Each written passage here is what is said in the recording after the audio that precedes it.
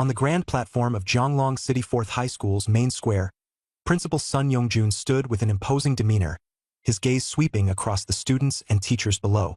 A master of martial arts and an immensely powerful figure, his voice resounded across the square. The 667th Awakening Ceremony of Jonglong City 4th High School officially begins. As his words fell, massive formations at the four corners of the square ignited with a radiant glow, and the atmosphere instantly quieted. A thick, blood-red mist emerged from the formations, enveloping the entire square. The crimson aura was naturally drawn to the bodies of the young individuals present, forming countless blood clusters that rapidly transformed into swirling vortices of crimson, visibly signifying the absorption of power within them. Simultaneously, another mysterious energy descended from above, a tranquil yet powerful force that blanketed the crowd. Bai Yang felt a distinct transformation in his body, and two words echoed in his mind: "I've made it!" The blood-red mist symbolized pure blood power, while the second energy bestowed by Blue Star served as the core of awakening. According to the supreme principles, every 18-year-old on Blue Star had the right to undergo awakening. However, with a mere 30% success rate, the vast majority would never have the chance to become professionals. Within Bai Yang's body, the two energies fused continuously, changing his flesh in unusual ways, imbuing it with a data-like structure. Moments later, the awakening process was complete. Looking around, he observed faces of both joy and despair. However, under the control of the formation, no one dared to act rashly. Bai Yang carefully examined his personal stats. Bai Yang, ordinary life form. Level 1, 18-year-old male, pure human race. Health, 100/100. Mana, 100/100. Stamina, 100/100. Balanced physique with stable mental awareness and reflexes. Innate ability, 3 in 1, granting 10 free attribute points and 1 skill point. He quickly studied the details of his ability. The potential to enhance attributes using a primary and 2 auxiliary focuses. When closely aligned, it significantly improved quality. When divergent, it emphasized distinct traits. The process carried risks of failure and consumed 10% of health, mana, and stamina each time. This was an exceedingly rare and powerful mysterious talent, far surpassing ordinary physical category abilities. At that moment, the sudden sound of applause disrupted the scene, and the atmosphere grew tense. Principal Sun Youngjun's gaze became sharp as he swept his eyes over the students who had failed their awakening. Those who failed the awakening, leave immediately. Assemble here tomorrow morning to report for duty with the Jonglong City Recruit Corps. As the command rang out, 700 to 800 individuals immediately knelt respectfully and exited, their identities and fates now worlds apart from those who succeeded. The gap between them far exceeded the differences in academic scores typical of past entrance exams.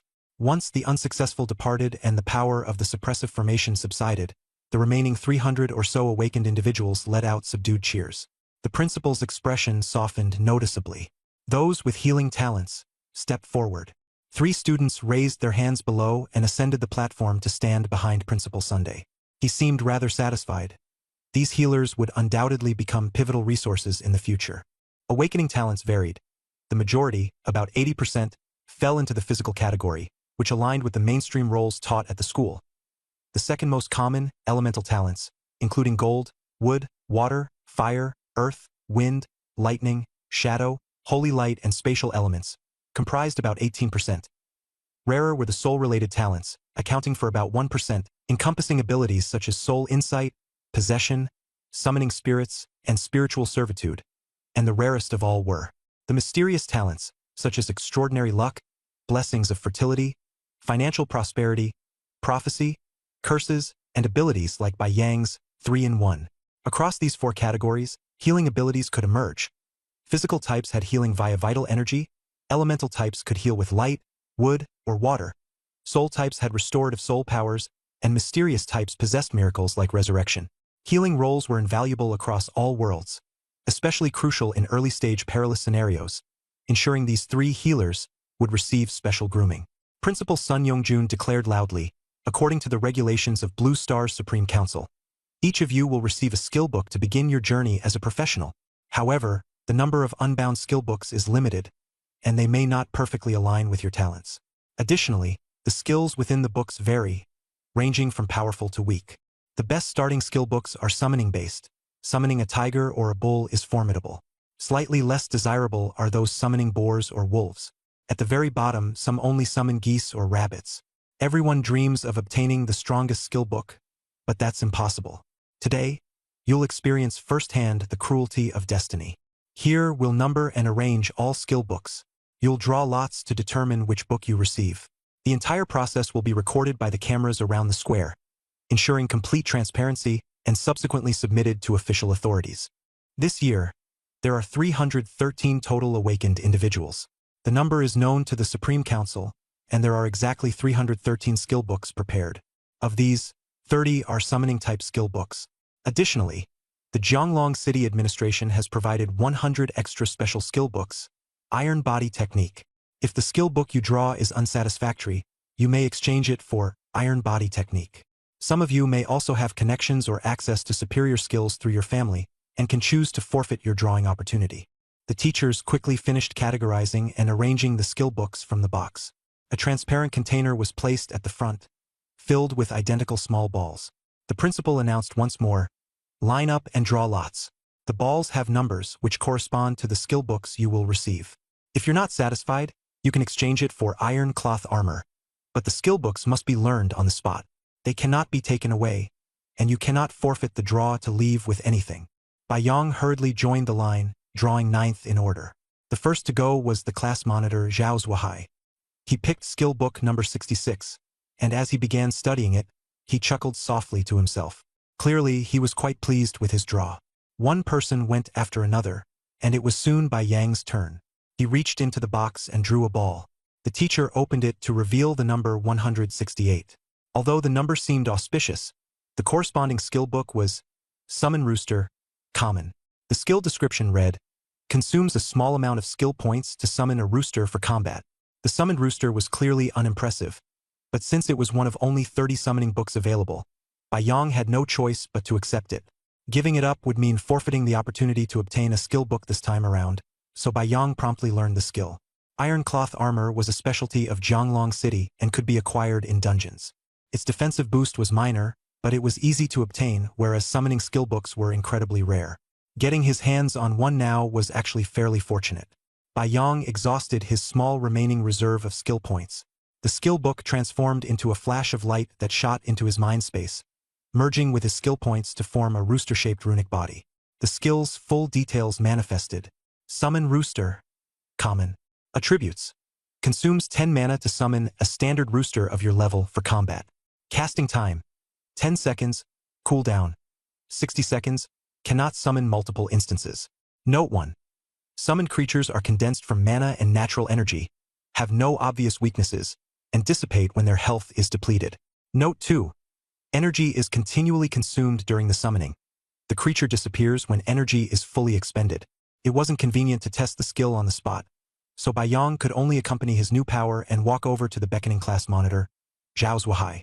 Upon seeing Bai Yong, Zhao smiled and asked, "Old Bai, how's your skill?" "Pretty badass." Bai Yong gave a bitter smile. Summoning skill, a rooster. Zhao Zuohai froze for a moment, his face showing a mix of awkwardness before he couldn't help but chuckle.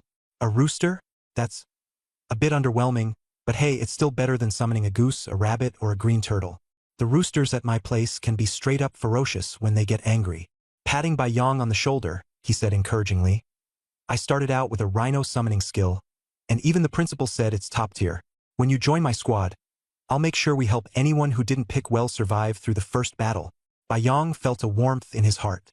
The class monitor's boldness and camaraderie hadn't changed one bit. Once everyone had selected their skills, the teachers collected the remaining books. Bai Yong glanced longingly at the remaining skill books, itching to try his hand. Given his unique ability to combine elements, he wanted to put it to good use. But he suppressed his urge. This world was complicated. Things like soul stealing and talent extortion were not uncommon. As an orphan, he couldn't afford to draw attention to himself, lest he be marked for special cultivation.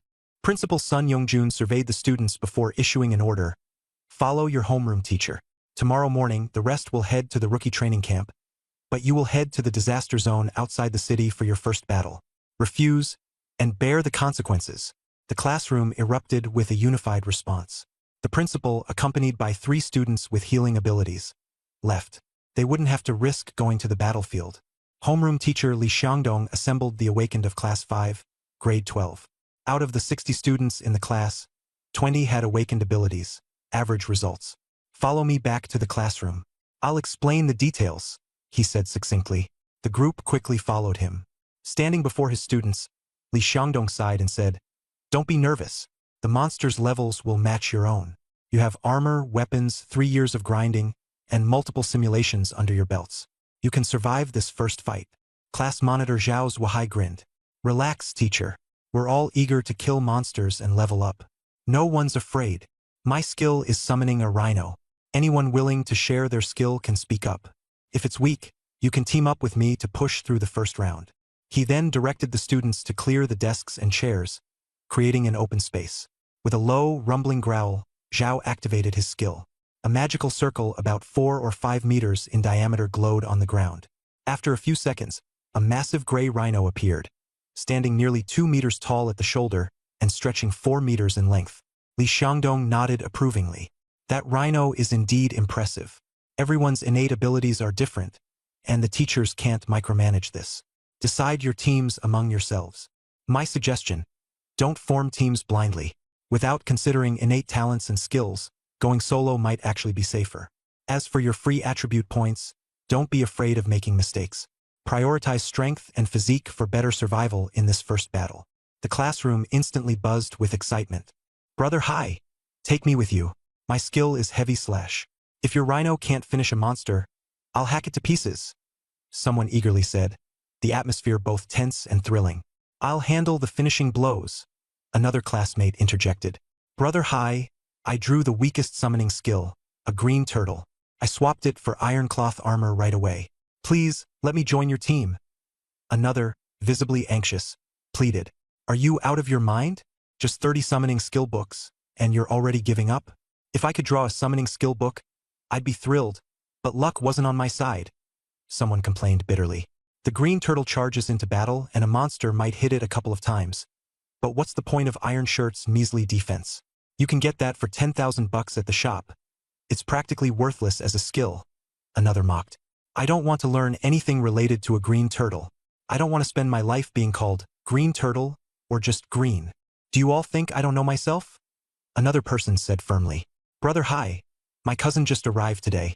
His combat ability isn't great, but I drew the wild dog summoning skill. Can you bring us along?" Someone pleaded. "Brother Hai, my cousin just left after losing blood for several days. My strength's been affected too. Please help me out," more people called out. As the class representative, Zhao Zuohai had always been generous and well-liked by everyone, getting along with both the boys and the girls. He smiled and said, "No problem. It's just 20 or so people. Why not form one big group and clear the dungeon together?" A few of the boys exchanged glances. One of them spoke up. "Brother Hai, the few of us plan to form a small party instead. We won't be joining you this time." Zhao Zuohai was momentarily stunned but quickly nodded. "All right, no hard feelings. But if you're in my party, you'd have to follow my orders without question. That's the first rule." He dismissed the summoned rhinoceros at his side while the classmates with summoning skills began to summon their creatures. Bai Yang didn't want to lag behind and immediately started summoning his rooster. Mana surged in Bai Yang's spiritual sea as the rune of a rooster appeared, glowing faintly. Gradually, a summoning circle a meter in diameter, glowing faint red, materialized beneath him. 10 seconds later, a fully formed rooster stood in front of him. "Whoa, is that a chicken?" someone exclaimed. "It looks pretty good. At least its appearance is top-notch. Seriously, old Bai's rooster looks like a work of art." "See? Bai Yang made the practical choice. What's a green turtle compared to this? No matter how green it is, it's just a summoned creature. You guys completely wasted that opportunity. Old Bai, quick, check its stats." Bai Yang concentrated, sensing the stats of the half-meter-tall rooster that now stood proudly before him. Rooster. Normal. Level. 1 HP. 50. Full. Energy. 100. Full. Growth rate. Strength 1, Constitution 1. Overall strength score. 2, Strength 2, Constitution 2. Physical attack. 5. Attack speed 0 to 2 attacks/second. Movement speed 0 to 3 meters/second. Innate trait. Abundant Yang energy. Skills, none. Bai Yang was mildly surprised. He hadn't expected such an average skill to grant a decent innate trait. Abundant yang energy. Attribute 1. Deals 20% additional suppression damage to targets like evil spirits, ghosts, dark entities, and undead, effectively bypassing defense. Attribute 2. Increases recovery rate of all states by 20%, significantly extending the summoned creature's duration. This trait meant that the rooster wasn't just highly effective against specific enemies but also offered impressive endurance, an exceptionally rare capability. Although everyone's bodies were now data-driven, they didn't possess special skills capable of instantly viewing another's detailed stats. At best, they could only make rough estimates. Soon, the entire class of 20 finished dividing into groups. To everyone's surprise, Zhao Zuohai's group ended up with only 5 members, leaving him slightly taken aback. He turned to Bai Yong. "Old Bai, your rooster is barely stronger than a green turtle. It's not even as good as a wild dog. Are you sure you don't want to team up with me?" Bai Yong shook his head firmly. "Thanks, class rep, but I've made up my mind. Solo runs only involve facing one monster at a time. It'll be fine." Not just Bai Yong, but 7 or 8 other students also opted to go solo. The homeroom teacher, Li Xiangdong, spoke up in a stern tone. "Since you've finished forming your groups, come get your phones. They'll help you stay in touch while navigating the city." Everyone quickly received their new phones, added each other as friends, and made sure to add the teacher as well. Li Xiangdong, being considerate, chose not to create a group chat, keeping the organizational structure loose. Clapping his hands, Li Xiangdong's expression grew serious. "All right, time to collect your weapons and armor. Let me clarify. This truck contains your starting equipment. You can't take extra. Arrows can be taken by the bag, but for other items, you're limited to one of each type, with a maximum of 5 items." At his words, the entire class stood up with a clamor, following Li Xiangdong to the armory. The extensive selection of weapons left the students animated as they eagerly began choosing their gear. Bai Yong selected a round shield, a 1-meter-long sword, a chainmail vest, a fully enclosed helmet, and a triple-shot hand crossbow. He also grabbed a bag containing 30 crossbow bolts. With such a setup, there wasn't much that could threaten him when facing a monster alone, so long as he didn't make a foolish mistake. Once the entire class had finished selecting their equipment, Li Xiangdong gave a satisfied nod. Everyone had chosen gear that suited their individual needs. "Next is your free activity time," Li Xiangdong said sternly. "Let me remind you, as professional fighters, your status is above ordinary people. Many women might want to cling to you for a better life. But before your first battle tomorrow, do not mess around. You're not strong enough yet, and you can't afford to exhaust yourself. If your energy is drained too much and your reactions slow, you know the consequences of dying in a dungeon. Think carefully about the difference between one night and countless nights." The classmates nodded in agreement. Li Xiangdong waved his hand, and the crowd dispersed. Bai Yong was the last to leave, walking up to the head teacher. "Mr. Li, I have something to ask you," Bai Yong said. Li Xiangdong paused, surprised. "Bai Yong, what is it? You're not going to make things difficult for me, right?" Bai Yong got straight to the point. "I want to borrow some money." Li Xiangdong froze. "Borrow money? What do you need it for? The school provides meals and accommodation, and you've just received your weapons and gear. What else could you need to buy?" Bai Yong lowered his voice. "It's urgent. Please help me, Mr. Li. I'll pay you back with interest." Li Xiangdong was silent for a moment before waving dismissively. "No need for interest. How much do you need?" Bai Yong stated a number. 131,000. Li Xiangdong frowned slightly, and Bai Yong initially worried he had asked for too much. Suddenly, his phone chimed with a notification. "Professional fighter Li Xiangdong transferred you 131,000. Your account balance is now 131,000. For professional fighters, once you obtain a phone, registering automatically opens a bank account." Bai Yong thanked him earnestly and quickly left the school. He didn't waste any time and headed straight to a general store. "Boss, do you have any summoning-type skill books for sale?" Bai Yong asked. The store owner's face turned pale. "Young man, you've got the wrong place. Summoning skill books are restricted items. A legitimate store like ours would never have them." "Are you sure?" Bai Yang preset. The owner swore. "No matter what you're planning, not a single one is for sale here." Bai Yong was helpless. Summoning skill books were indeed rare and highly valuable for fighters in the early stages, especially summoning beasts like tigers or lions, which were far stronger than most beginners. He had no choice but to change his request. "In that case, I'll buy 3 Iron Shirt skill books and 8 of these hand crossbows." The store owner calculated. Iron Shirt skill books are 10,000 each, and small hand crossbows are 3,000 each. That's a total of 54,000. The phone beeped once, and the payment was successful. With 3 iron shirt skill books tucked into his jacket and a bag of 9-hand crossbows on his back, Bai Yang walked out. Next, he found a real estate agency, paid a 4,000 deposit and 1 month's rent in advance, and rented a single room for 1,000 per month. Inside the quiet apartment, he laid out all his newly purchased items. First, Bai Yang gripped an iron shirt skill book in each hand. Activating his innate talent, he consumed 10% of his life, mana, and stamina as a surge of powerful energy coursed into his body. He felt the energy lock onto the iron shirt books in his hands and the summon rooster skill rune in his mind. With a sigh of relief, Bai Yang was reassured. He still had a 3rd iron shirt book, so if the fusion attempt failed, he could try again by combining 3 books. As expected, a message appeared on the system interface. Special situation detected. Summon rooster is the primary skill. Similarity 11%. Combining will enhance its characteristics. Success rate 7%. Proceed with 3-way fusion. Without hesitation, Bai Yang commanded, "Start the fusion." The skill books in his hands dissolved into light, rapidly merging into his mind and fusing with the summon rooster skill. A minute later, a system notification appeared. 3-way fusion successful. Summon rooster has acquired the iron shirt characteristic and is now summon iron rooster. Excited, Bai Yang checked the details of the newly enhanced skill. Though it remained categorized as a common skill, its functionality had been significantly improved. Taking a deep breath, Bai Yang shouted, "Summon iron rooster." Energy surged through him. After 10 seconds, an iron rooster materialized in the room before him. Its size remained unchanged, but its feathers were now more vibrant, radiating a metallic sheen with a subtle multicolored glow. Iron rooster. Common. Level 1. HP 60. Energy 100. Strength 1. Constitution 1. Physical attack 6. Max attack speed 2 strikes/second. Max movement speed 3 meters/second. Innate ability abundance of yang energy. Special trait gains +1 physical defense per level gained.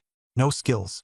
Compared to the earlier rooster, the iron rooster now had 20% more health and attack power.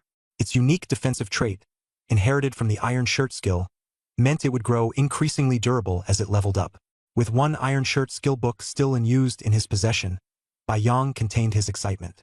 Tomorrow's battle was critical, but for now, there was time to prepare further.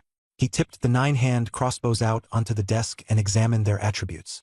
Rapid-fire crossbow. Common. Condition 100% intact. Physical attack 5. Range 20 meters. Accuracy +1. Arrows 0/3. Bai Yang controlled the 3-in-1 of all things, and the system alerted him that the similarity exceeded 99%. It prompted him to confirm the primary, secondary components and upgrade direction. He shouted without hesitation, "Primary, secondary, secondary, enhanced quality, 3-in-1. The system confirmed his input, and his hand crossbow was upgraded to superior quality. Rapid-fire crossbow, superior. Physical attack, 10. Range, 50 meters. Accuracy, +2. The appearance didn't change much, but the texture improved significantly. Its attack power doubled, its bolts could pierce a small shield with 10 defense, and its range and accuracy saw a substantial increase. Bai Yang repeated the 3-in-1 process twice more, eventually obtaining 3 superior-grade rapid-fire crossbows. His eyes gleamed as he stared at them. When he attempted another 3-in-1, Bai Yang sensed that further upgrades would only increase the weapon size, making it harder to handle. Recalling that the school-recommended crossbows were better suited for close-range combat, he decided to focus solely on improving their quality. Rapid-fire crossbow, exceptional. Physical attack, 18. Range, 100 meters. Accuracy, +3. With an attack power of 18, the bolts dealt cumulative damage of 21. A single bolt could penetrate a small shield, chainmail, and still pass through an enemy, showcasing its incredible power. Though its shape had not changed much, the finish now exuded an air of luxury. Bai Yang ran his hand over the crossbow, his thoughts growing complex. In his 3 years of high school, he and his classmates devoted half their time to technical training and the other half to honing their combat skills. No one dared to slack off.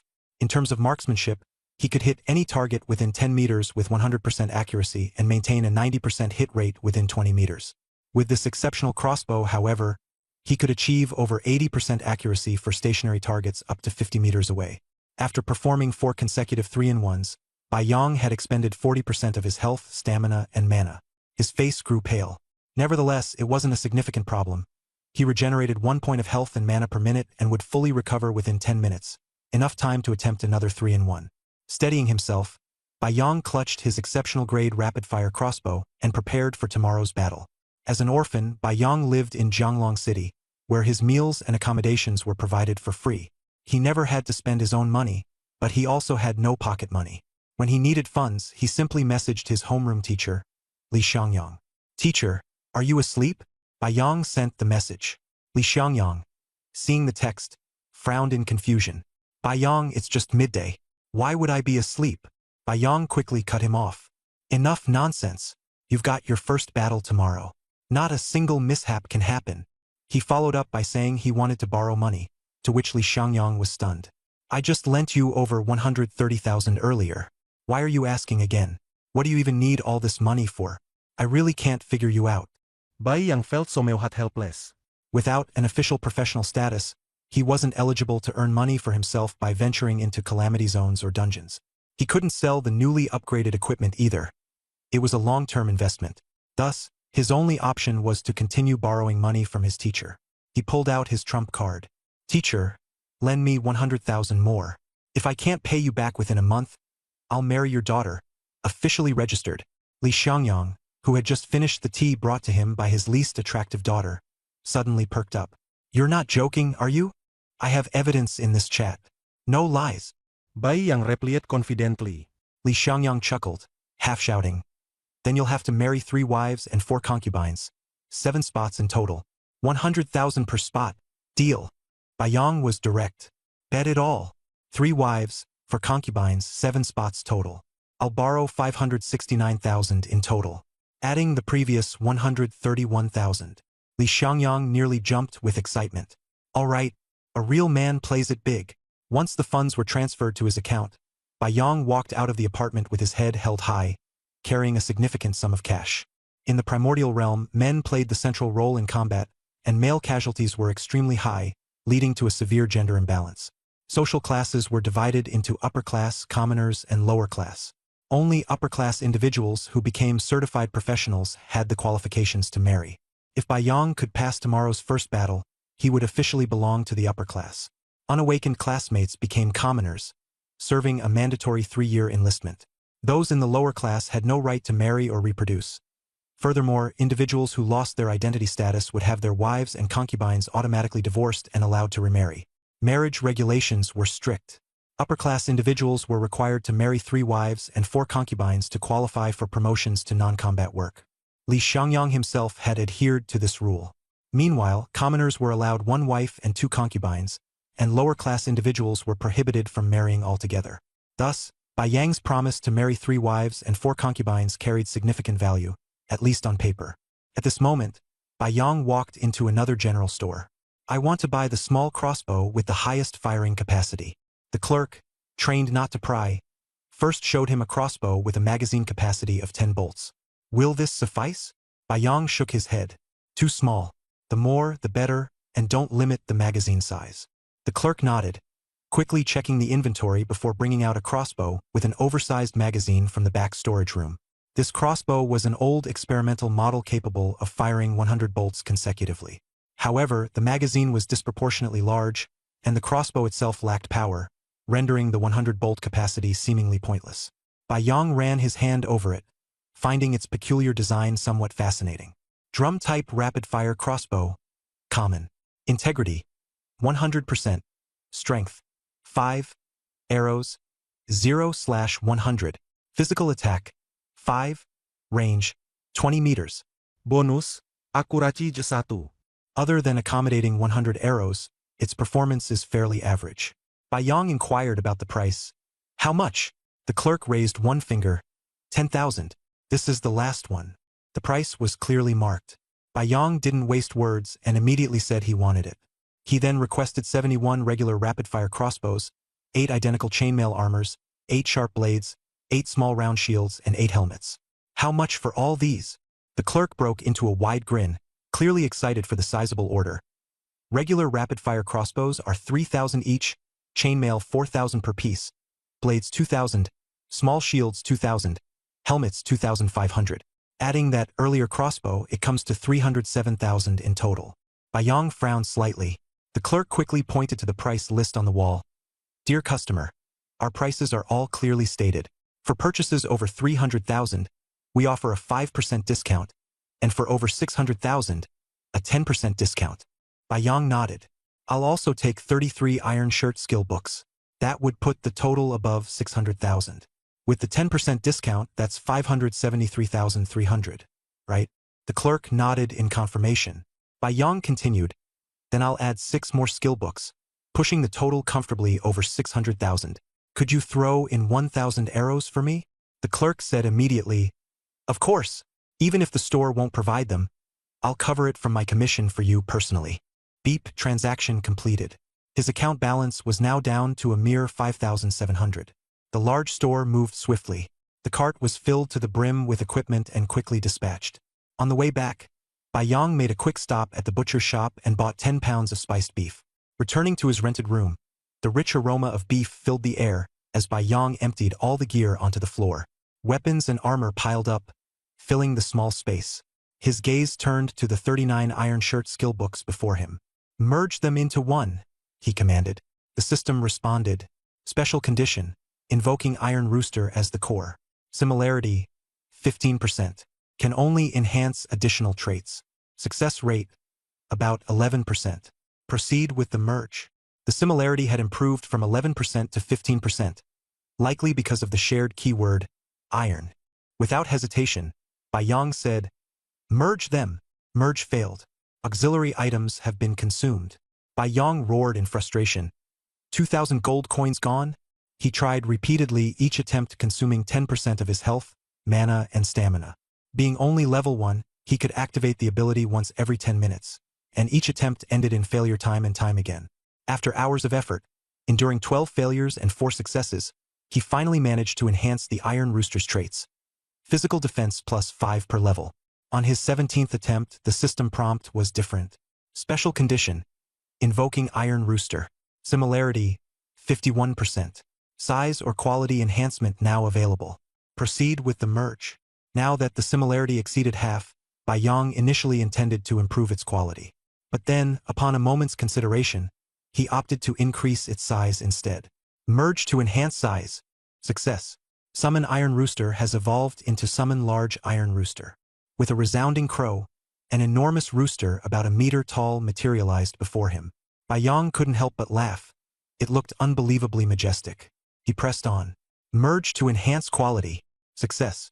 Summon Large Iron Rooster upgraded to fine-grade quality.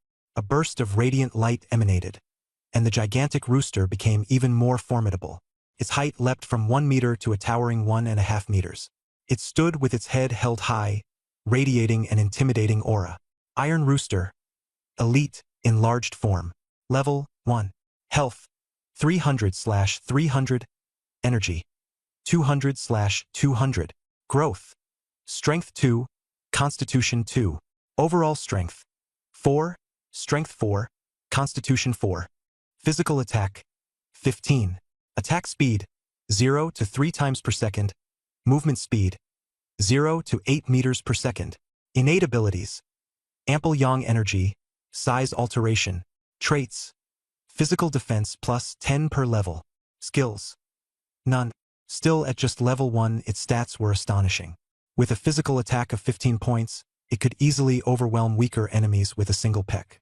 Strapped with a small round shield, the Iron Rooster had a high probability of instantly taking out similarly leveled regular monsters if it struck their weak points. Its physical defense also increased by 10 points per level, making it astoundingly durable. This time, Bayang discovered a new innate ability, Size Alteration. Upon careful observation, he realized the Iron Rooster could adjust its body size between 0.5 and 1.5 times its current scale, with no loss or change to its stats. Shrink. With a single command, the Iron Rooster compressed itself to about 70 to 80 centimeters in height, yet its health and attack power remained unchanged. Grow. The rooster instantly expanded to over 2 meters tall, exuding an imposing aura. This newfound skill greatly boosted Bayang's confidence. with only one iron shirt skill book remaining and its common quality incompatible with the now fine-grade rooster. Bai Yang shifted focus to enhancing other equipment. The small round shield was upgraded to exceptional, granting plus 30 defense. The chainmail was also upgraded to exceptional, adding plus 20 defense. The helmet reached exceptional quality, boosting its defense to plus 25. The sharp blade was refined to exceptional as well, granting plus 20 attack power. At 7 in the morning, the alarm clock rang. Bai Yang glanced at the drum-style rapid-fire crossbow in his hand. This time, he had used 81 ordinary crossbows and gone through 40 rounds of fusions to finally craft a perfect-grade crossbow. Drum-style rapid-fire crossbow. Perfect, ultimate state. 100% integrity, 100% strength, 100 arrows loaded, 100/100. Physical attack, 100. Shooting range, 800 meters. Bonus, precision plus 10, shooting stability plus 5. The ultimate perfect quality, surpassing standard perfection, symbolized that the materials used had reached their peak and could not be further enhanced.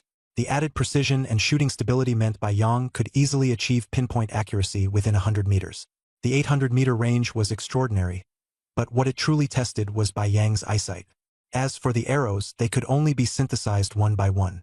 Bai Yang had managed to synthesize only 3 refined-grade arrows as backups.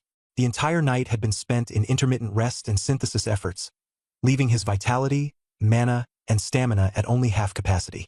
His state was abysmal, yet he firmly believed the boost in strength was worth the price. After gearing up, Bai Yang fully grasped the ferocity of his all-things triple fusion innate ability. It was already unbelievable, and if exposed, he was certain that even the Supreme Council would break their own rules just to recruit him. As for how they would recruit him, Bai Yang shuddered at the thought, but he dared not provoke them. Having eaten his fill, he headed toward the school gate to gather. The homeroom teacher had sent out a notification the previous night. At 7:20, Bai Yang boarded a bus marked Class 5, Senior Year and found a seat. "Damn, old Bai, what happened to your face? You look like crap," one classmate exclaimed. "We didn't see you come back to the dorm last night. Did something happen?" Another asked. "Looking like this, honestly, only going crazy with indulgence could leave you so drained." A third teased. Bai Yang's mouth twitched. There was no way he could explain his current condition. So instead, he closed his mouth and eyes, relying on passive recovery to tide him through. He was confident he could restore himself fully before reaching the catastrophe zone. When their homeroom teacher, Li Xiangdong, got on the bus and saw Bai Yang lying there pale-faced with his eyes closed, he erupted in fury, shouting, "Bai Yang, have you lost your mind? I specifically told all of you not to mess around last night, and yet, oh, so the money you borrowed yesterday was for this reason? No wonder you didn't say anything. Damn it." Li Xiangdong swore in his anger, nearly losing control. Bai Yang opened his eyes and calmly said, "Mr. Li, it's not what you think." But Li Xiangdong yelled back, "Not what I think. I've married 3 wives and 4 concubines, and even I wouldn't." He cut himself off, silenced by Bai Yang pointing directly at his face. The gesture indicated that Bai Yang knew exactly why Li was so sensitive about this issue. "Mr. Li," Bai Yang countered icily, "I know I'm not a world-class pretty boy, but my looks are definitely above average. Honestly, if I wanted a woman, why would I need to spend money?" Li Xiangdong's heart sank. Appearance had always been a sore point for him. Though he was surrounded by his fair share of beauties, his severe lack of physical charm had resulted in all 17 of his daughters being too unattractive to marry. Choosing not to argue further with Bai Yang, Li Xiangdong turned to regard the rest of the students. His voice dropped as he issued a serious reminder. "Everyone, listen up. We'll be heading to the catastrophe zone outside the city soon.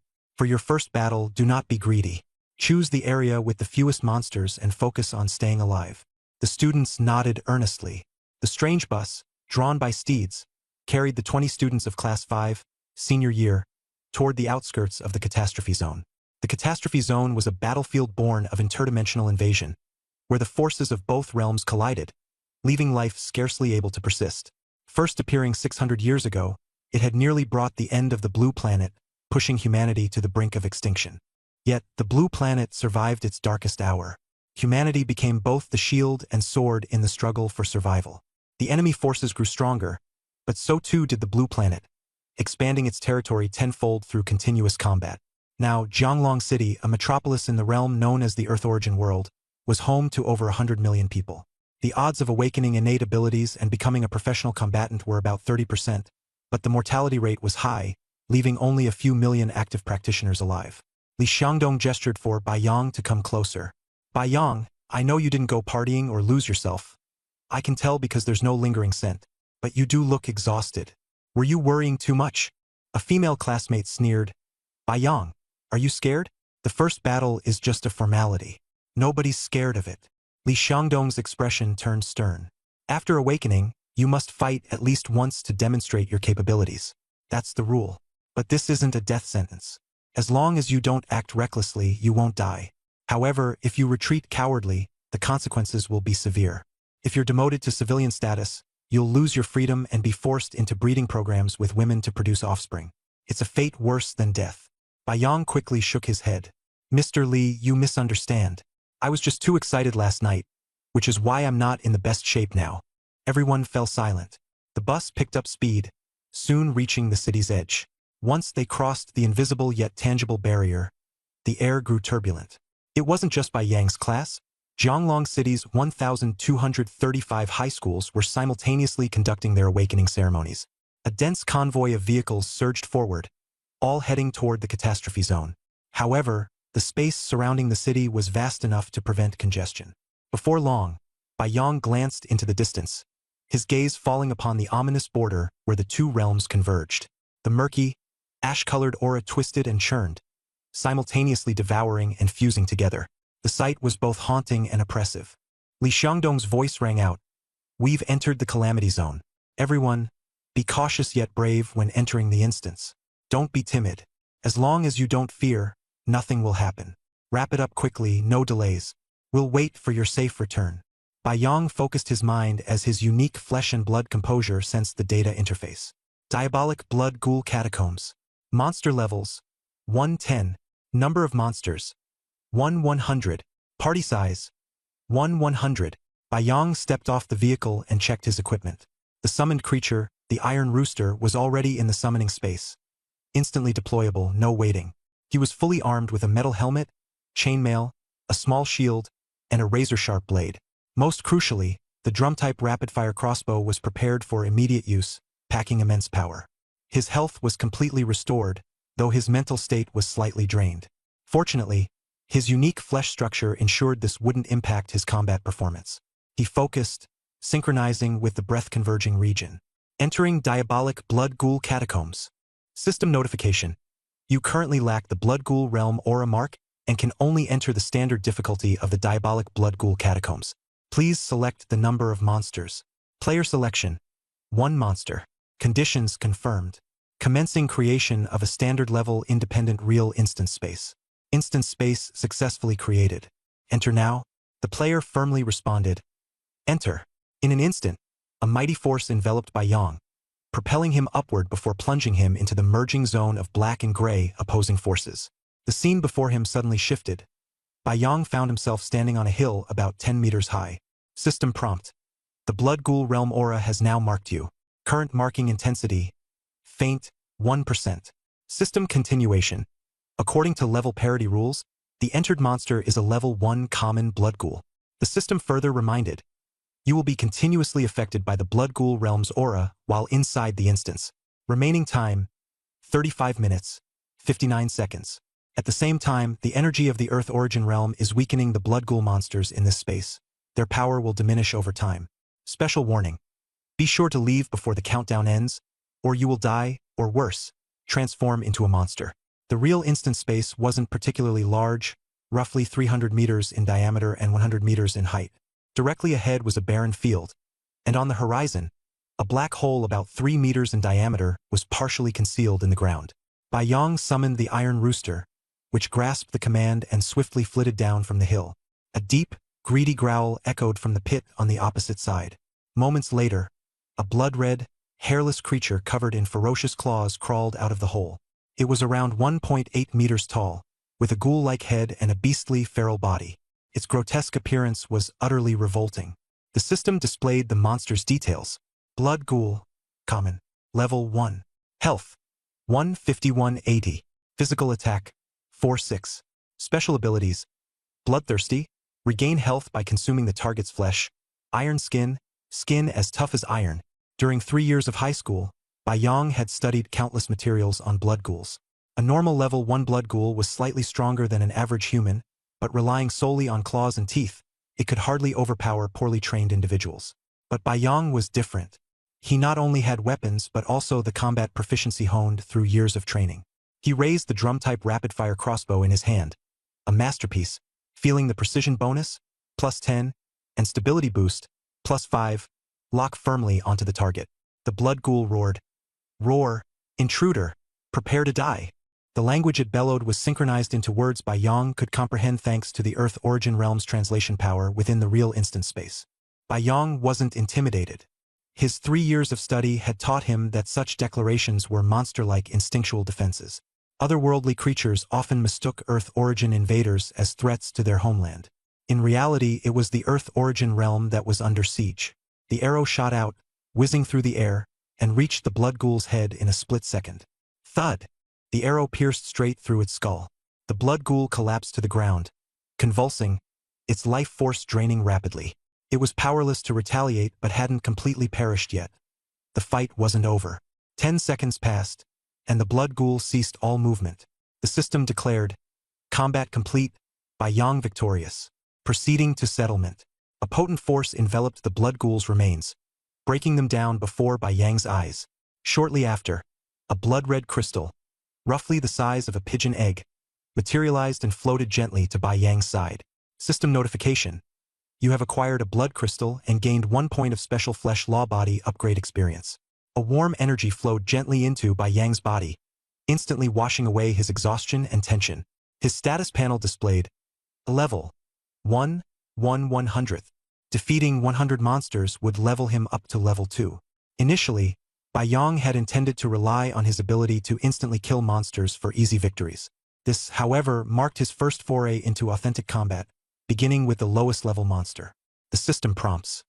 The aura of the blood corpse realm has intensified its mark on you. Current level, bland 2%. The battle has concluded. Do you wish to leave the real instance?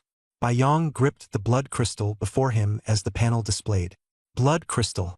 Grade. Level 1 ordinary. Blood energy. 68 points. This blood crystal contained 68 points of blood energy. When dissolved in water, it could transform 680 liters of clean water into nutrient liquid.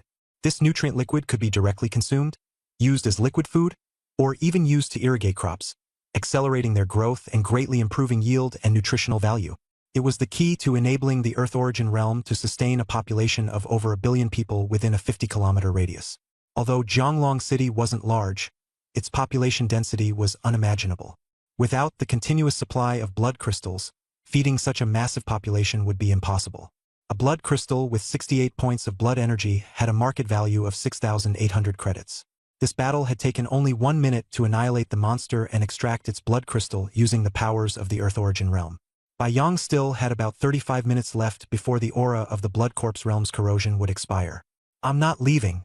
I'll keep fighting, Bai Yong declared resolutely. Real instance rule. If you continue to fight, a minimum of 2 monsters of equivalent level will appear simultaneously. Bring on 2 level 1 monsters, Bai Yong commanded. Soon enough, a distinct shriek unique to the blood corpse realm rang out as 2 blood corpses emerged from the dark cavern. With a single arrow, one of the blood corpses was instantly killed. Bai Yong did not fire a second shot, but instead shouted, Iron Rooster maximize. Take it down. The Iron Rooster immediately transformed, becoming a gigantic chicken roughly 2 meters tall. It charged toward the other blood corpse, which was still sprinting toward them. The two clashed, and the giant chicken took a fierce peck at the blood corpse's head. Despite the blood corpse retaliating with bites and claw strikes, the Iron Rooster remained unscathed. The blood corpse's head now bore a gaping, bloody hole where it had been struck, leaving the creature thoroughly dead and motionless. The blood corpse's attacks had failed to penetrate the Iron Rooster's defense. As a summon combining magic and energy, the Iron Rooster could not be fatally injured. It would only start to bleed. Summoning skills were rare and could only be acquired during awakening. Bai Yang's current mental attribute was 10, allowing him to control the Iron Rooster within a range of 100 meters. He had yet to allocate his free attribute points, all into mental attributes. Bai Yang decided. With mental attributes increased to 20, the control range doubled to 200 meters. The results were calculated. Bai Yang obtained 2 blood crystals and 2 experience points, and the mark of the blood corpse aura rose to bland 3%. Don't stop. Give me 10 blood corpses. The shrieking began anew as 10 blood corpses crawled out of a small cavern 300 meters away. With unwavering composure, Bai Yang pulled his bowstring and fired arrows. Precision +10, stability +5, and each arrow struck down a blood corpse. The 10 creatures were eliminated, yielding 10 blood crystals and 10 experience points, while the mark rose to bland 5%. The system awarded Bai Yang a tied iron shirt skill book. Unlike the one he'd previously bought, this one was bound to him, could not be traded, and could only be used by Bai Yang. If he had already learned the iron shirt skill, this bound book would be unusable and could instead be handed to the professional hall in exchange for points. These points were non-tradable but essential for purchasing rare items. Non-bound skill books, which had a roughly 50% drop rate, could not be exchanged for points but could either be used personally or sold. Key skills could not be learned repeatedly, and repeated skill books in a professional's possession could only be traded for points. Typically, non-bound skill books were sold to shops to ensure their circulation. Blood crystals, on the other hand, could not only be converted into points but also served as a currency for trade between professionals.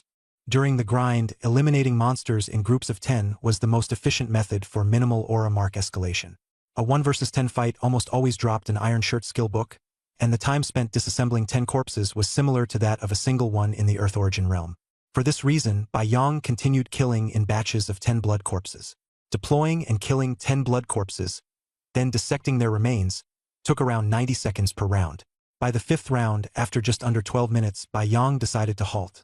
He packed 53 blood crystals, each about the size of a pigeon egg, into a pre-prepared pouch, tucked 5 bound iron shirt skill books into his pocket, and chose to exit the real instant space. A force enveloped him, and as he looked around, he found himself at the edge of the calamity zone. Standing on the roof of a bus, Li Xiangdong spotted Bai Yang's appearance and finally let out a sigh of relief. Bai Yang, what the hell took you so long to get out? Bai Yang swiftly boarded the bus. Though Li Xiangdong's curses sounded harsh, they carried no malice. A quick glance around confirmed that every member of the class of 20 that had arrived was still intact. No one had been lost. Congratulations, everyone, on passing your first battle. You are now officially professionals, Li Xiangdong explained as he climbed into the bus. It started up and headed toward Jianglong City. As they passed through the boundary, an instant system message appeared for each person.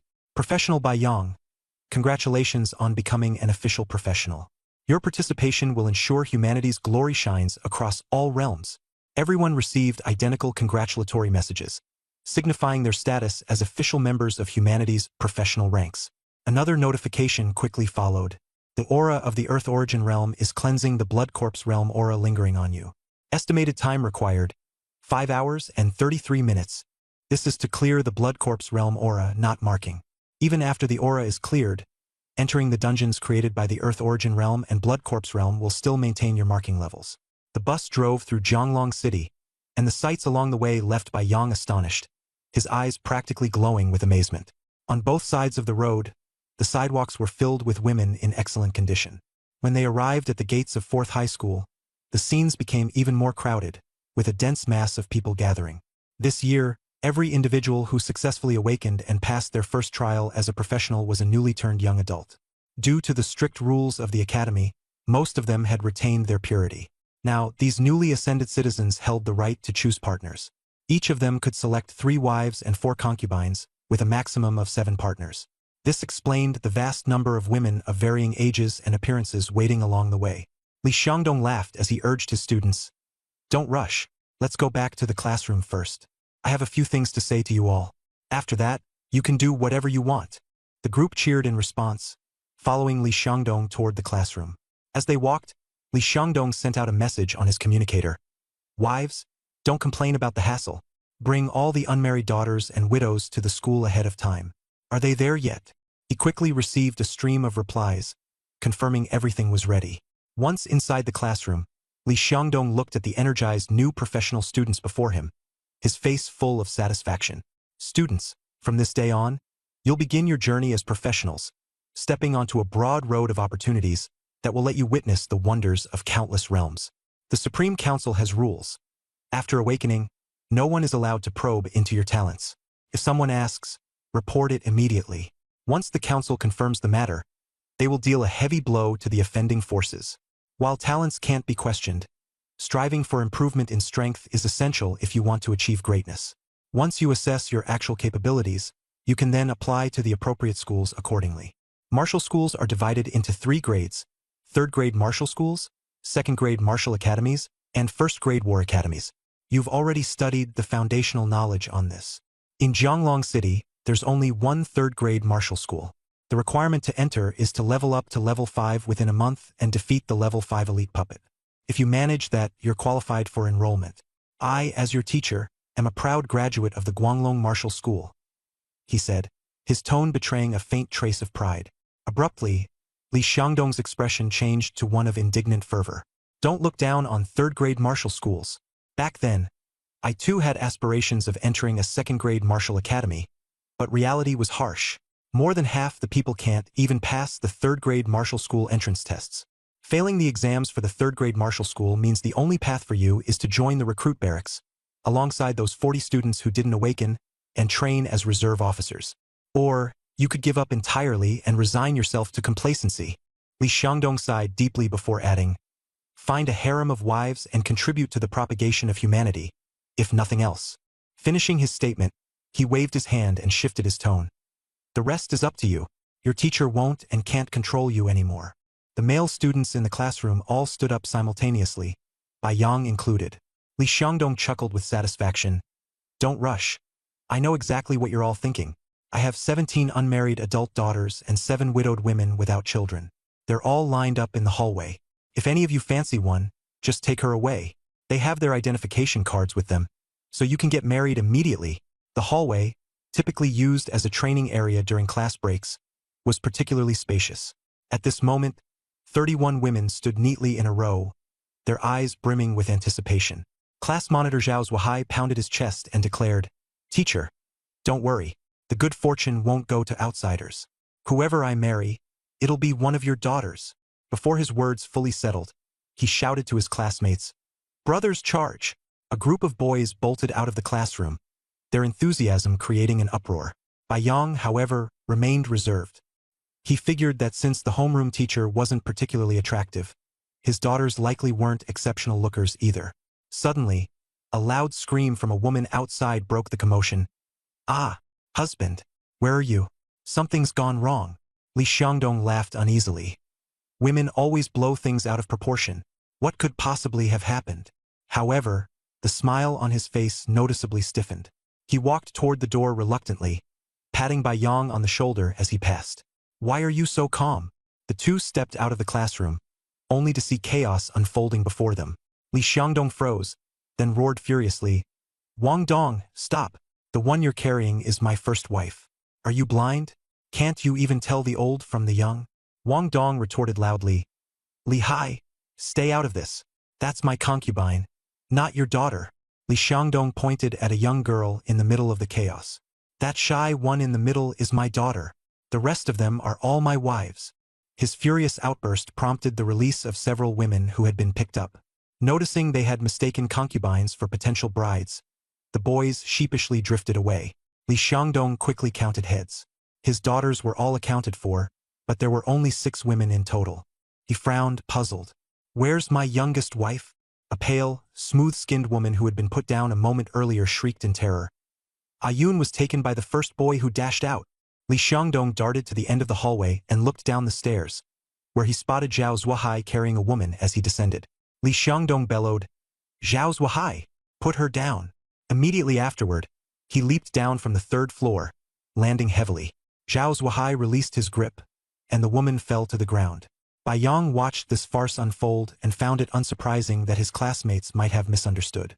The class advisor's concubines were each stunning to behold, unlike his young daughter, whose appearance was plain, inheriting her father's ordinary features.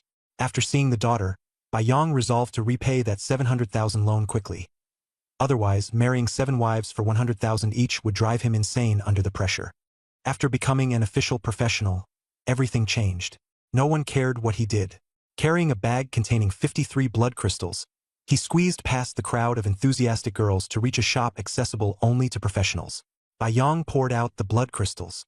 I want to buy a storage item that can hold a cubic meter. The shop assistant quickly brought out a few options, and Bai Yang selected a men's storage bracelet. After paying 51 blood crystals worth 3,000 blood energy points, the transaction was completed. Infusing his mental energy into the bracelet, he left behind an imprint, finalizing its binding to himself. This was the most basic storage item. It could be bound with a simple authentication process. However, if someone else took it, they could forcibly overwrite Bai Yang's imprint using considerable mental energy, thereby claiming the bracelet. Bai Yang lightly activated the bracelet's pattern, creating a spatial entrance. Once it fully opened, it revealed a fairly large storage space. Within the circular area, 30 centimeters in diameter, Bai Yang quickly stored his blades, a drum-loaded repeating crossbow, and a quiver of arrows into the storage bracelet, immediately feeling much lighter. He boarded the city shuttle heading toward a disaster zone, ready to re-enter a dungeon. This time, he planned to use the full allotted time for the dungeon. Monsters frequently appeared, each time 10 blood corpses. Bai Yang killed them as quickly as he could, collecting blood crystals and skill books one after the other into his storage bracelet while steadily accumulating experience. 10 minutes passed. The system notified him that he had leveled up to level 2, earning 10 free attribute points and 1 skill point. Finally, the 100 experience points he had stockpiled burst forth into these rewards. Each level up granted 1 skill point to learn a new skill, but it couldn't be used arbitrarily. Each level allowed him to learn 1 fleshy body type skill and 1 soul type skill. Bai Yang had previously learned the soul type spell Summon Rooster and the passive fleshy body skill Iron Shirt. He pulled out a bound Iron Shirt skill book and learned it immediately. A flash of light signaled the learning process was complete. Iron Shirt, level 1, physical defense +2, with a slight resistance to pain, blunt force trauma, and piercing damage. At first, the defense boost was minor and not very useful, but Bai Yang activated his 3-in-1 fusion talent. The system prompted him that he could enhance the quality of Iron Shirt, and he made the decision without hesitation. 2 Iron Shirt skill books melted into light and fused into his body, upgrading the skill to excellent quality. Defense doubled to +4 with an additional increase in physique. After taking stock, he found 1 unbound skill book and 6 bound ones in hand. Bai Yang then fused 2 more excellent quality bound books. Using the 3-in-1 ability again, he further elevated the skill's effectiveness, increasing defense scaling to +3 per level, though the quality didn't improve further this time. After reaching level 2, the blood corpses also leveled up to 2, offering more lucrative rewards with each kill. The blood crystals turned a richer shade, each containing over 100 blood energy points. While they still provided only 1 experience point per kill, leveling up to 3 would be as simple as killing 100 blood corpses. Just as Bai Yang was finishing up, the system issued a warning. The aura of the blood corpse realm is seriously encroaching. Remaining dungeon time, 3 minutes. Please exit immediately. Bai Yang quickly loosed 1 last arrow, ending the current wave of monsters. The system processed the results, and Bai Yang leveled up to 3, earning another 10 free attribute points and 1 skill point. He left the dungeon without delay, returning to the outskirts of the disaster zone city. This time, his haul far surpassed previous trips. Altogether, he cleared 15 rounds with 10 blood corpses in each round, and 10 of those rounds consisted of level 2 monsters. Among the 152 blood crystals he collected, 100 were high-level ones, each of significant value, amounting to over 2 million when converted into money. The path to wealth had just begun. Making money was, in fact, simple. So long as you were willing to fight and take risks, success was within reach. Bai Yang passed through the barrier and returned to Zhonglong City. The system informed him that the aura of the Earth Origin Realm had begun cleansing the blood corpse aura on him, a process that would take approximately 16 hours and 22 minutes. In the real-world dungeon, his time had been limited, and he had only managed to use the 3-in-1 fusion a few times before becoming too drained to continue. But back in the city, he could recover at leisure. He headed straight for a large comprehensive store. Pouring out a pile of blood crystals onto the counter, he saw the shop assistant's face immediately flush with excitement. Paying with blood crystals was far more thrilling for the staff than using money. Bai Yang calmly issued his order. Count them. Buy as many Iron Shirt skill books as you can. The store clerks busied themselves with testing the blood energy contained in the blood crystals using specialized equipment. They weren't professionals and couldn't assess the attributes of the crystals just by looking. Soon enough, they calculated that the 150 blood crystals contained a total of 16,353 units of blood energy, equivalent to over 1.63 million cash. However, the actual value of the crystals was far higher. Bai Yong proceeded with his negotiation. An iron cloth skill book is marked at 10,000 per copy. Spending 600,000 gives a 10% discount, and spending 1 million gives a 15% discount.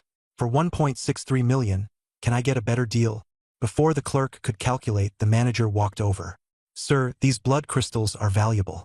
How about this? We value them at 8,000 per skill book and offer you a 20% discount for the whole deal. Bai Yong readily agreed.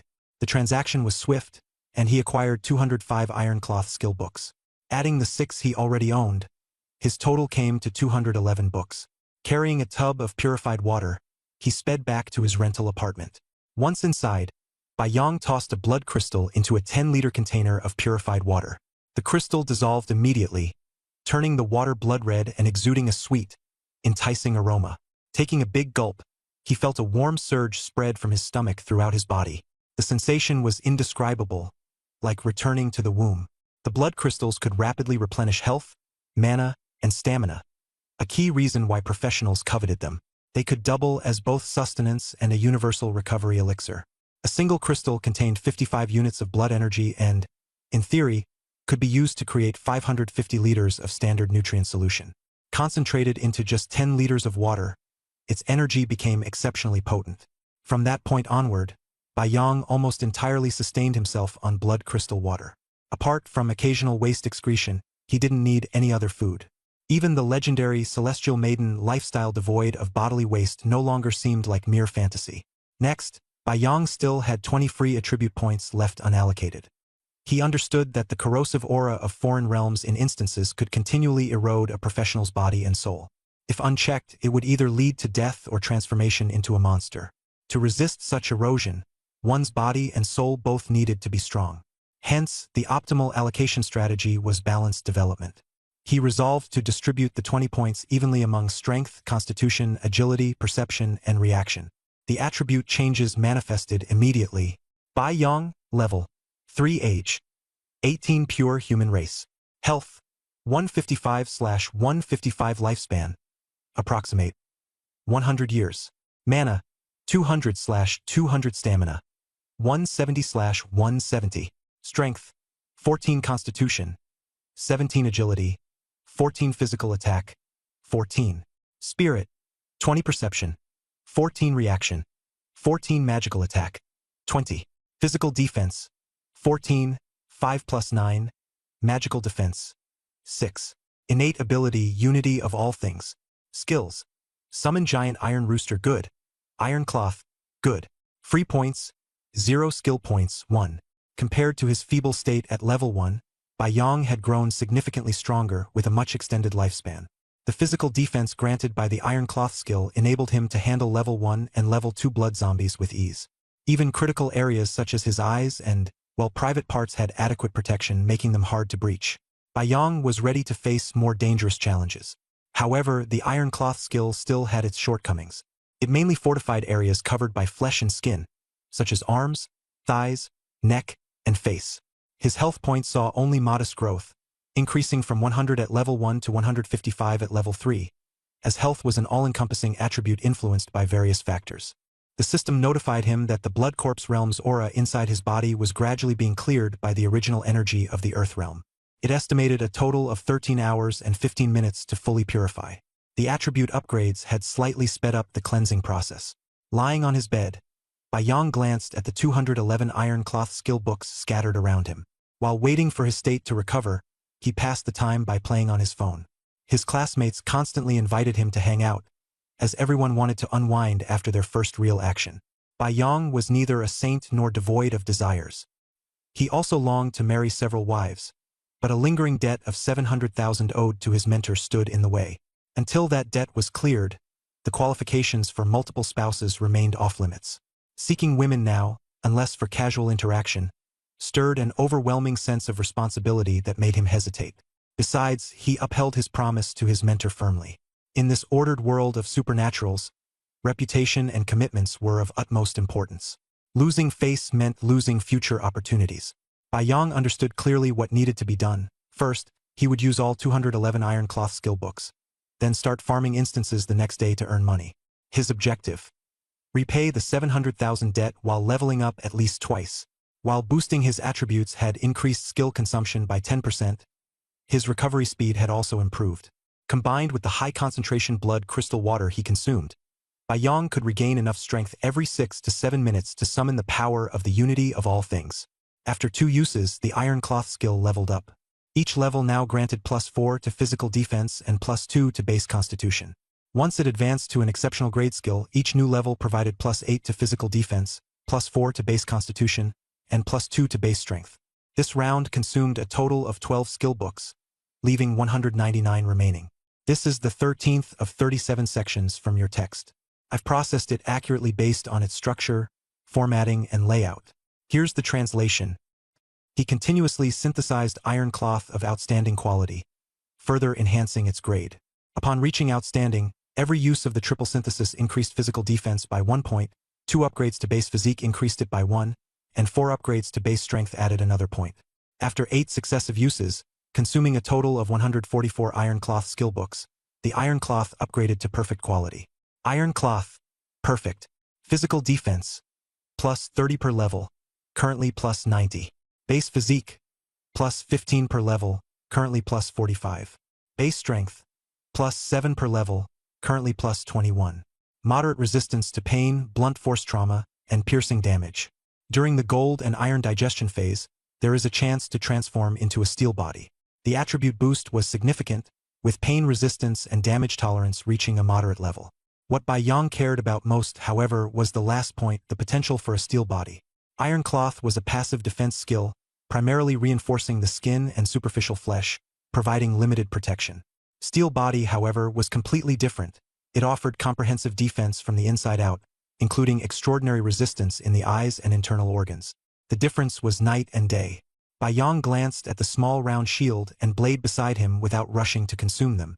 The perfect grade Iron Cloth could still be upgraded, and he planned to develop steadily first. Removing his clothes, he stood in front of the mirror and examined his skin closely. At the normal quality, his skin had a slight blackish tint. At excellent quality, it was darker. But upon reaching outstanding quality, it returned to a normal tone. Now, at perfect quality, his skin appeared soft, fair, and rosy, vibrant with life. Who would have thought that this fair, tender skin of mine has such astonishing defense? Yang talked cheerfully. With skin tough enough to fend off sharp swords, I might actually have a shot. After getting dressed, he sat back on his bed, holding 55 basic Iron Cloth skill books in his hands. To fully upgrade perfect grade Iron Cloth, 162 basic skill books were required. He clearly didn't have enough. However, the penny pincher skill in his possession was of excellent quality and could be upgraded using only 2 basic skills at a time. He didn't plan to enhance its grade, merely to increase its size. After using it twice, the system prompted that the maximum size for an excellent grade elite level penny pincher could only be doubled. Yang silently calculated his next steps, planning to proceed steadily and use his remaining resources to continue strengthening his capabilities. After 3 upgrades, Yang finally advanced the skill to outstanding. He still had 25 Iron Cloth skill books left, while completing an outstanding grade triple synthesis required 18. He decided to use these skill books to complete the triple synthesis, securing the special ability of size manipulation. This time, the summon creature synthesized was Iron Rooster, level 3, with health and energy of 1500 and 500, respectively. The Iron Rooster had high strength and physique, with an overall defensive capability of 15 points. When combined with the plus 20 physical defense per level bonus, its total physical defense reached a staggering 60 points. This allowed the Iron Rooster to easily counter Blood Corpse monsters of the same level, rendering it nearly invincible. Currently, only 7 basic Iron Cloth skill books remained, insufficient for further enhancement. For now, the outstanding grade triple synthesis project was on hold, though the perfect grade Iron Cloth had already significantly boosted Yang's sense of security. Yang himself was now also incredibly formidable. Though only at level 3, his physique was exceptionally robust, with physical defense hitting 109 points, making him nearly impervious to blades and weapons. Even if he lay on the ground and let blood corpses bite him, they wouldn't stand a chance. The sole downside was that his lifespan had been reduced by 30 years, leaving him with only 70. This was due to the perfect grade Iron Cloth enhancing numerous attributes, which caused imbalance between his body and soul. While his vitality had increased, his lifespan had shortened. However, if he could later adjust his soul attributes, the lifespan issue would be resolved. Lying on the bed, Yang could feel the surging power within his body, yet it all seemed dreamlike to him. Eventually, he fell into a deep sleep. The next morning, his phone buzzed. It was a message from his class monitor, Zhao Zuohai. The monitor reported that all 20 awakened students in their class had successfully survived their first battle and were now formally recognized as professionals. Meanwhile, the 40 unawakened students were assigned to the recruit training camp and would begin official military service the following day. That day's gathering would be the class's last reunion. Yang quickly washed up, dressed, grabbed his phone, and left his rented apartment. Jianglong City maintained good public order, strictly prohibiting fights and brawls. Yang headed straight to the hotel location sent by the class monitor. Yang attended Jianglong City's 4th high school, one of the 1,155 ordinary public high schools in the city. Most of the students came from impoverished families, and many were orphans. In Yang's 3rd-year Class 5, there were a total of 60 students, including 45 orphans and 13 from single-parent households. Only the class monitor, Zhao Zuohai, and one other girl had both parents. Such family structures were quite common in the Earth origin world. Here is the complete translation as requested. Let me know if there is anything more you require. In the Earth origin realm, there exists a strict population reproduction plan. Each woman is required to give birth to at least 5 children within 30 years. Otherwise, they would be demoted to lower-class citizens, forced to take on the most grueling and exhausting jobs. Due to the high mortality rate among men, many women become widowed before meeting the childbirth quota. These women can remarry and often send their underage offspring to orphanages. Yang grew up in an orphanage, never knowing who his parents were. The supreme principle guaranteed that everyone had the opportunity for awakening, offering those born in the lower classes a chance to ascend. Yet, this was still a superhuman world, where absolute fairness could never truly exist. Once powerful professionals emerged, they inevitably started forming families or factions. Children born into noble families had a significant advantage. They didn't need to rely on public resources for development. With the backing of their family influence, they could easily surpass ordinary people right from the start. When Yang and his peers awakened, their summoning skills were entirely dependent on a lottery draw, leaving only a slim chance of obtaining good skills. However, children from prominent families received high-quality skill books directly, some of which were even perfectly aligned with their innate talents. As for equipment, there was no comparison. Families would custom-design high-tier, low-grade gear for their offspring. Ordinary people striving to match these noble heirs would usually require extraordinary talent, which happened to be Yang's case. At the entrance of a large restaurant, class monitor Zhao Zuohai welcomed his classmates. Upon seeing Yang, he called out, "Old Bai, where have you been all day? Picking out wives and concubines?" Yang shook his head. "No, I didn't sleep well last night. I just woke up from a nap." Zhao leaned closer, lowering his voice. "Today's gathering is about more than just the reunion. Also, there are 40 classmates in our class who haven't awakened yet. 23 of them are girls, better than even the class advisor's daughters. If any catch your eye, you know what to do." Yang replied earnestly, "Shen Haitang is mine." "No one else better try anything." Zhao patted him on the shoulder. "Everyone knows that. Nobody's foolish enough to try stealing her away. Go on. The 40 unawakened classmates are already inside. Your girls there too." With that, Yang strode into the restaurant and headed up to the 2nd floor. The private dining room door was open, and hushed conversations filled the room. The moment Yang entered, all eyes turned to him. Yesterday, everyone had been equals, but after awakening, people had now been divided into 2 separate worlds. Yang nodded briefly and walked toward a girl who looked both nervous and expectant. They shook hands, and her face immediately lit up with a smile. This girl was Shen Haitang. She had grown up with Yang in the orphanage, had been his classmate from elementary school through high school, and they shared a deep bond, though their relationship had never crossed the line. Shen Haitang wasn't a stunning beauty, but she was far superior to their class advisor Li Xiangdong's daughters. In fact, her appearance was nearly on par with that of Li Xiangdong's wife, far more suited to Yang's preferences. Shen Haitang tightened her grip on his hand and sighed. "I thought I'd awaken yesterday, but it didn't happen." Yang replied, "Not awakening doesn't mean you can't grow stronger. The boot camp teaches all kinds of martial arts. If you train seriously, you can still become a powerhouse. The principal always says at every meeting that he's a living example of a late bloomer who turned the tables." She nodded. "Starting tomorrow, we officially enlist for 3 years. Unless we get eliminated, we won't be able to leave, so meeting up might not be so easy." Yang shook his head. "It won't be that hard. Once I advance to a 2nd-tier hero, I can form my own squad and call you out to join me. Shin Haitang smiled. It's not that simple. Second-tier hero is equivalent to martial artist's second-tier Jade Marrow realm. That's on the level of a school principal, not something you can just decide to achieve. She reminded him, I believe you'll succeed, but every step has to be cautious and steady. Baiyang had no way to reply to this. With his unique talent, reaching that level would be a simple task, as long as he didn't destroy his own potential foolishly. The banquet began. Having spent 3 years as classmates with no major conflicts, they all shared decent relationships. The school's militarized management had effectively prevented bullying. Zhao Zuohai fulfilled his earlier promise, footing the bill for the meal, proving himself to still be a reliable class monitor. For most of the classmates, this was their first time drinking as adults. Baiyang took a sip of the liquor. It burned, but carried little energy compared to the high-concentration blood crystal water he mixed for himself. As the alcohol took effect, the 40 unawakened classmates finally began to loosen up. Li Erheo started crying. Why didn't I awaken? I've imagined countless times that I'd become famous across the world, and now it's all gone. Wang Dong drained his glass of liquor in one gulp as the atmosphere grew more intense. As they drank the strong liquor, tension and frustration crept into the mood. Someone grumbled, I might have awakened, but awakening isn't necessarily a good thing. Starting tomorrow, you all have to serve 3 years in the boot camp, struggling desperately to grow stronger. Meanwhile, we have to keep fighting monsters from other worlds. Sure, it looks glorious, but we're constantly facing death and crushing pressure.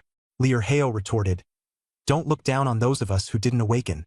Maybe our martial talent surpasses yours, and we won't necessarily lag behind the professionals in the end. Someone chimed in, Exactly. Aren't some of the strongest humans, like the iron-blooded warlord who's speaker of the Supreme Council, people with no innate talents? They still became legendary figures. The room erupted into a lively debate. During this, Shun Haitang, who was sitting next to Baiyang, held his hand and gently stroked a few times to signal him. Understanding her gesture, Baiyang raised his glass and drank it down, using the opportunity to excuse himself. Amidst the teasing remarks of their classmates, he took Shun Haitang's hand and led her out. As they left, Shun Haitang asked, Yang, are you still staying in the school dorms? Baiyang said, I rented a single room nearby. Shun Haitang smiled and replied, That's great. I'll help you tidy it up. Baiyang understood her intentions but still reminded her, Since you've joined the recruits training camp, you're not allowed to get pregnant during the 3 years of training. Shun Haitang, after sipping half a glass of wine, blushed even more. She leaned close to his ear and whispered something that left Baiyang utterly shocked. Where did you learn all this? He questioned. Shun Haitang teased. What goes on in your boys' dormitory is child's play compared to the girls' dormitory. When dawn broke, Shun Haitang had already left. Baiyang stared at the ceiling and chuckled. The residual aura of the blood corpse realm within him from yesterday had been entirely cleansed by the powers of the earth element realm. He still held a blood crystal in his hand, initially intended for Shun Haitang, but she had said that the recruits' training camp would provide sufficient blood crystal water for their training. Baiyang jumped up. Aside from feeling a slight weakness in his divine energy, his body was in peak condition. In the earth element realm, the path of advancement for professionals and martial artists began with third-tier martial schools, then progressed to second-tier martial academies and ultimately the top-tier war academies. Third-tier martial schools were spread across various cities, each with its own admission requirements. The Jianglong City Martial School required individuals to reach level 5 within a month of awakening and defeat a level 5 elite puppet to gain admission.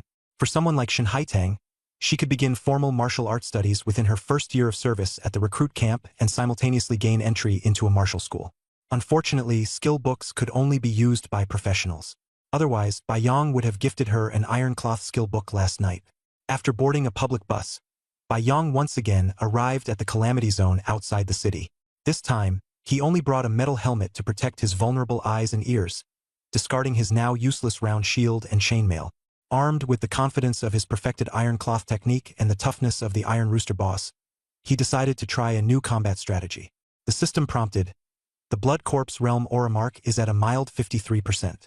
You must face no fewer than 5 monsters. Please choose a quantity and confirm entry into a normal level real instance. Yesterday's monster hunting had raised his Blood Corpse Realm Aura to 53%. Without hesitation, Baiyang selected to face 100 monsters. His body was once again pulled into a dungeon by the Earth Element Realm's power. The system continued. Entering monsters are level 3. The real instance features the Blood Corpse Realm aura. You have 66 minutes of survival time. The Blood Corpse Realm aura will continuously erode you, but the Earth Element Realm aura will weaken the monster's strength. With his improved abilities, Bai Yang's resistance to the Blood Corpse Realm aura had increased from 36 minutes to 67 minutes. Suddenly, an oversized iron rooster appeared, towering at a height of 2 meters. Enlarged to maximum size, the rooster immediately swelled to 3 times its size, reaching an imposing 6 meters tall, exuding an awe-inspiring presence. Bai Yang's eyes lit up. His entire body erupted with power as he leaped onto the rooster's back. Grasping its feathers tightly, the iron rooster straightened up and began to stride forward with heavy steps. The fierce wind howled in his face. Bai Yang quickly commanded the rooster to raise its head to shield against the gusts. Wait, the speed is definitely over 20 meters per second, he analyzed swiftly. The iron rooster's usual speed ranged from 0 to 20 meters per second, but this time, it crossed more than 100 meters of the dungeon in merely 2 or 3 seconds. Bai Yang quickly realized the underlying principle. While its attributes and health haven't changed after enlarging, its larger body covers greater ground in each step, naturally boosting its speed. Satisfied with his understanding, Bai Yang let out a roar. A massive wave of blood corpses surged out from a narrow 3-meter diameter pit, their cries echoing endlessly. Bai Yang promptly issued orders. Mega Rooster, stand 10 meters away from the hole. Peck them one by one and don't let them get close. The gigantic rooster, standing 6 meters tall with a head as large as a water tank, snapped down with its massive beak, instantly severing a blood corpse in half with each peck. Bai Yang, standing atop the rooster's back, continuously fired his crossbow in ultimate mode. In just 30 seconds, all 100 level 3 blood corpses were decimated. 1/3 of them had been pecked into 2. Battle complete. Victory achieved. Preparing results. The Earth Element Realm's power enveloped the corpses. Within a minute, the bodies were refined into 100 blood crystals and 10 ordinary iron cloth skill books, with an additional strength infusion into Bai Yang. Experience full. Level increased to 4. Awarded 10 free attribute points and 1 skill point. The Blood Corpse Realm increases its mark on you to a mild 61%. After slaying 100 monsters in one go, his mark had jumped by 8%. While replenishing his bolts, Bai Yang stored away the blood crystals, taking 2 minutes to completely reload. After spending 3.5 minutes on the previous wave, he prepared for the next round. The next wave introduced level 4 blood corpses, which were still effortlessly slaughtered. The mark increased again by 11%, bringing it to a mild 72%. He continued hunting, rising to level 6, bringing the mark to 85%. Through relentless effort, he finally reached level 7, and the mild mark advanced to 100%. The Blood Corpse Realm mark evolved. Current level. Noticeable 1%. Keep going. Another 100 monsters. Bai Yang declared. Rules reminder. For every 100 monsters, there will be 1 elite unit. If you fight 99, there's a 1% chance of encountering an elite. It's recommended to stop at 99 to avoid an elite. Bai Yang chuckled. I insist on fighting 100. The difficulty has increased to hard. Dual realm power has been enhanced, and the dungeon space has expanded. Dungeon upgraded. Blood corpses began to appear. Bai Yang glanced around. The dungeon space had expanded from a mere 3 meters in diameter to nearly a kilometer. While this gave more room for both sides to reposition, monsters typically charged aggressively. A larger space clearly benefited professionals, allowing for long-range strikes. For Bai Yang, the expansion wasn't particularly helpful, but with the pit's width increasing from 3 meters to 6 meters, more monsters could rush out simultaneously. The level 7 Iron Rooster's attributes had significantly improved, yet it still pecked down level 7 blood corpses in a single strike. Roar! A furious roar echoed as a massive blood corpse, towering at 2.5 meters, appeared. Normal level 7 blood corpses were usually no taller than 1.8 meters. This was undoubtedly the elite monster. Bai Yang aimed an arrow straight at its brow, but the bolt only drove in a third of the way. He sighed as he looked at his ordinary material crossbow. A weapon without tears can no longer deliver a one-shot kill against a level 7 elite. He fired another bolt at the elite blood corpse's eye. This time, though the arrow didn't fully embed itself, it managed to knock the creature down. The battle ended, and Bai Yang emerged victorious, proceeding to calculate his rewards. 2 minutes later, the monster corpses had been fully dismantled.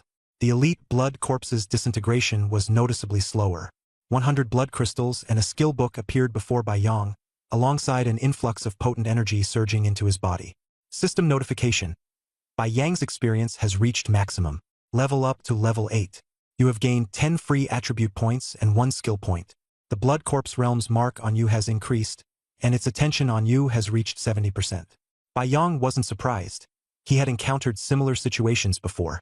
The experience gained from elite monsters of the same level wasn't significantly different, though the rewards this time were clearly more substantial. He picked up one of the glowing red blood crystals. Compared to the others, this one was markedly distinct. The system displayed it as a level 7 superior blood crystal, containing only 71 points of blood energy.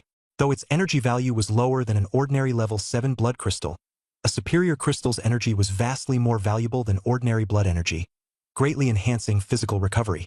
In monetary terms, Bai Yong could make 700,000 from this single blood crystal, enough to clear the debt he owed his homeroom teacher. Next, Bai Yong picked up the skill book, Iron Body, Superior. Learning it would grant a superior quality iron body skill.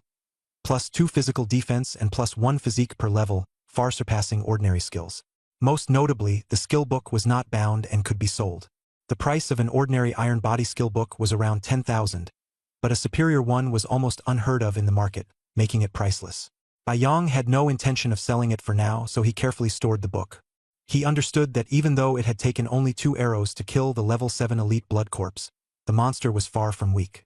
Bai Yang's carefully crafted rapid-fire crossbow boasted an attack power of 100 points. Paired with standard arrows with piercing and sharpness attributes, it was a level of firepower that most couldn't replicate. Shooting through an elite blood corpse's head with a single shot wasn't an easy feat. What truly shocked Bai Yong was how the Blood Corpse Realm's mark on him had skyrocketed from 1% to 70%. He had just reached level 8 and had only been fighting for 22 minutes, with 44 minutes remaining. The system issued a warning, advising him to carefully consider whether to continue. Every 100 monsters killed would now include 70 elites. Bai Yong didn't hesitate. He shouted, "Battle!" The relentless howls of monsters echoed from the 6-meter-wide pit. With skills like Precision +10 and Steady Aim +5, Bai Yong stood atop the back of a supersized iron chicken, methodically taking down elite blood corpses within a 10-meter radius, one by one. 5 minutes later, a mountain of blood crystals had piled up. Most of them were superior quality, along with 37 superior iron body skill books. Bai Yong earned 100 points of level 8 experience, leveled up to level 9, and gained another 10 free attribute points and 1 skill point. System notification. The Blood Corpse Realm's mark on Bai Yong has escalated to hatred, 100%. Previously, killing regular blood corpses only increased their attention by around 3%, but wiping out a wave of elite monsters had maxed out the mark instantly. Bai Yong smirked coldly. The Blood Corpse Realm was clearly throwing caution to the wind. Killing 70 level 8 elite blood corpses had yielded him 37 superior iron body skill books and rewards far beyond what normal monsters could offer. He knew the Blood Corpse Realm's counterattack would only become fiercer from here, so he needed to prepare for even more intense battles. Having just finished an exhausting but highly rewarding fight, Bai Yong realized his haul from this single round exceeded the sum of dozens of prior attempts. In the earlier round, there was only 1 elite blood corpse, while this time, a few elites alongside a horde of regular blood corpses had earned him 1 superior iron body skill book, significantly boosting his strength. Overwhelmed with excitement, Bai Yong shouted, "Onward to battle! Bring me another 100 monsters!" The overwhelming, turbulent energy emanating from the pit seemed to roar with rage, though it remained confined, unable to break free from the surface layer, as if it were bound in a frenzied fury. The system notification appeared. You have been marked as a hatred target by the Blood Corpse Realm.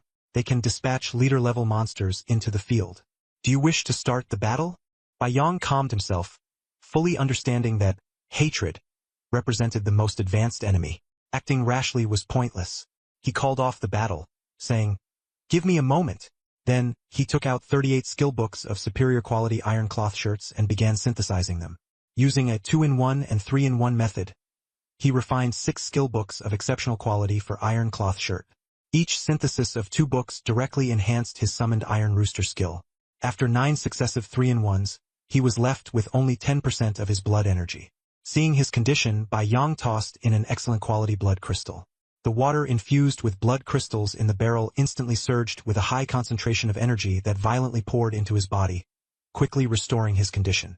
Within a few minutes, he replenished a full 10% of his health and mana. He then resumed the 3-in-1 process. After 6 more rounds, the Iron Rooster summoning skill was elevated to perfect quality. The 6-meter-tall colossal rooster transformed into something even bigger, about 8 meters tall and exuding the majestic air of a Lord-level monster. Iron Rooster Lord form, enlarged state. Level 9, HP 5500, physical attack 185, and exceptionally strong physical defense. With its innate abilities abundant yang qi and size alteration, Bai Yang finally felt at ease. After fully restoring his health and with 30 minutes still remaining, he announced, "Let's begin the battle." Inside the cavern, the atmosphere began to shift tumultuously. The Blood Corpse realm started mobilizing its forces, but their total number would not exceed 100, and the strongest among them would not surpass leader-level strength. Suddenly, a giant blood corpse over 3 meters tall charged madly into the fray. The giant rooster lowered its head, pecking the leader-level blood corpse. In just 2 successive strikes, it slaughtered the enemy. The other blood corpses were utterly shocked, unable to predict that this rooster could be so ferocious. The red-eyed blood corpses roared in outrage as they rushed forward. One charged headfirst into the rooster's beak while another circled around toward Bai Yang on the rooster's back. Bai Yang fired multiple extreme crossbow arrows in rapid succession. The arrows shattered through the blood corpse's defenses but disintegrated after piercing through. One blood corpse leapt at him, claws extended. The giant rooster flapped its wings sharply, smacking the attacker down. Its massive talons stomped heavily, pinning the enemy in place. Lowering its head, it swiftly pecked down another leader-level blood corpse rushing toward its doom. The blood corpse caught beneath the talons cursed incessantly, but as the iron claws lifted, its head was brutally smashed. 10 meters away, darkness churned menacingly in the depths of the cavern, an overwhelming anger surging wildly. Yet, that force was utterly incapable of breaking through this area. The Blood Corpse realm's marker upgraded, driving Bai Yang's critical hit rate to 100%. Suddenly, the Blood Corpse realm issued an invitation for unrestricted combat. However, the Jiuyuan realm rejected it on his behalf. Bai Yang snorted with helpless exasperation. "Thanks. I wholeheartedly agree with the rejection." The battle ended, and he emerged victorious, entering the rewards settlement phase. This time, the process of dismantling the blood crystals was unusually slow, taking a full 10 minutes. Finally, he obtained 3 fist-sized blood crystals and 3 skill books. His level jumped to 9, but the system warned him that he could no longer gain experience until he underwent his first life metamorphosis and reached stage 1. 3 threads of experiential energy entered his body, only to dissipate instantly. Annoyed, Bai Yang muttered, "All that experience gone? Can't it be exchanged for something else?" No response came. He reached out and grasped one of the oversized blood crystals. This was a level 9 exceptional grade blood crystal containing 90 blood energy points. Such crystals were exceedingly rare, and just 3 of them were immensely valuable. In addition, there was an exceptional grade iron cloth shirt skill book. Only one had dropped during this battle, indicating the high level of the monsters he had defeated. Looking at the time, he saw that 19 minutes remained before the dungeon closed. For Bai Yang, an exceptional grade iron cloth shirt wasn't particularly significant, as he could synthesize a pile of them anytime. However, the exceptional grade blood crystals were of immense value. Whether sold off or self-used, they were incredibly useful. He expressed his desire to continue battling 100 level 9 leader-level blood corpses. Suddenly, the cavern began trembling violently, as though flames were about to erupt. The powerful energy of the Jiuyuan realm intervened, suppressing the eruption. But the Blood Corpse realm rejected Bai Yang's request and once again issued an invitation for unrestricted combat, which was again declined by the Jiuyuan realm. Bai Yang decided to leave the instance and safely returned to the fringes of the Calamity Zone. Gazing at the interwoven gray and black aura of the 2 realms, he sensed a murderous intent seething to break through and strike him down. This was the telltale sign of a world invasion. Yet, the Jiuyuan realm had steadily upheld its defenses over the years, never allowing the invading forces to breach through. The raging aura of the Blood Corpse realm ultimately amounted to nothing more than impotent fury. He turned and headed toward the city. Today marked the 3rd day of his awakening. Though the dungeon battle had lasted less than an hour, he had successfully reached level 9. While not particularly astonishing, it was still quite remarkable. The Jiuyuan realm had 3 tiers of martial arts schools. Every city had at least one Tier 3 institution. Larger cities even boasted over a dozen. There were only 108 Tier 2 academies nationwide, their numbers strictly controlled, no increases allowed, only reductions. Strong Tier 3 schools could challenge Tier 2 academies, and if successful, they would replace one of the lower-ranked Tier 2 slots. The bottom 30 Tier 2 academies required new recruits to complete their first life metamorphosis, and it had to be perfect, all within 1 month of awakening. As for the first-class war academies, there are currently only 5 in the Dun realm. They were established by powerhouses of the 7th realm, specializing in training war talents for world-class wars against other realms. These 5 first-class academies represent the 5 strongest figures in the Dun realm: the Mountain God Taiyue, the Thunderstorm Monarch, the Forest Sovereign, the Tide Sage, and the Iron-Blooded War God. They are also the 5 counselors of the Dun realm's highest council. The Iron-Blooded War God serves as the council's chairman and is the only one among them who has publicly revealed his power system, a 7th realm martial god. The other 4 follow the path of professional cultivators, while the Iron-Blooded War God was not born with awakened talents but achieved his strength through personal cultivation. This shows that failing to awaken one's career talent doesn't mean there is no hope. Greater effort can still lead to success. Having leveled up to level 9 in just a few days while boasting substantial strength, Bai Yong was confident about his chances of being admitted to a second-tier martial academy, ranked in the top 10. He started contemplating whether he might have a chance of enrolling in one of the 5 elite top-tier war academies. Their entry requirements were exceedingly high. If one didn't meet their conditions, no matter how outstanding one was, entry remained an unattainable goal. Moreover, these 5 academies did not recruit students directly. They selected exceptional talents from 3rd-tier martial schools and the 108 second-tier martial academies. Martial academies and military units only required you to meet the criteria to enroll, allowing anyone eligible to gain entrance. Bai Yong still hadn't fully understood his 3-in-1 talent, whether it was physical or spiritual in nature. The iron body armor technique was a physical skill, which he had already mastered to perfection. Summoning a rooster, regarded as magic, belonged to the spiritual category, which he had also perfected. He figured that, if he learned elemental skills, he could likely achieve perfection with ease as well. Overall, this 3-in-1 was practically a divine, omnipotent skill. As Bai Yong entertained these thoughts, he made his way to the largest professional store in Jianglong City. His recent ventures had been highly rewarding. 530 ordinary blood crystals, 71 excellent blood crystals, and 3 outstanding blood crystals. The quality of these was impressive, with ordinary crystals starting at rank 3, excellent ones at rank 8, and outstanding crystals at rank 9. With clear purpose, he entered this enormous multi-purpose store. When he approached the counter, he was momentarily stunned. Around 15 or 16 female shop assistants, each with fair skin and enchanting beauty, exuding maturity and grace. Bai Yong pulled out about a dozen ordinary blood crystals and selected a female shop assistant in her early 30s who caught his eye, signaling that he sought a private room for discussion. This female assistant, able to work outside, was likely either married or widowed. Unmarried orphans, if they completed 3 years of military training and military service, generally joined the reserves afterward and weren't permitted to work to earn money. Bai Yong remembered that Li Xiangdong, the class teacher, had 17 adult unmarried daughters, and they could only stay home, farming a few acres of land and doing house chores. Li Xiangdong was a ranked professional, but Jianglong City's population of over 100 million meant limited space. Owning a large house was virtually impossible, even with money. If daughters didn't marry, the family couldn't accommodate everyone. Inside the private room, a pile of crimson, crystalline blood sat on the table as Bai Yong instructed the female assistant to calculate the total blood energy. Using a detector, she rigorously checked multiple times before determining the totals. The ordinary blood energy amounted to 121,936 points, approximately equivalent to over 12.19 million in currency. Yet, for professionals, this kind of money wasn't particularly significant, as numerous life necessities had restrictions and weren't freely purchasable no matter how much money one had. The female assistant's eyes glistened, not from greed over the blood crystals, but because she was overwhelmed with emotion. Striving to present her best demeanor, she waited patiently for the young professional to speak. Bai Yong, however, didn't feel pleased. This was a multi-million-level transaction, and he expected at least a 20% discount. With such a discount, he could acquire 1,524 ordinary iron body armor skill books.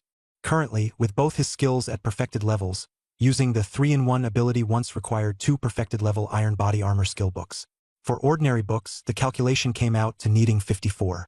With 1,524 books in hand, he could complete 28 3-in-1 operations at the perfected level, more than enough. However, Bai Yong was troubled. He had only recently awakened his talent, and buying such a large quantity of ordinary skill books would inevitably arouse suspicion. Purchasing 1,524 iron body armor skill books, in particular, seemed far too conspicuous. Even without anyone monitoring him, he thought it wise to move forward modestly. The idea of opening a store emerged as a viable plan. Buying these ordinary skill books, then reselling them to other cities to earn a modest profit seemed both reasonable and safe. Let's not forget, Bai Yong had just started utilizing his 3-in-1 ability, which could merge not only skill books but also weapon materials. Opening a comprehensive store seemed like the best choice. Selecting reliable staff was equally crucial. His visit to the largest store in the city was precisely for the purpose of recruiting talent. He focused on the female assistant, thinking to himself, "You're perfect for the job." When Bai Yong asked if her husband was still alive, the female assistant immediately smiled and replied, "My husband passed away 6 years ago." Bai Yong was briefly taken aback. 6 years ago? How old are you?" "I'm 27 this year," she answered. Bai Yong then asked her to share her story. With a soft and gentle tone, the assistant recounted, "9 years ago, I didn't awaken a talent and subsequently entered basic training for 3 years. My aptitude wasn't good, so I didn't manage to master any martial techniques. After retiring, I joined a social event where a first-rank bronze skin iron bones martial artist took an interest in me and became my official husband. He worked at a security company. After registering our marriage, he went off on a mission, and soon after, news came that he had died in battle. Because I was married in name, I was allowed to work. Fortunately, I found this job and have been working here for 6 years." Bai Yong focused on the key point and asked, "So, after you got married, you didn't have any children?" The female clerk blushed and nodded.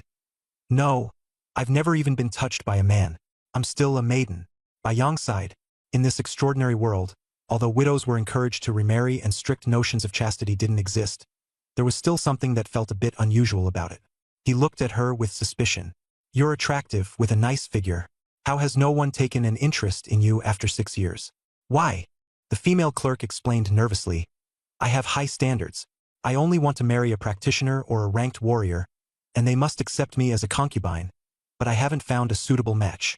But, if you're willing, I just want to register with you as a nominal attachment without claiming any official status."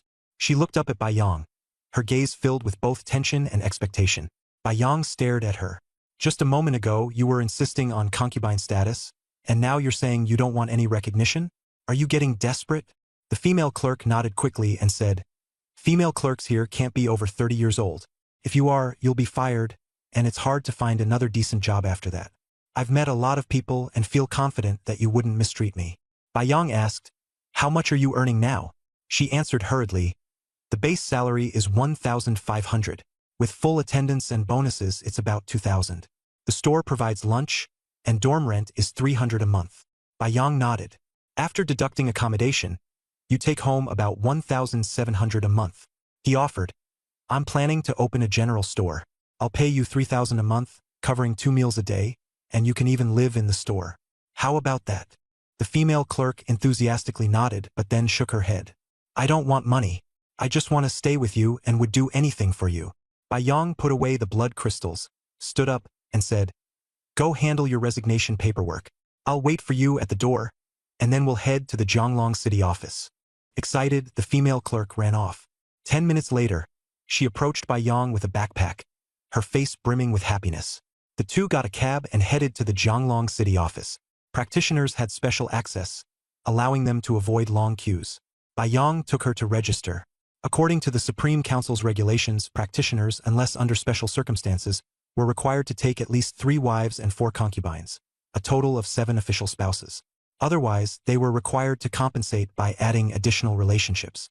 However, women could be added through nominal attachment registration without granting them formal status. Practitioners under 30 were exempt from this rule, but if they hadn't reached the second-tier hero rank by 30, they would be required to meet the marriage quota within 1 year. Once the registration was complete, Bai Yong saw her name was Lu Susu. She had completely severed ties with her ex-husband. So long as Bai Yong lived, she belonged to him. If Bai Yong died, she would still be considered his unless she registered with someone else. On-site, Bai Yong also applied to open a general store and was immediately granted a license. Next, all they needed was a storefront or to purchase a ready-made property to officially start the business. He wasn't particular about the location, only wanting to use the store to gather supplies. With her 6 years of experience working in the largest general store in the city, Lu Susu took Bai Yang on a swift search and found a spacious three-floor shop in a relatively remote but roomy location. Each floor had approximately 100 square meters of usable space with no shared areas, and the rent was 30,000 a month, equivalent to the price of an ordinary level 5 blood crystal.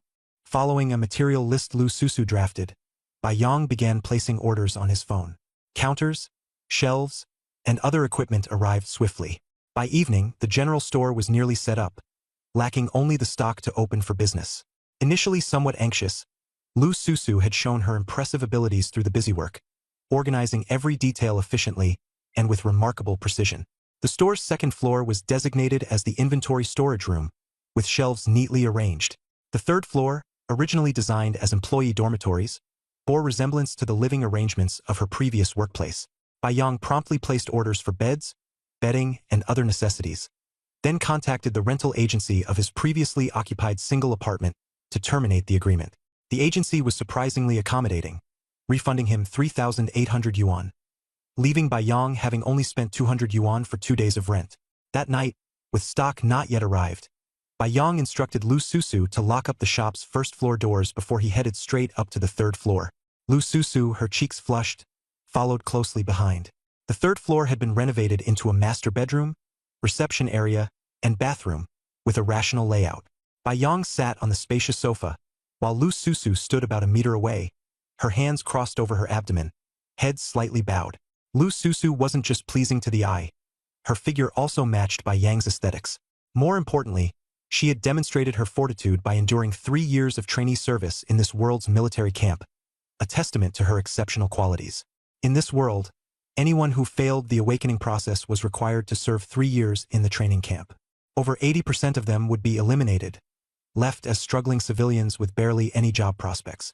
Fortunately, Jianglong City distributed basic supplies annually, enabling these individuals to scrape by.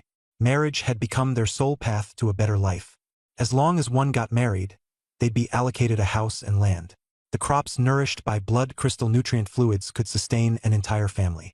Bai Yang broke the silence, speaking up, "Lu Susu, nominally, you are now connected to me.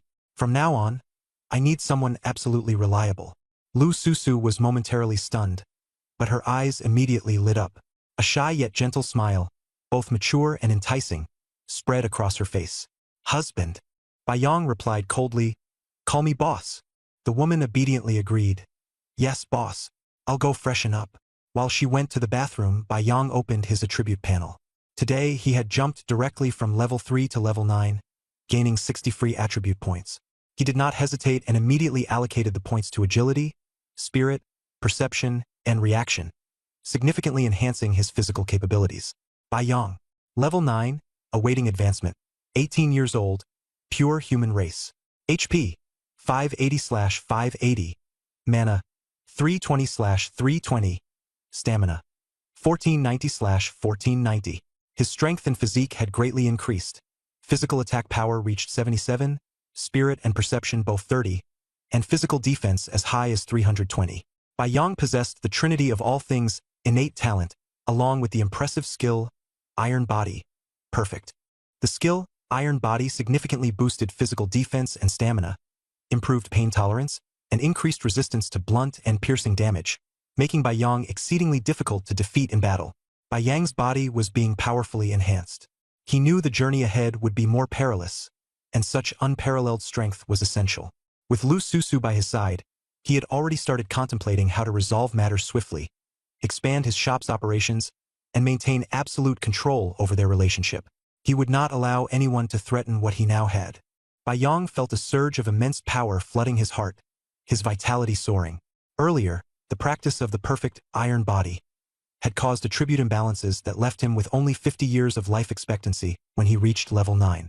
However, after redistributing the 60 free attribute points, the imbalance was significantly corrected, and his lifespan instantly rose to 120 years. Based on his acquired knowledge, a professional's 6 major attributes being balanced meant their vitality and actual lifespan would align. At this moment, Bai Yang's balanced attributes provided 580 vitality, meaning his theoretical lifespan could reach 580 years. As he continued to minimize attribute imbalances, his lifespan would increase dramatically. With a physique stat of 149, he was in a perpetually energy-efficient, self-sustaining state. His spirit score of 32 and perception score of 30 heightened his sensitivity to his surroundings. After drinking several gulps of high-quality blood crystal water, his body replenished its internal reserves continuously. Bai Yong steadied his breathing and waited. Before long, Lu Susu emerged from the bathroom, her expression shy yet resolute. "Boss, from the moment you first laid eyes on me, I was ready," she said. "From now on, I am entirely yours, the most reliable support by your side." Bai Yong took a deep breath. Initially, he'd simply wanted to find someone with experience to help manage his shop, but now the scenario had veered off course. However, the woman's sincerity seemed genuine. With his 32 points in spirit and 30 points in perception, he could sense Lu Susu's determination and honesty. Older women are like gold bricks. I might as well test the quality of this one, he thought to himself. I can only hope you weren't lying about being pure. Morning arrived. Bai Yong settled back into his seat on the sofa, feeling that everything was in perfect order. The blood zombie realm's corruption had long since been eradicated, and his 100% kill guarantee mark on blood zombies remained intact. Uncertain whether he could continue farming blood crystals and skill books today, Lu Susu's role was now exceedingly critical. "Susu, you'll take charge of this barrel of premium-grade blood crystal water. You need to strengthen yourself quickly. Otherwise, you'll have a hard time keeping up," Bai Yong instructed. Lu Susu nodded gently, a mix of warmth and respect in her gesture. Bai Yong continued, "Last night, during our casual chat, you mentioned that the general price range for regular iron body skill books at a comprehensive shop is between 5,500 and 5,800. She nodded again and replied, "Yes, boss. In my past dealings with stores and various factions, the standard price for a regular skill book is 10,000.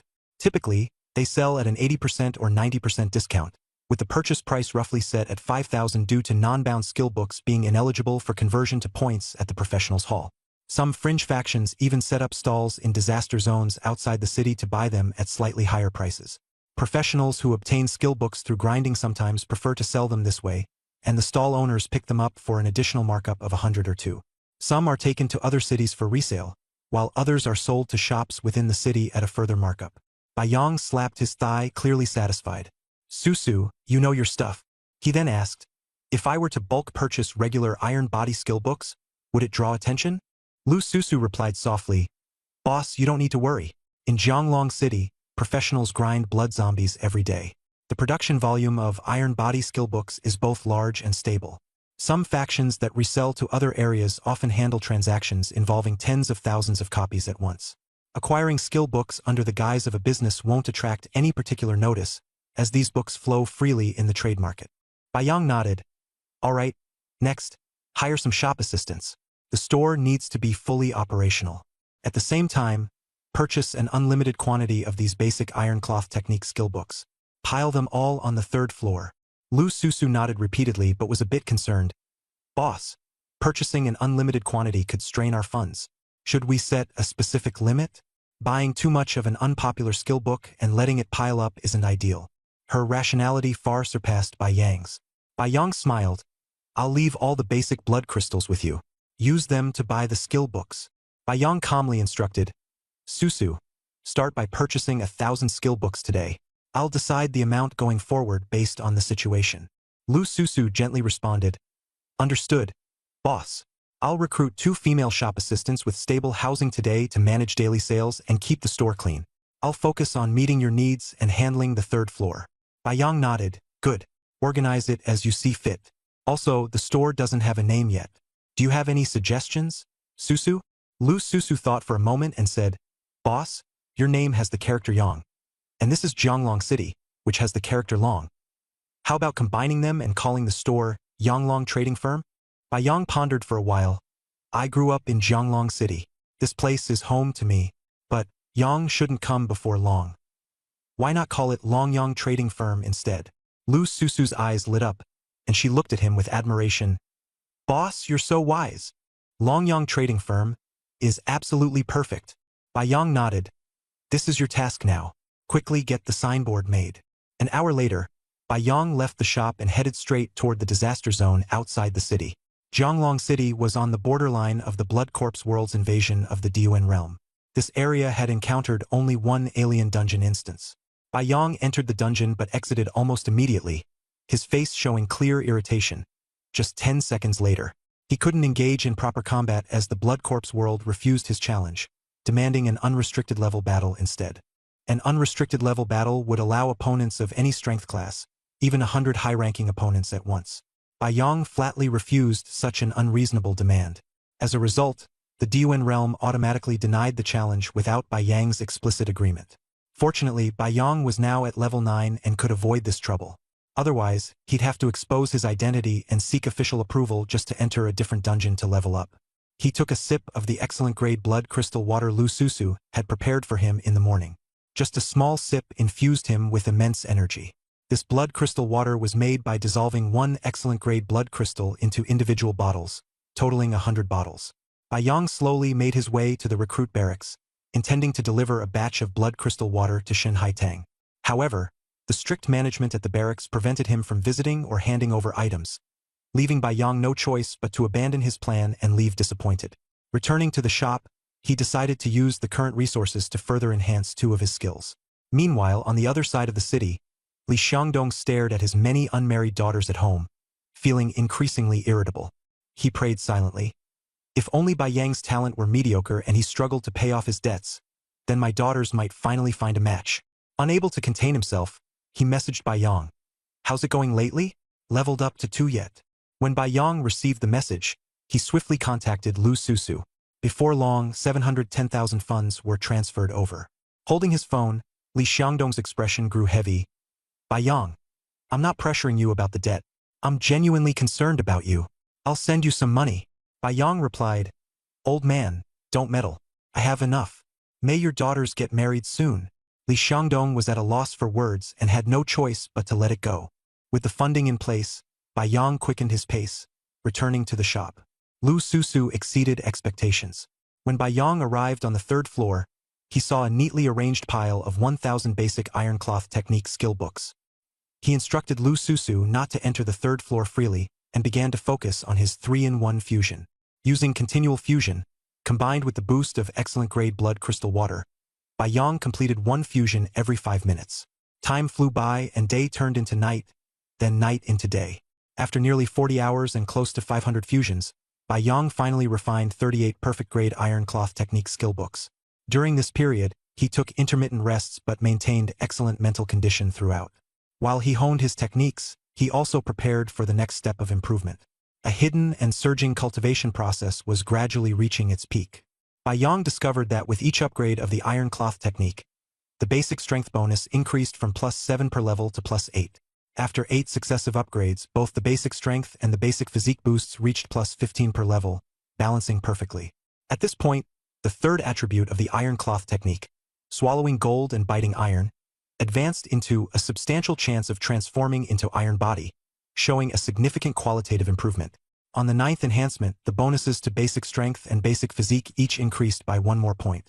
Based on the 38 perfect-grade iron cloth technique skill books used as auxiliary materials, Bai Yong calculated that he could achieve up to 19 enhancements.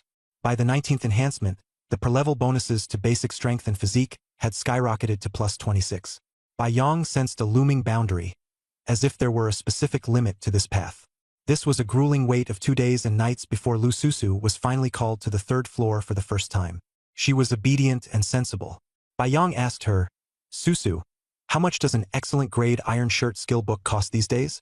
Lu Susu, gentle yet tinged with a trace of concern, replied, Boss, the excellent-grade iron shirt can only be obtained by killing elite-level blood corpses, and the drop rate is far from guaranteed. Because it enhances physique attributes significantly, it's highly sought after.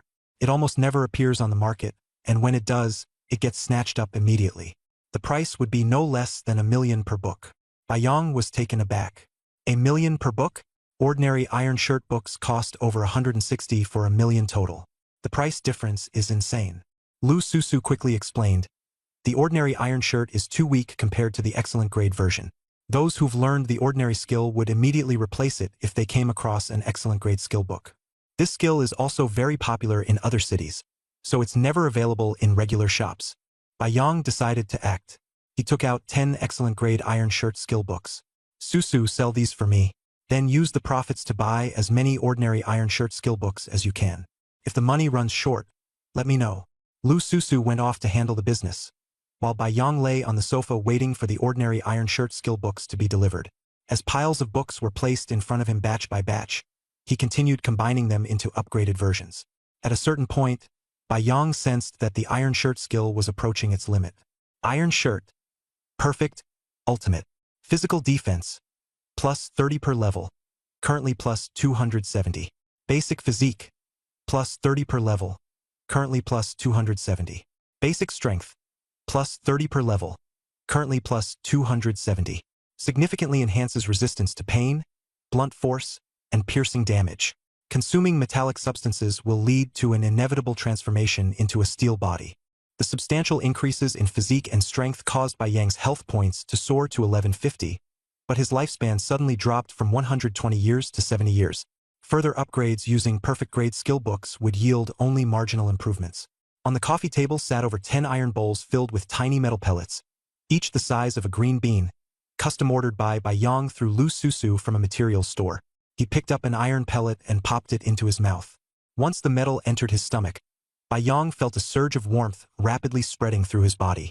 He experimented with various metals, gold, silver, copper, iron, all of which he could digest and absorb. Higher quality, refined metals, however, were harder to process and thus discarded. Bai Yang meticulously adjusted the quantities he consumed, optimizing his intake based on his body's absorption and reactions. The metal particles didn't directly enter his bloodstream, but instead underwent a process where their metallic essence was extracted, leaving the remaining residue to be expelled. Meanwhile, Lu Susu successfully exchanged a single excellent-grade iron shirt for 200 ordinary iron shirt books, helping Bai Yang amass a large stockpile of basic skill books. Bai Yang continued synthesizing using the 3-in-1 method. During one synthesis, the upgraded Iron Shirt skill gained a new attribute of +1 to both basic strength and basic physique per level, which delighted him. He surmised that this latest upgrade might be nearing the skill's ultimate form. This synthesis took even longer, 4 days and nights in total, and finally the Iron Shirt skill reached its peak. Iron Rooster. Lord, amplified, ultimate state. Physical defense. +30 per level. Basic strength. +30 per level. Basic physique. +30 per level. Bai Yang didn't stop there. He continued using the 3-in-1 method, this time focusing on enhancing body size. Ultimately, the Iron Shirt skill mutated, allowing for size adjustments ranging from 0.5x to 5x. By the end, he still had 2 perfect-grade Iron Shirt skill books in hand, ready to push even further. With 1 skill book in each hand, he declared, "Combine everything, enhance." A radiant glow surged into his mental sea, merging with the rune for summoning the Iron Rooster. Seconds felt like eternity, but finally, the upgrade was complete. The system notified him, "Combination and enhancement complete. Your Summon Iron Rooster skill has advanced to King level and been renamed Summon Steel Combat Chicken." Bai Yang quickly examined the new skill. Summon Steel Combat Chicken, King. Consumes 100 mana points, summoning a King-level Steel Combat Chicken of the same level as the caster. Lasts 30 seconds with a cooldown of 600 seconds. Cannot be summoned concurrently. The summoned creature, composed of mana and elemental energy, is invulnerable to any specific weakness, vanishing only when its health or energy is depleted. Bai Yang considered the 100 mana consumption reasonable, noting that the extended activation and cooldown durations matched the cost of higher power. In this world, the stronger the skill, the heftier the price to wield it. Abruptly, a 3-meter-tall King-level Steel Combat Chicken materialized before him, resplendent and awe-inspiring. Bai Yang reached out to touch it, and the summoned creature activated its size-altering ability, shrinking down to 1.5 meters to allow him to pat its head. The skill's attributes displayed: Level 9 with over 53,000 HP, high strength and constitution. Its physical attack power reaches 2665, with exceptionally fast attack and movement speeds. Its innate abilities include abundance of yang energy, size adjustment, and aggressive nature. Specifically worth noting is its physical defense increase of +50 per level. At level 9, that sums up to 450 points of defense, coupled with an overall strength of 533 points. This brings the Steel Battle Chicken's physical defense close to 1,000 points, making it nearly invincible.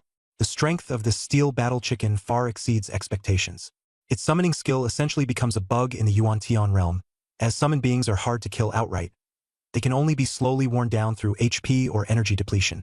The abundance of yang energy grants it double damage against undead, specters, and other dark-aligned enemies, while also doubling its recovery speed in all states, ensuring its ability to sustain combat over long durations. The size adjustment ability allows the battle chicken to change its size freely between 0.5 to 5 times its original scale, with no change in stats. Starting off at a base height of 3 meters, its maximum expanded size reaches 15 meters, creating a scene of overwhelming intimidation. Its aggressive nature is another innate ability, increasing its attack power by 30% during combat. This boosts its physical attack to a staggering 3464, making its strikes incredibly deadly, enough to instantly kill an average Tier 2 martial artist. After the upgrade was complete, Baiyang continued refining the Iron Shirt skill book while consuming metallic mung beans non-stop. 3 days later, he felt a noticeable transformation in his body. Devouring the metallic mung beans in large mouthfuls, he braced himself for the next challenge. All of a sudden, Baiyang's body began to change. He felt as though his body was turning into metal, yet his movements remained flexible and supple. After continuously ingesting metallic mung beans for 7 days and nights, the ultimate form of a perfect-grade Iron Shirt finally evolved into the Steel Body. The attribute panel displayed Steel Body, King Tier. Physical defense bonus of 450, with 450 added to both base constitution and strength. Significantly reduces pain and impact, while minimizing piercing or blunt force damage. Damage is dispersed across the entire body, drastically reducing actual harm.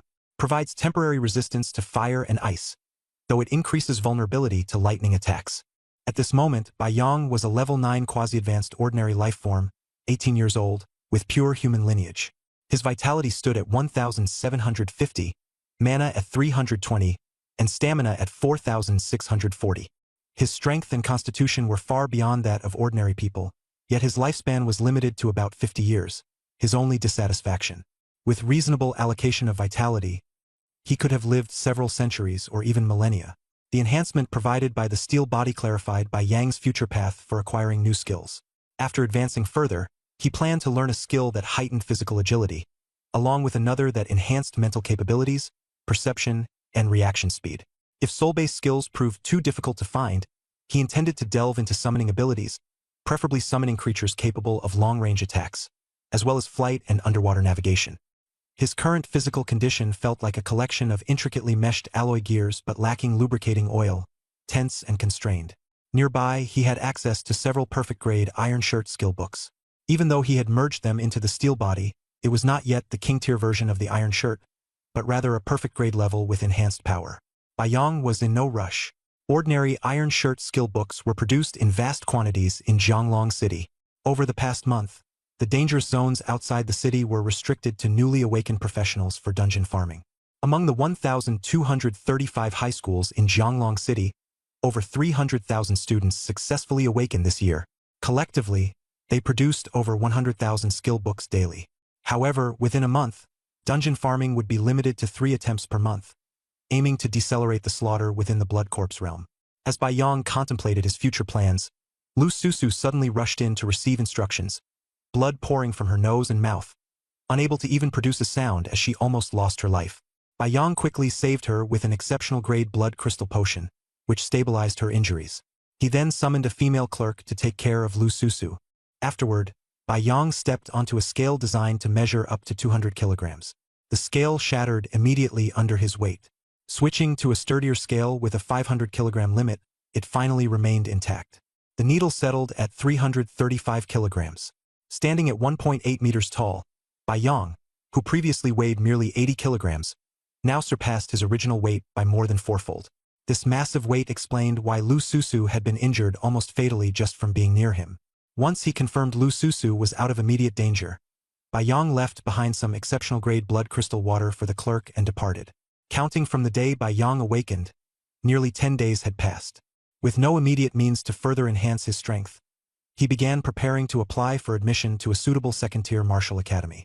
Lower-ranked second-tier martial academies required new students to complete their first perfect-grade life metamorphosis within a month, while top-tier martial academies demanded even higher-level life transformations. Second-tier martial academies were the main hubs for cultivating elite combatants. Those who gained admission were universally recognized as geniuses. Upon graduation, the weakest among them could secure teaching positions at third-tier martial schools. Baiyang's homeroom teacher, Li Xiangdong of Senior Class 5, graduated from the Guanglong Martial School. After years of military service, he met the criteria to return to teaching. His rank far exceeded that of ordinary third-tier martial school instructors. The transformation of life is a necessary process of strengthening for practitioners and martial artists in the Earth Origin realm. Only by completing this transformation can one ascend to higher ranks. The transformation is divided into 7 levels: ordinary, elite, exceptional, perfect, dominator, overlord, and exalted. The higher the level, the greater the enhancement achieved. There are 2 ways to undergo this transformation. The first is the ancient and grueling method of pushing one's physical limits through martial arts. The second, now more widely adopted, is the supreme trial. The supreme trial is the standard way of advancement in the Earth Origin realm. Anyone who meets the requirements can enter the supreme towers located in various cities to participate in the trial. At this moment, Bai Yang arrived at the center of Jianglong City, the Supreme Tower. This colossal 8-story structure was primarily built from white jade stone and adorned with edges of gold and silver lines. With a diameter exceeding 100 meters, no other structures existed within a 500-meter radius. As long as one could approach this range, they were eligible to apply for the supreme trial. Ensuring his energy, physical and mental states were at their peak, Bai Yang stepped barehanded into the coverage zone of the Supreme Tower's energy field. He carried no weapons, as ordinary non-ranked weapons were already meaningless to him. His barehanded attack power was 464 points, while the perfect great hand crossbow he used before only possessed 100 points of physical attack. Defense was even less comparable. Regular shields provided a mere 100 or so points of defense, a far cry from the steel body defense he now possessed.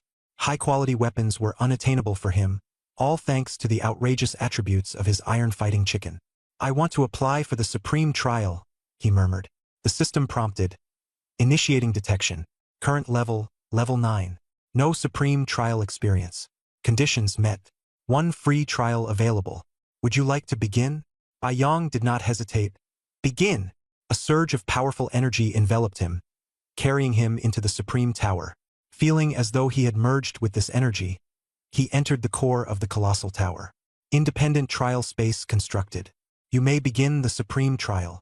He found himself standing on a circular platform with a diameter of approximately 1 kilometer. The ground was composed of cyan-colored stone blocks, with a central area of white jade 10 meters in diameter. The air was rich with energy, permeating everything. This was the negative first floor of the Supreme Tower, designed specifically to provide energy for trial participants. Here, martial artists could push their limits in training and complete the initial transformation into the copper skin iron bone realm.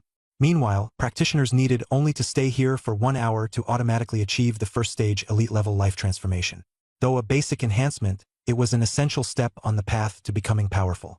Bai Yang walked straight into the white jade circle, shouting, "Begin the supreme trial." Conditions met.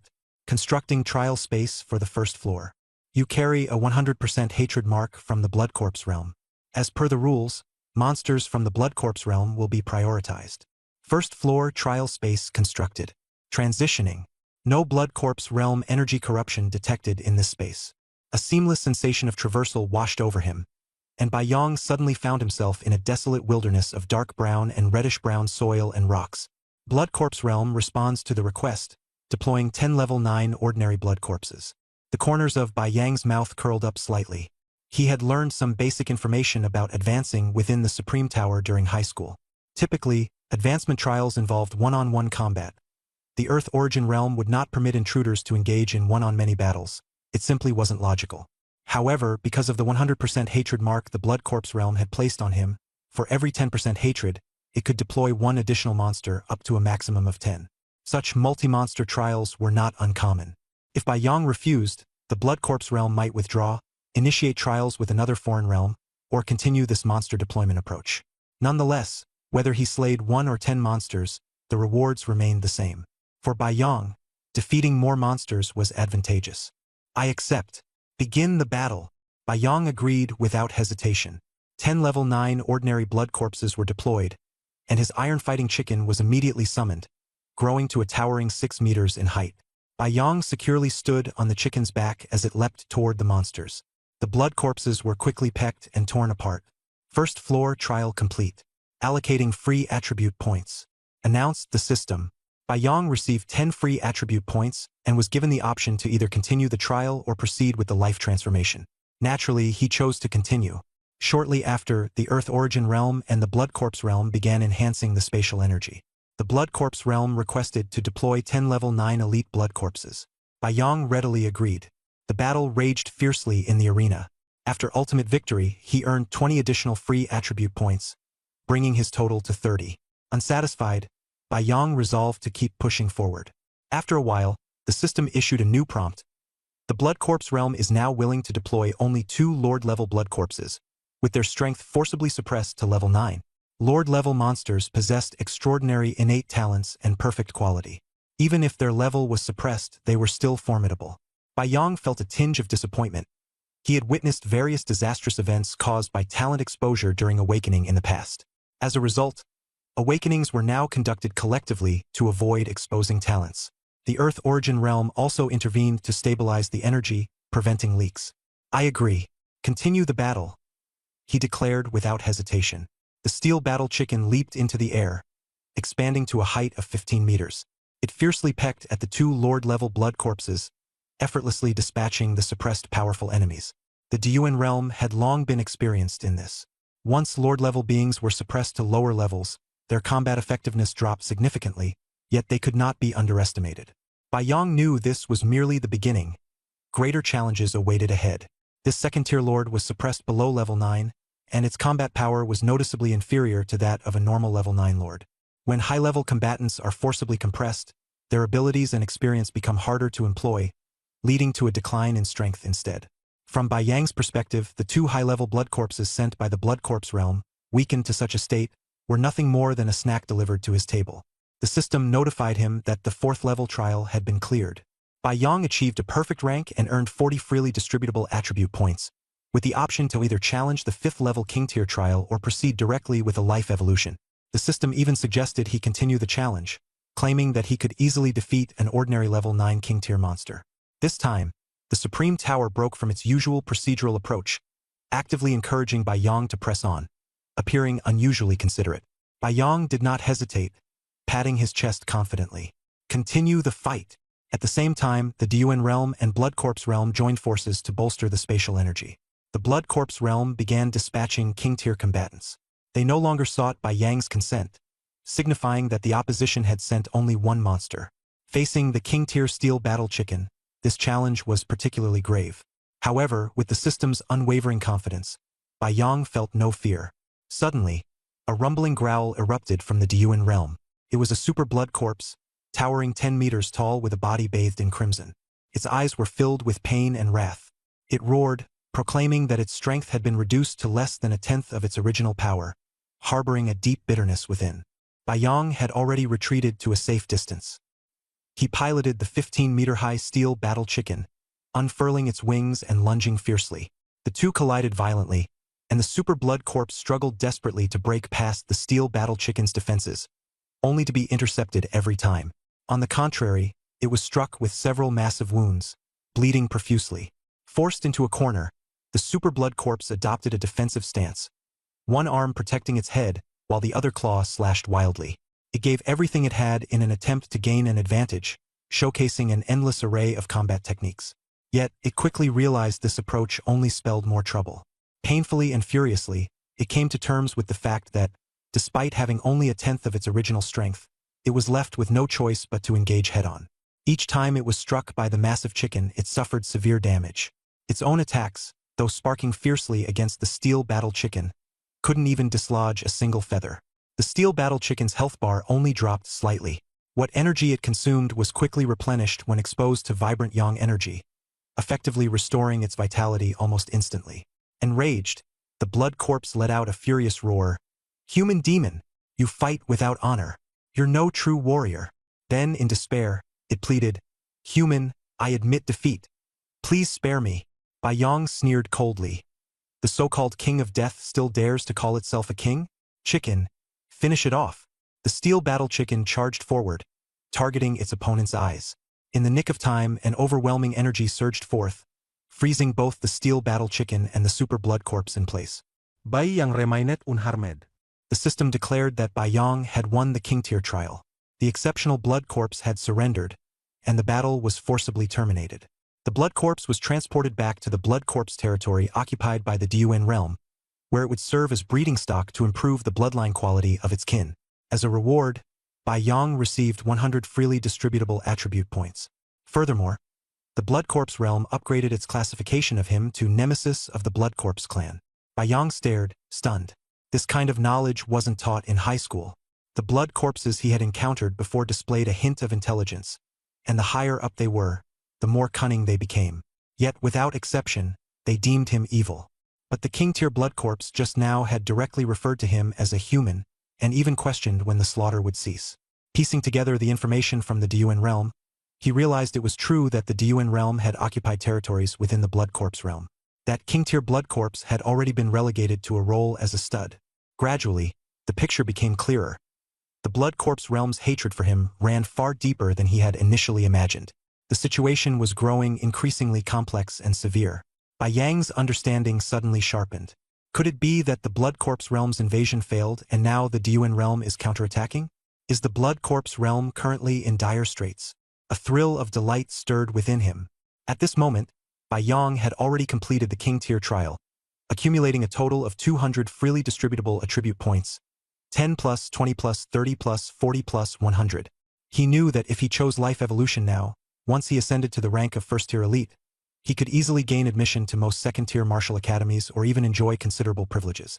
Just as he was about to make his move, a new system notification popped up. You have defeated a king-tier blood corpse, enraging a dominator-tier existence from the blood corpse realm. This dominator has now issued a challenge to you. Our side is analyzing. Please wait. Bai Yang obediently stood still, quietly awaiting the verdict. Meanwhile, in the endless void, two auras intertwined. One was the gray power of the Earth Origin realm, and the other was the blood-red force of the blood corpse realm. Suddenly, a streak of sword light cracked through the air, flying in from behind the gray aura and swiftly piercing into the entanglement. When the sword light retracted, a magnificently handsome man with sharp brows and a heroic demeanor appeared. His gaze was sharp and piercing as he let out a cold snort. Old wretch, trying to bully the younger generation of the human race? A furious roar echoed, though it wasn't the cry of a blood corpse in pain. Instead, it was a soul-like vibration of a voice that came through. A human sixth tier, my only son, the hope of the blood corpse realm, was killed by you all. I will have my revenge. The man laughed lightly. Both realms monitor the fight together. All battles are fair. Your son was inferior in skill and deserved to die. If you want revenge, take one strike from me.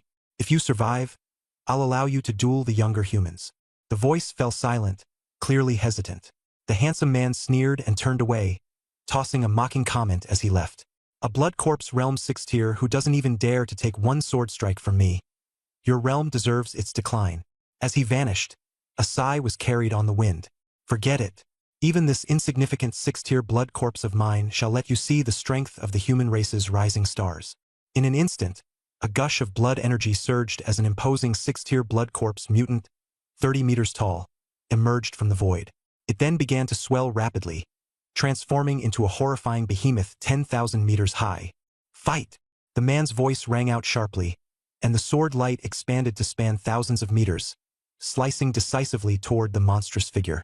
The sword light abruptly condensed to just a few meters long and spoke. Not bad. You actually withstood my strike. In that case, I'll honor my promise.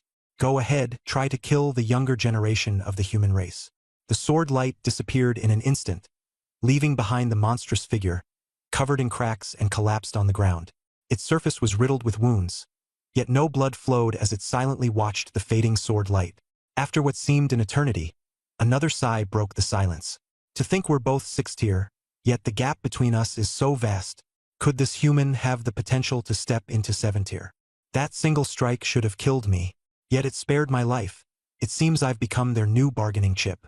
The sixth-tier blood corpse's heart filled with frustration and sorrow, but it forcibly regulated its emotions and began to negotiate strategically. On the other side, Bai Yang received the latest system notice. In the event of combat with a blood corpse realm overlord-level entity, their strength will be suppressed to level 9, and they will be unable to violate the rules of fairness. If you hide within a summoned entity beforehand, there's a significant chance you can wear them down, though risks of failure or death still exist. Would you like to initiate the overlord-level trial now? Bai Yang froze, not expecting the system to already have a countermeasure prepared. He thought to himself, If the risks were so high, perhaps it would be better to marry 365 women and contribute to the human race's flourishing as much as possible instead. Chicken, lower your head, he commanded coldly. The 15-meter-tall iron war chicken obediently lowered its head and opened its beak. Bai Yong slid into its mouth and continued down its throat, using this as his place of concealment for the upcoming battle. Inside the iron war chicken, its interior was an empty, hollow space with no organs, as it was purely a summoned creature formed by magical power and energy. Bai Yong inspected the hollow cavity and found it sufficient for his needs. He was ready. Begin the battle. The combined powers of the Earth Origin Realm and Blood Corpse Realm strengthened the energy in the area. The Blood Corpse Realm soon dispatched an aged Overlord-tier entity into the fray. Boom! A 6th-tier Blood Corpse from the realm appeared, immediately locking its eyes on the Iron War chicken in the distance. Though its strength had been significantly diminished due to the suppression from both realms, it still exuded an overwhelming aura of dominance.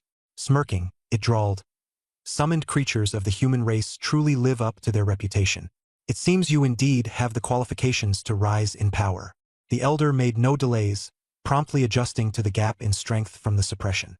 Its 10-meter-tall iron legs strode forward, claws slicing through the air relentlessly. The entity initiated the offensive first. From within the chicken, Bai Yong couldn't see the outside world. Instead, he could only give orders to the Iron War chicken as it battled. Cluck! Cluck! The sound of a violent collision rang out as the Iron War chicken took a heavy kick and was sent flying. Upon landing, its health points dropped sharply by over 3,000.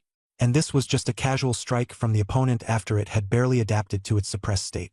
Bai Yong grew anxious. The situation was far less favorable than he'd anticipated. Chicken, dodge at full speed. The Iron War chicken nimbly rolled upright, spread its wings, and darted forward in a sprint. The 6th-tier Blood Corpse didn't pursue immediately, instead furrowing its brows, analyzing the power behind its earlier kick. Soon, renewed fighting spirit burned in its eyes as it muttered, "My son perished to this power. This summoned creature even restrains my kind, rendering my weakened 6th-tier body incapable of resistance. If that's the case, then I'll die here. Let's see if you wear out first, or if I fall first." With that, it launched itself fully at the Iron War chicken. The Iron War chicken, standing only 15 meters tall, lacked any speed advantage and was soon caught and brought to the ground. One massive claw pinned its leg, another pressed down on its head, and the giant maw opened wide, biting down ferociously. Inside its hollow belly, Bai Yong felt the drastic fall in health points. His mount had been trapped and was unable to move. "Chicken, shrink to just enough to hold me," he ordered. Bai Yong curled up into a ball, taking up the smallest possible space. The blood fiend of the 6th tier of the Blood Corpse realm struck with its claws but missed. Before it could attack again, the steel battle chicken flapped its wings frantically and jumped into the air, escaping the ground. The seasoned veteran of the Blood Corpse realm rose quickly to pursue, his body riddled with wounds that were as numerous as they were distressing, his blood staining his already darkened skin. His divinity completely suppressed, unable to cast any spells, his power limited. Yet his singular goal was to kill this young human prodigy, even if it meant a fight to the death. Bai Yong immediately commanded, "Chicken, flap your wings with all your strength and fly." The steel battle chicken, boasting 533 points of strength, unleashed a wild flurry of wing beats. Its towering 5-meter frame truly began to lift off the ground. Energy consumption accelerated, but it managed to sustain flight temporarily. The 6th-tier Blood Fiend watched in shock. Its abilities severely suppressed, its injuries worsening, it couldn't ascend to chase after them. Its many wounds tore open further, and its life force drained rapidly. Giving up pursuit was impossible, and relying on attrition was not an option. The steel battle chicken flew for what felt like an eternity, remaining airborne without being struck down. Finally, it leaped but barely reached half a meter high before its enormous frame crashed to the ground and collapsed, utterly spent. A system notification appeared. "Blood Corpse Realm has marked you as the highest-level enemy, nemesis of the world. You have achieved victory in the domination trial. You now face a choice. 1. Disassemble the enemy's corpse to extract rare resources. 2. Gain 200 free attribute points." Inside the steel battle chicken, Bai Yong stood, his body still tense from the thrilling and harrowing battle he had just endured. He had yet to fully see the monster's true form. Resolving to investigate the corpse before making his decision, he crawled out through the chicken's mouth. However, as he finally leapt down, he froze in embarrassment. He had crawled out the wrong direction and landed far from where he had intended to go. Collecting himself, he turned to see the fallen body of the massive creature a few meters away, its colossal size making him tighten his muscles instinctively. Shock swept through his mind. Did I really just fight a monster this enormous? This victory feels surreal. Taking a deep breath, Bai Yong acknowledged how fortunate he had been. If he had known in advance what type of monster he'd be facing, he might not have had the courage to try. While the steel battle chicken was powerful, it was only of king-tier strength. The 200 free attribute points seemed invaluable, but the resources extracted from this monster's corpse were potentially even rarer. Without hesitation, Bai Yong chose to disassemble the monster's corpse. A system notification indicated that the process would take 1 hour to complete. Though the time felt long, the lack of corrosive blood mist from the blood corpse realm in this area gave him some relief. Sitting down on the ground, he allowed himself a moment of rest. Just then, a fresh and melodic male voice broke the silence, startling him. Interested in learning about a more advanced trial? Bai Yong turned sharply, stunned to see a figure slowly emerge from the shadows. At the sight of the man, only one thought dominated Bai Yang's mind. How can someone be so handsome? The man smirked faintly, teasing, "Not bad, kid. With a bit more refinement, perhaps you'll catch up to half my level of charm." Bai Yong was taken aback, realizing that this strikingly handsome man could seemingly read his thoughts. In truth, the man gleaned everything from Bai Yang's facial expressions and gaze. After briefly glancing at the monstrous corpse being disassembled, the man nodded in approval. Smart choice. My hidden sword aura was there, and it indeed went unnoticed. Bai Yong suddenly understood. It was only thanks to this man's covert assistance that he had been able to defeat the monstrous overlord. Utterly humbled, he bowed deeply in gratitude. The man waved dismissively. "No need for thanks. Back in the day, I too was helped by my seniors. I just happened to step in this time." Then the man adopted a more serious tone. "I'm not here to receive your thanks. I have something to ask you." Bai Yong instantly grew alert, standing with respectful vigilance. The handsome man chuckled softly. "Relax. I'm not interested in your secrets.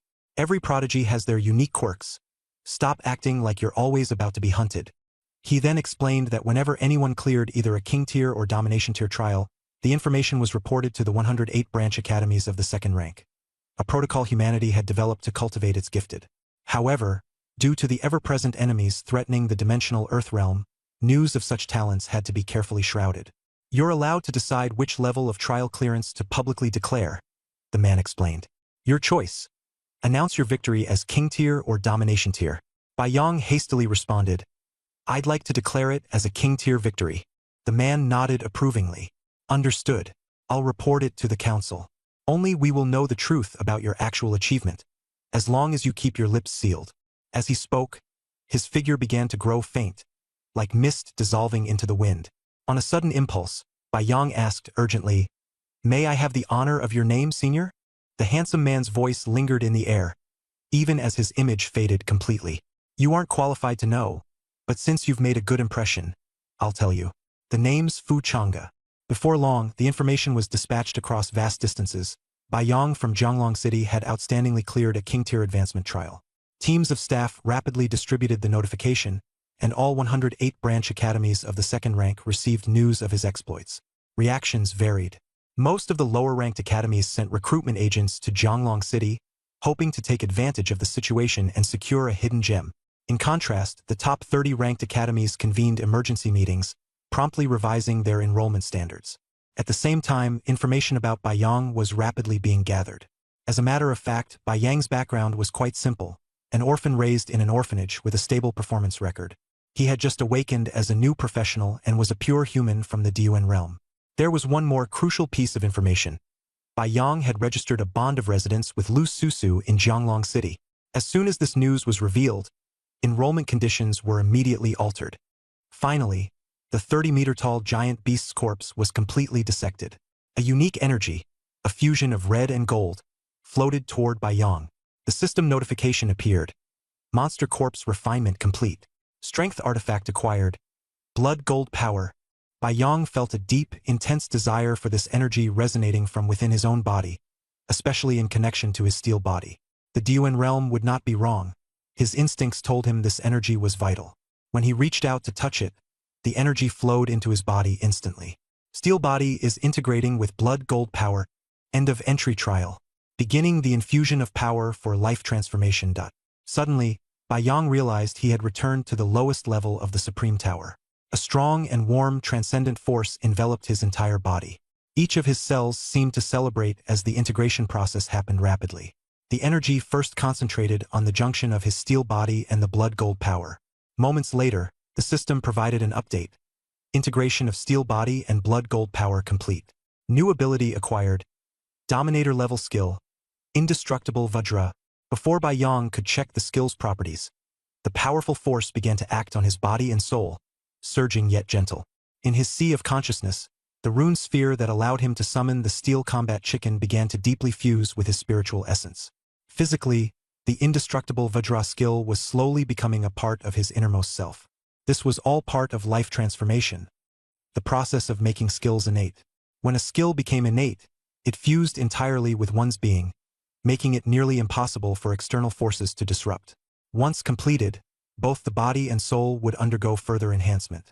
Baiyang's very first skill, summoning the steel combat chicken, was the first to undergo this innateness transformation process.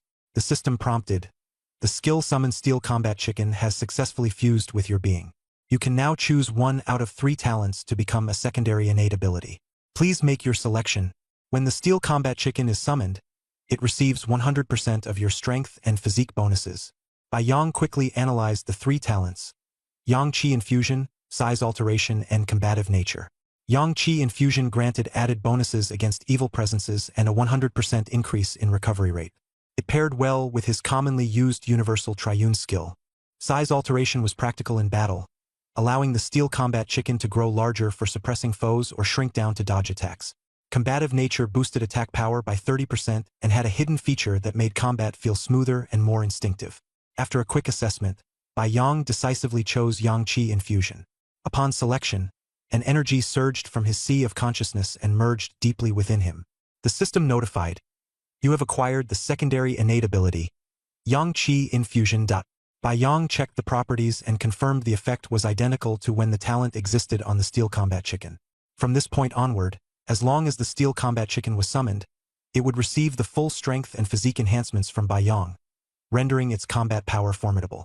The life transformation continued with the Dominator level skill, Indestructible Vajra, undergoing deeper integration. As Baiyang's body absorbed the dense, intense energy, he felt his flesh growing increasingly resilient, as though nothing in the world could destroy him. The sense of clumsiness in his body rapidly dissipated. The transformation of his physical form had finally concluded. Indestructible Vajra skill integration complete. First life transformation complete. You have reached level 10 and advanced to first tier elite. Vitality, mana, and stamina increased to 20 each. Attack level increased to 2. Life ranking upgraded to elite level. As an elite class life form, each level up grants 20 free attribute points and 1 skill point. Out of habit, Baiyang quickly checked the detailed attributes of his Indestructible Vajra skill. Indestructible Vajra, innate form. Rank: Dominator, blood gold power integration at 10%. Physical defense, plus 100 per level, currently plus 1000. Physique, strength and agility, plus 100 per level, currently plus 1000 each. Significantly increases resistance to pain, blunt force, and piercing damage. Distributes damage across the entire body, reducing overall impact. Temporary resistance to fire and frost. However, lightning damage increases. Compared to the king-level steel body, Baiyang noticed that the biggest difference with Indestructible Vajra was that not only did its base attributes double, but it also provided a dramatic boost to agility. This enhancement in agility was what eliminated his earlier sense of sluggishness, bringing his physical capabilities into perfect balance with no apparent shortcomings. The 10% integration rate of the blood gold power came from the corpse of a powerful Dominator-level entity. Baiyang understood that, for now, as a first-tier elite life form, his current strength could only accommodate this amount. However, with future advancements in his abilities, both the integration rate and attribute bonuses would continue to soar. Baiyang's physical attributes skyrocketed, but he knew he was lacking in soul attributes. He glanced at his remaining lifespan. Shockingly, only a short 10 years. This was due to his physical attributes being nearly 20 times higher than his soul attributes, resulting in a dramatic imbalance.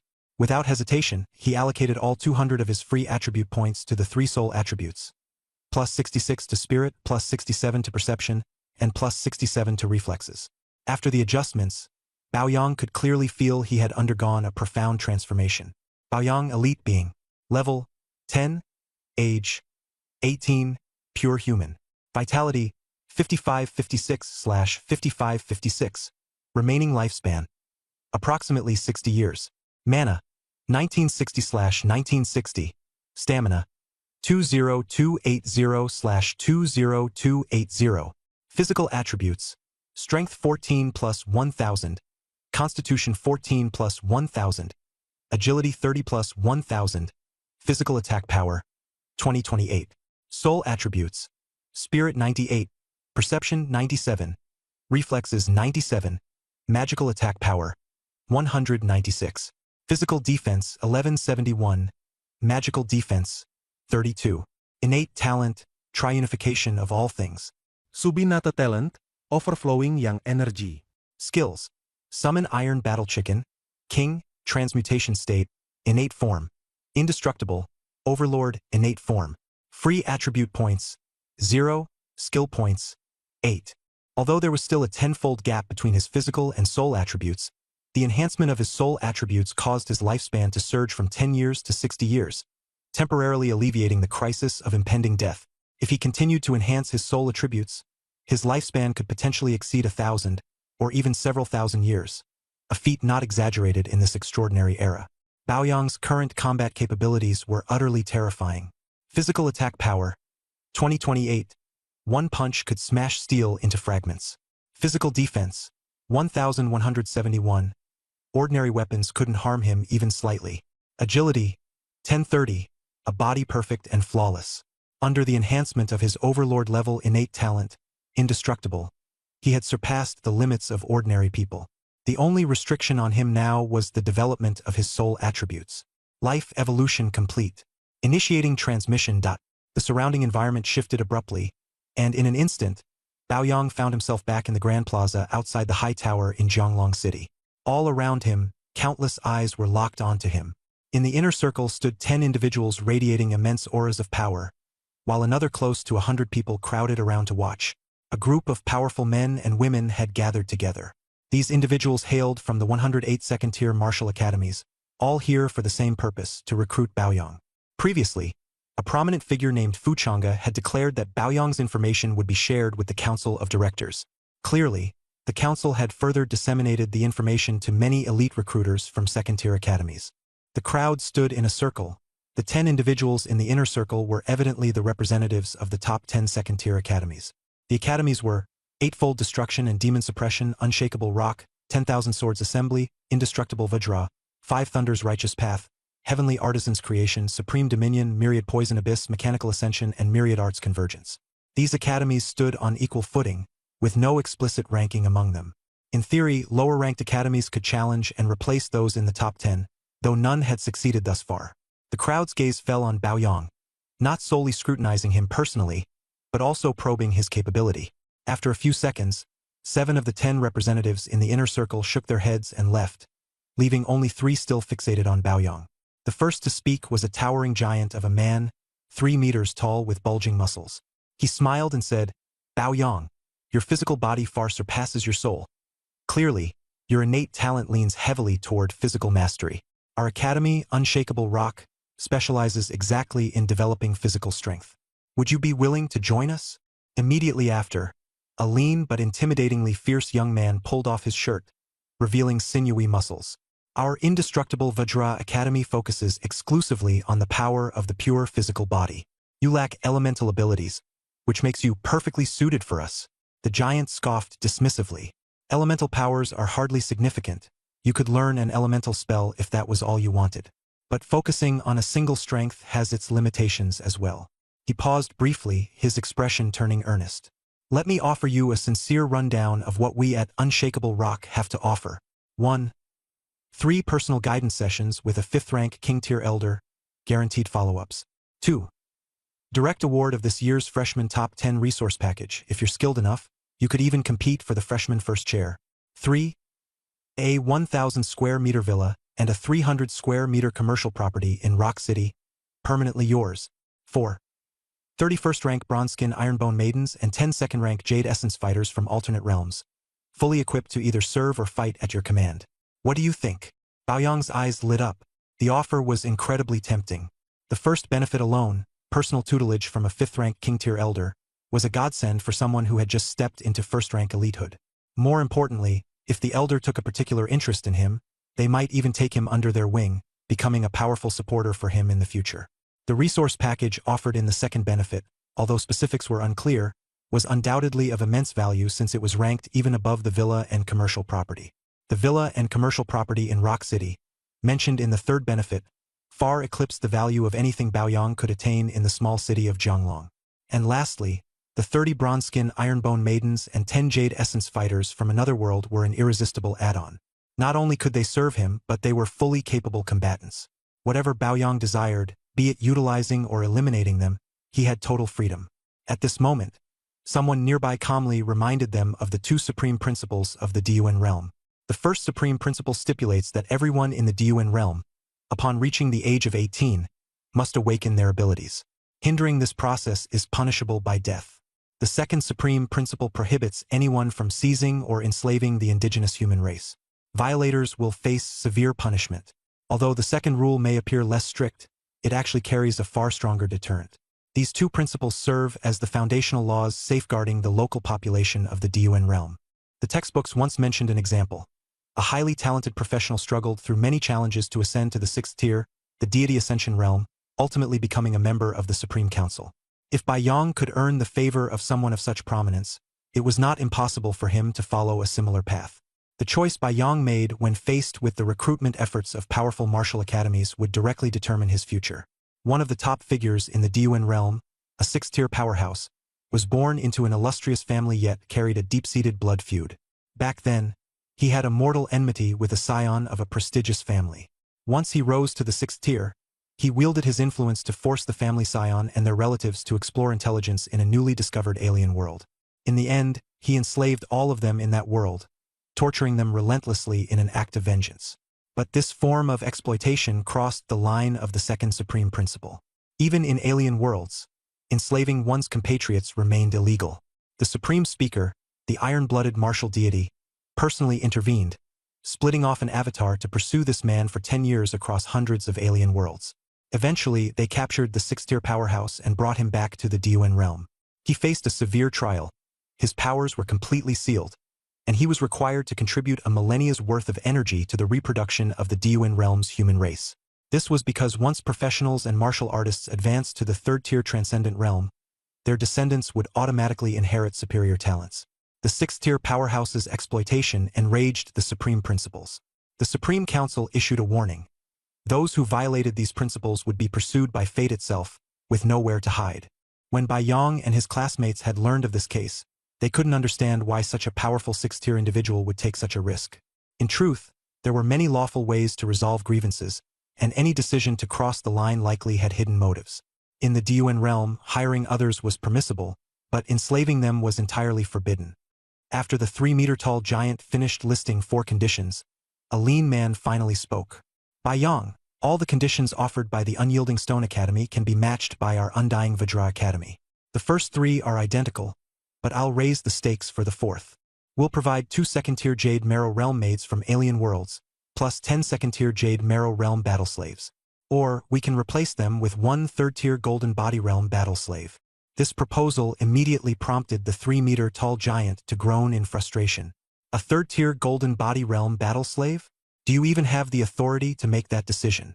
The lean man nodded coolly. Astounded by my word. The giant grew agitated, exclaiming, Baoyang, I'll amend my 4th condition. 31st-tier Copperskin, Ironbone Realm maids, plus 2 second-tier Jade Marrow Realm maids. How does that sound? Baoyang frowned, feeling as though he was being treated like a lecher. Finally, the woman who had remained silent this entire time spoke. Her voice was cold and devoid of emotion. Baoyang, guidance from a 5th-tier master might not be suitable for you. Their level is too high. I am from the Myriad Blades Pavilion Academy, which specializes in transforming all kinds of power into sharp killing intent. Our focus on slaughter is unparalleled. Our academy's admission standards are entirely impartial. Strength is the sole measure of merit. Young people are prone to impulsiveness. It's not wrong to pursue women, but indulging in lust will ultimately limit your accomplishments. I'll make you an offer. If you join us, I'll sever your lustful desires with one strike of my blade. How about it? Yang shuddered as the woman turned and left, disappearing soon after. The atmosphere instantly grew tense, and the cold, oppressive aura lifted, causing everyone around to exhale in relief. The 3-meter-tall giant laughed heartily, his tone straightforward. If you cut away desire, you lose your humanity. Every top powerhouse has desires of some sort. Yang, let's go. The lean man stepped forward and added, at the Undying Vajra Academy, our main focus is the indestructibility of both the physical body and the soul. Your soul is currently too weak. This year, we've allocated soul-strengthening techniques to the top 10 newcomers. Although the 10 great martial academies didn't officially rank one another, there were unspoken hierarchies. The academy Yang most wanted to join was the Eternal Law Academy. Its city, the City of Eternal Law, was actively engaged in battles with 12 alien worlds, making it a place of great allure. Unfortunately, the Academy's recruitment officer had evaluated his potential and left without saying a word. Unless he revealed his hidden talents, 7 of the other academies wouldn't accept him, either. Yang fell into silence. Deep down, Yang had already made up his mind. Both the Unyielding Stone Academy and the Undying Vajra Academy emphasized physical enhancement, but he wasn't interested in becoming a giant with a massive build. Resolutely, he strode toward the lean man and said, I'm willing to join the Undying Vajra Academy. The lean man grinned widely. All right, follow me. I'll help you handle the enrollment procedures today. The towering 3-meter giant sighed regretfully as he turned to leave. Around him, the hundreds of others standing in the perimeter began dispersing as well. Walking side by side, the man started to introduce himself. My name is Li Lingfeng, a third-tier extraordinary. I studied at the Unyielding King Kong Academy before officially graduating. Now I've stayed on to assist with recruitment. Yang nodded in gratitude. Thank you, senior, for helping me get in. Li Lingfeng chuckled. We're from the same academy. No need to be so formal. Your results from the King's trial were truly outstanding. It's no wonder nearly every second-tier academy wanted to recruit you. Perfectly normal. But it's just as natural for academies that specialize in incompatible training disciplines to let you go without a fuss. He paused for a moment, and a complex expression shadowed his face. However, it's a bit unusual for the Wanjian Lai Chao Academy, which clearly focuses on sharp and lethal combat prowess, to have tried poaching you. Yang's heart tightened. He suddenly thought back to that day in the Supreme Tower when he encountered that incredibly handsome man. That person must hold a high position within the Wanjian Lai Chao Academy, possibly very influential, he thought. Back then, the man had shown a slight interest in him, but didn't reveal his true intentions or try to recruit him overtly. It was as if he were waiting for something. Yang shook his head. I'm not sure. That woman by his side seemed strong though, right? Li Lingfeng nodded. Among the 108 second-tier academies competing to recruit today, 98 have second-tier extraordinary leaders. The top 10 institutes had 9 with third-tier professionals, but only she was a fourth-tier, a saint-level professional. Without hesitation, Yang's heart solidified his resolve. While the top 10 academies in stature shared similar levels of prestige, the Unyielding King Kong Academy offered extra initial rewards and opportunities to earn more resources through sheer capability. In contrast, the Wanjian Lai Chao Academy lacked initial support, and Yang neither had a talent for swordsmanship nor an interest in pursuing it. That place wasn't a good fit for him. With that, Li Lingfeng guided him through the teleportation relay zone. All around them, people came and went in a perpetual flow, amid an unending ripple of teleportation waves. Stepping into the teleportation matrix, an intense force field enveloped Yang.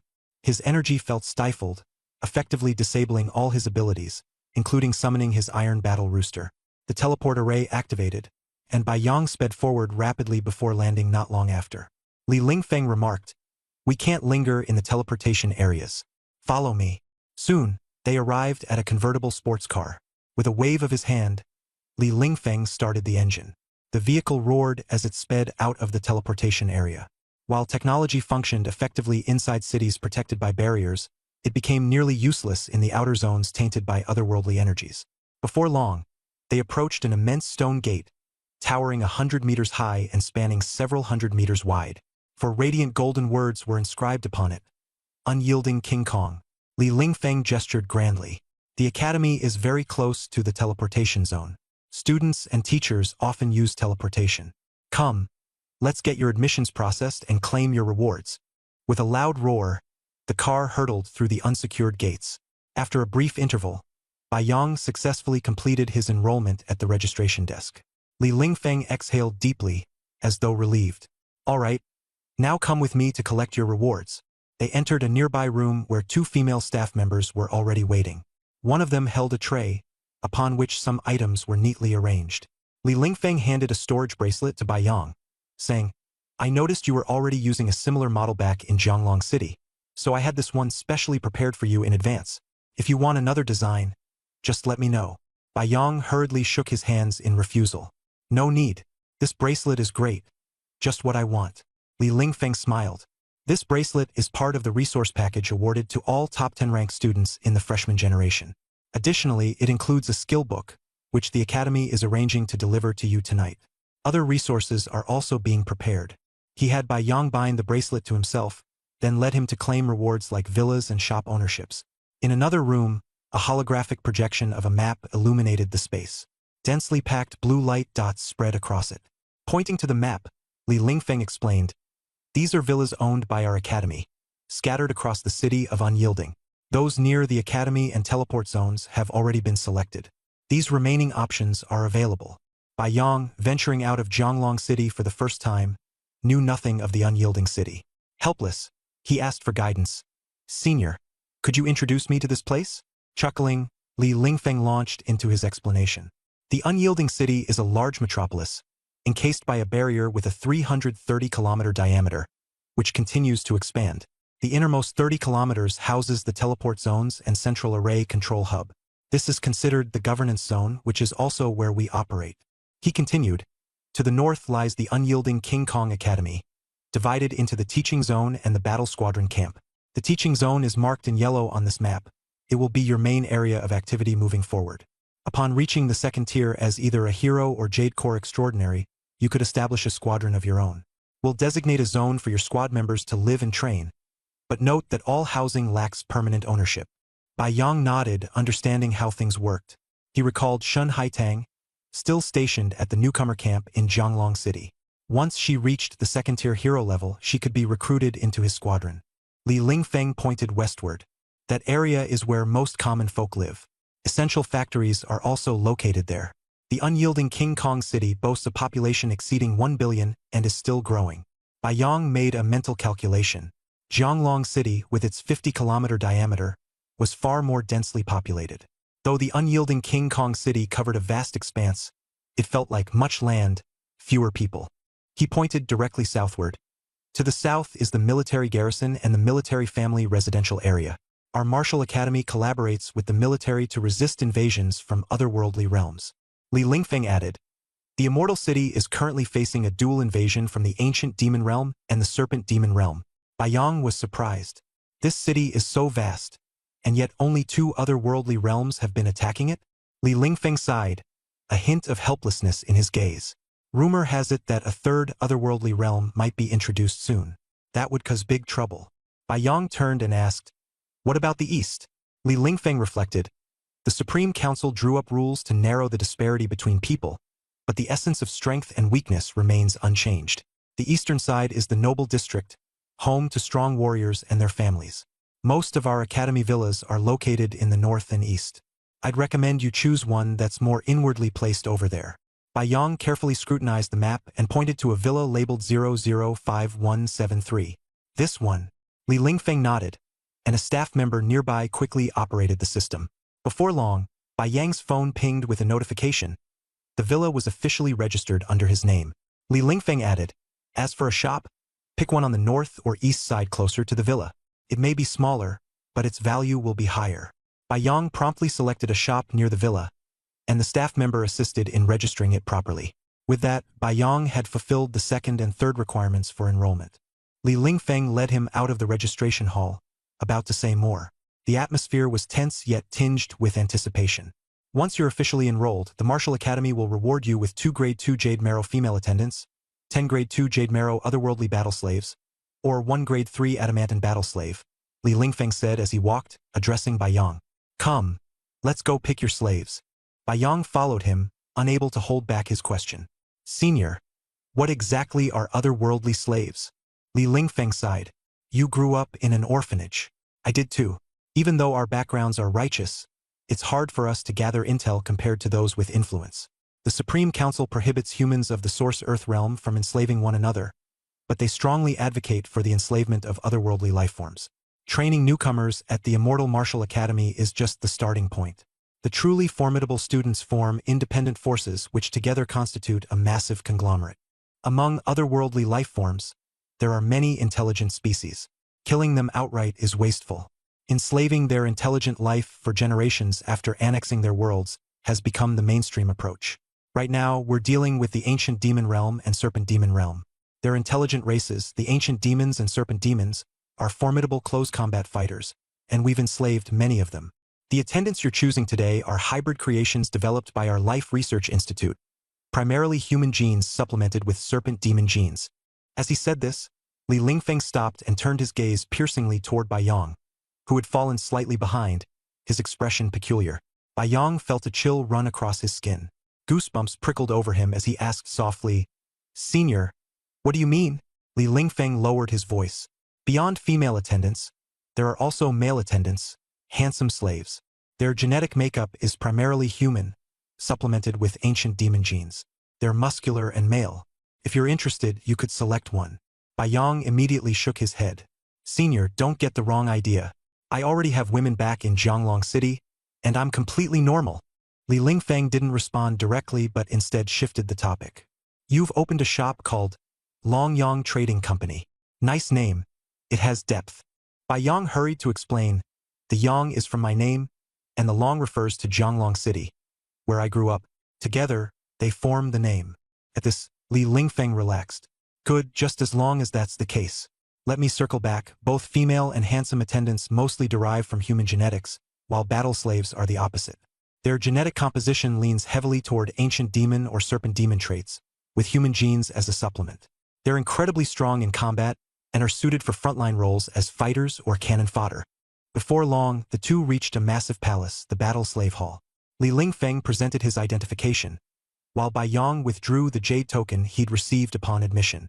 Once verified, they were granted entry without issue. They descended a sprawling spiral stone staircase for a full 10 minutes. Deep underground, the space was brightly lit. Though the depth was unknown, the corridors were illuminated with steady, glowing light. After passing through 2 additional identity verifications, Li Lingfeng brought Bai Yang to an isolated area. Bai Yang instinctively swallowed a gulp. Standing before them were 10 exceptionally beautiful women, but they were noticeably distinct from ordinary women. Elongated necks, slender yet muscular waists, and slightly parted lips revealing long crimson tongues. These were the female attendants, primarily human genetics merged with serpent demon genes. Bai Yang could perceive the intense vitality radiating from their bodies. Each of them was a Grade 2 Jade Marrow martial artist. By comparison, his high school principal had only reached Grade 2 Jade Marrow. However, Bai Yang quickly realized that despite their rank, these attendants' physical strength didn't even compare to his own as a newly initiated Grade 1 elite. The gap was glaringly obvious. Li Lingfeng chuckled. If not for you passing the trials of the exceptional level sovereign test, it would have been impossible to take Grade 2 attendance as a Grade 1 novice. These female attendants were cultivated by the Life Research Institute and trained for years at the Academy's Otherworldly Slave Training Center. Each one is worth a fortune. This chapter is the 33rd out of 37. I will carefully translate it while keeping the original paragraph structure, line breaks, and overall layout intact. You can only choose 2 beautiful maidservants or alternatively, 1 combat servant at the 3rd tier Vajra realm. If you give up the 3rd tier servant, you can take all 10 beautiful maidservants with you. Bai Yang quickly shook his head. Senior, don't tempt me. I'll make my choice right now. He focused on the 10 snake demon maidservants before him, their eyes filled with anticipation and curiosity. Soon, Bai Yang picked 2 who not only matched his aesthetic preferences but piqued his interest the most. Li Lingfeng waved his hand, and a staff member approached carrying a tray. On the tray lay 2 scrolls faintly glowing with a soft white light. Li Lingfeng pointed at the scrolls and explained, "These are life scrolls. You imprint them with your spiritual energy and life force, and they will recognize you as their master. You must regularly reinforce the imprint. If it fades, they might lose control. In theory, they won't act out, But to be safe, always stay vigilant. Bai Yang nodded, picking up the two scrolls. He concentrated and left his marks on them. Like binding a storage artifact, he etched his energy into the pre-existing grooves on the scrolls. Not long after, the two snake demon maidservants were successfully enslaved. Li Lingfeng continued leading him forward. Shortly after, they arrived at a large chamber divided into two sections. To the left sat a grotesque creature, 3 meters tall, entirely hairless. Its skin was an interwoven pattern of bronze and black with a faint yellow sheen. Humanoid in shape, it had 4 arms, each hand boasting 4 clawed fingers, and feet with 4 claw-tipped toes. In the right room was a massive python, 1/2 meter in diameter and nearly 10 meters long. Unlike common snakes, its body was densely covered in cyan scales. Bai Yang frowned and asked Li Lingfeng, "Senior, what's the situation with these 2 third-tier creatures?" Li Lingfeng sighed as he explained, "Both of these have been cultivated as combat servants for years, with human genes integrated into their development. Although the human traits have become less noticeable as their strength increased, you can still discern them in their eyes. The human genes caused a slight decline in their raw strength but significantly enhanced their intelligence, making them formidable overall. Their intelligence is also why they can be enslaved. The one on the left is a demonic titan servant, exceptional strength, high defense and good offense, a versatile close combat fighter. The serpent on the right, not only possessing strong defense and power, can also transition seamlessly between land and water, functioning underwater without issue for short periods. If they fought in open terrain, the demonic titan would have over an 80% chance of victory. In dense forests or underwater, however, the serpent's odds would rise significantly. Which one to pick depends on how you plan to use them. However, let me tell you something. This cyan-scaled python carries exceptionally noble bloodlines, whereas the demonic titan race lacks such a distinction." Bai Yang pondered for a moment before responding hesitantly, "Senior, I choose the python. How do I enslave it?" Li Lingfeng shuklat. "It's simple. Once you've decided, a slave collar will be brought to you immediately." Surely enough, a staff member soon arrived, delivering a golden collar and a cyan pouch. Li Lingfeng pointed at the collar and explained, "This is a tool specifically designed to subdue highly aggressive combat servants. You bind it to yourself and then use it on the python." Bai Yang took the collar and quickly completed the binding and refinement process. "Release it." The collar instantly dissolved into countless golden symbols, most of which darted toward the cyan-scaled python in the right room. The python immediately coiled its body, its forked tongue flickering as it sensed the danger. It thrashed and wriggled desperately, trying to evade the golden symbols. Yet, as if they had a will of their own, the symbols pursued relentlessly. No matter how the python struggled, the symbols eventually formed 2 interlocking golden rings around its head and neck, 7 inches below its jaw. The cyan-scaled python gradually stopped resisting, clearly subdued. The atmosphere settled. The 2 golden rings slowly merged into its body, while a golden band appeared on Bai Yang's wrist. Li Lingfeng explained, "The slave ring on your wrist is crucial. With it, the cyan-scaled python will never harm you. Through this ring, you can issue commands directly, and should it dare to disobey, you can make its life worse than death with just a single thought." Feeling the power emanating from the slave ring, Bai Yang immediately understood that Li Lingfeng wasn't exaggerating in the slightest. "Senior, what if I lose the slave ring?" Bai Yang asked. Li Lingfeng's tone turned meaningful. "If you lose it, you'll need to tread carefully. A combat servant only recognizes the slave ring. Without it, nothing can be guaranteed." Bai Yang nodded. "Understood. Store it," Li Lingfeng commanded. Bai Yang infused the cyan pouch with his power, which caused it to open wide. Under Bai Yang's command, the cyan-scaled python obediently slithered inside. The cyan pouch was a specialized storage artifact capable of containing enslaved servants. Even the 2 snake demon maidservants behind Bai Yang could be stored inside. But Bai Yang wasn't foolish, though he could order the cyan-scaled python not to harm them. Forcing them to share a confined space with the python would terrify them sooner or later. With that, all conditions were fulfilled, except for the 3 uses of guaranteed advice from a 5th-tier king-level expert and the promised resource package. And thus concludes this translated portion, maintaining the integrity of the original text. The 2 quickly left the palace of battle slaves. Li Lingfeng instructed, "Bai Yang, that woman from before, the one who mentioned the 10,000 blades to the throne, wasn't wrong. You only have 3 opportunities to be guided by a king-tier mentor, so use them wisely. Especially since you've just entered the 1st tier, it would be a waste to use one now. And about the issue of desire that she brought up, you need to face it head-on. Suppressing desire isn't the solution, but excessive indulgence will ruin your future. There's a reason she offered to help you sever that desire. Bai Yang replied respectfully and earnestly, "Please elaborate." Li Lingfeng continued, "Each year, disciples from major factions rely on their talents and divine weapons to pass the king-tier trials. But those are just standard evaluations. You're alone with no backing, breaking through to the superior grade solely on your innate talent and strength, not relying on divine weapons, speaks volumes." The 108 second-tier martial academies mobilized all their recruitment officers to Jianglong City because of that trial. They wouldn't do that for an ordinary trial. And yet, you received all kinds of privileges. But here's the thing, you took 10 days to fully awaken and transform, while others typically manage it in 2. Can you honestly say that woman didn't delay you significantly? Without waiting for Bai Yang to respond, Li Lingfeng patted him on the shoulder. "Don't waste your talent. Become powerful as soon as possible. Perhaps one day, I'll be able to boast about the fact that you're the one who made it into the Undying Vajra Academy." Bai Yang nodded resolutely, his expression serious. "Senior, I won't let you down." Li Lingfeng chuckled. "It's not about letting me down. It's about not wasting your own talent. All right, I've sent a message to the enrollment office. The villa you chose will soon have skill books and resource packs delivered to it. Someone will contact you to confirm the inventory when it's time." With that, he gave Bai Yang's shoulder one last pat before vanishing in a flash. Bai Yang turned to the 2 serpent-maid companions standing behind him. "Follow me." He quickly navigated towards the villa using his phone's map.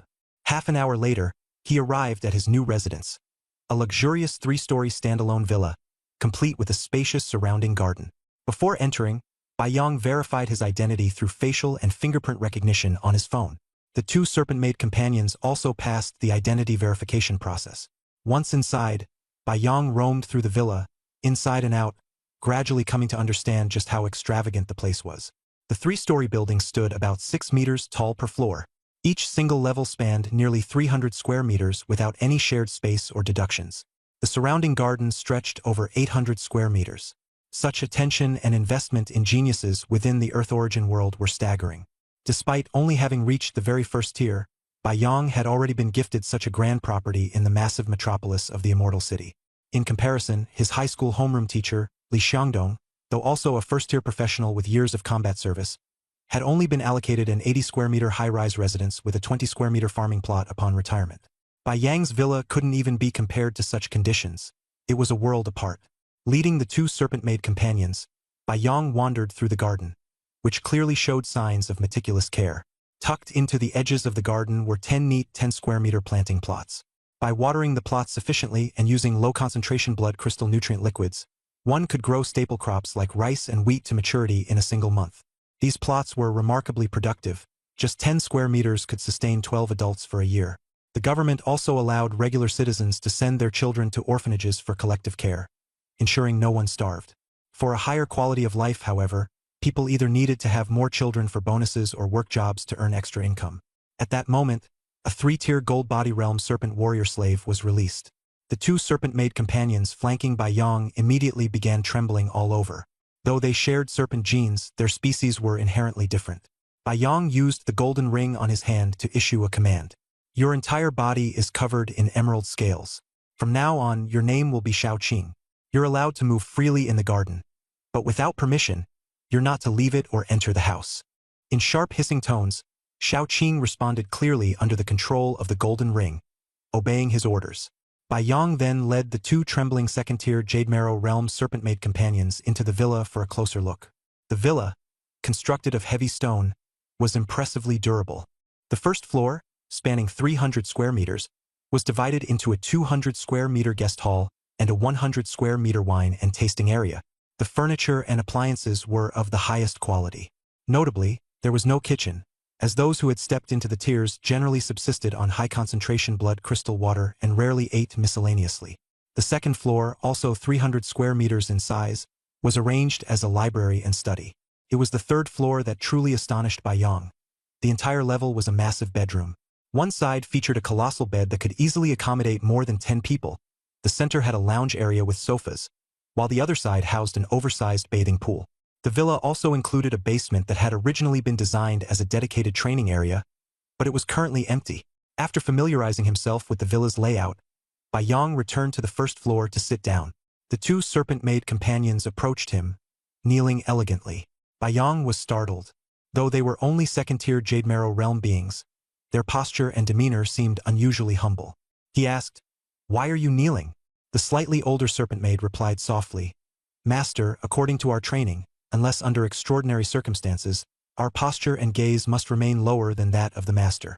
Bai Yang observed the two women behaving submissively. His interest piqued. He decided to have them display their unique traits. "I saw your tongues in the battle servant hall. Let's have a look," he requested. Both answered in unison, opening their mouths slowly and extending their crimson tongues. Their tongues were slim and pointed like a snake's. Though not forked, they were far longer than those of ordinary humans, reaching an astonishing 30 centimeters. Bai Yang was so shocked he nearly called for them to stop. The tongues moved with an effortless flexibility, as if it was innate to them. Bai Yang took a deep breath, suppressing the shock in his heart. "Stop, stop. It's still daytime and we're in the city. Don't show too much," he warned while continuing to inquire about their abilities. The younger, slightly more inexperienced snake demon servant softly spoke. "Master, our necks are long and flexible, entirely boneless. Would you like to give it a squeeze?" Bai Yang hesitated. "Do you have any other special traits?"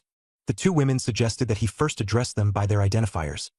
"The more experienced one is Qing Yi, and the younger one is Qing Se," they said in unison with sincere gratitude. Bai Yang, whose soul perception reached an impressive level of nearly 100 points, could sense their genuine appreciation. He extended a hand, helping them stand before allowing them to resume their kneeling positions. Qing Yi then lifted her garment at the waist slightly. Her robe shifted slightly upward, revealing her fair and evenly toned waist.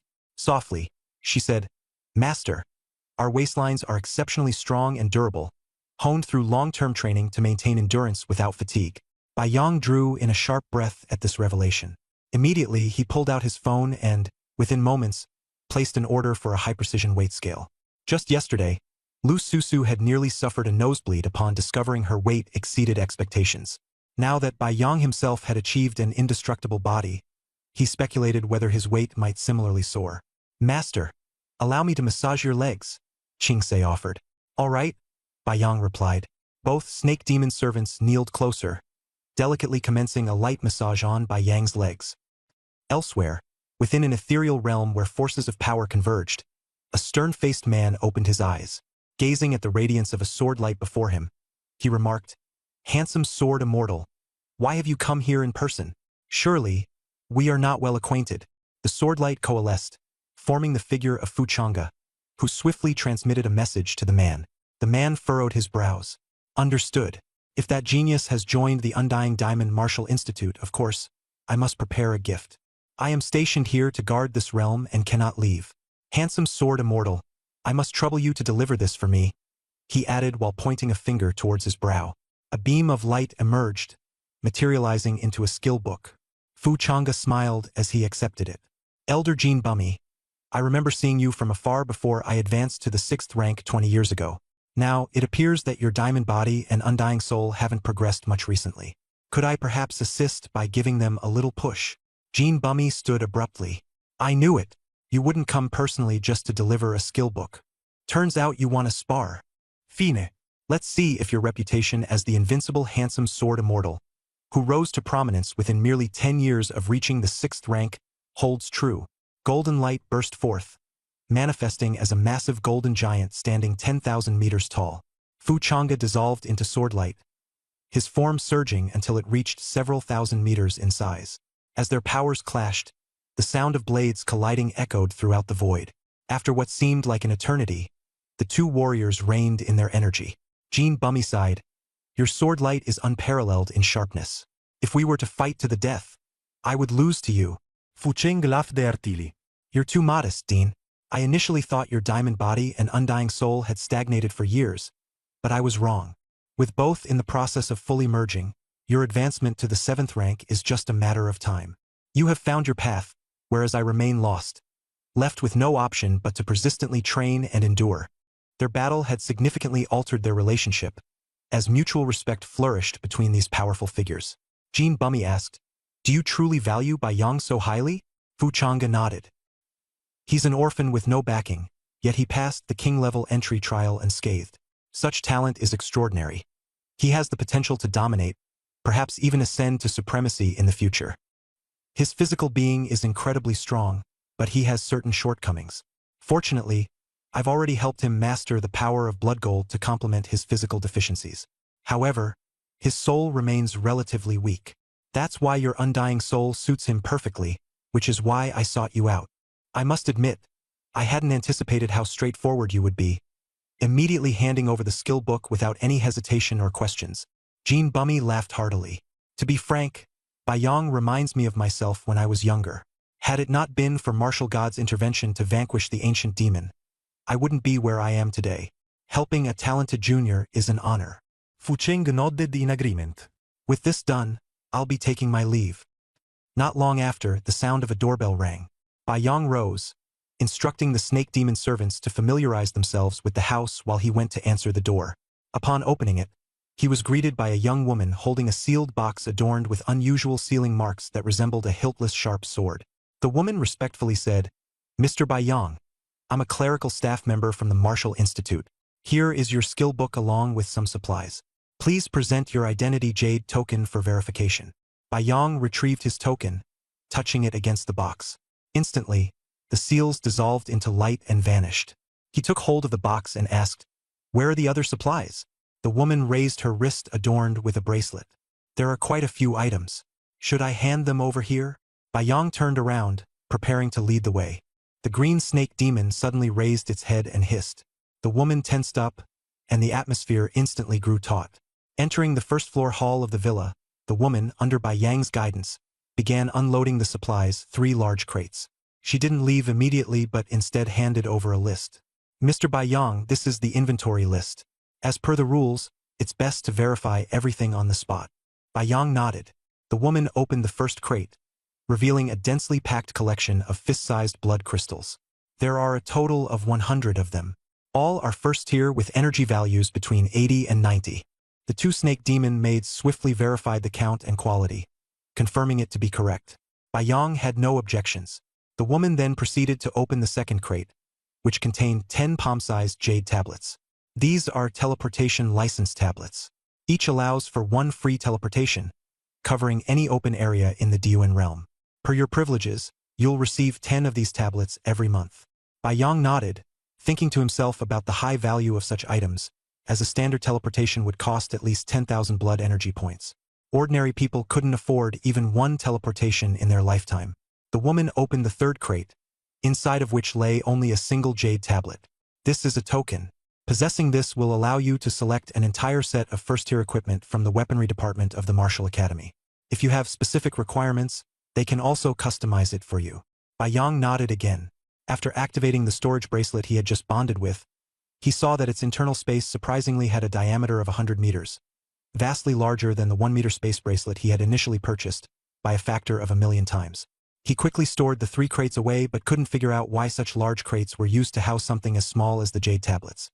The woman hadn't left yet, so Baiyang spoke up, "The items are in order. You can report back now." The woman paused briefly, then hurriedly clarified, "Mr. Bai, my name is Lu Qingqing. I work in the administrative department of the Martial Academy, and from now on, I'll serve as your secretary, handling errands and minor tasks to help you stay focused." Baiyang's expression shifted slightly. The name sounded eerily similar to Lu Susu. Lu Qingqing, noticing his reaction, became nervous. "Mr. Bai, if you're not satisfied, I can be replaced with another secretary."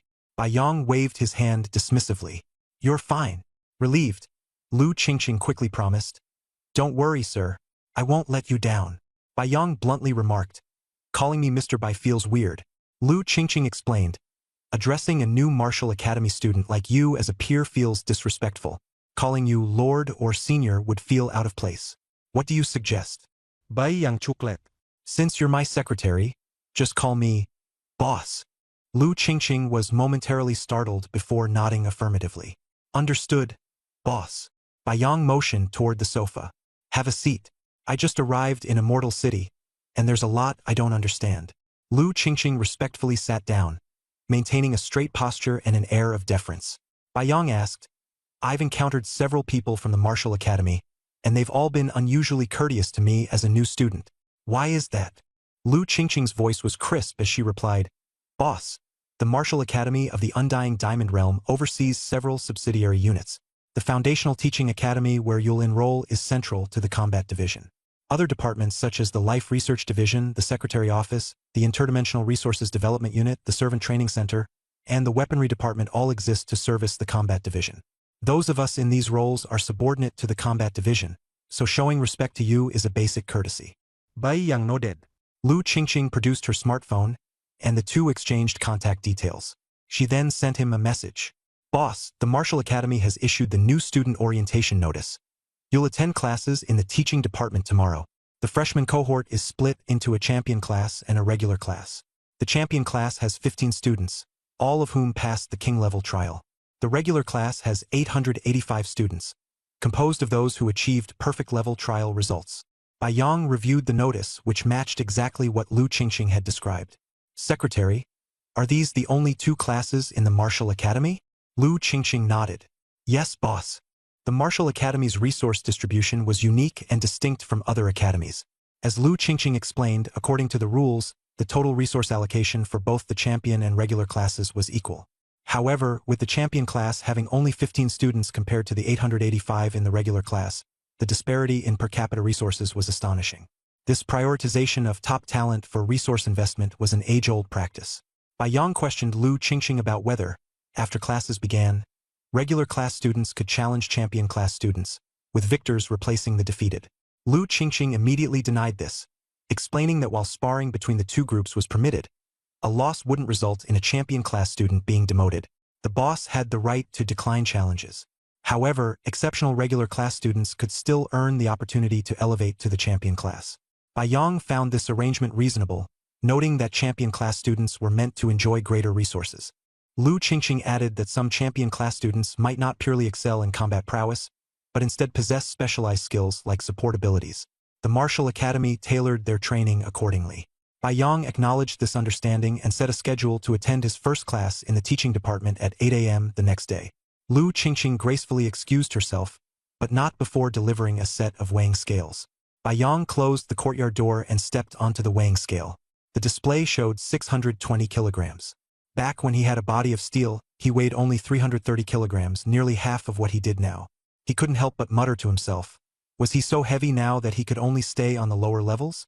He glanced at the two serpent yokai maids standing beside him. Both were at the second tier of the Jade Essence realm. Bai Yang gestured for them to test their strength.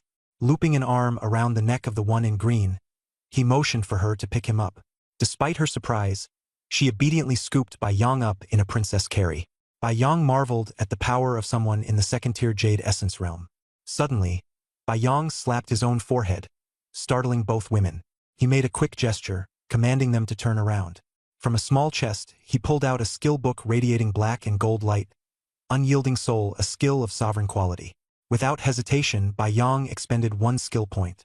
The skill book transformed into light and merged into his body, manifesting in his sea of consciousness as a humanoid shadow, identical to himself. The Unyielding Soul skill granted a plus 100 boost each to his mental strength, perception, and reaction, and came with the potent energy of soul immortality. This force, known as Undying Aura, filled his sea of consciousness warm, steadfast, and significantly enhancing his resistance to soul attacks. Bai Yang felt his soul's defenses surge drastically. Satisfied, he turned to review his stats on the data interface. Level 10, Bloodline, Pure Human. HP 6056, Mana 3960, Stamina 20280. Physical Strength, plus 1000, Constitution, plus 1000, Agility, plus 1000, Physical Attack Power, 2028. Soul Attributes, Mental Strength, Perception and Reaction significantly elevated. Magic Attack Power, 396. Physical and magical defense both substantially increased. His innate and secondary talents provided powerful support. His skill arsenal now included Summon Steel Combat Chicken and Indestructible Diamond Body. Bai Yang took a deep breath, sensing his strength had ascended to an entirely new level. Confidence surged as he looked forward to future challenges. Attributes, 0, Skill Points, 7. Bai Yong had improved his mental strength, perception, and reaction by 100 points each. His vitality, however, had only increased by a few hundred. On the brighter side, his lifespan had leapt from 60 years to 300 years. He felt noticeably sharper, his soul clearer and more refined, and the sense of lag in both body and soul had markedly diminished. For now, he had no sovereign-tier skill book for iron skin, so he couldn't fuse multiple copies to achieve a stronger constitution. Instead, Bai Yong prepared to move on and execute his next plan. He said to the two snake demon maids, "Qingyi, Qingsa, you can turn around now." The two of them turned around gracefully, their postures enchanting. Bai Yong stood up and walked forward, his voice steady. "Come on, let's go to the 3rd floor. You said before that you studied at the servant training center for many years, but it was only simulation, you never truly put it into practice. Today I'll let you practice, and I'll also verify whether your bodies are truly untouched." At 7 o'clock in the morning, the alarm went off and Bai Yong turned it off. Qingyi and Qingsa had wanted to help him get up, but he stopped them. "Don't disturb me today. I left you some top-grade blood crystal water, recover on your own." There was no shyness on their faces. Instead, with guilt, they said in a low voice, "Master, it's all because we're too weak. We've troubled you and kept you from fully enjoying yourself." Bai Yong smiled with his eyes closed and took a deep breath.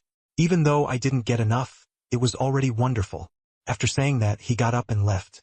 The snake demon bloodline and their special way of feeding made the experience complicated, shocking, and indescribable. So memorable it lingered long after. Bai Yong came to the garden and, with a thought, issued an order through the golden bracelet on his wrist. The cyan snake demon glided lightly over to him. He pressed on the cyan snake demon's body. It felt like ordinary flesh and blood, and he couldn't inspect it the way he could with his attributes. As a 3rd-tier golden body realm snake demon, its physique was certainly somewhat inferior to his 1,014 points. "Shaoqing, when we head out in a bit, I'll stand on your head. Go in the direction I tell you." "Hiss, master!" the cyan snake demon responded. Bai Yong leapt onto the snake's head. The cyan snake demon was about 10 meters long, and as it glided smoothly forward, a cold wind blew over Bai Yang's head, yet he could barely feel any bumps at all. After leaving the house and traveling some distance, Bai Yong rode the cyan snake demon on his way. Yesterday, when he entered Immortal City, he had seen many unusual ways of traveling. Riding a snake demon was hardly strange. It was just that his cyan snake demon was rare. Along the way, ordinary people lowered their heads and walked when they saw all kinds of exotic beasts, and the gap between people was especially obvious in a large city. The cyan snake demon was fast, and before long they arrived at the Vajra Immortal Martial Academy. The jade token on Bai Yang's body reacted with the enormous gate, and he rode the cyan snake demon inside without issue. Secretary Lu Qingqing had already sent the exact location, and Bai Yong reached it shortly after. When Lu Qingqing saw him using the cyan snake demon as a mount, her face was filled with panic and confusion. "Boss, the cyan snake demon is of noble bloodline in the snake demon race. Riding it like this will stir up hidden resentment in it. The gold ring can control it and prevent backlash, but it's still not ideal." Bai Yong jumped down from the snake's head and said coldly, "Am I supposed to coddle a war servant? Secretary Qingqing, lead the way." Lu Qingqing quickly turned around and led the way, saying as they walked, "Boss, the combat mentor for the king class was confirmed yesterday, and the information was sent to the secretariat this morning." Bai Yong asked, "How is this mentor? Anything we should watch out for?" Lu Qingqing nodded. "The mentor is called Shun Qingfeng, a 3rd-tier transcendent Yidra. He only returned from the ancient demon realm a few days ago after a campaign there. He now needs to purge the aura of the ancient demon realm, so he's been assigned as the combat mentor for the king class. Shin Qingfeng was also in the king class before, and he doesn't care about the results of the entry trial.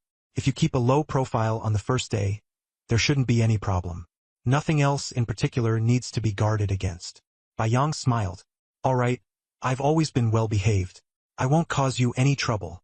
Lu Qingqing was wearing a neat uniform, her steps light and brisk. Though she was a clerical staff member, her strength was at the 1st-tier copper skin and iron bones realm. Before long, Bai Yong saw a group of people along with their battle servants, and the atmosphere instantly grew tense. There were 15 people in this new student class. Bai Yong had arrived 40 minutes early, yet he somehow ended up being the last one there. "Holy crap! A 3rd-tier azure snake demon. So cool!" someone exclaimed. "Bro, you don't look like you've got backing.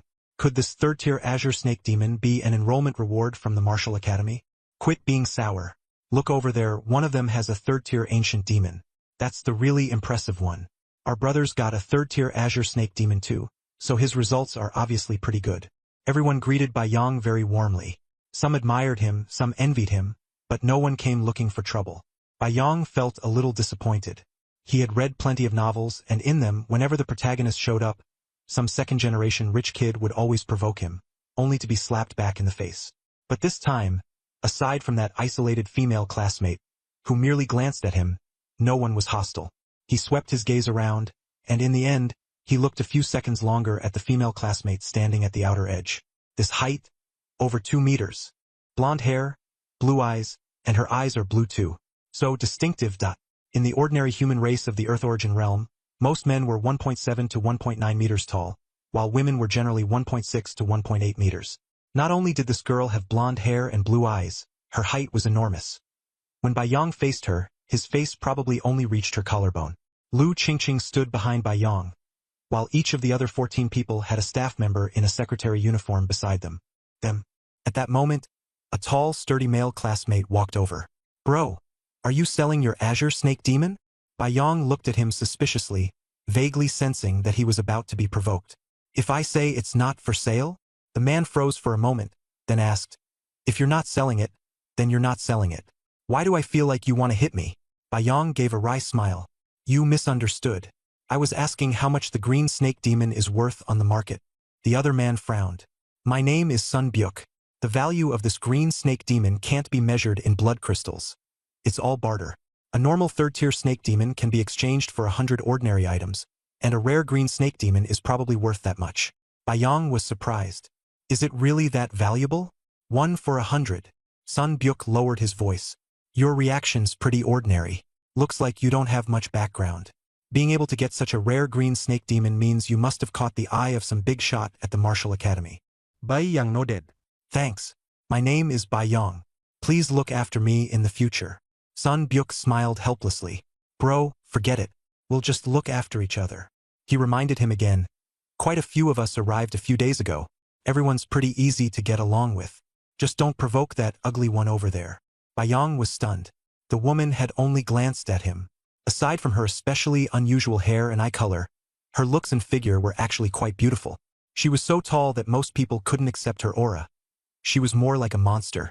In a world where black hair and black eyes were the norm, blonde hair and blue eyes seemed like an outlier. Back in ancient times, she might have been mistaken for a demon. Bai Yang didn't ask any further. Sun Byuk looked a little confused. "Bro, you don't want to know why you can't mess with her?" "Why?" Sun Byuk gave a sinister smile. "Her temper is explosive." Before he could finish, there was a thud as something heavy hit the ground. Bai Yang glanced sideways and saw a lean man, though he exuded a powerful aura, slowly walking over. Clearly, he had deliberately made the noise to draw attention. Everyone's expressions instantly turned serious.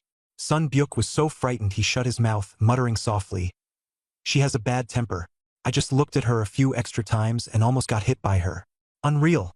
She's so ugly and still won't let people look at her." The combat instructor Shin Qingfeng strode closer, observing everyone's expressions. The 2-meter-tall man and the classmates beside him seemed to be staring at him. Yet they were whispering to each other. The atmosphere instantly grew tense. Combat instructor Shin Qingfeng wore a faint, meaningful smile as he stopped to size everyone up. "Not bad, not bad. I've always thought geniuses are prone to arrogance, and when arrogance goes too far, it becomes trouble." He pointed at 2 people in the crowd.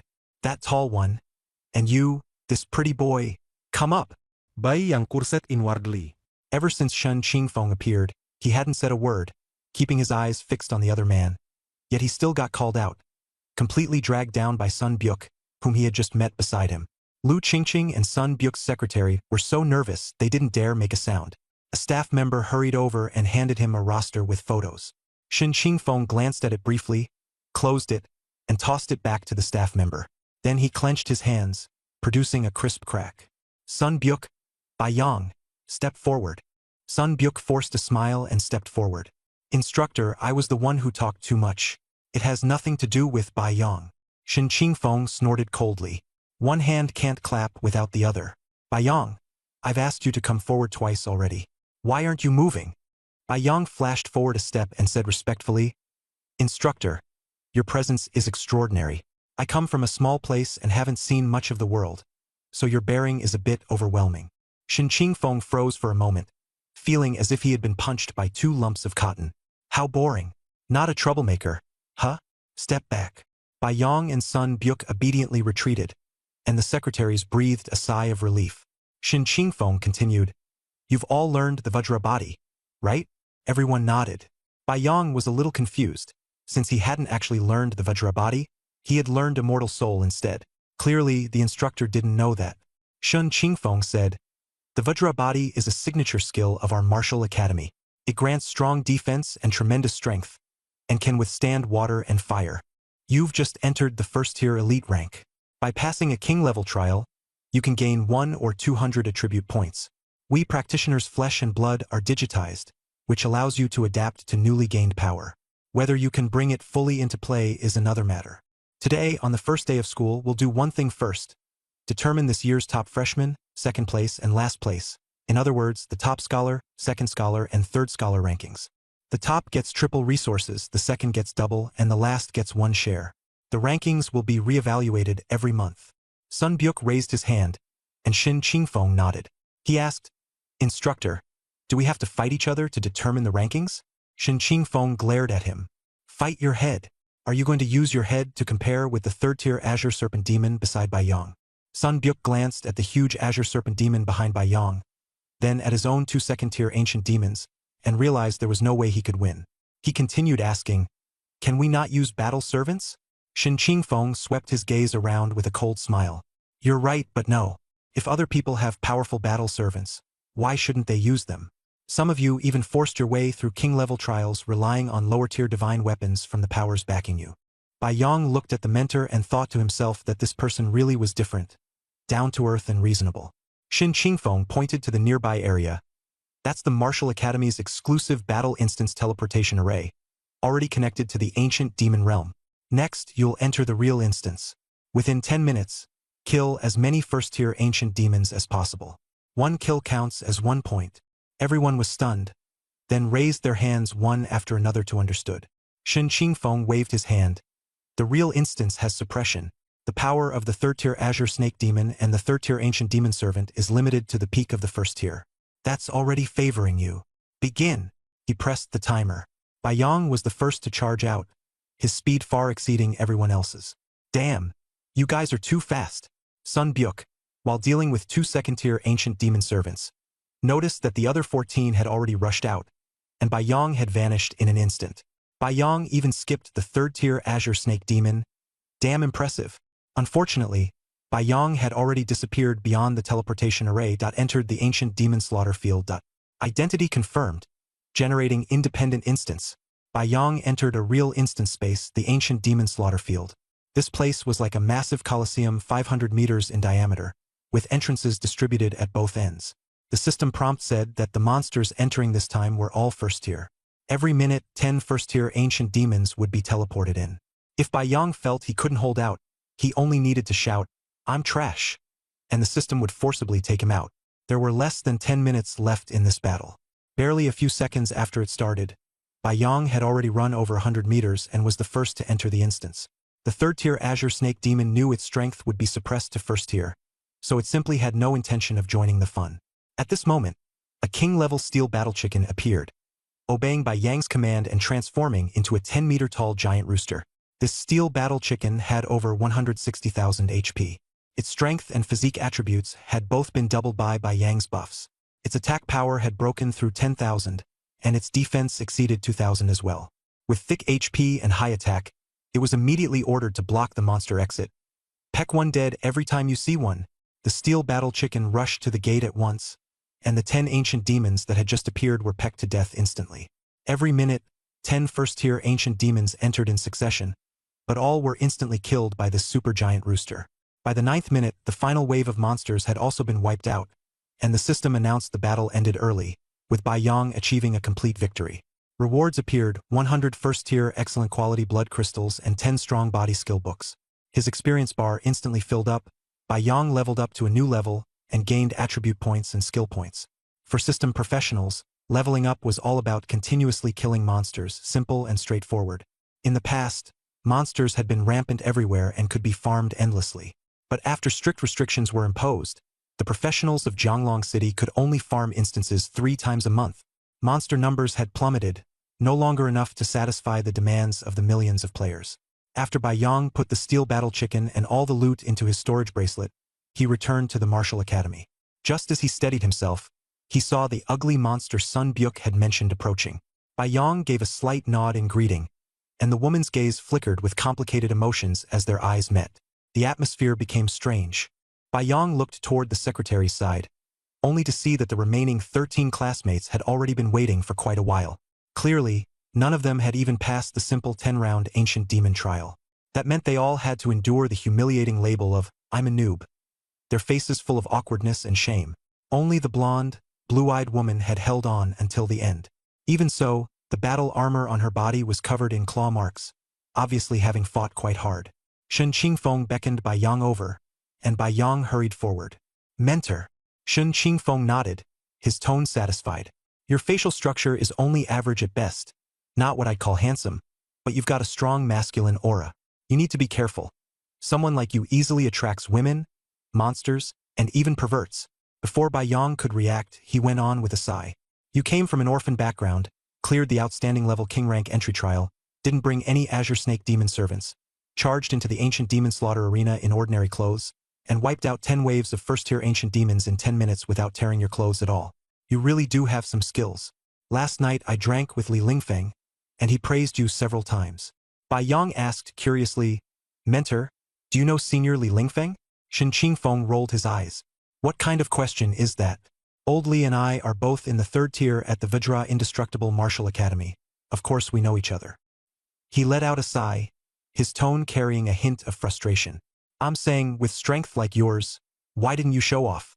If you had, you'd obviously crush everyone else, and I could have helped you take first place for this month's freshman. You missed a perfectly good chance for nothing." Bai Yang hesitated. "Mentor, should I try showing off now?" Shen Qingfeng kicked at him, and Bai Yang instinctively dodged, avoiding the blow. Impressive.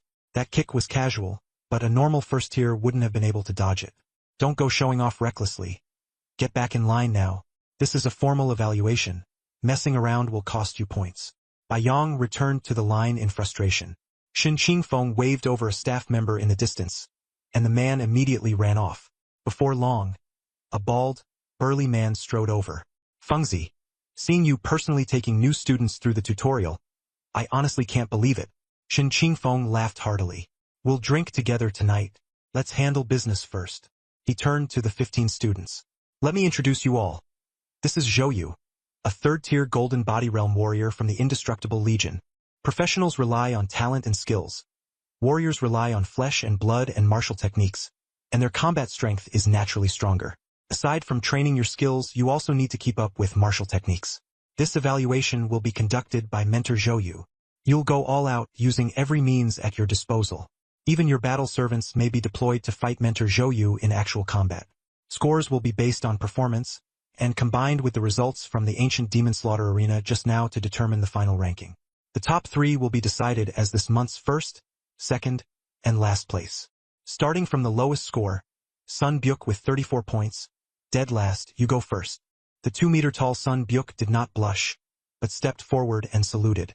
"Mentor, please give me your guidance." Zhou Yu nodded.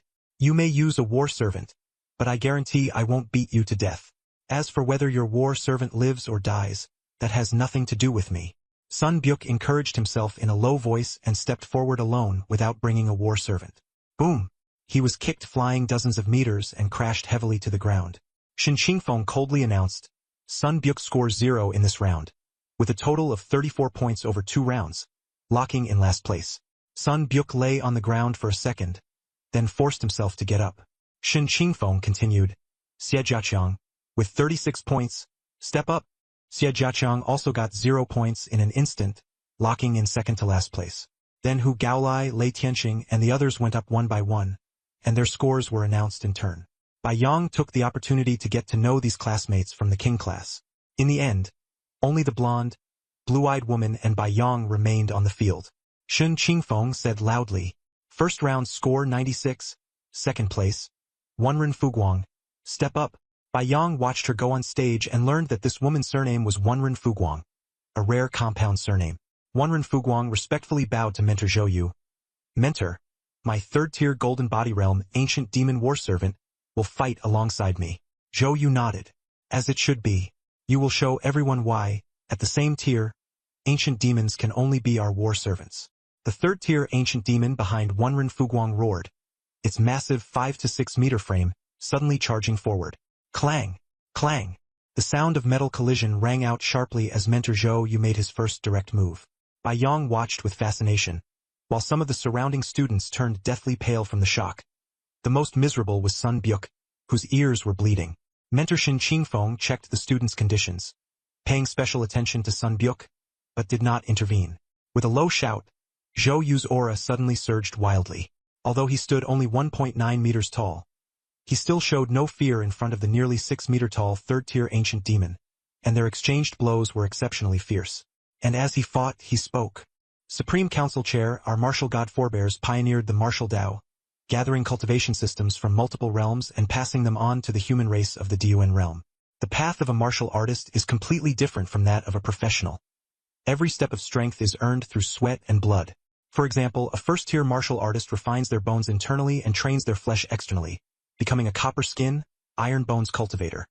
A second-tier one changes marrow and blood, reaching the jade marrow realm.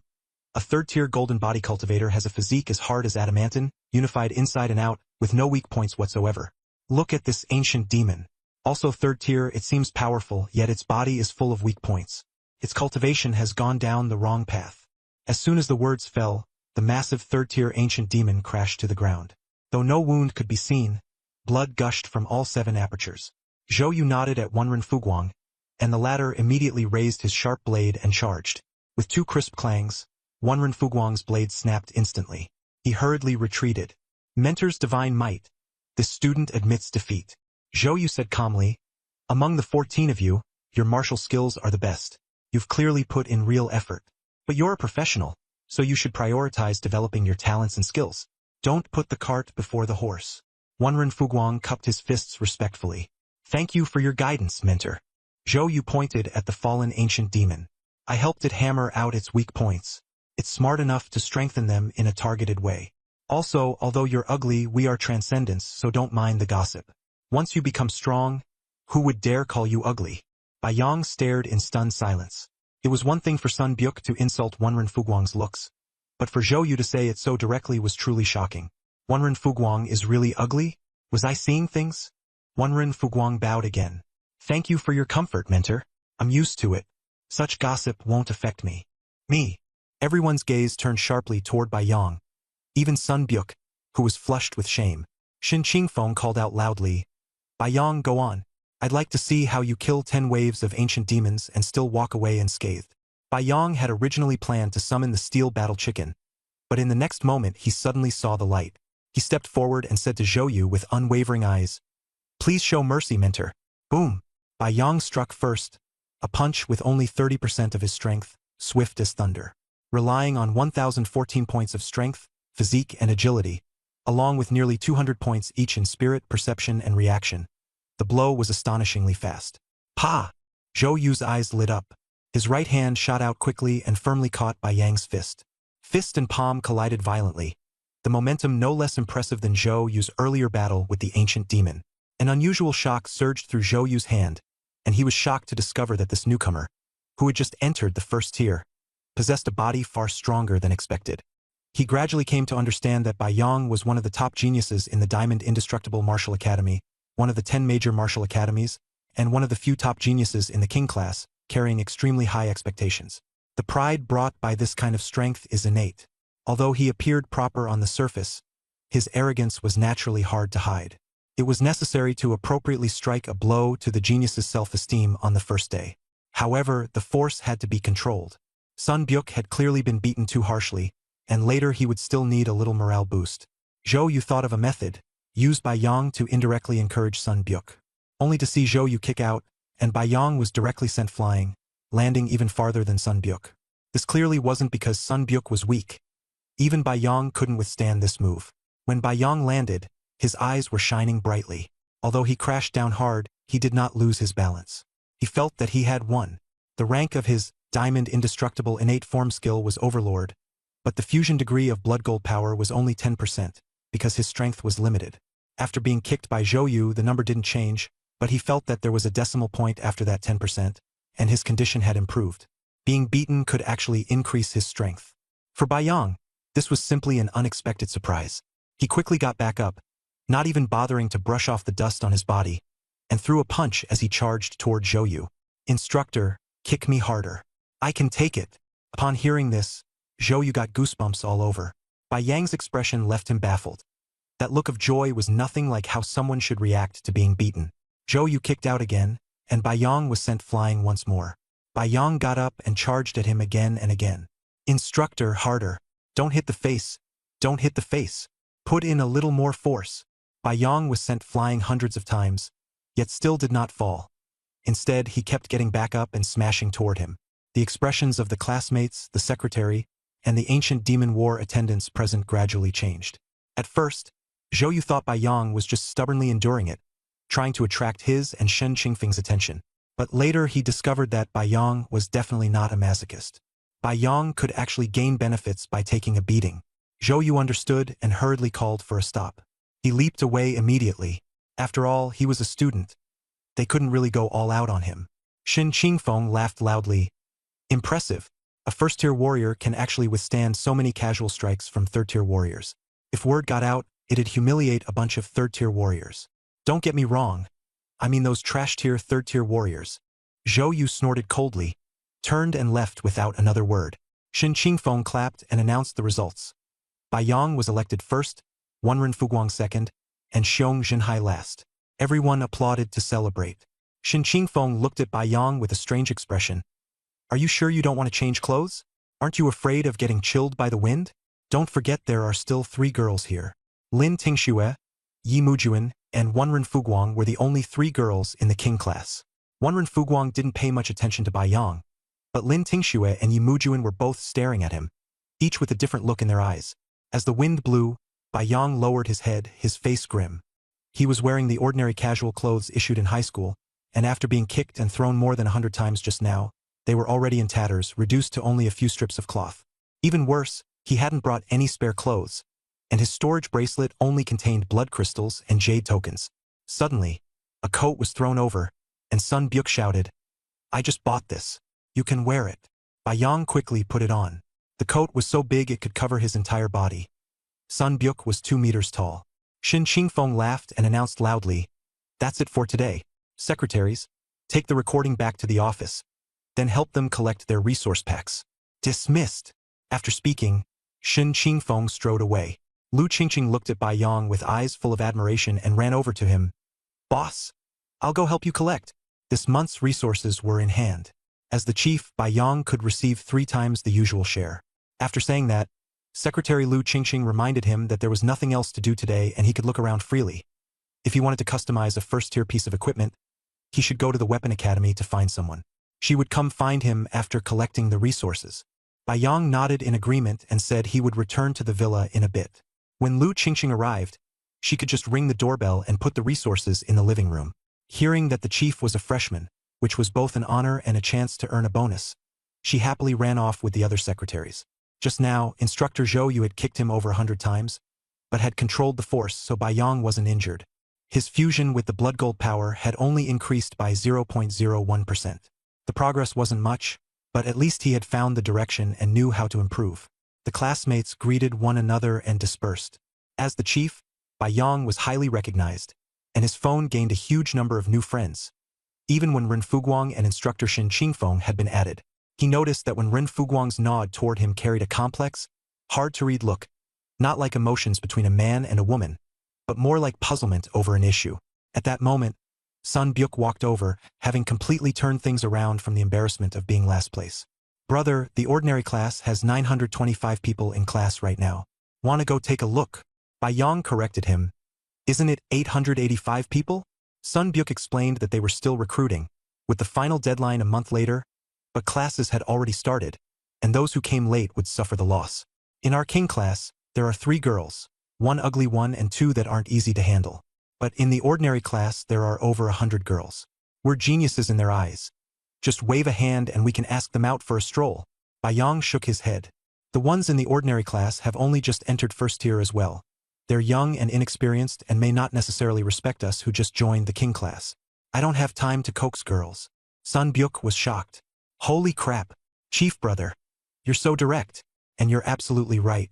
We can't waste time dating those green little girls. We need to find someone more mature. Come. I'll take you to a place my dad has been to and let you try it out. Yang was stunned. Aren't you afraid of being picked over by places your dad has used?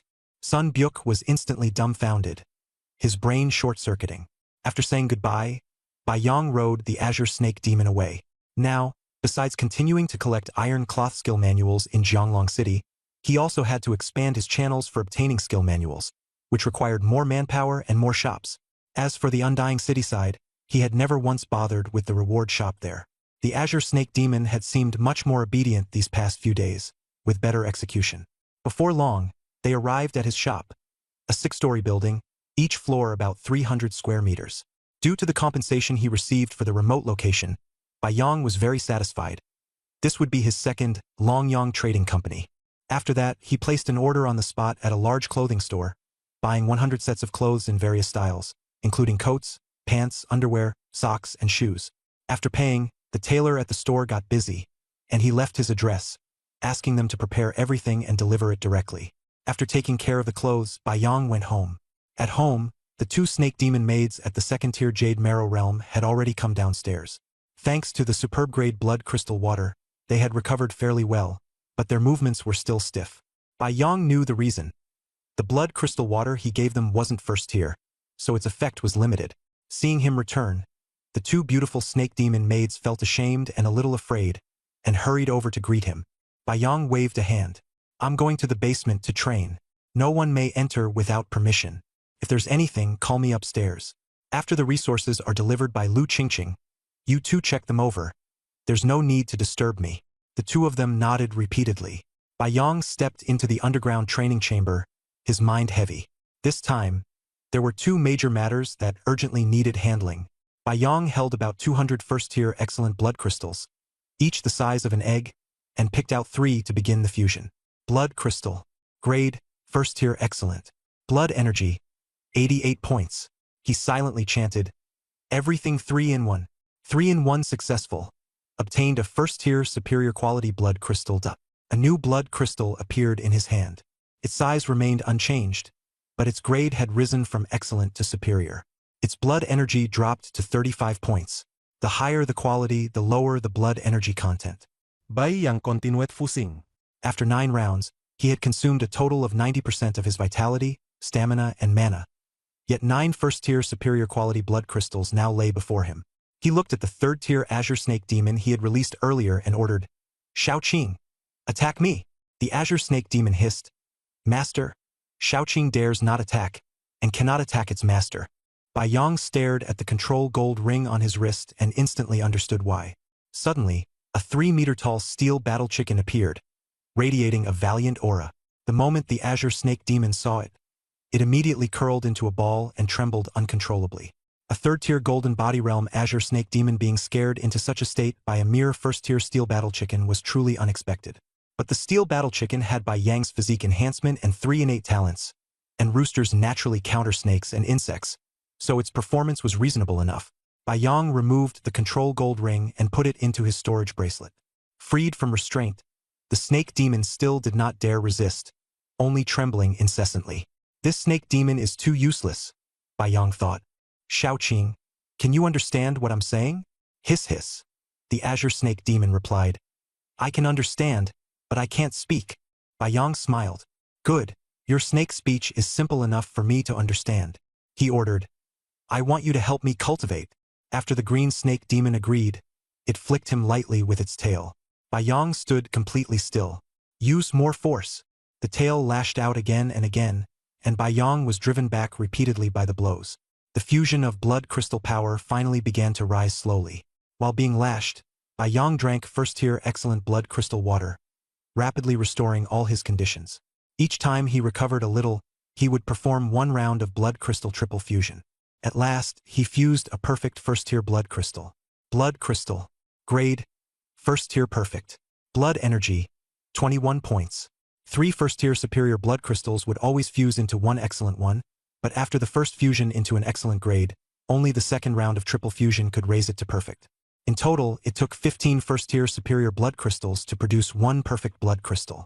Bai Yang had tried fusing higher-tier ones, but the effect was poor, and the blood crystal water dissolved from perfect blood crystals was too powerful for him to absorb at the moment. With the help of Yang Qi and the power of perfect blood crystal water, Bai Yang could use all things triple fusion once every 10 minutes, far slower than before. Slow recovery had become the bottleneck. At that moment, light footsteps came from downstairs, and Lu Qingqing arrived with that month's supplies. Bai Yang was still being whipped all over by the green snake demon and had no intention of going upstairs. Lu Qingqing directly handed the monthly supplies to the 2 snake demon maids, Qingyi and Qingse. As the 2 of them counted the goods with stiff movements, Lu Qingqing had a rough idea of what was going on. She was the special secretary the Martial Academy had assigned to Bai Yang, and her duties were far more than just delivering things. She was in charge of both the big and small matters of Bai Yang's life, and could even help him solve difficult problems. At times, their relationship was even closer than that of a couple. She asked the 2 in a gentle voice, "You're taking care of your master. Do you need me to arrange for maids to help with cleaning and other chores?"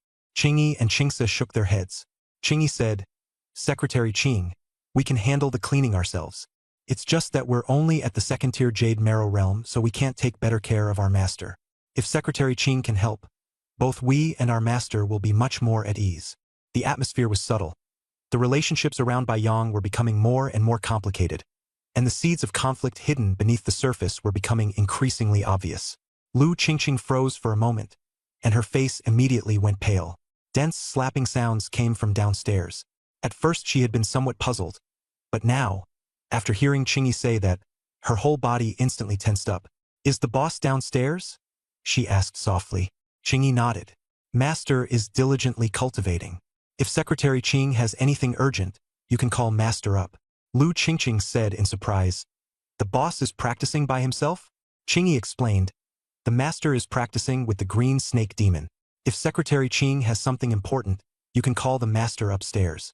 Lu Qingqing's face went deathly pale, and she hurriedly shook her head. She absolutely could not call the boss upstairs. In the practice room downstairs, Bai Yang frowned tightly. The high-intensity beating over this period had actually overdrawn his green snake demon stamina. This third-tier golden body realm green snake demon had large patches of scales on its tail cracked and fallen off, looking like the one being abused instead. Bai Yang gritted his teeth in anger. An hour of effort had only increased his blood gold fusion by 0.1%, so slowly it was maddening. Although this tiny improvement had raised his indestructible Vajra innate attribute a bit, the progress was simply too slow.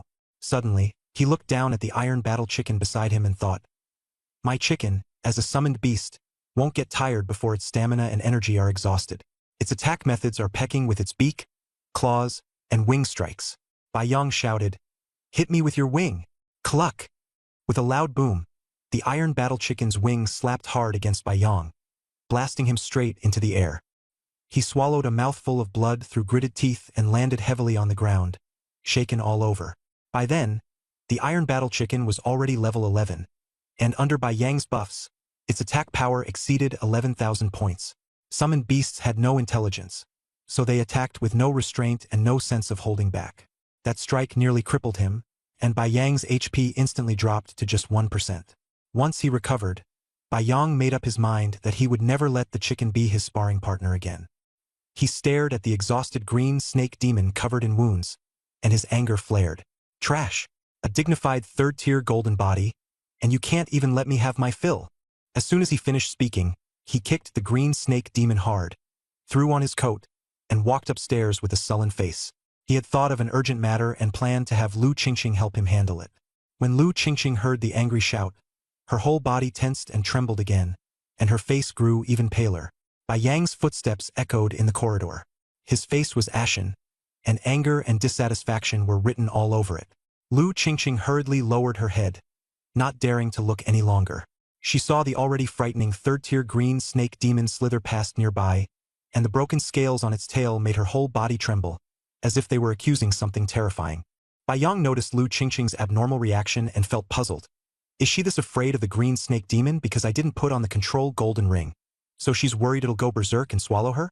However, he hadn't taken out the control golden ring, and this little green snake demon was now much more obedient than when it wore the ring. He called out to her, "Secretary Qing?"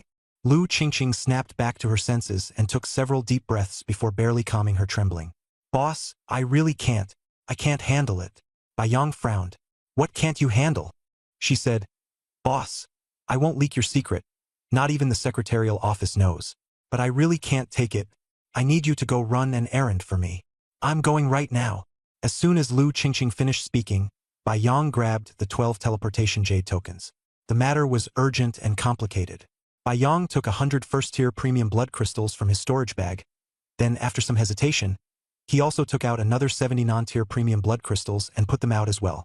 He said, "Take 2 teleportation jade tokens with you for round trips. Take these things to Longyang shop in Jianglong City and find the proprietress Lu Susu. Give them to her and she'll know what to do." Lu Qingqing nodded repeatedly, quickly put away the supplies, and hurried off. She looked flustered, as if afraid Bai Yang would eat her. Bai Yang watched her panicked back, shook his head, and muttered to himself, "What's wrong with her? I'm not some man-eating monster." He put away the remaining supplies and went alone to the study on the second floor. With a wave of his hand, he summoned the premium body-strengthening skill book he had obtained from killing the first-tier ancient demon earlier. Body strengthening, premium, can be learned by consuming 1 skill point. At first tier, he could learn 2 skills. 1 soul-type skill had already been used to learn the king-grade Undying Soul, and he had not yet learned a body-type skill. Now, holding this body-strengthening book, his body instinctively resisted it. Bai Yang knew this was because he was already at the Overlord grade and had the skill Indestructible Vajra Body. This was the ultimate form of body-strengthening skills. No matter how much he learned low-level skills, they would be useless. Indestructible Vajra Body originated from Vajra Body, a product of continuously upgrading body-strengthening skills. Premium-grade body strengthening increased strength and physique by 2 points each, and agility by 1 point. Excellent-grade golden muscle and iron bones improved even more. Perfect grade was Vajra Body with astonishing attribute growth. Among the 15 students in the King's class, most had learned the perfect grade Vajra Body skill. Bai Yang's indestructible Vajra Body had advanced from iron cloth shirt all the way to king-grade steel body, then fused with the power of blood gold to evolve into the Overlord grade. He lay on the sofa in the study, pondering how to learn a second body-type skill next. He no longer dared to learn body-strengthening skills that enhanced attributes. The Overlord grade was beyond reach, and he had only fused 10.1% of the blood gold power. Bai Yang decided to switch to learning body-type martial skill techniques. Jumping down from the second floor, he walked into the garden. The green snake demon was curled up in the little nest specially built for it, looking pitiful. Bai Yang thought about it and felt that keeping such a fierce demon beast at home was too dangerous. He was afraid it would swallow Qingyi and Qingsa, and the consequences would be unimaginable. So he put the green snake demon into the beast pouch and left quickly. The jade token in his hand, which could be used to custom-make first-tier equipment, had previously been asked about by Lu Qingqing. Could not be resold, but it could be given away. Of course, Bai Yang would not give it to anyone else. He planned to forge a brand new long-range attack weapon himself. Following the map, he easily entered the Martial Academy and found the weapons department office. The actual weapons department was on the east side, covering more than 10 square kilometers. On the surface, the weapons department belonged to the Vajra Indestructible Martial Academy, but in reality it was semi-independent, providing equipment for the city's practitioners and legions. Bai Yang handed over his jade token. After a quick verification, a female staff member asked, "The jade token check has passed. What kind of weapon do you need?" She flipped open a book titled General Weapons and Equipment Compendium. The catalog was divided into 4 major categories: offensive weapons, defensive gear, auxiliary gear, and peculiar devices. Bai Yang's eyes lit up. He hurriedly opened peculiar devices, only to be utterly disappointed. The so-called peculiar devices here were all niche weapons like blood-dripping heads, immortal ropes, carefree whips, sky-drilling monkeys, and boosters. Setting aside things like blood-dripping heads as being rather obscure, Bai Yang disagreed with the classification when he saw a booster. The 3 most common types of boosters, belts, wrist guards, and boots, all had thrust runes engraved on them. Once activated, they could greatly enhance the user's strength. A belt accelerated the whole body, wrist guards sped up punches, and boots increased speed and jumping power. For cultivators, these were valuable combat assisting tools and should not be considered niche, but rather practical auxiliary gear. Bai Yong flipped open a peculiar devices catalog to specifically look at ranged attack weapons. Seeing him go straight to the point, the female staff member beside him quickly lowered her head and stayed silent. Bai Yong looked through several weapons but was not satisfied, so he proposed custom-making a ranged rapid-fire weapon, preferably something similar to the drum-style repeating hand crossbow he had, with the requirement that it have many shots while power was not important. Although the staff member was not a professional weaponsmith and could not tell its properties, she quickly noted down his requirements. Bai Yong also took out his own non-ranked hand crossbow for her reference. She immediately produced more than 100 images of medium-sized repeating crossbows and showed them to him one by one. In the end, they settled on a design. This medium-sized repeating mechanical crossbow would have a loading compartment that was a vertical box about 1 meter tall, capable of holding up to 3,000 half-meter-long arrows. Bai Yong immediately decided to custom order this weapon. The condition was that he did not want any other equipment. The weapons department could manufacture this first-rank mechanical crossbow with better materials, and it could be completed within 3 hours. For the weapons department, such a first-rank mechanical crossbow was not difficult at all. The help of the Azure Snake Demon was ineffective, so Bai Yong had no choice but to find another way. After asking around, he went to the training area. At the entrance of the training building, there were 2 separate passages, one for the King class and one for the regular class. Bai Yong walked straight into the King class without hesitation. On the training field, arrows whistled through the air. Bai Yong saw a golden-haired, blue-eyed woman, Wenren Fuguang, drawing her bow and shooting arrows. She was using a traditional draw bow, a weapon not very accurate but with decent power. In front of her were 3 targets in different directions, and beside them 2 snake demon maids were busy picking up and handing over arrows. Hearing the sound, Wenren Fuguang turned back. Recognizing Bai Yong, she gave a slight nod, then focused on shooting again. Bai Yong found it odd. That morning, Instructor Zhou Yu had specifically warned her that practitioners should focus on improving their talent and skills. Martial techniques were only secondary, and there was no need to become too obsessed with archery. Bai Yong turned and went to the close combat puppet area. This section had first-rank metal puppets for training. He chose 5 of them, closed his eyes, and prepared to get beaten while practicing. In fact, choosing more was useless. His body size was limited, and 5 puppets was already more than he could handle. The puppets' attacks were light and fluttery, completely unable to trigger his blood gold power, and Bai Yong frowned in dissatisfaction. A clear voice came from beside him. "You need to get beaten to become stronger?" Wenren Fuguang had quietly walked over. Bai Yong opened his eyes and nodded, but she excitedly suggested, "Why not let me shoot you as a target? My arrows may not compare to Zhou Yu's attacks, but they're definitely stronger than those puppets."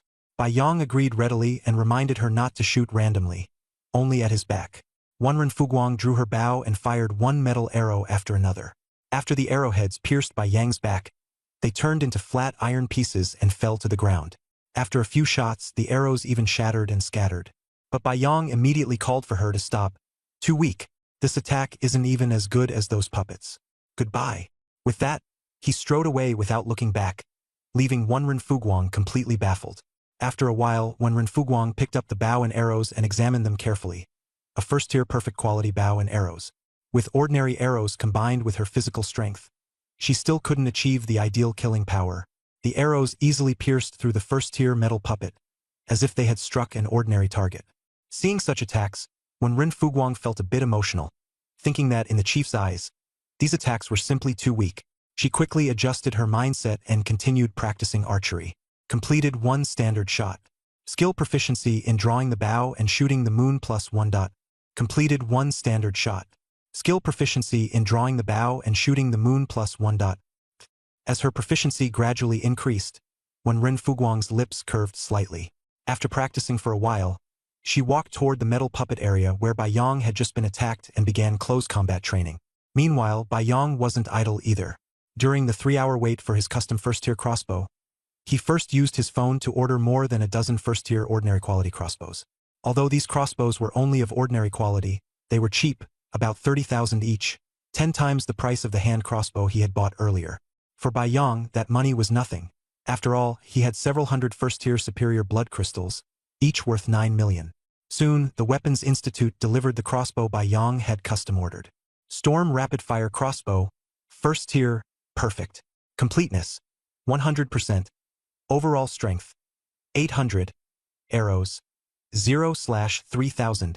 Physical Attack, 500. Shooting Range, 2,000 meters. Additional attributes. Accuracy +5, shooting stability +8, shooting speed +5. This crossbow started out as perfect quality, with an overall strength of 800. Its arrow capacity was as high as 3,000, far stronger than the hand crossbow he had used before. Although its larger size meant it had to be used with both hands and its accuracy had decreased somewhat, its shooting stability and speed had improved dramatically. Bai Yong began repeatedly using the 3-in-1 method to synthesize them. Ordinary crossbows disappeared batch after batch, while perfect quality crossbows appeared one after another. After a long period of effort, he finally obtained this crossbow, which reached the ultimate state and advanced to king quality. Storm Rapid-Fire Crossbow, First Tier King. Completeness, 100%. Overall Strength, 1,500. Arrows, 3,000/3,000. Physical Attack, 3,000. Shooting Range, 6,000 meters. Additional Attributes. Accuracy +20, Shooting Stability +30, Shooting Speed +20. The King Quality crossbow saw a huge surge in attack power, with its range reaching 6,000 meters, and its accuracy, stability, and firing speed all improving significantly. This weapon was already powerful enough.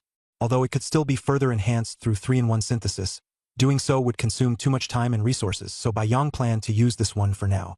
He still had 100,000 ordinary arrows in his storage bracelet, but arrow synthesis could only be done one at a time, making it far too inefficient.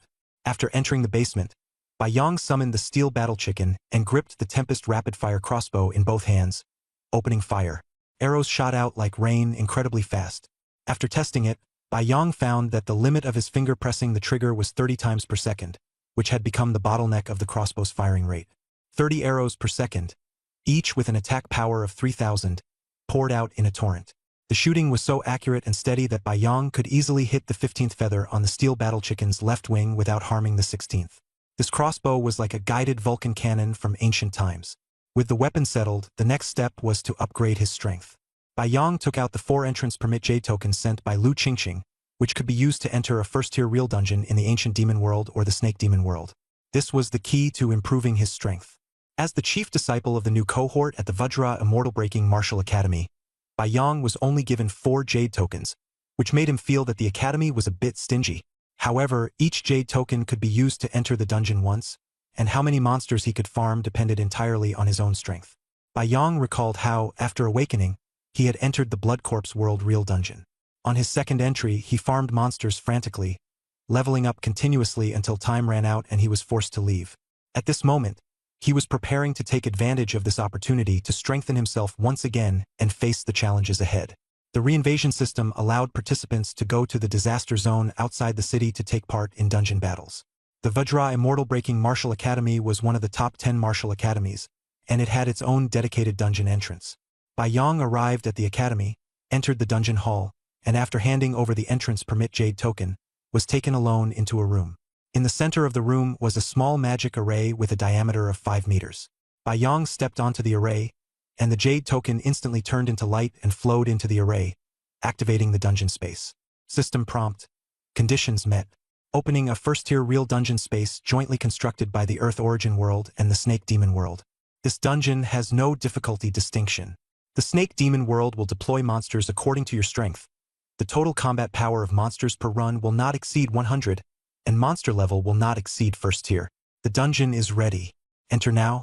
Compared with the previous Blood Corpse World Dungeon, which had no difficulty division, this first-tier real dungeon was much stricter. The number of monsters could not be adjusted at will, and stronger first-tier monsters might appear, which was a deadly challenge for ordinary Dryadra. Current data shows that 63% of first-tier Dryadra die here. Bai Yong chose to enter without hesitation. The array activated, and he was enveloped in blazing light, instantly appearing on a barren island about 1 kilometer square. All around, sea and sky met with no shelter whatsoever. The system then prompted. The Snake Demon World has marked you at the level of plain 1%. However, considering that you bear the world's enmity mark from another world, the Snake Demon World has raised your mark to treat with caution 100%. Monster selection will follow level parity and will not exceed first tier. The dungeon space continues to be eroded by the aura of the Snake Demon World, and your available stay time is 5 days, 19 hours, 59 minutes, and 59 seconds. At the same time, the aura of the Earth Origin World is weakening the strength of snake demon monsters. Bai Yang's heart tightened. Treat with caution 100%? This is a new mark. I've never seen it before. Having experienced multiple dungeons, he knew that mark levels were divided into plain, attention, hatred, must-kill, racial hatred, and world's enmity. This treat with caution was clearly a new intermediate level, and its consequences were hard to predict. But being able to stay in the dungeon for nearly 6 days made Bai Yang feel extremely relaxed. In the past, he could only last a few dozen minutes. Now, with the time greatly extended, he was full of confidence and wanted to take the chance to level all the way up to the first-tier cap of level 19. He climbed onto the central platform of the island and looked out over the sea, only to see the water surface ripple slightly. Bai Yang had originally intended to summon the steel battle chicken immediately, but suddenly hesitated. He neither summoned it nor released the azure snake demon. Wearing only ordinary clothes, he waited empty-handed. This time, entering the snake demon world dungeon was to experience combat in an ocean environment. The steel battle chicken had no advantage in water, and the azure snake demon would have its strength weakened upon entering the dungeon. The Tempest rapid-fire crossbow that Bai Yang had prepared in advance was the key weapon for this battle. On the sea surface, waves began to rise, and one gray-brown basilisk after another appeared. Bai Yang met their gaze and saw madness and greed in their eyes, utterly devoid of intelligence. The monsters of the snake demon realm were mainly various kinds of snakes. The vast majority were mindless basilisks, serving both as snake demon soldiers and as food. Only a few snake demon races possessed intelligence. Ruling power was held by the green snake demons and white snake demons. Green snake demons could control water, while white snake demons could command wind. Together, they could unleash storm tides and tsunamis. Fortunately, the green snake demon Bai Yang received upon entering the academy was a special reward from the Martial Institute, which made Sun Byuk and the others seethe with jealousy. As hissing sounds erupted all around, more basilisks swam from the sea toward the beach. Bai Yang confirmed that the number of basilisks appearing this time was close to the upper limit of 100. The basilisks varied in size. The largest had a diameter of about half a meter, far different from the green snake demon's build. These basilisks were all about 10 meters long. Among them, 13 were clearly larger, with diameters of 60 to 70 centimeters and lengths of about 12 to 13 meters. Bai Yang frowned. These were clearly first-tier basilisks, yet his third-tier golden body realm green snake demon was about the same size as them. Watching the basilisks clumsily swim over, Bai Yang immediately understood. These guys were sluggish and posed no threat at all, just like snake hatchlings that only knew how to swim. He coldly drew out the King-tier Storm rapid-fire crossbow, held it upright before him, and his fingers rapidly pulled the trigger. Arrows rained out in rapid succession, striking basilisks from all directions. Each arrow sank into a basilisk's forehead and burst into a bowl-sized spray of blood. 5 seconds later, Bai Yang stopped firing. In this round, he had shot out a full 100 arrows, killing 100 basilisks with headshots, and the battle ended with ease. The system prompted a victory in battle, and the Snake Demon Realm's aura marking changed from treat with caution to delicious delicacy 100%, plus hard to handle 20%. Bai Yang obtained 87 ordinary first-tier blood crystals and 13 excellent first-tier blood crystals. Although no skill book dropped, he gained 100 experience points. His level rose to first-tier level 2, and he obtained 20 free attribute points and 1 skill point. Strange. I killed 100 basilisks and still didn't get a skill book? Bai Yang frowned and thought, the Snake Demon Realm now sees me as a delicacy, but also thinks I'm hard to deal with. No wonder this fight was so easy. He looked up at the sky and made up his mind. Keep fighting. The system responded, and the Snake Demon Realm began deploying new monsters, while also indicating that a snake demon would enter the field this time and needed to be dealt with carefully. If the basilisks hid in the ocean, once time ran out they would be corroded to death by the aura of the Earth Origin Realm, but then Bai Yang would gain nothing from it. Bai Yang gave a thumbs up and sighed at how thoughtful this world was. The ocean churned with waves, and the basilisks began moving. But this time the situation was different. Only half of the basilisks swam toward the island, while the other half appeared from all directions, with 40 basilisks launching a siege. Bai Yang knew these differently colored basilisks might be poisonous, and that getting close would be dangerous, so he continued to attack from a distance with his crossbow arrows. The arrow rain instantly killed 40 basilisks, wiping them out in less than 3 seconds. The slaughter caused a change. The remaining basilisks all stopped and turned to retreat one after another. Bai Yang had sharp eyes and spotted a special snake monster with scales on its body looking around in all directions. It was clearly the commander. He sneered, drew his bow, and loosed an arrow from afar, crossing a distance of 1,000 meters to blow the head off this commanding snake demon. After the snake demon fell, the remaining 59 snake monsters were thrown into disarray, but they were soon drawn by the aura radiating from Bai Yong, and all swam toward the island one after another. The crossbow rang out again, and within just a few seconds he wiped them out as well. The system prompted that the battle had ended, Bai Yong had won, and the hard-to-deal-with marker for the snake demon world had increased from 20% to 30% for him. It wasn't a huge increase, but he could feel the pressure growing.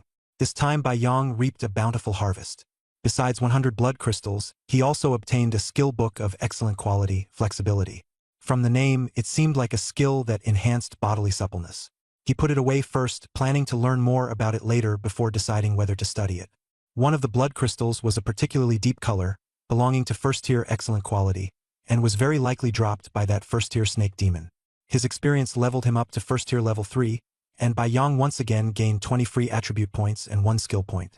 Although this battle was calm, Bai Yong knew the snake demon world had already begun to take him seriously, and he had to speed up and prepare for even more dangerous challenges. Bai Yong announced once again, "I want to keep fighting." This time, the snake demons sent into battle numbered 3. Bai Yong relied on his experience and first killed the 3 scaled snake demons that had shown themselves, while the remaining 97 snake monsters rushed the island in complete disarray. He smoothly leveled up to first-tier level 4, and was marked as delicious and tasty 100%, plus hard, to deal with 50%. Then came another round of battle, and the snake demons became 10. This round also went relatively smoothly, and he reached first-tier level 5, with the marker upgraded to delicious and tasty 100%, plus hard, to deal with 100%. However, the next time things went wrong. Although 10 snake demons still entered the field, they all hid in the sea and never showed themselves. The other 90 snake monsters also completely concealed themselves. On Bai Yang's side, only the green snake demon could go underwater, but its tail was injured, and as soon as it entered the field its strength was suppressed to first-tier level, making it utterly unable to beat 100 first-tier snake monsters. Even worse, the underwater environment of the deep sea made it impossible for Bai Yong to see the enemy's position at all. He fired a few arrows randomly, but the moment the arrows entered the water, they shattered into fragments before going very deep. Could it be that I can only wait for the aura of the earth element world to corrode them to death?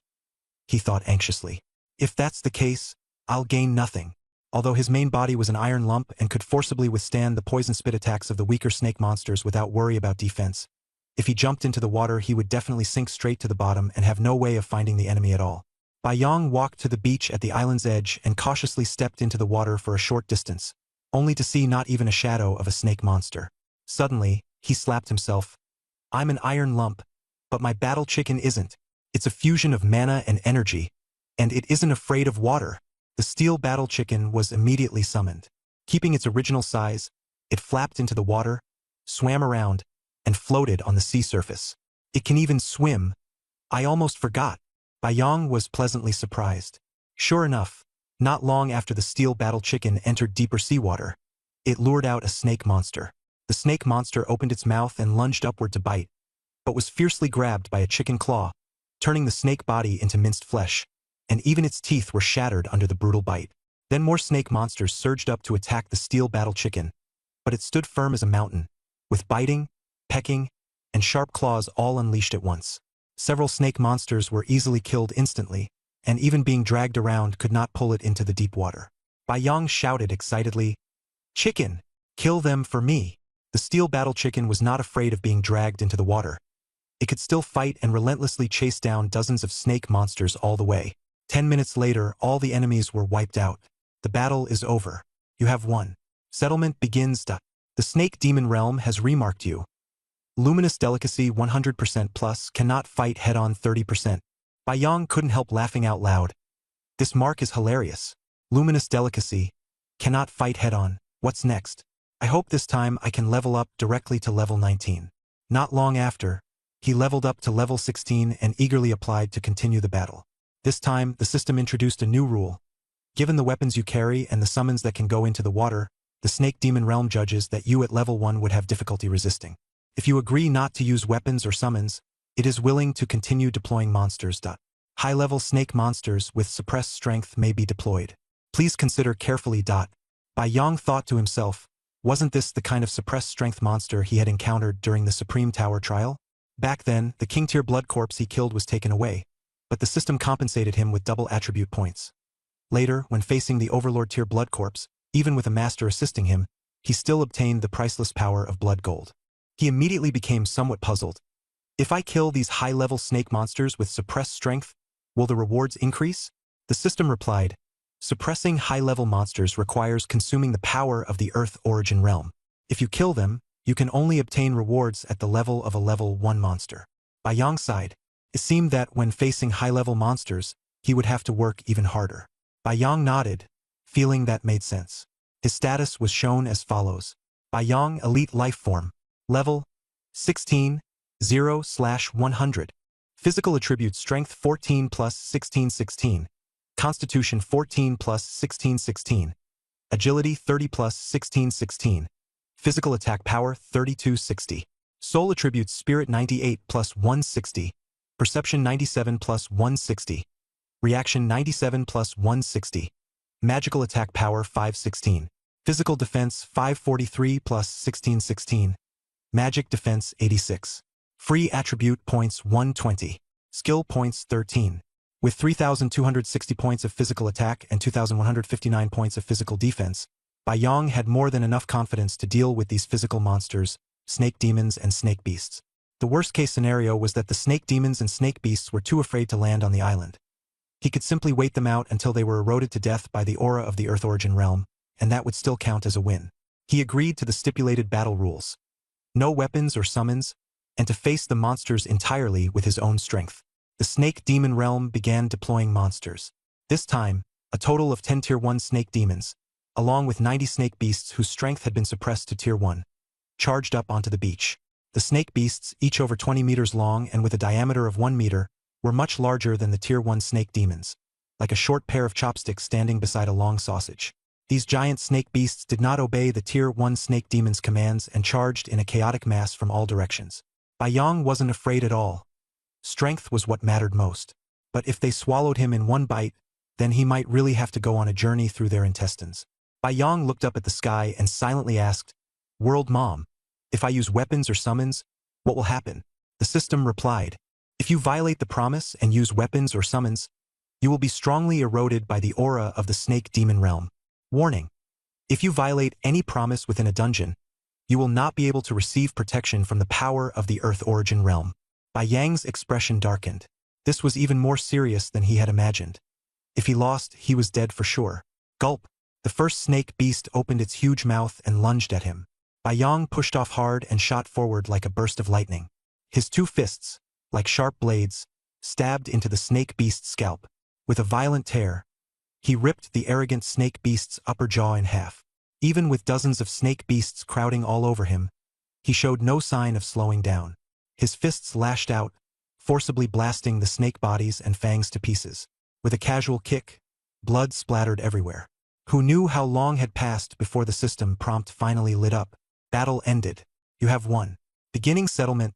The Snake Demon Realm has remarked you as Supreme Delicacy Plus, only able to claim 100%.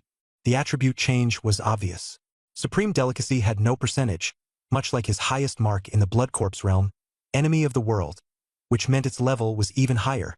Before it was only 30%. Now it was directly counted as a full 100%. This mark was probably assigned by the Earth Yuan realm based on the situation. The Snake Demon realm itself had no such concept. Bai Yang's level rose to Tier 1 level 7, only 2 levels away from Tier 1 level 9, when he could advance to a Tier 2 hero. After advancing, he could form his own squad and build up his power. Without hesitation, he continued fighting, still personally going into battle barehanded. The Snake Demon Realm began deploying monsters again. This time, the monster lineup was exactly the same as the previous wave, and Bai Yang frowned slightly. But suddenly, he noticed something different. In the blue ocean, a faint cyan hue emerged, and a cyan snake demon appeared. The cyan snake demon was very small, and from a distance it was hard to see clearly. The cyan snake demon hissed once, and the nearby 9-headed snake demon and those suppressed snake monsters immediately began moving in an orderly fashion. Clearly, this cyan snake demon's control over the snake monsters far surpassed that of ordinary snake demons.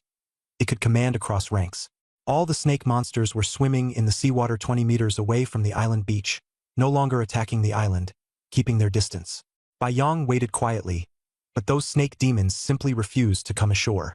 He understood that aside from waiting for these monsters to be corroded, infected, and killed by the surrounding Earth Yuan realm aura, he would have to think of another way. He glanced at the stones on the ground and gave up on the idea of throwing rocks at the monsters. After all, that didn't count as fighting barehanded, and most of the monsters could easily dodge. Even if he hit them, he could only kill a few that couldn't get away. Do I really have to risk going into the water to fight? Bai Yang's gaze turned cold as he stepped toward the beach. Just now in close combat, he hadn't suffered a single injury, but his clothes were torn beyond recognition. Even if he changed into gear, it wouldn't last more than a few seconds, so he simply took everything off. This was an independent dungeon space, and no one except the system could see him.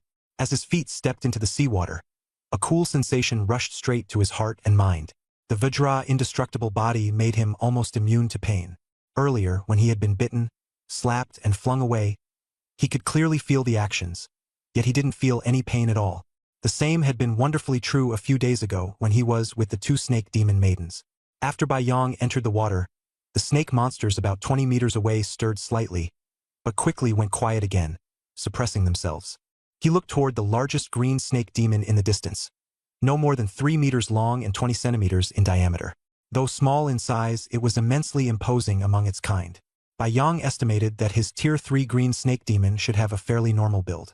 Suddenly, with a thunderous blast, a surge of water shot out hundreds of meters, flipping over a snake monster. Bai Yang glanced at the right leg he had just kicked out. Its skin was fair and delicate, yet it could unleash such power even in the water. It looks like I underestimated my strength.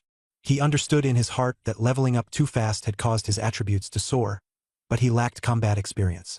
Bai Yang stepped on the surface of the water rings appearing one after another. He could actually run across the water, moving as fast as an arrow leaving the bow. With one punch, a snake monster that had lunged in with its huge maw was blasted apart on the spot. Bloody water splashed up, and the next few monsters were also killed in quick succession. Running atop the water while unleashing fierce attacks let him harvest his opponents with ease. After blasting apart dozens of them, the green snake demon silently dove into the seabed and disappeared. Bai Yang was no longer afraid of the water. He slowed his pace, and Bai Feel estimated that he now weighed over a ton. His body sank rapidly several meters into the seabed like a block of iron. Then he paddled hard, using his peerless brute force to maintain high speed even underwater. So satisfying. Controlling strength in my own hands is simply the best. Bai Yang's lips curled upward, his excitement no less than it had been when he was with those two snake demon maidens. He didn't use any techniques at all. He could pierce through enemies purely by ramming into them, charging through the sea at high speed like a fierce fish. Suddenly, he was swept into a powerful rotating current. The current turned into a tornado-like whirlpool, covering an area of hundreds of meters and raging with him at its center. His speed immediately dropped, but he could still force his way through. Bai Yang knew this was a trick by that green snake demon. The enemy was hiding so well that Bai Yang had still not found it. But this move showed that the opponent was close, and he could use the direction of the current to locate the green snake demon's position. The tornado current seemed to trap him, but the breakthrough was simple. Swim straight upward. This current couldn't move upward. Bai Yang silently observed his own condition. He had taken a breath before entering the water, and now several minutes had passed. Surprisingly, he didn't feel the slightest trace of shortness of breath. He muttered inwardly, "Controlling such a huge tornado current must consume a lot of power. You think you can suffocate me? Dream on." Bai Yang felt that his internal energy was abundant. He could probably hold his breath for at least half an hour without gasping. While constantly moving, he remained vigilant and observed his surroundings. With his 200 to 300 points of spiritual perception, he quickly noticed something unusual in one of the tornado currents, enough to guide its direction. With a fierce kick and stroke, his speed surged, and he burst out of the whirlpool in an instant. Seeing this, the green snake demon panicked. Bai Yang grabbed its upper and lower jaws. System prompt: if you agree, this Tier 1 green snake demon may choose to submit to you, and the battle will end. Looking at the little snake with pleading eyes, Bai Yang coldly and mercilessly clenched his iron hand, and its head instantly shattered. The Tier 3 Golden Body Realm green snake demon was already trash, and he had no need to take in a low-level Tier 1 little demon. Not to mention, without the corpse he couldn't level up this round, and Bai Yang didn't want to waste any time at all. Battle ended, you have won, beginning settlement. Returning to the island, Bai Yang received his reward. A Tier 1 blood crystal of perfect quality wasn't of much use to him. He could fuse one together at any time with 3 in 1. But he obtained a new skill book different from the previous flexibility, control water, superior quality. That Tier 1 green serpent demon had perfect aptitude, but its strength was low, so the control water skill was only of superior grade. Once the skill level got high, its power became impossible to measure. Control water could manipulate water flow within a certain range, and if used by an expert, it might even trigger a super tsunami. However, elemental skills were greatly restricted by the environment. But Bai Yong had already learned Undying Soul, a soul-type elemental skill, so absorbing a new elemental skill was temporarily impossible. He put away the skill book and gained 100 EXP, rising to Tier 1 level 8. Keep fighting bare-handed. Bai Yang decided. The Serpent Demon Realm has begun deploying combat power. This time they were straightforward. Bai Yong had thought he would be forced into level-agnostic combat, but the Serpent Demon Realm turned out to be much more orderly. The Serpent Demon Realm has released 10 Serpent Demons stronger than Tier 1, and 90 Serpent Monsters whose strength has been suppressed to Tier 1. Please handle with caution. Dense ripples rose on the sea in the distance. The 90 Serpent Monsters were still the same size as before, 1 meter in diameter and over 20 meters long. But the 10 Serpent Demons were completely different. 9 green Serpent Demons of varying sizes, and 1 rare white Serpent Demon appeared in view. Just as Bai Yong was grinding monsters madly to level up, the other freshmen of the Vajra Undying Martial Academy were arriving one after another. On the first day of school for the King class, the combat instructor taught the class, mainly selecting the chief, second place, and last place students. On the second day, except for Bai Yong, the other 14 were arranged into an old-fashioned classroom.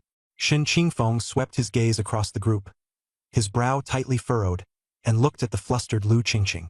Where is Bai Yong? Why didn't he come? Lu Qingqing quickly explained, Instructor, I sent him the timetable last night. I also messaged him at 7 this morning, but he didn't reply. I just went to his place and he wasn't there. He may have gone to another city, or he may be in a dungeon and hasn't come out yet. Shen Qingfeng snorted coldly. No matter the reason, he won first place on the first day and then didn't come to class on the second day. That behavior is practically that of a troublemaker. Old Master Lu is coming to teach today. How am I supposed to explain this to him if this keeps up? In the classroom, Wenren Fuguang sat alone at his seat, with no one within 3 meters of him. The other 13 students were murmuring in low voices, and Sun Byuk kept looking around. His 2-meter-tall frame was especially eye-catching. Shen Qingfeng stared at him, eyes wide. Sun Byuk, you look like your soul's been drained out of you. Bai Yang's face was pale and his gaze hollow, but his reaction was quite quick. He hurriedly replied, Instructor, isn't that obvious? It's all men. You understand. This perfunctory answer only made Shen Qingfeng, the combat instructor already at his wits' end over the still unseen freshman chief Bai Yong, burn with rage. Excess. With your grades at the bottom, you're practically digging your own grave. Do you really think no one in the King class can kick you out? Shen Qingfeng shouted angrily. At that moment, footsteps sounded.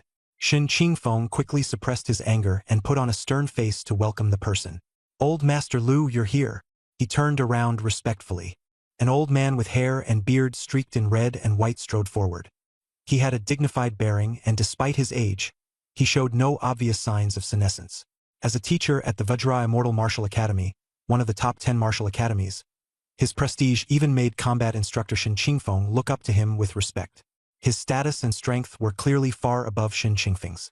However, the old man's face was aged, likely due to injuries that could not be healed, with his life force draining faster than it could recover. Even in this world where healing-type extraordinary abilities existed, it was still impossible to cure him, which showed how serious his condition was. Old Man Lu walked up to the podium and swept his gaze over the new students before finally settling on Sun Byuk. Glancing through the roster in his hand, he frowned and said, Young and full of vigor, it's understandable to indulge occasionally. But you're addicted to lust. Do you have some sort of illness? Sun Byuk only smiled and said nothing. Old Man Lu looked at the roster again, and his expression turned odd. The freshman leader Bai Yong didn't show up? Does he look down on this class? Or was he delayed? He sneered. It's already the second day. What important matter could delay him? He's just a troublemaker. Fine. This old man especially likes dealing with troublemakers. Old Man Lu turned toward Shen Qingfeng at the door. Xiao Shen, he called. Shen Qingfeng immediately turned around and said respectfully, Old Lu, what do you need? Old Man Lu brought out a chair and tea set from beside him, turning the podium into a temporary tea seat, and while brewing tea he said, You're also a troublemaker. known together with Li Lingfeng as the two unyielding pricks. But do you dare skip class on the first day? Shen Qingfeng's face turned dark green, and he hurriedly explained, Old Lu, I observed Bai Yang yesterday. He has a calm temperament, so he should really have been delayed by something. Old Lu sneered. Interesting, you're actually defending him. Since that's the case, then let's wait and see what excuse he has for being late, he said. Shen Qingfeng said respectfully, Elder Lu, should we conduct a full investigation into his whereabouts? Elder Lu waved his hand. Don't investigate. Today's class isn't important. It's mainly just to meet him. If he doesn't come, so be it. Shen Qingfeng nodded and walked off to wait, cursing inwardly. That brat. Could it be that, because I called him a troublemaker yesterday, he took it seriously? He's an orphan with no background or experience. Does he really think I meant it? Forget it, I'll cover for him this time. When he gets here, I'm gonna beat him up in front of Elder Lu no matter what. As he thought this, he kept sending Bai Yang messages urging him to hurry. Bai Yang carefully analyzed the lineup of monsters before him. Among the 9 azure snake demons, 8 were about 30 centimeters in diameter and had strength at the second tier. The remaining one was larger, half a meter in diameter and over 10 meters long, belonging to the third tier. There was also a single white snake demon of similar size, which he estimated to also be at the third tier. The 2 third-tier snake demons were standing far away, their cold eyes fixed on Bai Yang. The white snake demon hissed, Human devil, today is the day you die. The azure snake pack also roared with battle intent. For our kin's revenge, devour him. A slight smile appeared on Bai Yang's lips. He wasn't afraid of the white snake demon. Though he didn't know exactly how strong it was. The azure snake that had originally been third tier but was now suppressed to first tier was acting extremely arrogant. Even if it recovered all its strength, it would still be an opponent he could deal with in a single easy punch. However, after crushing that first-tier azure snake just now, Bai Yang felt a little regretful. At the time, he had only been thinking about not delaying his leveling, and hadn't expected that an azure snake demon would fetch such a high market price and could be sold for quite a bit of money. As for the missing scripture, this time Bai Yang had encountered 10 rare snake demons and had originally planned to subdue them all, then sell them for money. But then he thought better of it, he couldn't sell them all. At the very least, he had to keep that white snake demon. He planned to name it Little White, and pair it with 2 third-tier azure snake demons, Little Green and Little White, so that he'd look imposing when he took them out. The third-tier azure snake demons also had to be kept. After enslaving them, handing them over to women as guards would be good enough use for them. Suddenly, a hiss shattered the calm, and the storm that had been whipping up quickly grew fiercer. Bai Yang's eyes lit up. Azure snake demons controlled water, while the white snake demon controlled wind. Together, they could summon wind and rain and even whip up a tsunami. Although their combat strength was nothing special, they were first-rate at creating a grand spectacle. Raindrops fell like water being splashed down. The sea churned violently, and waves surged toward the island one after another. Passive defense was useless. Bai Yang gritted his teeth and burst out of the violent wind with explosive force. He killed several ordinary snake monsters one by one, but the remaining snake monsters quickly fled into the sea. Before Bai Yang realized it, he was surrounded by a 1,000-meter-long tornado current created by more than 10 azure snake demons working together, and the tornado rapidly carried him farther away from the island. The white snake demon watched coldly, a trace of satisfaction flashing in its eyes. The white snake demon issued an order, and the tornado spun ever more violently. Bai Yang charged and battered against it desperately, but he couldn't break out at all. It was clearly trying to wear him down slowly to death. Bai Yang analyzed calmly. The snake demons took turns resting and recovering their stamina, so this war of attrition couldn't be dragged out for long. But he wasn't panicking. He stretched out his limbs. No matter how turbulent the water flow was, he could still move with ease. No more messing around. Power makes miracles. Bai Yang launched into a frenzy of punches and kicks, violently striking the rotating water currents. The currents tried to recover, but he smashed them into complete disorder. In the end, Bai Yang forcibly carved out a water channel passage straight to the core of the tornado and leaped out of the trap. The advantage of his strength and physique was once again on full display. Seeing Bai Yang escape so easily, the white snake demon's eyes flashed with shock. Then it coldly issued another command. At this moment, water surged up from the edge of the tornado, and the 8 azure snake demons were seen snapping their mouths open to tear into the many snake monsters nearby, ravenously replenishing their strength. Bai Yang suddenly understood. These 90 snake monsters were not there to fight at all, but to be eaten by the snake demons and used to maintain their power, a kind of living supply. Yang could no longer hold back. He sped across the sea surface, determined not to let the snake demons run amok and slaughter everything. These snake monsters were the key to his upgrade. He moved incredibly fast, wind howling around him, and several water tornadoes were whipped up to attack him, but none landed. He cut down the multi-headed snake monsters one after another, and within minutes he had wiped out all the snake monsters except for the 10 rare snake demons. No mercy. Might as well kill these snake demons off quickly. Yang was only a few dozen meters away from the white snake demon. With both feet on the water surface, using the waves to steady himself, he stared at the white snake demon and asked, "Can you understand what I'm saying?" The white snake demon hissed coldly, "Human devil, your greed disgusts snakes. Yang, are you crazy? Submit or die," Yang said through gritted teeth. The white snake demon's eyes turned ice cold. "The white snake clan will never submit." A fierce gale rose. The 9 green snake demons stirred up the seawater and launched a frenzied assault, surrounding Yang. Yang kicked off hard and instantly leaped more than 100 meters, easily dodging the encirclement attack from the snakes. "White snake, if you won't surrender, I'll kill your companions one by one," Yang threatened. In response, only a storm of wild attacks like waves and wind came at him. Yang discovered that aside from the white snake demon, the other 9 green snake demons showed no fear or submission at all in their eyes. Only cold killing intent. So hard to deal with? Then what exactly is going on with Shao Qing? Yang suddenly recalled what Li Lingfeng had once said about the green snake demon's background. Snake demons like Shao Qing were battle servants formed by using snake demon genes as the main body and human genes as a supplement. This explained why the white snake demon called him a human devil. Among snake demons, such a being was extremely terrifying. Since these rare snake demons couldn't be subdued easily, Yang stopped wasting time. He punched one small green snake demon's head to pieces, but the white snake demon's eyes remained utterly cold, filled with even more killing intent. "Looks like there's no other way," Yang sighed. "If I cripple them, does that count as winning the battle?" System prompt. Only when an otherworldly life form sincerely submits or verbally acknowledges defeat and stops attacking, or when one side is completely annihilated, does the battle end. Yang's heart sank. He felt as if a huge fortune was slipping right before his eyes. He kept throwing punches, and after one large green snake demon was kicked through the head and killed, Yang stepped closer to the white snake demon. "Last chance. Surrender, and I promise I won't abuse you." The white snake demon sneered, then suddenly opened its bloodpin giant maw and, with the power of a gale, swiftly tried to swallow Yang. Yang showed no weakness. The moment its snake fangs snapped, he punched straight through the white snake demon's upper jaw. System prompt. The white snake demon bears deep hatred toward you, and a white snake's hatred mark has been left on you. Yang took a breath and let out a sigh of relief. At least hatred is still a good thing. I was almost afraid it was some kind of white snake's love. Then I'd really be scared. System prompt. Battle 1. Beginning settlement.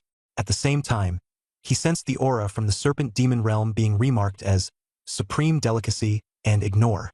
Yang tried to provoke this world, but the serpent demon realm clearly had no intention of letting him off easily. "A whole world, and it treats me like this? I've only awakened for a little over 10 days, and I've only been at rank 1 for less than 3 days. I'm a newbie," he complained. During the settlement, Yang obtained 100 blood crystals of various colors, of which 90 were ordinary, 8 were excellent, and 2 were perfect. He also received 9 water control skill books, 8 of them excellent and 1 perfect, as well as 1 skill book carrying a breath of breeze, wind palm, perfect. Just now, the white snake demon's control of violent winds in coordination with the green snake demon's water control was no small formation, but its strength was restricted to rank 1, so its power was limited and posed no real threat to Yang. He asked himself, if the white snake demon were really rank 3, could it fly by controlling the wind? The answer was very likely yes, but even if it could fly, it would consume tremendous energy. Once exhausted, it would still be knocked down by a single punch. At last, Yang's level rose to rank 1, level 9. This trip through the Serpent Demon Realm dungeon, aside from failing to subdue these rare serpent demons for profit, had been fairly smooth overall. With 5.5 days remaining, he had already gone through several rounds of battle, and his level had risen from rank 1, level 1 to level 9. After obtaining 180 free attribute points, Yang without hesitation allocated them to Spirit, Perception, and Reaction, adding 60 to each. Looking at the refreshed attribute panel, he couldn't help but smile slightly. Yang, Elite Leaf Form. Level 19. Ready to advance. Age, 18, male, pure human bloodline. HP, 11428/11428. Estimated lifespan about 800 years. Mana, 69606960. Stamina, 3866038660. Strength, 14 plus 1919. Constitution, 14 plus 1919. Agility, 30 plus 1919. Physical attack power, 3866. Spirit, 158 plus 190. Perception, 157 plus 190. Reaction, 157 plus 190. Magic attack power, 696. Physical defense, 644 plus 1919. Magical defense, 116. Bai Yong knew very well that he had to become even stronger next if he wanted to gain a foothold in this world. Bai Yang's vitality exceeded 10,000. If his 6 attributes were well balanced enough, his lifespan could even exceed 10,000 years. Even with nearly a 10-fold gap between the strength of his body and soul, his lifespan could still reach 800 years, far beyond what ordinary people could imagine. Right after the battle ended, Bai Yong checked his condition and found his vitality, mana, and stamina all full. He had deliberately kept them at max before the fight. Now that he was back at the Vajra Indestructible Martial Academy, there was no need to maintain that state. He chanted an incantation and refined 7 first-tier exceptional blood crystals in one go. Then he prepared to go to class, using the gap in lessons to slowly recover from the depletion. After returning to the Martial Academy, Bai Yong took out his phone and found that his secretary, Lu Qingqing, had sent him dozens of messages, one after another, asking why he hadn't come to class. His classmates had also sent messages, saying that today's instructor was no ordinary man. Sun Byukjing even bluntly said that the combat instructor, Shen Qingfeng, had been treated like a grandson on the other side. Shen Qingfeng had also sent over 10 messages, sounding like he wanted to beat him up, but the first one clearly told him that when they met, he had to admit his mistake first and then take a beating. Bai Yong quickly understood that Shen Qingfeng was protecting him. So he explained, I stayed up all night at midnight Saban Sungji, and before I knew it I got carried away. I was going to be late for class. The Martial Academy can check my whereabouts, so why didn't it catch this? Just then, he was in the courtyard, so he quickened his pace and ran toward the separate building where Secretary Lu Qingqing was located. Outside the building, Shen Qingfeng stood with his arms crossed. The moment he saw Bai Yong, his fists clenched. Being late was being late, and Bai Yong admitted his mistake. He even hoped to be beaten, thinking that the power of the blood crystals might become even stronger because of it. He called out from afar, Instructor, I'm late and am willing to accept punishment. Shen Qingfeng glared at him. Good that you're willing to take it. If I don't give you a beating, that thorny attitude of yours just won't be smoothed out. As he spoke, he strode over. Bai Yong also stepped forward to meet him. As the distance between them closed, Shen Qingfeng suddenly froze. Bai Yang's face was pale at that moment, and his condition was about the same as Sun Byukjing's in the classroom. Shen Qingfeng grew even angrier. Although Sun Byukjing had gone to waste, at least he wasn't late.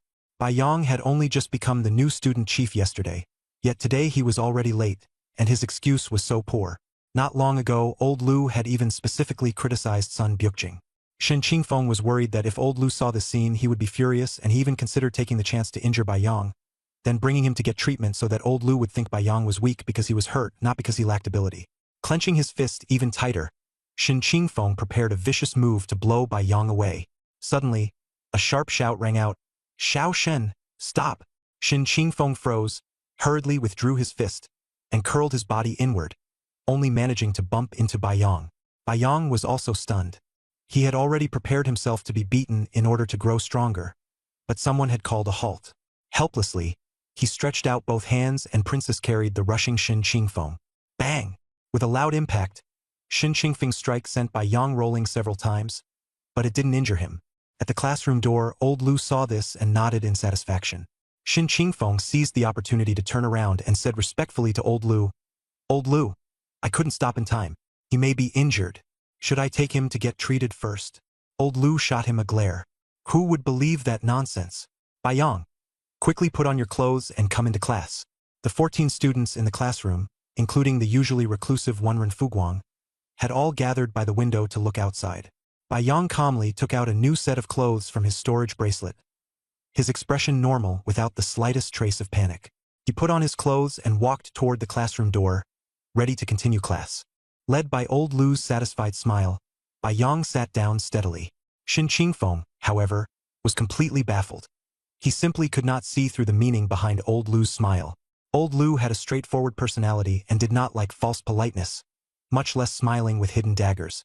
Yet this time, that smile unexpectedly made Shin Qingfeng feel surprised and relieved.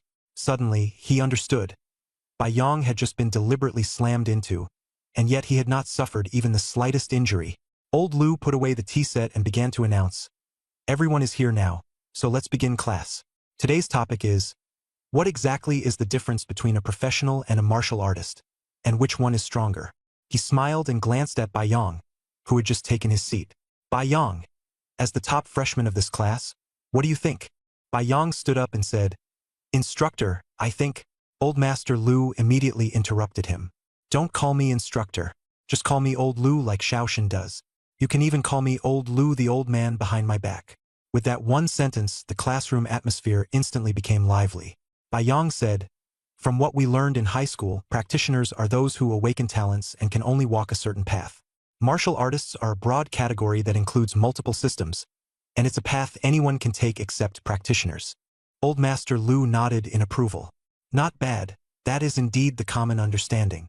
Then he asked, "Wenren Fuguang, as the second-ranked freshman, what do you think?" Wenren Fuguang stood up. "Old Lu, I feel that practitioners are a shortcut to becoming stronger quickly, and their talents determine how far they can go. Martial artists are the proper path, one built on effort, with resources, talent, and opportunities, plus personal hard work, determining how far they can go." Old Master Lu praised him. "A rational viewpoint and a good angle." Old Master Lu teased Wenren Fuguang with a smile. "Being ugly isn't scary. What's scary is listening to gossip. Let me tell you, the stronger you are, the more you surpass ordinary people. What's the use of just relying on looks to scare people?" Some martial artists fuse with exotic beast bloodlines and become neither human nor ghost. I have a friend who fused with the fire dragon bloodline. He doesn't even have a human head anymore, turning into a fire-breathing dragon head, and people call him a monster. Old Master Lu said with self-mockery, "My hair and beard are all gray, and yet no one dares to talk back to my face." Bai Yang glanced at Wenren Fuguang and didn't think there was anything ugly about his blonde hair and blue eyes at all. At most, he just looked a bit out of place in an environment full of black hair and black eyes. At this moment, Sun Byuk raised his hand, eager to answer. Old Master Lu was not very willing, but he had no choice but to speak. "What is it?" Sun Byuk slapped the desk and stood up. "Old Lu, if your friend turned into a dragon head, then how does he kiss women?"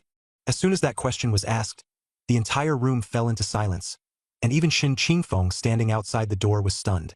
At that moment, he really wanted to rush in and teach Sun Byuk a harsh lesson, but with Old Master Lu present, he didn't dare act disrespectfully. Old Master Lu was also completely dumbfounded. He took out his phone and sent a message to that friend. When the reply came back, he shook his head and chuckled bitterly. He said that aside from things from when he was young, he hasn't done that after turning 40, so that dragon head never even needed to kiss women. Sun Byuk nodded repeatedly. "I heard that middle-aged men and women kissing can leave you feeling disgusted for a long time. I think what he said makes sense." Old Master Lu ignored him and turned back to continue. "Don't go off topic. Back to the main question. Bai Yang, do you have any views outside the textbook?" Bai Yang stood up. "Old Lu, I don't understand the details of body tempering for martial artists, but for practitioners, leveling up by farming monsters is indeed simple and fast." Old Master Lu gestured for him to sit down and said with a smile, summing it up, "There's no definitive answer to this question. Everyone has their own view. I've heard a lot of opinions from powerful experts, and I've also drawn some conclusions. Everyone have a listen. The Supreme Council set the rules to ensure that everyone has the opportunity to awaken and train in martial arts, with equal access to basic resources. Talent determines how fast you grow stronger and your upper limit, whether you're an ability user or a martial artist. Beyond that, resources are a boost. The more resources you have, the better. The greater the boost, the faster you become stronger." The atmosphere in the King's class of the Vajra Indestructible Martial Academy was tense and straightforward. Old Lu made one thing clear to everyone. Talent and effort are the keys to success or failure. Ability users and martial artists break through their limits by relying on themselves. Effort may not guarantee rewards, but without effort there is certainly nothing.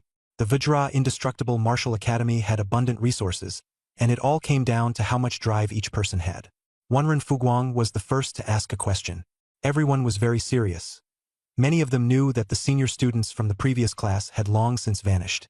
Old Lu stated bluntly, anyone who failed to advance to second-rank hero level within a year had to leave. Some of these people would be taken in by other third-tier martial schools, while others would have to fend for themselves, with no further connection to the Vajra Indestructible Martial Academy. Everyone present understood that this rule was harsh but also fair. After all, they were all outstanding. Within just a few days after awakening, some had even advanced a full rank in 3 days. However, one person looked especially awkward, Sun Byuk. His expression grew increasingly ugly. In class, when old Lu asked everyone questions, he was harsh and unsparing only with Sun Byuk, while toward Bai Yang he was not only kind, but even smiling. It was blatant favoritism. Sun Byuk couldn't take it anymore and raised his hand for the second time to object. Old Lu, why haven't you asked me a single question? Does yesterday's ranking really mean everything? Old Lu sneered. You're dead last. I wouldn't have much to say if you were studying seriously, but look at your face now, you look like a useless waste. What right do you have to complain? Sun Byuk was unconvinced, yet he had no strength to refute it. He muttered, I'm not the only one with a pale face and weak body. Before he could finish, a piece of chalk flew over and directly smashed his chair. Sun Byuk was sent flying, but he quickly got back up, unhurt. Old Lu refused to back down. Bai Yang is only pale, but his bearing is still strong. And you? Your eyes are lifeless, and there are obvious scars on your neck. Bai Yang recovers quickly, while you haven't even started recovering yet. You dare compare yourself to him? Hearing this, Sun Byuk glanced at Bai Yang and indeed saw a huge gap. Bai Yang's eyes were bright, almost glowing. Old Lu got even more aggressive. If you keep this up, I'll have to recommend to the Martial Academy that you be expelled and sent off to indulge to your heart's content. Sun Byuk muttered in dissatisfaction. Even my own dad doesn't care about me. Why would the Martial Academy care? I'm not even late. Before he finished speaking, another piece of chalk flew over, striking him and sending him flying out of the classroom again. Old Lu cursed. What a stubborn thorn in the side. Even your dad, Sun Fifan, wasn't this hard to deal with back then. At least he didn't indulge himself, and he wouldn't have dared ask such a stupid question in class. At that moment, old Lu called out, Xiao Shun. Shen Qingfeng, standing at the door, responded and walked in. Pointing at the just crawled up Sun Byuk, old Lu said, Go call his father here. The two of us will deal with him together. The entire classroom's atmosphere instantly turned tense, and Sun Byuk's face went ashen. He knew he was in even deeper trouble now. Shen Qingfeng respectfully accepted the order, then quickly sent a message to the secretariat. Old Lu briefly replied, Class dismissed for today. After saying that, he stormed off in anger. After old Lu had gone far away, Shen Qingfeng walked into the classroom, stood beside Sun Byuk, and stared at him as he said, Were you doing this on purpose? Sun smiled smugly. My acting was terrible. The mentor saw through it. Shen Qingfeng frowned slightly. Elder Lu has figured it out too. I just had the secretariat send a message to your father.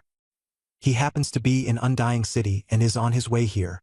Sun immediately stood up and left in a hurry. Shen Qingfeng turned to the others. Elder Lu is here today to give you all a class on short notice. Tomorrow is combat class, the day after tomorrow is knowledge class, and after that we'll switch mentors. He continued, Everyone else dismissed for now. Bai Yang, come with me. Bai Yang was full of questions. Mentor, did Elder Lu come today because of me and Wanren Fuguang? Shen Qingfeng nodded. That's right. But when he left, he specifically asked me to bring only you to him.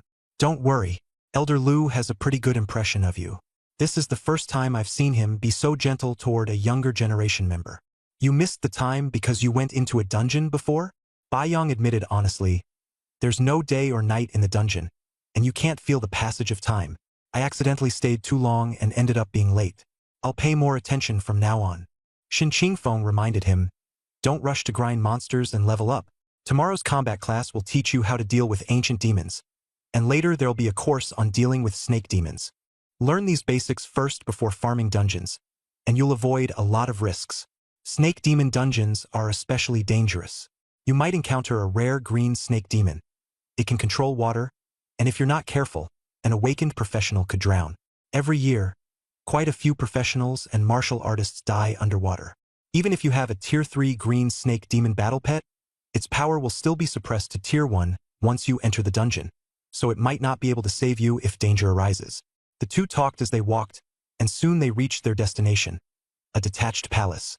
Sun had been waiting at the entrance for a long time. When he saw Baiyang and Shen Qingfeng arrive, he quickly waved. Shen Qingfeng and Baiyang stood aside and waited. Not long after, a sturdy young man with sharp eyes came running over. He looked 7 or 8 parts like Sun but more mature. Shen Qingfeng nodded at him, but the man didn't even spare him a glance. He took Sun by the hand and went straight into the palace. Shen Qingfeng sighed. Baiyang, this man is Sun's father. He also graduated from our martial academy. He's your senior.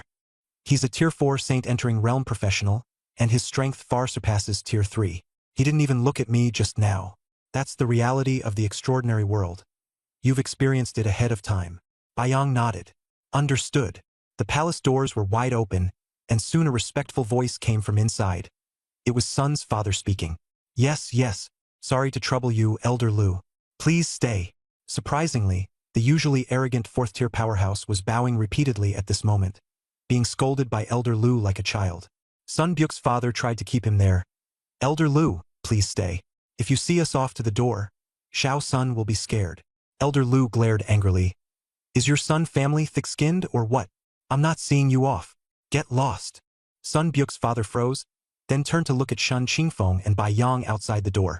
Seeing nothing unusual, he nodded to Shen Qingfeng and took Sun Byuk away. Sun Byuk grinned at Baiyang and raised his phone to hint that they should keep in touch later. Elder Lu looked at Shen Qingfeng. Go to your thing. Baiyang, come with me. Shen Qingfeng took his leave respectfully, and Baiyang followed Elder Lu into the palace. Elder Lu signaled for Baiyang not to be and said, Not long ago, when you still weren't wearing any clothes, I sensed a lot of resentment on you. In the instance, did you kill a lot of monsters? Baiyang nodded. Yes, Elder Lu. Elder Lu asked, How many levels did you gain? Baiyang raised his right hand, spreading his thumb and index finger apart to indicate 8. Elder Lu was startled. You leveled up 8 times in one run? Did you kill 100 ancient demons when you ranked yesterday? Baiyang nodded.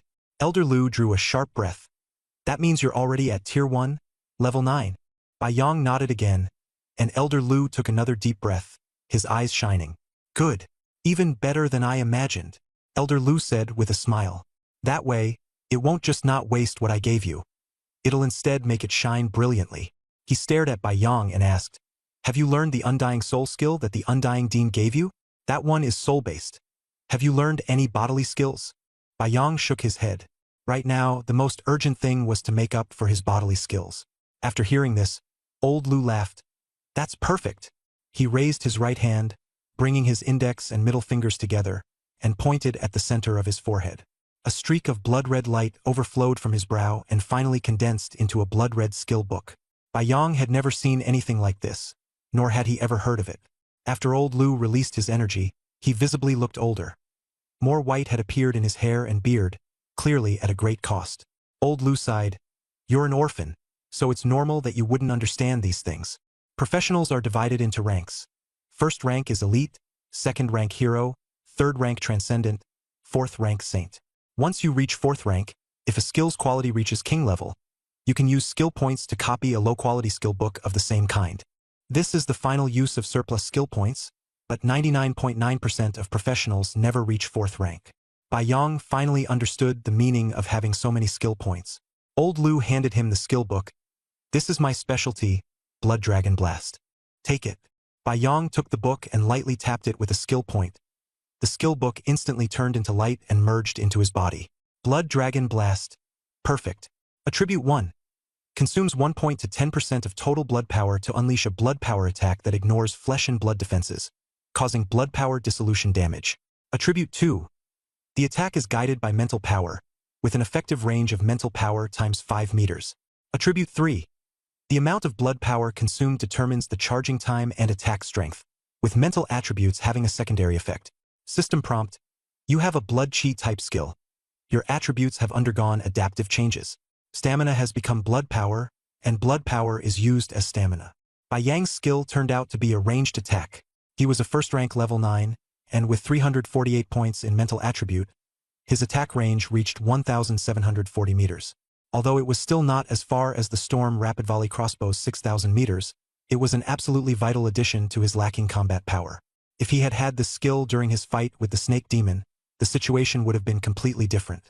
Seeing Bai Yang learn it on the spot, Old Lu smiled even more happily.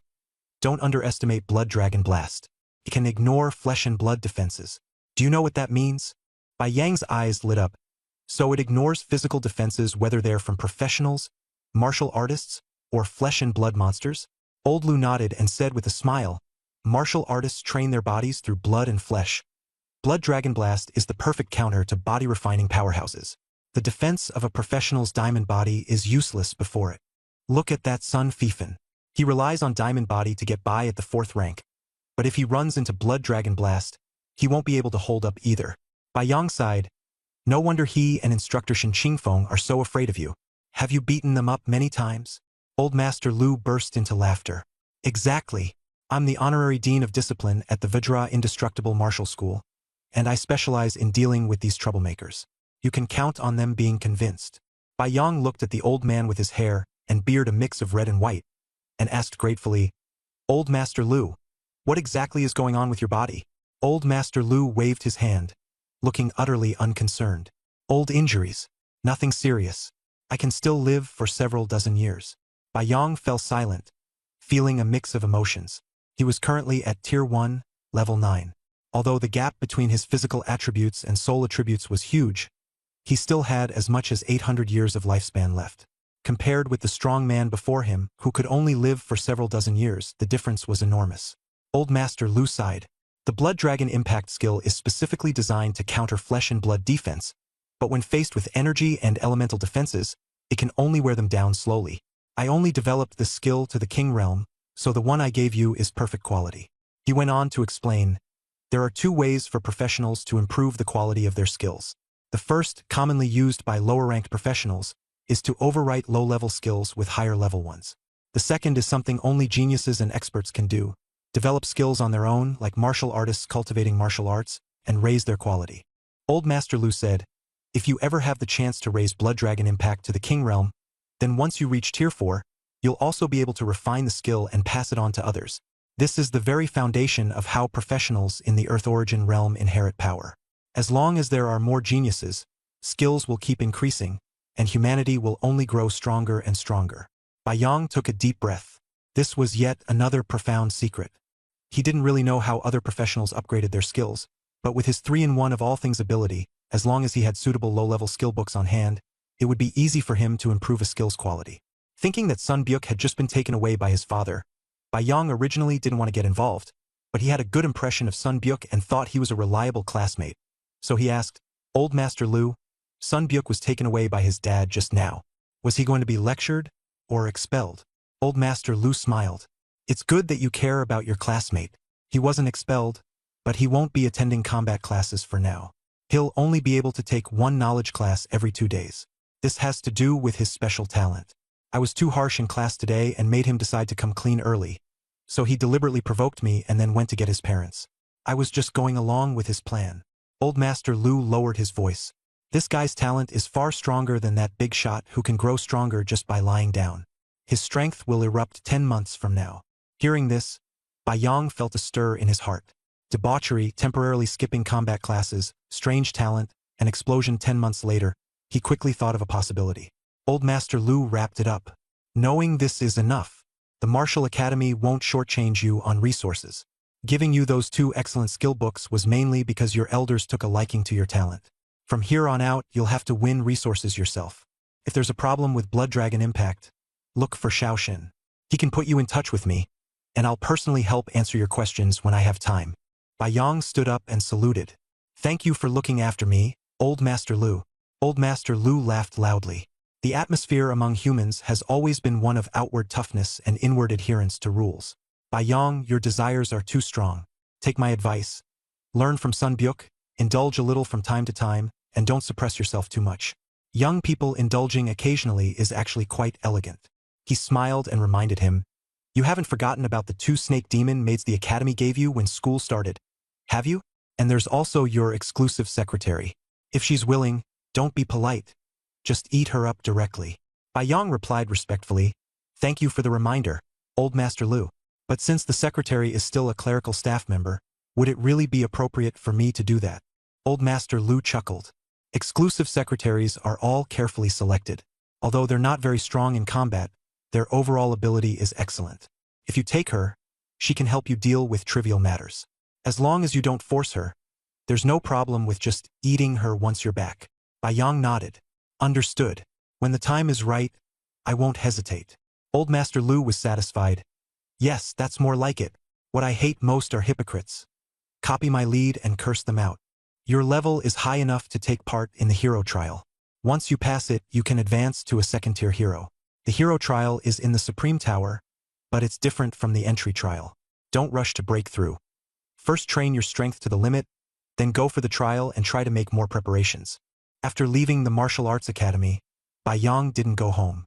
He went straight to the teleportation zone, used a teleportation J token to return smoothly to his hometown in Jianglong City, and headed straight for his Dragon Yang Trading Company. The moment Lu Susu saw him, she rushed over excitedly. Though she wasn't breathtakingly beautiful, she was exactly his type. Bai Yang swept her up in his arms and went straight to the third floor. Just a few days ago it had been. Back when Lu Susu had cultivated her steel body, she coughed up blood and nearly died. Now Bai Yang was already at Tier 1 level 9. Though he had never weighed himself, he was certainly much heavier than he had been back then. The result was that the moment Bai Yang lay down on the sofa, it sank deeply with a heavy thud. Fortunately, it didn't break. A few minutes later, Bai Yang fed Lu Susu some blood crystal water. She wasn't injured, but tears filled her eyes as she said in a low voice, "Boss, am I really that useless?" Bai Yang knew in his heart that she was highly capable at work, but her habits in daily life were simply too far removed from his. Impossible to bridge. "Susu, don't overthink it. Rest first. Come with me to the Immortal City later." Bai Yang said, "Take care of things here. Keep buying the regular iron cloth shirt skill manuals for the long term, raise the price a bit and stock up more." After a brief rest, Lu Susu quickly recovered her ability to move. She efficiently arranged the shop's work. Thanks to the high salary Bai Yang gave them, the two female clerks were full of motivation. Once everything was properly arranged, Bai Yang carefully stored away the more than 20,000 skill manuals they had purchased over the past few days, then took Lu Susu to the Immortal City. The shop in the Immortal City was under Bai Yang's name, so there was no rent, and the space was larger. Lu Susu began ordering shelves and counters and hiring local clerks. Bai Yang didn't interfere much. He simply gave her the home address, then returned to the villa first. As soon as he entered, the two snake demon maidservants hurried up to greet him. Bai Yang remembered the suggestion Old Master Lu had given him not long ago. Although he had tried it, it was extremely troublesome. "How are you recovering?" he asked.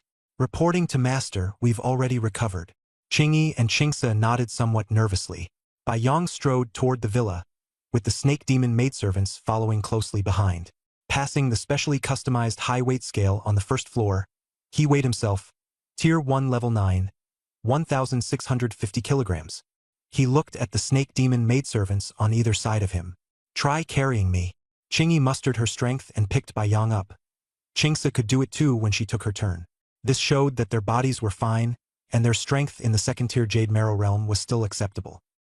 When he reached the study on the second floor, Bai Yang saw his secretary, Lu Qingqing, whom he had called over in advance. Her strength was only Tier 1 copper skin and iron bones, not even as good as the maidservants upstairs, and Bai Yang wasn't in the mood to compete with her at the moment. Secretary Qing. Boss's orders. After seeing Luo Lao's special attention to Bai Yang, Lu Qingqing's mindset changed dramatically.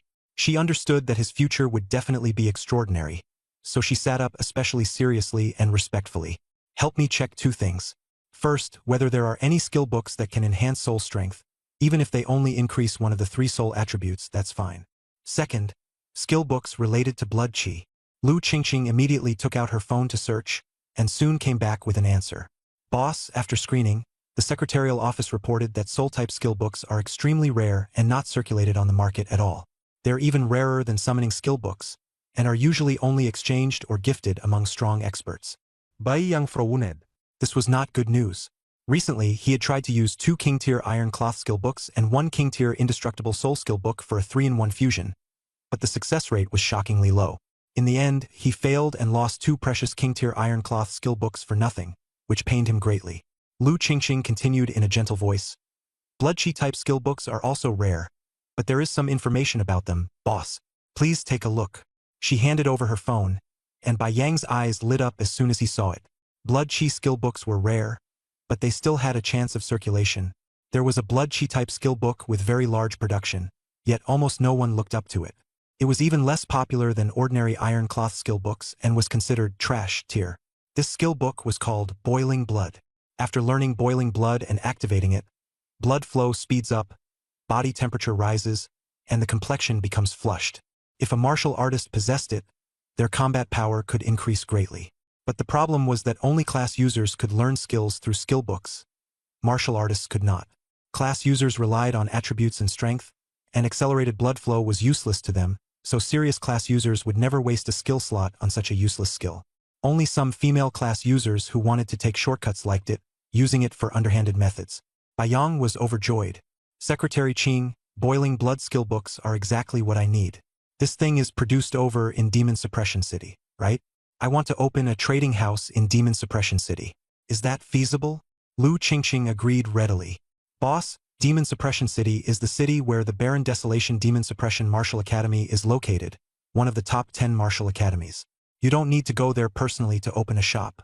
I can help you get in touch. Bai Yang nodded. Good. Let's get it done today. He added, from now on, my woman Lu Susu will be responsible for managing all the trading houses. You can communicate directly with her. Lu Qingqing left gracefully to handle the matter. Bai Yang opened his phone and quickly placed an order.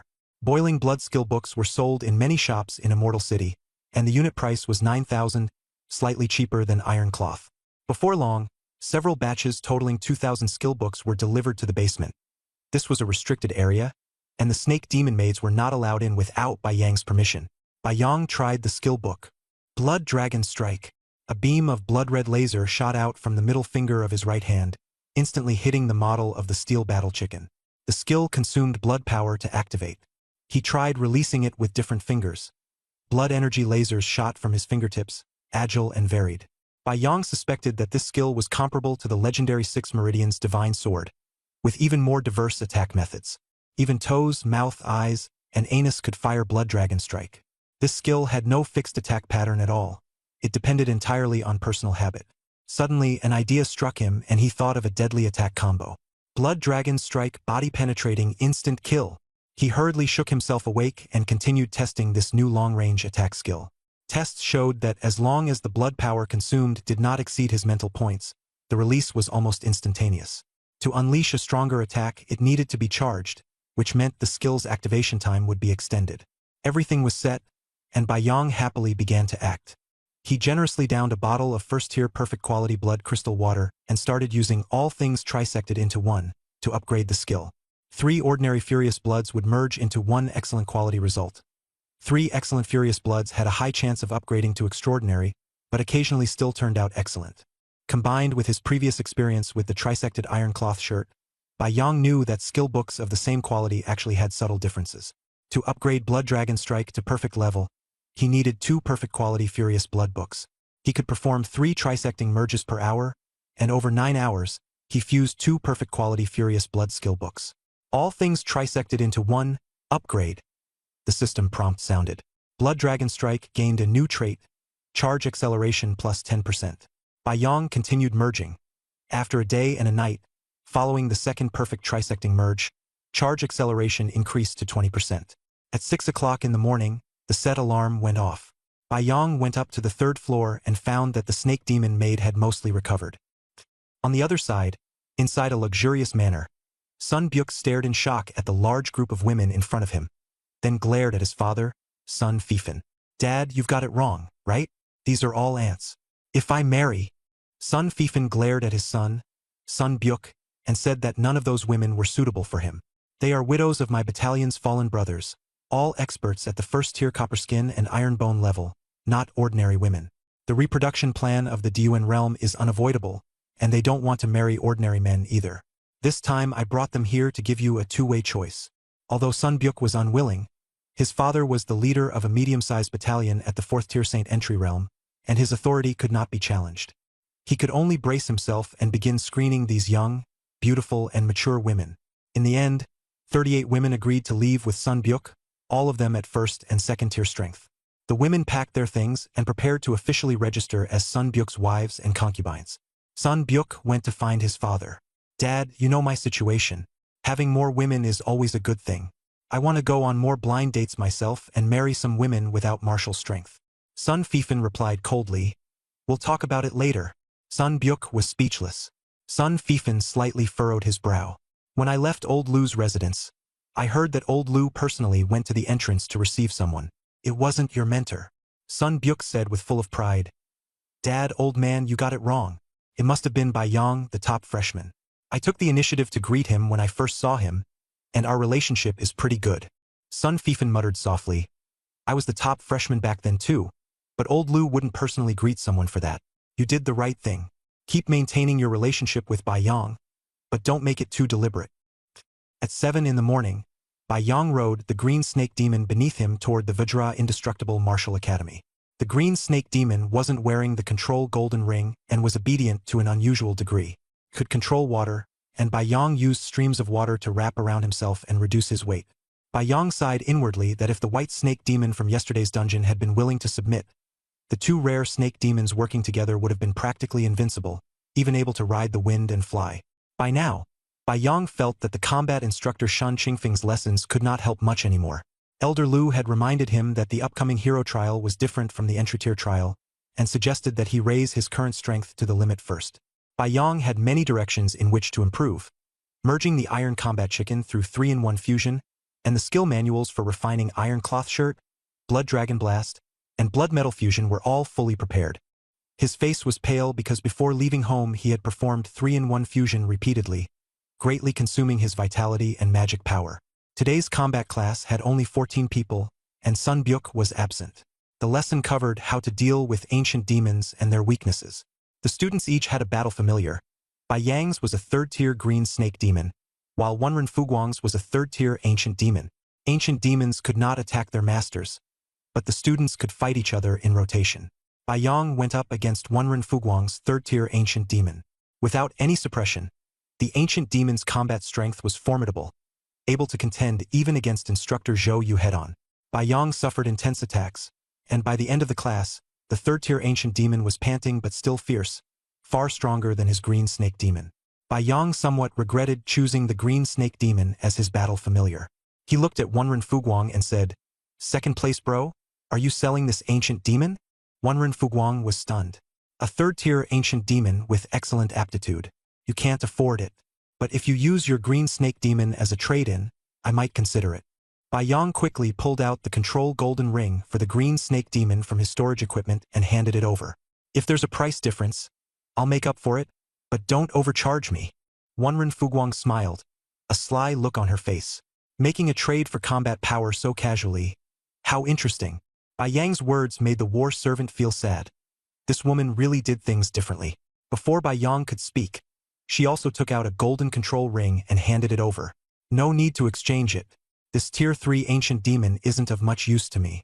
If I take it into a dungeon, it'll be suppressed anyway, which would only distract me.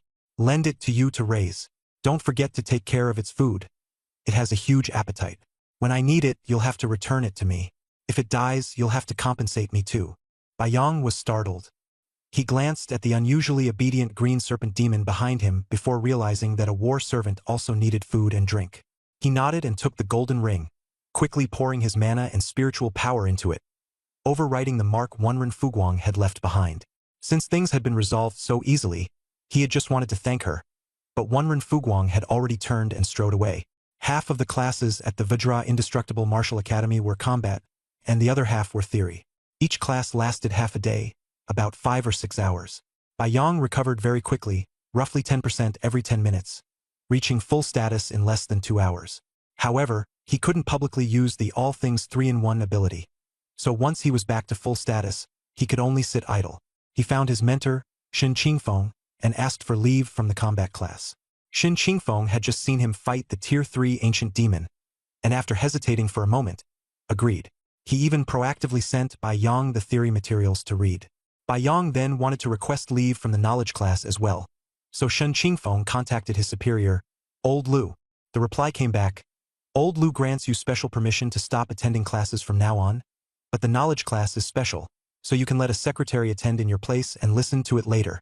After thanking his mentor, Bai Yang left, ready to get down to business, only to run into Lin Tingxue, who was smiling brightly at the academy gate. She was one of the few girls in the king class. Walking up, she greeted him gently with a wave. "Top student, do you have—" Bai Yang cut her off with a single sentence. "Are you interested in me?" Lin Tingxue nodded. "You're masculine and full of spirit. You're exactly my type." Bai Yang answered coldly, "I don't have the time or the mood to date." Lin Tingxue's expression stiffened, but she immediately recovered her poise. As expected of the top student. "I'm willing." Bai Yang asked her whether her family had any high-level powerhouses or resources. She shook her head and said her father had died early. Her mother was only a Tier 1 martial artist, and the family was at the bottom of society. Bai Yang said bluntly, "I need a lot of resources. If you want to be my woman, you'll have to support me with everything you've got." Lin Tingxue froze. Bai Yang turned and left, leaving her standing there dumbly by herself. To be able to enter the elite class of one of the top 10 martial academies, her talent was certainly not low. But to Bai Yang, even Wenren Fuguang wasn't worthy of standing beside him. Lin Tingxue was thick-skinned enough to wait at the gate. She merely wanted to get close to him and build a connection so she could get resources. This woman's craving for resources was about on par with his own. But he couldn't even get enough resources for himself. How was he supposed to support a woman? He wasn't someone who lived off a woman. After leaving the martial academy, Bai Yang headed straight for a large professional shop and bought a storage ring for 200 first-grade superior blood crystals. Then he went directly to the exclusive lounge on the 6th floor of the Longyang Commerce House and called over Lu Susu, who was busy at the moment. Lu Susu's face turned pale. Though she didn't dare resist, she still obediently followed him. Bai Yang could tell she had misunderstood his intentions, so he gently patted his thigh. Lu Susu's face grew even paler, but she gritted her teeth and sat down, revealing her resolve to accompany him at all costs. Bai Yang suddenly said, "Extend your hand." She let out a soft cry and extended her right hand. To her shock, Bai Yang directly put the ring on her finger for her. Lu Susu knew very well that they had already completed the homecoming registration, body and soul intertwined. But in name, she was still just Bai Yang's woman without a title. At first, she had thought Bai Yang was merely an ordinary young professional. Only after getting close to him did she truly understand that the man before her was the standout among this year's new students in one of the top 10 martial academies, the Vajra Indestructible Martial Academy. The top student was the pinnacle among all the billions of new professional awakeners this year. Looking at such an outstanding Bai Yang, Lu Susu felt more and more that she was tiny and powerless. The gap in strength made even properly serving Bai Yang a difficult task. Aside from helping the man manage the Longyang Commerce House, she couldn't find any value in herself. Suddenly, Bai Yang put a ring on her, and it was on her ring finger. This ring meant that he had given her even greater recognition, and Lu Susu could hardly believe what she was seeing. Bai Yang explained, "This is a storage ring with a capacity of 1,000 cubic meters. You're not a profession holder, so you'll need to cleanse it with your blood and slowly bind it. From now on, you'll be handling more of the trivial affairs of Longyang commerce. With this, it'll be much more convenient to carry things to various cities." After hearing this, Lu Susu's heart softened as if it were melting. Not long after, Bai Yang said sternly, "Susu, your strength is far too weak. Leave the trivial matters to the shop assistants. You need to take charge of the overall situation, and you also have to keep training in martial arts. You were able to stay in the recruit camp for 3 years, so your talent isn't bad. From now on, I'll give you plenty of blood crystal water, and you must work hard to become stronger. Otherwise, you won't even have the zhuge to see me." Lu Susu replied softly, "Boss, Susu will work hard." After delaying for a moment at the Longyang shop, Bai Yang went straight home and headed for the basement. He released the Tier 3 ancient demon he had borrowed from Wenren Fuguang and ordered it to continue sparring with him, promising to feed it with blood crystals. The ancient demon roared and began attacking Bai Yang. Hours passed, but even with its claws and fists, it still couldn't injure him and could only stop in exhaustion. It didn't dare take the risk of attacking recklessly, afraid that if it died, everything would be over. A Tier 3 ancient demon consumed a tremendous amount of energy in battle, needing roughly 1 excellent first-tier blood crystal per hour. Bai Yang still had more than 800 on hand, which was enough for the time being. It fought for 10 minutes and rested for 1, and Bai Yang took the opportunity to use the All Things 3-in-1 skill to strengthen himself. Bai Yang secluded himself in the basement and trained hard. According to the plan, every 3 days Lu Susu would go to the shop in Town Demon City to collect a copy of the Boiling Blood skill book and every 5 days she would go to Jianglong City to collect a copy of the Iron Cloth Shirt skill book. Secretary Lu Qingqing handled the classes, taking detailed notes before coming to Bai Yang's home to teach. Before every class, Bai Yang would expend a great deal of energy and then study with the secretary. As time passed and the two grew closer, their feelings also warmed. Bai Yang completely won over Lu Qingqing, yet it did not delay his studies in the slightest. Day by day, time passed. After 10 perfect level 3-in-1 refinements, the Blood Dragon Strike skill's charge-up speed had increased to 100%. The Boiling Blood skill book similarity had reached 60%, allowing the skill's size and quality to be enhanced. After the skill was improved, Bai Yang was pleasantly surprised to find that the Blood Chi laser could be controlled to 1 to 3 times its original size, making it convenient for dealing with large monsters. After that, Blood Dragon Strike reached King level. Blood Dragon Strike, King Variable Form. 1. Consume 1% 30% blood power to release a blood power attack that ignores flesh and blood defenses, dealing blood power erosion damage. 2. The attack can be guided by mental power with an effective range of mental power times 7 meters. 3. The amount of blood power consumed determines the charge-up time and attack strength. Mental attributes slightly affect the charge-up time. The overall improvement was not significant, but the maximum attack power increased to 3 times its original value, the effective range became farther, and the charging speed was several times faster. Bai Yang tried it out and put down Blood Dragon Blast in satisfaction, then switched to focusing all his efforts on cultivating the Iron Shirt skill. Iron Shirt was his innate king-level skill. Relying on the enhancement of his powerful strength and physique, it had to be prioritized. 1 king-level 3-in-1 required 2 king-level Iron Shirt skill books, and reaching the goal required 162 3-in-1s. After each 3-in-1, time was needed to recover. 1 every 10 minutes, 162 3-in-1s meant 16-20 minutes, which was about 27 hours. Time passed little by little as Bai Yang continuously used king-level Iron Shirt skill books in the basement to perform 3-in-1 upgrades on the Steel Battle Chicken. Aside from going outside every so often to get some fresh air, learn from Secretary Qing, and chat with the Snake Demon Maid, he almost stayed in the basement the entire time. With each 3-in-1 completed, the Steel Battle Chicken's physical defense, physique, and strength all increased by 5 points. After 10 times, it reached the king-level ultimate state. Bai Yang did not stop and continued the 3-in-1s. After 4 more times, he increased the Battle Chicken size variation to a range of 0.5 times to 7 times. A total of 14 3-in-1s consumed 28 king-level skill books, reaching the current limit. System prompt. The king-level ultimate state transformation type Steel Battle Chicken can no longer be improved by conventional means. To advance to Overlord level, it must possess overwhelming power. Bai Yang frowned, then smiled. This overwhelming power was not as difficult as imagined. For the Steel Battle Chicken, as long as its first talent, Yang Energy Abundance, broke through, it could be achieved. He took a deep breath, focused his mind, and shouted, Yang Energy feeding back, Chicken, condense overwhelming power. After nearly 20 days of cultivation, Bai Yang's Blood Gold Power Fusion degree increased to 19%. By now, attacks from a third-tier ancient demon were completely ineffective against him. His Vajra indestructible innate form had reached Overlord level, with physical defense, physique, strength, and agility all breaking through to 3,610 points. His body strength was close to 4,000, and his weight was nearly 4 tons. The talent of abundant Yang energy made him as dazzling as the sun in the eyes of females. The Yang energy throughout Bai Yang's body began to be absorbed by the Steel Battle Chicken. He sensed that overwhelming power would soon undergo a qualitative change. His vitality increased to 39,766 points, and the gap between his body and soul widened. Miraculously, his remaining lifespan skyrocketed from 800 years to 3,000 years.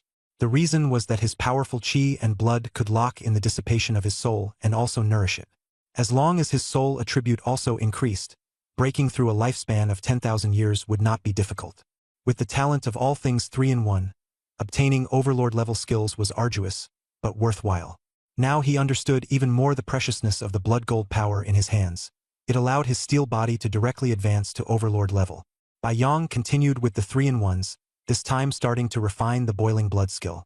The rhythm was the same, with about 1 king-level 3-in-1 completed per day. After 7 times, Blood Dragon Blast reached its ultimate state, and the blood power that could be released in a single strike sword from 1 point to 100% of the current total blood power. After 3 more enhancements, the power of Blood Dragon Blast increased 7-fold. The system prompted once again. The king-level ultimate state transformation type Blood Dragon Blast can no longer be improved by conventional means. Overwhelming power is required. At that moment, Bai Yang felt a strange change. The system reminded him, "You possess Blood Gold power." Blood Gold power has begun to influence Blood Dragon Blast, and Blood Energy Overwhelming Power adaptability has been born. Bai Yang smiled broadly. This meant that once Blood Dragon Blast advanced to Overlord level, its strength could even surpass Master Lu by another tier. With a slight upward curve at the corner of his mouth, and relying on his intense Yang energy, after 10 days he finally upgraded the Steel Battle Chicken's abundant Yang energy talent to Yang energy soaring to the heavens. The skill met the conditions for advancing to Overlord level and was now advancing. The skill advancement was complete, and the Steel Battle Chicken finally reached a new Overlord realm. The Battle Chicken evolved into the Overlord level Soaring Heaven Chicken Overlord.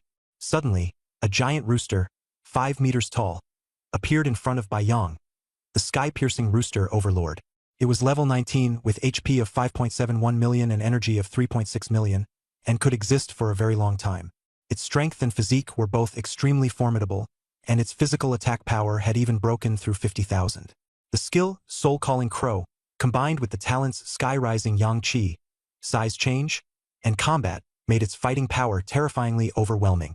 In particular, the combat talent meant that once it entered battle, its attack power doubled, reaching an astonishing more than 110,000.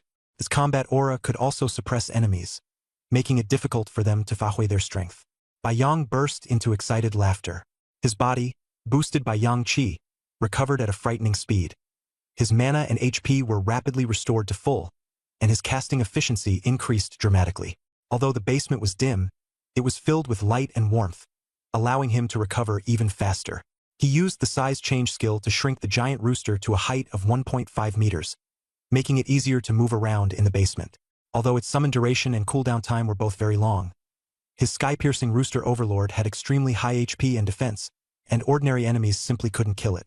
Even if it were killed, resummoning it wouldn't matter much anyway. At this moment, the green snake demon was still in the basement. Seeing the sky-piercing rooster Overlord, it collapsed into a heap and trembled non-stop, clearly terrified. Bai Yang glanced at the green snake demon, then turned away in disgust and stared at the sky-piercing rooster Overlord. This once ordinary rooster, even after reaching king level, didn't have many skills, but its instinctive pecks, scratches, and wing slaps were still immensely powerful. Now that Bai Yang had this powerful sky-piercing rooster Overlord as his guard, his sense of security instantly exploded. No matter what enemy he encountered, this Overlord tier summon could become his solid shield. The sky-piercing rooster Overlord lightly shook its wings, lifted its head, and let out a long crow. Oh, the sound echoed through the basement. Bai Yang froze. The crowing did sound quite pleasant, but no shockwave or aura appeared at all. He turned to look at the green snake demon. This third-tier golden body realm snake demon had curled up tightly, no longer trembling, but already stiff. Bai Yang snared, pathetic. Can't even withstand my rooster's pressure. This so-called third tier is totally fake. Bai Yang waved his hand, sending the sky-piercing rooster Overlord back into the summoning space. Knowing he could summon it again at any time, he kicked the green snake demon, but there was no reaction. He even suspected that the rooster's crow had already killed it. Suddenly, he panicked. Nothing bad better have happened. He rushed out of the basement and only breathed a sigh of relief after seeing Chingy and the other green snake demon made safe and sound. The two maids' eyes lit up when they saw him, obviously drawn by his Yang Qi. Bai Yang knew this was the secondary talent Sky-Rising Yang Qi at work. He picked up the maid and asked, "Why didn't Qing's secretary come today?" Chingy took out Bai Yang's phone and showed him a message. "Qing's secretary came by just now, but didn't disturb your cultivation. She said to call you at 7:40. Then she went to see Miss Su. Miss Su is at a crucial moment in breaking through to the first-tier copper skin Iron Bones realm." Bai Yang nodded and changed into new clothes. At 7:50 he set off. The green snake demon had already recovered and obediently served as his mount. This time, there was an extra hint of fawning and longing in its eyes, clearly attracted by his Yang Qi. Bai Yang secretly guessed that the snake demon's obedience was not entirely due to his overwhelming strength. His Blood Dragon Impact skill, influenced by the Blood Gold power, was domineering and imposing, yet could still be unleashed at any time. Riding the green snake demon, he sped toward the Vajra Indestructible Martial Academy. Along the way, he attracted countless gazes, and even several roadside signs were smashed. In particular, any women he encountered, regardless of age or appearance, were strongly drawn to him. Bai Yang felt that sky-rising Yang Qi was too conspicuous, but he had no idea how to conceal it. He had not attended class for a whole month, but Qing's secretary had diligently listened in on his behalf and passed the knowledge back to him. Bai Yang's horizons broadened immensely, and he also gained a clear understanding of how much his strength had improved. With an overlord tier skill in hand, if things went smoothly, he could advance to 5th tier and become a king-sealing realm powerhouse. In the martial academy, both the highly esteemed Old Lu and Sun Fifan, who had reached the 4th tier and attained saint status, treated him with exceptional respect. Although Old Lu was a 4th tier expert with deep seniority and formidable strength, he was still nowhere near the level of the vice dean of the Vajra Immortal Martial Academy, a 5th tier king-conferring powerhouse. Bai Yang arrived at the king-class combat training grounds on time. On the way, he ran into 2 mentors, Shen Qingfeng and Zhou Yu. Shen Qingfeng was a proper combat mentor, while Zhou Yu was a 3rd-tier member who occasionally helped with teaching. The two of them stared wide-eyed as they saw him jump down from the snake's head. Shen Qingfeng exclaimed in surprise, "Bai Yang, how many aphrodisiacs did you take? Your aura is practically shooting into the sky." In the past, these 2 3rd-tier mentors were nothing much in Bai Yang's eyes, but now he felt fully confident. Bai Yang said with a smile, "Mentor, you've misunderstood. It's just that my blood and qi are a little unsteady because of the increase in my strength." Shen Qingfeng was speechless, while Zhou Yu was breaking out in a cold sweat. "Your blood and qi are practically blazing like a crimson sun. I'm afraid I wouldn't even be able to block one punch from you." Zhou Yu's words left Shen Qingfeng utterly shocked. "Old Zhou, you're not joking, are you?" Shen Qingfeng asked in disbelief, though he wasn't truly doubting him. He just found what Zhou Yu said far too unbelievable. Zhou Yu nodded.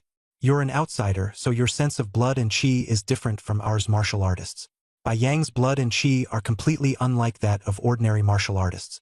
It's the most robust, most yang power there is, like a blazing red sun, both mesmerizing and impossible to look straight at." Shen Qingfeng stared at Bai Yang, feeling that aura was as powerful as if he had taken aphrodisiacs, hot and bursting with explosive force. He sighed. "At first I thought you skipped class because you were too arrogant. Looks like I'm not qualified to teach you." Bai Yang waved a hand. "Mentor, don't be so modest. I'm just an exception. The others are still taking it very seriously." Shen Qingfeng turned and walked off. "Come on. Today we're reorganizing the rankings and redistributing resources. With you like this, there's no suspense in the battle for first place. Let the others fight it out. There's no pointing ing for second or last place either.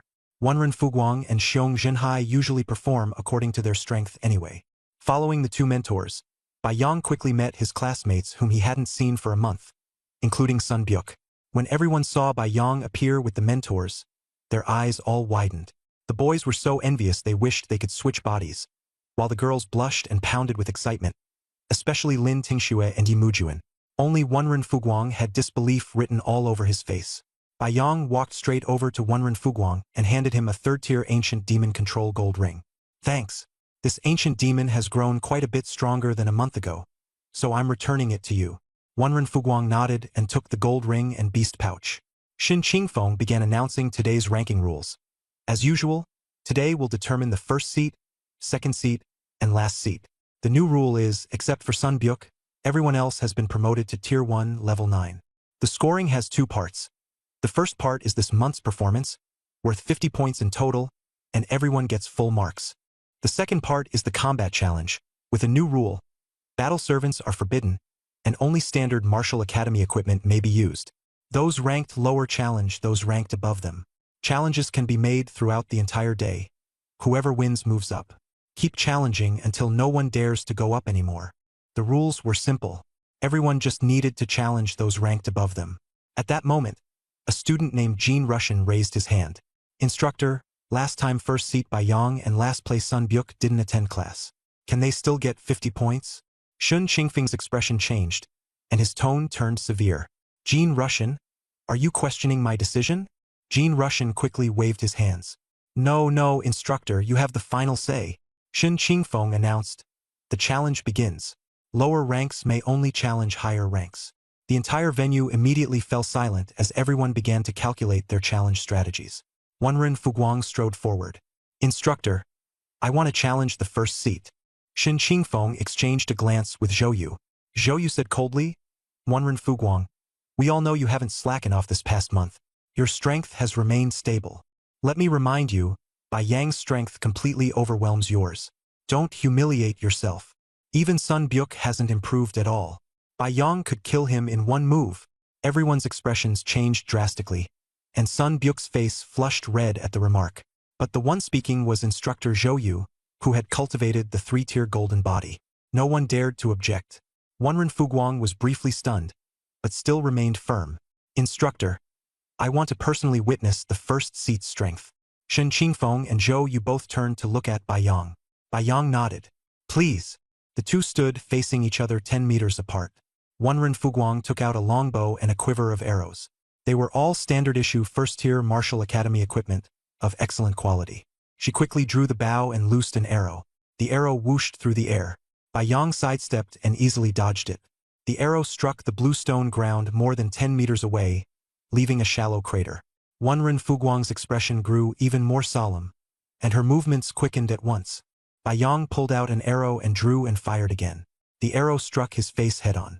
Strangely, this time he neither dodged nor raised a hand to block it. As the arrow rapidly closed in, Bai Yang parted his lips slightly, and his tongue shot out at once, precisely curling around the high-speed arrow. Then he spat it back out. The entire scene fell into a suffocating silence. Everyone stunned by Bai Yang catching the arrow with his tongue. Even Wenren Fuguang was so dumbfounded she couldn't speak. Her mind a total mess. She understood now. Bai Yang dodging that arrow aimed at his arm earlier might still have been due to quick reflexes and a bit of luck. But this time, calmly catching the flying arrow with his tongue was certainly no accident. It clearly showed strength far beyond hers. Wenren Fuguang sighed and silently put away her longbow. At this point, no one would question Bai Yang's position as chief anymore. Even Xiong Jinhai, who had originally been somewhat unconvinced, quieted down as well. The arrogance on his face vanished, and he stepped back on his own, blending into the crowd and no longer showing off so conspicuously at the front. Mentors Shen Qingfeng and Zhou Yu were equally stunned speechless. Zhou Yu especially, having witnessed Wenren Fuguang's strength, was deeply shaken by Bai Yang catching the arrow with his tongue. He thought to himself that if he tried it, he would definitely get hurt. Gradually, the lower-ranked students began challenging one another, but no one dared challenge the top three. After watching for a while, Bai Yang felt that the students were generally not weak, but none were especially outstanding. Then he told the two mentors that he needed to go handle something first. Shen Qingfeng said with emotion, the chief, the runner-up, and the last-place representative symbolized the entire martial academy. The 999 students in the ordinary class actually all have the qualifications to compete, but they're just too weak. I've been assuming they can't contend for it. But the procedure still has to be followed. I'll go over and intimidate the ordinary class. Bai Yang immediately asked, Mentor, should I go now? Shen Qingfeng glared at him. Nonsense. What would you go there for? To rattle the 999 ordinary class students and all 5 mentors.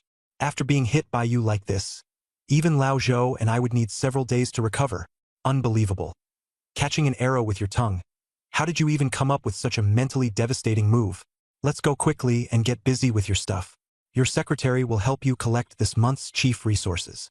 After Bai Yang left, Sun Byuk hurriedly said goodbye to the 2 instructors and quickly caught up with Bai Yang. Sun Byuk wore a flattering expression. Chief boss, I'll ask straight up. What kind of drugs did you take to get this aura? Your masculine energy is way too intense. Bai Yang laughed loudly. It's natural. Only fakes take drugs like that. Sun Byuk's face turned green. Bro, big bro. The fake one is me. Teach me, please. I urgently need this masculine energy. Bai Yang shook his head. It's not that I don't want to help. It's that I can't. My aura comes from strength enhancement, not from taking drugs or practicing some sinister martial art. Sun Byuk reluctantly suppressed his craving and changed the topic. Chief boss, do you know the Gene Russian who just questioned us for getting the 50-point base score? Bai Yang shook his head. Sun Byuk said in a low voice. He relies on connections. His backing is strong, but his personal strength is average, so no one really values him. Bai Yang said, if you're going to forge iron, you have to be strong yourself. I may not have any backing, but sooner or later I'll become my own solid support. Sun Byuk gave a thumbs up. Chief is domineering. Won't this masculine energy be too noticeable? Should we burn some off? Bai Yang frowned in thought. Sun Byuk wasn't wrong.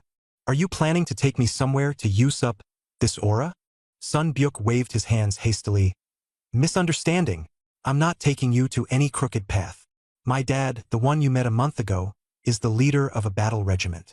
The regiment fights in other worlds, and many brothers have died, leaving widows behind with no one to care for them. Quite a few of them are third-tier golden body martial artists, and they're actually quite strong. I think, Chief Boss, you could give it a try. Meet them, and if you hit it off, just register them as yours. Baiyang quickly waved his hands. No need to think about that for now. Let's talk about it another day. I still have things to do, so I'm leaving. He released the green snake demon and rode on its head as it swiftly departed. Sun Byuk's situation could actually serve as a reference. In this transcendent world, reproduction followed strict rules, unlike in other worlds where things were much more complicated. The women Sun Byuk mentioned were all family members of his father's battle regiment. If Baiyang married one of them, he would inevitably become entangled with those forces. Baiyang didn't know much about Sun Byuk's father's background, so for now he didn't want to get involved with those fourth-tier Saint Realm experts. Women were merely things that could be obtained at will for him. What mattered was improving his own strength first. He had already put this matter on his schedule and would deal with it after some time. The green snake demon led Baiyang to Longyang Trading Company with practiced ease.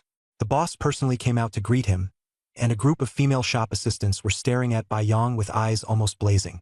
Overflowing with yang energy, he had an absurdly powerful attraction to ordinary women. Go straight to the 6th floor, where the sound of slapping came from. Secretary Qing. Stop for now. Lu Qingxing hurried over to greet him. Boss. Baiyang nodded. Susu. Change your clothes and go home to break through. Let Qingyi and Qingsa help you temper your copper skin and iron bones. Secretary Qing. Go to the Martial Academy and collect my resources for this month. This time, the resources will all be put into the Dragon Sun Trading Company's small treasury for daily operations and buying skill books. The two women both agreed. Baiyang hugged them one by one. I'm going to the hero trial. If something comes up at the Martial Academy, help me explain it. With everything arranged, he stepped on the head of the green snake demon and hurriedly flew to the highest tower of Immortal City. Sun Byuk, upon returning home, directly rejected the enthusiastic welcome of the group of women and sat down in the main hall to wait for his father, Sun Fifan. Sun Fifan arrived not long after. As a fourth-tier saint entering father, Sun Byuk's performance this time was exceptionally firm. Dad, right now I only want more offspring, regardless of whether they're good or bad. I must marry a bunch of ordinary women. Sun Fifan pondered for a moment, then nodded. Whether for professionals or martial artists, the stronger one is, the lower the fertility rate. Once you reach the 5th tier, unless you use origin essence as the price, it's almost impossible to conceive naturally. The blessing you get from your offspring's talent is definitely better the stronger it is.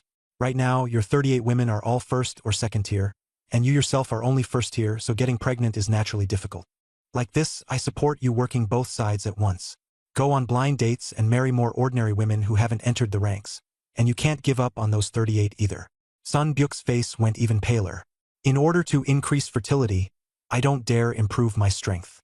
I'm still 1st tier, level 0. With limited strength, no matter how much tonic you drink, it can't keep up with the consumption. Look how weak I am now. Sun Fifan patted his shoulder. Becoming stronger definitely comes at a price. You're paying it now, and the rewards will come sooner or later. Sun Byuk gave a bitter smile. This weird talent, it was exciting at first, but now it's all suffering. I understand why those criminals are imprisoned instead of killed. It's to let them bear children for the human race and contribute their strength. Dad, you don't know, that Baiyang hardly went to class for a month just like me. But he went today, and his strength directly surpassed everyone by a huge margin. Even the attacks of Wenren Fuguang, the 2nd-ranked seat, he could easily block. Sun Fanfan rubbed Sun Byuk's head. Every year, there are always prodigies who soar straight up. Your talent is the late-blooming type. There's no need to envy him. In the future, maybe you'll be the one others envy. Your talent that gets stronger just by clapping is even more astonishing than Baiyang, that big shot who gets stronger just by lying down. The Supreme Tower of Immortal City was similar to Zhonglong City's, both being 8-story towers. People kept walking into the range of the Supreme Tower and then disappearing. They were going in for trials. There were also those who came out after passing, and those who went in and never came out again. The demons that died in the trials showed no mercy at all. Baiyang stepped into the protective barrier of the Supreme Tower. I want to apply for the Supreme Heroic Trial. System detection. You are level 9 of Tier 1, and have not yet undergone the Supreme Heroic Trial. You meet the requirements and may take one free attempt. Begin now. Begin! A surge of power suddenly slammed over him. Yang was wrapped in white light, carried as it flew toward the Supreme Tower. The white light merged into the tower, and an unusual spatial zone quickly formed. System prompt. A solo trial space has been established. The Supreme Heroic Trial is now starting. Beneath Yang's feet was a circular platform about 1,000 meters in diameter, its floor paved with blue stone, with a white jade area 10 meters across at the center. This was not much different from the previous tier entry trial.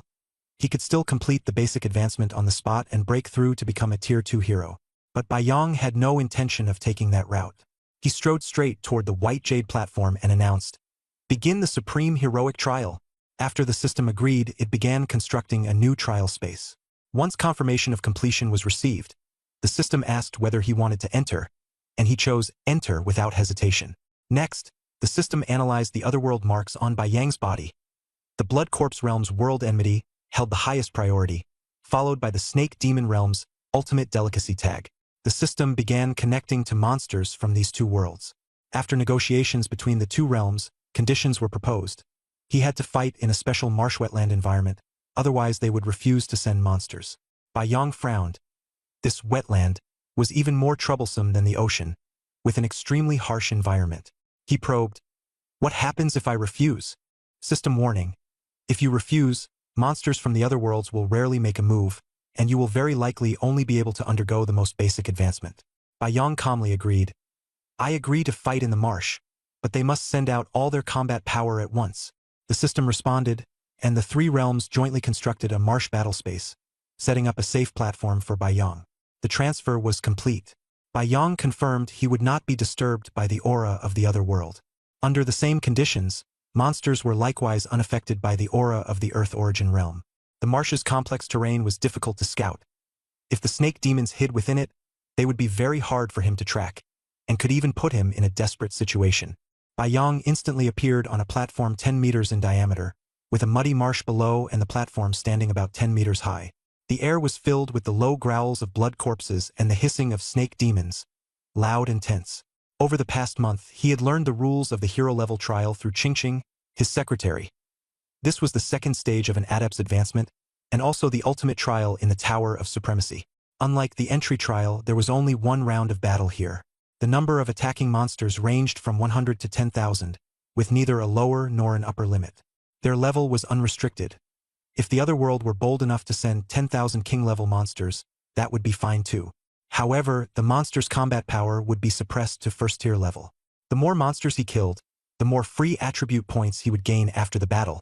For every 10 monsters slain, he received 1 attribute point. Even king-level monsters provided no extra benefit, because all such gains returned to the mother body of the Earth Origin realm. With a boom, Yang took out the king-level Storm rapid-fire crossbow, fully loaded with arrows. His physical body strength had surpassed 3,000 to 4,000 points, and his visual acuity was also extremely sharp. Standing on the high platform, he looked into the distance. Bayou, bayou! Arrows flew in rapid succession, reaching the maximum rate of 50 shots per second. He precisely locked onto the scale-covered snake demons in the marsh, unleashing a furious barrage. Whether ordinary snake demons, green snake demons, or even white snake demons, they were all struck in the head first. Snake demons were not very intelligent. As long as they were all wiped out, their advantage of hiding in the marsh would be broken. After all, blood corpses could not hide in the mud, and the only threat came from the snake demons. But as the attack grew more and more ferocious, this marsh would soon be plunged into a bloody battle. Bloody flowers burst open one after another. As long as the arrows hit a snake demon's head, they would explode, and the snake demon would drop dead on the marsh. Nearly 100 snake demons were almost wiped out in one wave by Yang. He let out a breath of relief and continued searching in all directions for any fish that had slipped through the net. The first round of clearing was extremely thorough, and Yang didn't find any remaining snake demons. So, he let the Storm rapid-fire crossbow continue its sweeping fire, completely killing off the blood corpses struggling on the surface of the marsh. The marsh was extremely unfriendly to these blood corpses. They had to give it their all just to run on the water's surface. In less than 2 minutes, 3,000 arrows were exhausted. Yang quickly put away the crossbow, a confident smile appearing at the corner of his mouth. With his blood power fully charged, he began to use even more powerful skills. He spread his 5 fingers wide, stuck out his tongue, and his eyes shot out streaks of blood-red lasers, precisely sniping the monsters rushing toward him. After testing, he found that each use of the Blood Dragon Strike, released with 100 points of blood power, was extremely effective. It could merge into the enemy's body and slowly erode their flesh and blood, with astonishing lethality. When his blood power had only a few thousand points left, the vast marsh had fallen into complete silence, without the slightest movement. But Bai Yong raised an eyebrow, because the battle end prompt still had not appeared. This meant there was an enemy hiding, most likely a snake demon that had slipped through the net. Suddenly, the 5-meter-tall sky-soaring chicken tyrant appeared. Looking at this majestic, gigantic battle chicken, Bai Yang's mood instantly improved. "My chicken, take your master for a fly around." Bai Yong lightly leaped onto the chicken's back, and the sky-soaring chicken tyrant flapped its wings and took off, stirring up a howling gale. Though not agile, it relied on its astonishing strength to rush forward at high speed. After circling the marsh a few times, they still found no clues. But that was not enough to trouble Bai Yong. Whoosh, he released the green snake demon Xiaoqing from the beast bag. "Go take a look and see if there are any snake demons hiding in the marsh." Xiaoqing swam nimbly, sensing its surroundings with its tongue. Soon, it came to the bottom of a stone pillar. "Master, I didn't find any snake demons inside the marsh. But there is a snake demon that is seriously injured and not yet dead." Bai Yong leapt down from a platform 10 meters high, weighing nearly 4 tons. He was caught by the green snake demon lifting its head and didn't fall into the marsh. Xiaoqing carried him in a glide over to the white snake demon. It was a massive white snake demon, with a bloody hole in its head, nearly unconscious and barely clinging to life. It was 1 meter in diameter and 20 to 30 meters long, larger than any he had seen before. It was probably a Tier 3 powerhouse and might even have been Tier 4. Bai Yong had shown no mercy at the time, but seeing that the other side was already powerless to fight back, he became calm. He signaled Xiaoqing to lower its snake head and silently stared at the white snake demon. His right fist was tightly clenched, ready to strike and kill in one blow at any moment. The sky-soaring chicken overlord hovered in midair, ready to attack at any time. Just then, the white snake demon took a weak breath, one of the rare breaths taken just before death. What shocked Bai Yong even more was that the white snake demon actually drew away the surging yang energy inside his body. The white snake demon's strength suddenly surged, and the force of its inhalation intensified as well. Bai Yong didn't stop it. Instead, he turned to Xiaoqing beside him. "You can absorb my yang energy too?" Xiaoqing shook its head and said, "I can, but I've never dared to." Bai Yong laughed, finally understanding. Ever since this Tier 3 green snake demon followed him, it had been so obedient that it didn't dare show even the slightest hint of danger. Clearly, his efforts in cultivating it hadn't been in vain. Bai Yong crouched down and patted Xiaoqing on the head. This green snake demon looked even more docile than the ferocious beasts from before. It nodded excitedly, seeming to say that it could improve its strength by absorbing his yang energy. Gratitude shone in Xiaoqing's eyes as it hissed, expressing loyalty to its master. Bai Yong knew this meant the green snake demon had finally truly accepted him as its master. Although Xiaoqing wasn't very strong in combat, it could control water, and bringing it along would make traveling much more convenient. So Bai Yong let it try absorbing his yang energy. Like the dying white snake demon earlier, Xiaoqing began using its nose to draw in the yang energy that was leaking from Bai Yang's body. Bai Yong felt a current of energy circulating, but he wasn't worried, because his yang energy was continuously dissipating on its own. As long as the amount absorbed didn't exceed the rate of dissipation, it wouldn't affect him. Yang energy was a breath unique to life, especially when it had just escaped the body and still carried a strong imprint of vitality. Being absorbed by Xiaoqing wasn't merely consuming energy. It deepened the life connection between it and Bai Yong.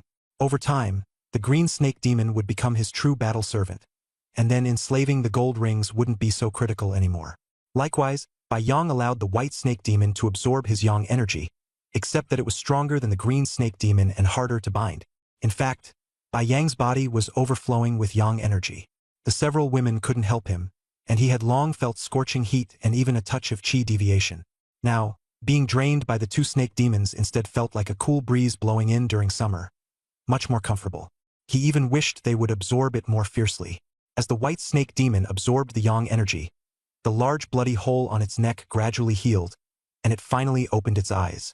Bai Yong and the white snake demon met gaze to gaze, and fierce hatred surged in the white snake demon's eyes. That was the resentment left behind by the white snake demon he had killed earlier. Immediately after, a sharp rooster crow rang out, and the enormous marsh giant chicken revealed itself, causing the white snake demon to curl up in fear at once. Bai Yang ordered coldly, "Submit to me."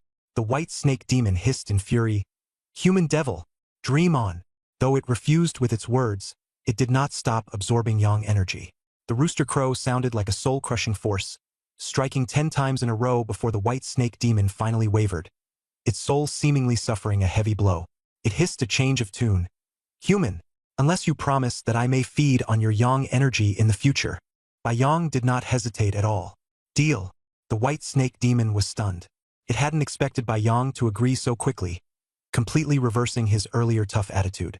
"State your oath," the white snake demon said solemnly. Bai Yang nodded and focused his mind, issuing a soul oath. "As long as the white snake demon submits to me, it may, in the future, while not hindering my cultivation or my affairs, feed on the scattered yang energy that leaks from my body." Bai Yang's soul will was powerful, and this oath carried extremely binding force. In this world, a soul oath was a highly binding promise. Breaking it could trigger inner demon crises and other dangers. But as long as Bai Yang's conviction remained firm, even this restraint could be overridden by a stronger will. At this moment, the contract between the two sides was established, and the white snake demon officially submitted to Bai Yang, causing the situation of the story to shift dramatically. The inner demon in Bai Yang was interpreted by the people of the Dun realm as a combination of conscience, moral sense, and integrity. As long as he could deny it in his heart, he could ignore the troubles of so-called inner demons. Bai Yang's oath just now had been sincere, but he cleverly exploited a loophole in the wording, adding the limiting condition of not hindering cultivation or affairs, easily bypassing the perception of the beings of the other world. The white snake demon took a deep breath of yang energy. The human in front of it seemed like a blazing fireball. The white snake demon had absorbed about 1/10 of the flames, but the yang energy within the other's body continuously replenished itself, quickly filling the gap and showing no sign of being exhausted. The white snake demon knew the other party had set restrictions and couldn't directly object. The white snake demon bows to you. If you accept, the hero trial will end here. The system prompt sounded. Bai Yang agreed without hesitation. "Accept. The hero trial has ended. Settlement begins." The system announced. The system tallied it up. Bai Yang had killed 9,999 blood corpses and snake demon monsters, and received 1,000 free attribute points. Although the white snake demon had submitted, it had not yet been enslaved. Bai Yang was reminded to control it properly after leaving, to prevent it from causing harm in the Dun realm. Begin the second life transformation. A vast power enveloped Bai Yang. This transformation was different from the first. It unfolded directly in the watery battlefield space. The power rapidly fused with his body, and the blood gold power's fusion degree rose to 19%. Accelerating the condensation of the blood dragon impact skill. Within his sea of consciousness, his innate skill, Summon Soaring Heaven's Chicken Overlord, further deepened its fusion, and the immortal soul skill was also simultaneously innate ifid. Bai Yang immersed himself in the feeling of perfect integration, completely forgetting the passage of time. Summon Soaring Heaven's Chicken Overlord has fused deeply. You may now choose one secondary talent from its 3 major talents. The system prompted. Bai Yang had already chosen Yang energy soaring to the heavens, so only size change and battle remained this time. Battle could increase attack power and suppress the enemy's aura, but Bai Yang thought that even if the attack power doubled, it would still only be a little over 10,000, far less than the Chicken Overlord's several 100,000 attack power. As for size change, it would let him grow bigger or smaller at any time, making it even more powerful and more flexible. He chose size change without hesitation. A surge of power overflowed from his sea of consciousness and merged with his entire body. Gained a secondary talent, Size Shift. Bai Yang checked his attributes. This ability was similar to the Steel Battle Chicken size shifting, and could freely transform between 0.3 and 10 times his normal size.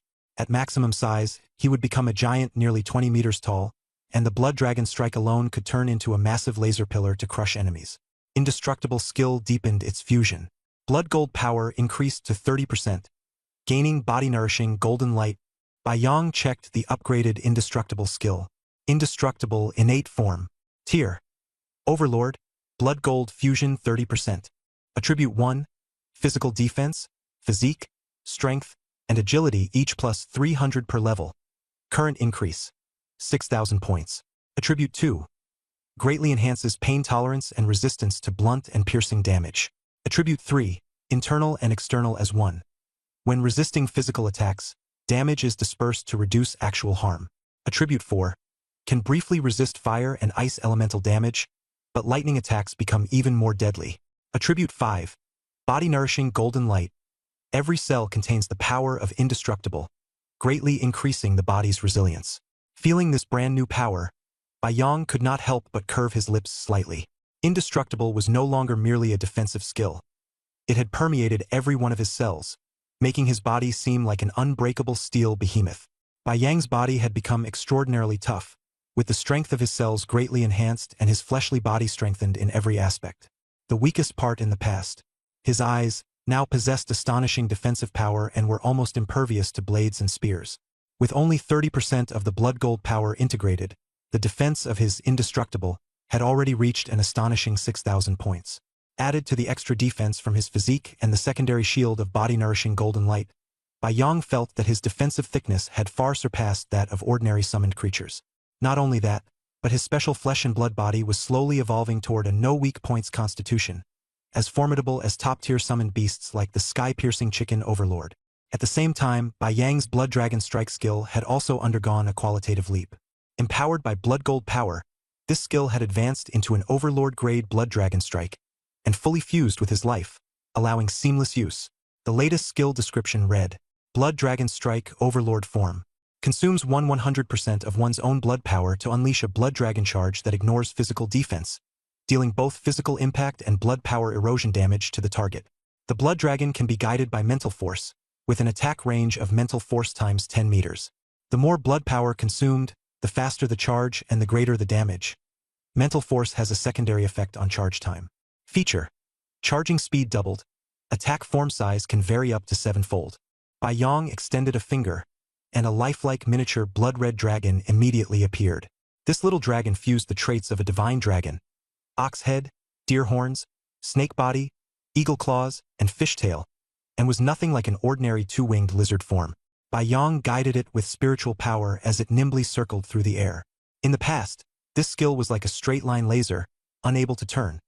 Now this blood dragon could be controlled at will, flexibly attacking from any direction. Even more impressive, after this physical little dragon hit an enemy, it first dealt a powerful impact, then invaded the target's body to absorb blood power and dissolve the damage. In just 1 month, Yang's Blood Dragon Strike had already surpassed the old Master Lu of the past and entered the Overlord level. At the same time, the Undying Soul skill had also fused with his life. The undying spiritual light and his sea of consciousness were deeply integrated, greatly increasing Yang's resistance to soul attacks. Although Yang had not yet encountered a true soul attack, he knew this defense was definitely a top-tier life-saving skill. With the completion of his second life metamorphosis, Yang leveled up to 20 and officially stepped into Tier 2 hero. This tier greatly increased his vitality, mana, and blood power indices, and also made him a true heroic life form.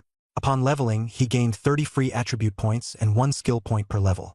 After becoming a Tier 2 hero, Yang did not hesitate to allocate all his free attributes to spirit, perception, and reaction.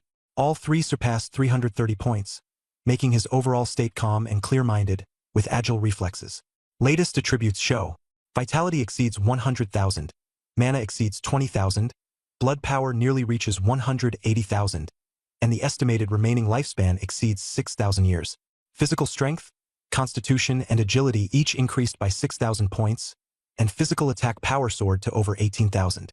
Spirit, perception, and reaction each increased by 200, efficiently boosting spell attack and skill operation. Physical defense exceeds 8,000 points. Combined with magical defense, he is nearly impervious to blades and spears. His talents and skills had all reached peak condition, including All Things Trinity, Yang Qi Soars to the Heavens, and Size Change, along with a series of Overlord-level transformation abilities. With this level of strength, he was nearly invincible among his peers. At this moment, power surged within Yang's body, and he felt an unprecedented sense of release and strength. He knew that as long as he continuously adjusted the deviation of his attributes, his lifespan would gradually extend to 100,000 years or even longer. Although these figures were still fluctuating, the future was infinitely bright, and his path ahead would become even more filled with slaughter and glory. The White Snake Demon still had 6,000 years of remaining lifespan. Such longevity could allow an ordinary human to produce several hundred generations. The wound on its head had already healed, and this powerful snake demon, likely at the 4th tier, stared at Bai Yong in shock. In just an instant, the human it had forcibly subdued had undergone an astonishing increase in strength, making it utterly unbelievable. Its snake pupils shifted slightly as it turned to glance at the green snake demon, which appeared docile and carried a hint of human bloodline, seemingly finally understanding why the green snake demon had no ferocity at all. Bai Yong looked at the white snake demon, and the white snake demon immediately flicked out its snake tongue. They could absorb Bai Yang's yang energy to become stronger, which caused a trace of suspicion to arise in Bai Yang's heart. Yang Qi soars to the heavens. Attribute 1. Deals 300% bonus damage against evil beings such as sorcery, ghosts, darkness, and corpse servants. Attribute 2. Full state recovery speed increases by 300%. In an environment filled with light, warmth, and abundant yang energy, recovery speed increases to 1000%. The yang energy talent of Bai Yong comes from Chongtian Heba, exactly the same as its own. This shows that the white snake demon and the green snake demon do not belong to the kind of evil beings like malevolent spirits or ghosts. That was strange. By logic, snake demons should count as monsters and be classified as an evil race, yet reality was clearly not like that. Bai Yong didn't think much of it and waved his hand, storing the green snake demon into the beast bag. The white snake demon was too large to fit inside the beast bag. Return to the Supreme Tower. With a flash, Bai Yong instantly returned to the Immortal City, and the huge white snake demon followed closely behind. At the same time, an invisible force covered the white snake demon, allowing it only to move its body. Bai Yong let out a breath of relief. He had already expected the snake demon might counterattack at any moment, so he was prepared to kill it with one punch. After all, although the white snake demon had submitted, it had not truly been enslaved. The power of the Immortal City could directly suppress the snake demon, giving Bai Yong a deeper understanding of the power hierarchy of this extraordinary world. Whoosh! Bai Yong released the green snake demon. Shao Qing immediately lowered its head in deference, and Bai Yong lightly leaped onto its back. The green snake demon then moved forward skillfully. Bai Yong looked at the white snake demon and said, "Just calling you white snake demon is too ordinary. How about Xiao Bai? Those snow-white, translucent scales of yours are simply breathtakingly otherworldly. If I didn't name you Xiao Bai, I think countless powerhouses would mock me." Xiao Bai lightly flicked out its tongue and obediently followed beside him, non-stop absorbing yang energy from the human it had just submitted to. After entering the human world, an overwhelming pressure enveloped it. Though it was not harmful, the white snake demon knew that if it dared to move recklessly, it would be crushed by boundless force in the next instant. While Bai Yong rode Shaoqing onward, he pulled his phone out of his storage bracelet. The phone instantly synchronized the time and received messages. After checking the time and messages, Bai Yong silently put his phone away. He had thought this hero-level life transformation, like the first breakthrough into a new rank, wouldn't take too long. Unexpectedly, this extremely comfortable life transformation had lasted a full 10 days and 10 nights. Bai Yong frowned slightly. Behind him, Xiao Bai, when passing many ordinary humans, unexpectedly revealed a fierce look involuntarily. This white snake demon was a pure-blooded snake demon, completely different from the green snake demon. The green snake demon carried human genes and, after long-term training, would never show hostility toward humans. But Xiao Bai's originally powerful mana, after being suppressed in the Immortal City, exposed more problems. Bai Yong had initially thought that the so-called hatred of the white snake was no big deal, but now it seemed far more complicated than he had imagined. A cold smile appeared at the corner of his mouth, and Bai Yong immediately decided to give up going home. Riding the agile Shaoqing, he headed straight for the Vajra Immortal Martial Academy. On the way, he quickly browsed through the information from the past 10 days and soon got a clear understanding of the situation. So it turned out that after Bai Yong secured the top spot for the second month, Mentor Shin Qingfeng resigned from his post as combat mentor of the King class. The current combat mentor of the King class was none other than Li Lingfeng, the one who had originally recruited Bai Yong into the Vajra Indestructible Martial Academy. The matter was not complicated. During the period when Shin Qingfeng was serving as a mentor, he had actually just returned from another world and needed time to purify the foreign aura on his body, as well as to go through a transitional period. At that time, Li Lingfeng had just finished purifying the aura of the other world and then entered the other world himself. That was the real reason he took over as mentor. By now, it was Bai Yong's turn to go back and purify his aura, and he could just take over Shin Qingfeng's work. He had long heard of these two third-tier extraordinary professionals. These two were immensely powerful, known as the Undying Twin Maniacs, of the Vajra Indestructible Martial Academy, with fierce and unmatched combat strength. Aside from the King class, the Foundation Teaching Department of the Vajra Indestructible Martial Academy had only one ordinary class of 1,000 students, and all of it was under the full management of the honorary head instructor, Old Lu.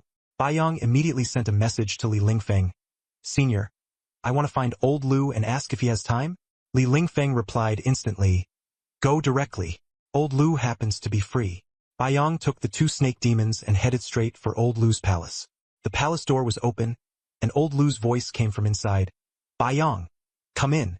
Baiyang recalled the green snake demon and motioned for the white snake demon to go in with him. When Old Lu saw Baiyang and that white snake demon, he stood up in surprise. He first examined Baiyang carefully, then sighed. "Little Shin told me about your masculine presence, but seeing it in person is indeed even more shocking. If Sun Byuk had your kind of bearing, he would definitely have gone even farther." Then he looked at the white snake demon. The snake demon's huge tongue kept flicking, and its poisonous forked tongue was also testing Old Lu. Old Lu took a breath and said, "This is a 4th-tier white snake demon, equivalent to a professional at the Saint Realm and a martial artist at the Iron-Blooded Wolf Smoke Realm. I never expected you to have subdued it." Baiyang replied, "It survived by chance during the hero trial and was willing to follow me, so I took it in. I haven't enslaved it for now." Old Lu nodded, motioning Baiyang to sit and drink tea, then said, "You handled that correctly. A living 4th-tier white snake demon is extremely rare.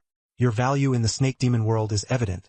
You were actually able to let a white snake demon of this level infiltrate the trial space. However, 4th-tier and 3rd-tier are completely different levels. Such high-tier monsters have firm wills, and even if you forcibly enslave them, it's hard to do so thoroughly. Especially snakes, they bear grudges and are good at lying low. If you don't control it well, it will become a huge hidden danger." Baiyang asked solemnly, "Old Lu, I came to you precisely to solve this problem. Does the Martial Academy need this white snake demon?" Old Lu was stunned for a moment, then smiled. "You really are decisive. We have the Life Research Institute and the Otherworld Servant Training Center, both of which focus on ancient demons and snake demons. Your green snake demon is already the pinnacle achievement, and this 4th-tier white snake demon is even more a highly valuable experimental subject. I'll take it on behalf of the Martial Academy. Tell me what resources you want." As soon as he finished speaking, a burst of furious hissing sounded. "Hiss! Human devil! You lied to me!" The white snake demon sprayed its gaping maw and lunged at Baiyang. Baiyang slapped it away with a single strike, sending the snake demon flying. It had been suppressed by Immortal City to the point that nearly all of its power was sealed, leaving its attacks able only to bite people. Old Lu laughed heartily and pulled out his phone to send a message. Not long after, a team of male and female researchers rushed in, excitedly pinning down the struggling white snake demon for examination. Soon after, a group of formidable martial warriors arrived.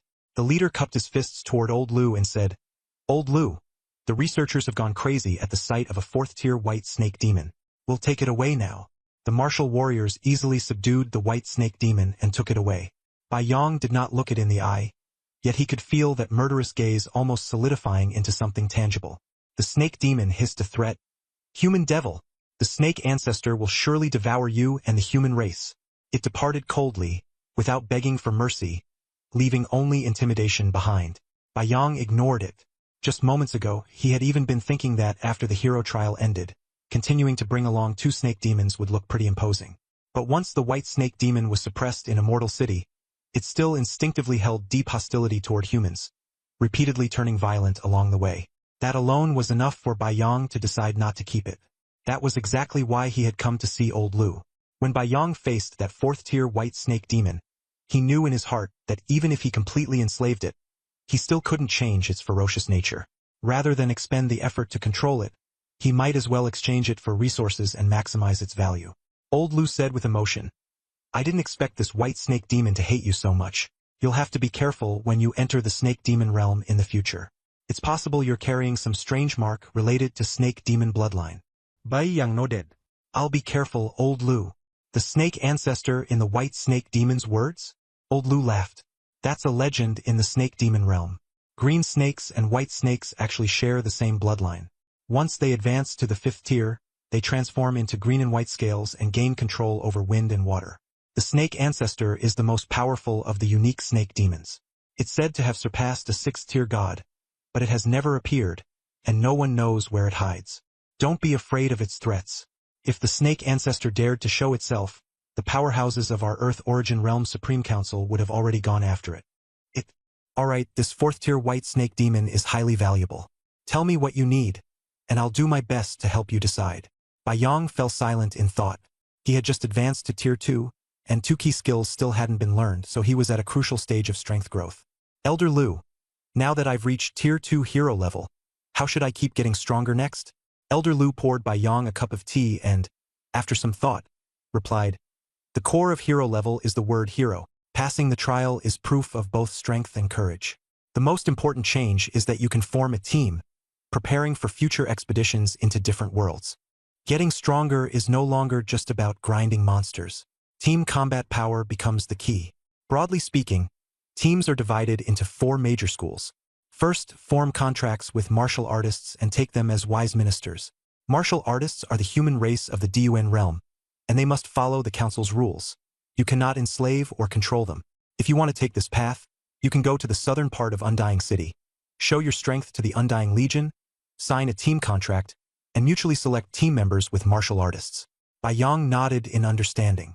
After all, he had already told Shen Haitang long ago that once he reached Tier 2, he would go find her, precisely because he valued this recruitment system. What about the second one? Elder Lu smiled. Looks like you don't really want to take the first path. Actually, with your temperament, female martial artists would be easy to attract. You could even form an all-female team. Bai Yang considered it. That does make sense. Elder Lu quickly waved his hand. Just kidding. All-female teams are a mess. The more women there are, the more quarrels and conflicts. A team is meant to help you conquer the world, not to be a place for romance. If you really want, you can marry as many women as you like, but a team has to follow the rules. Don't ruin your career because of lust. Bai Yang gave a wry smile. Got it. Elder Lu continued. The second school is enslaving life forms from other worlds. The advantage is that you don't have to care too much whether they live or die. You can use them as cannon fodder. The downside is that they're not very intelligent. Their thoughts are hard to guess. They can't really help when problems arise, and they may even slack off. Bai Yang nodded. Indeed, slaves are hard to fully trust. Sometimes they're unreliable too. Anything else? Elder Lu said. The third school is the lone wolf route, no team, just relying on yourself to improve. This is extremely rare. Without teammates to assist you, even if you're strong in solo combat, there's a limit. The key point of the story centers on how Bai Yang chooses his path to becoming stronger. Elder Lu's 3 suggestions each reveal different contradictions and challenges. Bai Yang needs to weigh the pros and cons between teamwork, enslavement and control, and solitary cultivation, and this will determine the outcome of future battles and his standing in the Dun realm. Previously, it was said that fighting across different worlds not only requires the courage to kill, but also people to help gather resources and even establish strongholds in other worlds to maintain long-term supply. Ordinary lone wolf heroes may earn quick money through one-time plundering, but that is far less cost-effective than stable development. Bai Yang listened carefully and asked whether there were any other schools. Elder Lu said with a smile that the 4th type was the practitioner school, where several practitioners team up to complement each other's strengths. This is common among mid-tier practitioners. They have ambition, but cannot easily handle complex environments, so they band together for warmth and support. Elder Lu concluded that hero factions actually do not follow just one path. The most common is a hybrid faction that combines recruiting martial artists with enslaving war servants, accounting for 90% of all teams. Bai Yang asked what he recommended, and Elder Lu said that a practitioner's talent is the foundation. The Supreme Council strictly protects this secret, and no one has ever investigated his talent. Strength is closely tied to talent. Bai Yang's ability to be strong proves that his talent is excellent.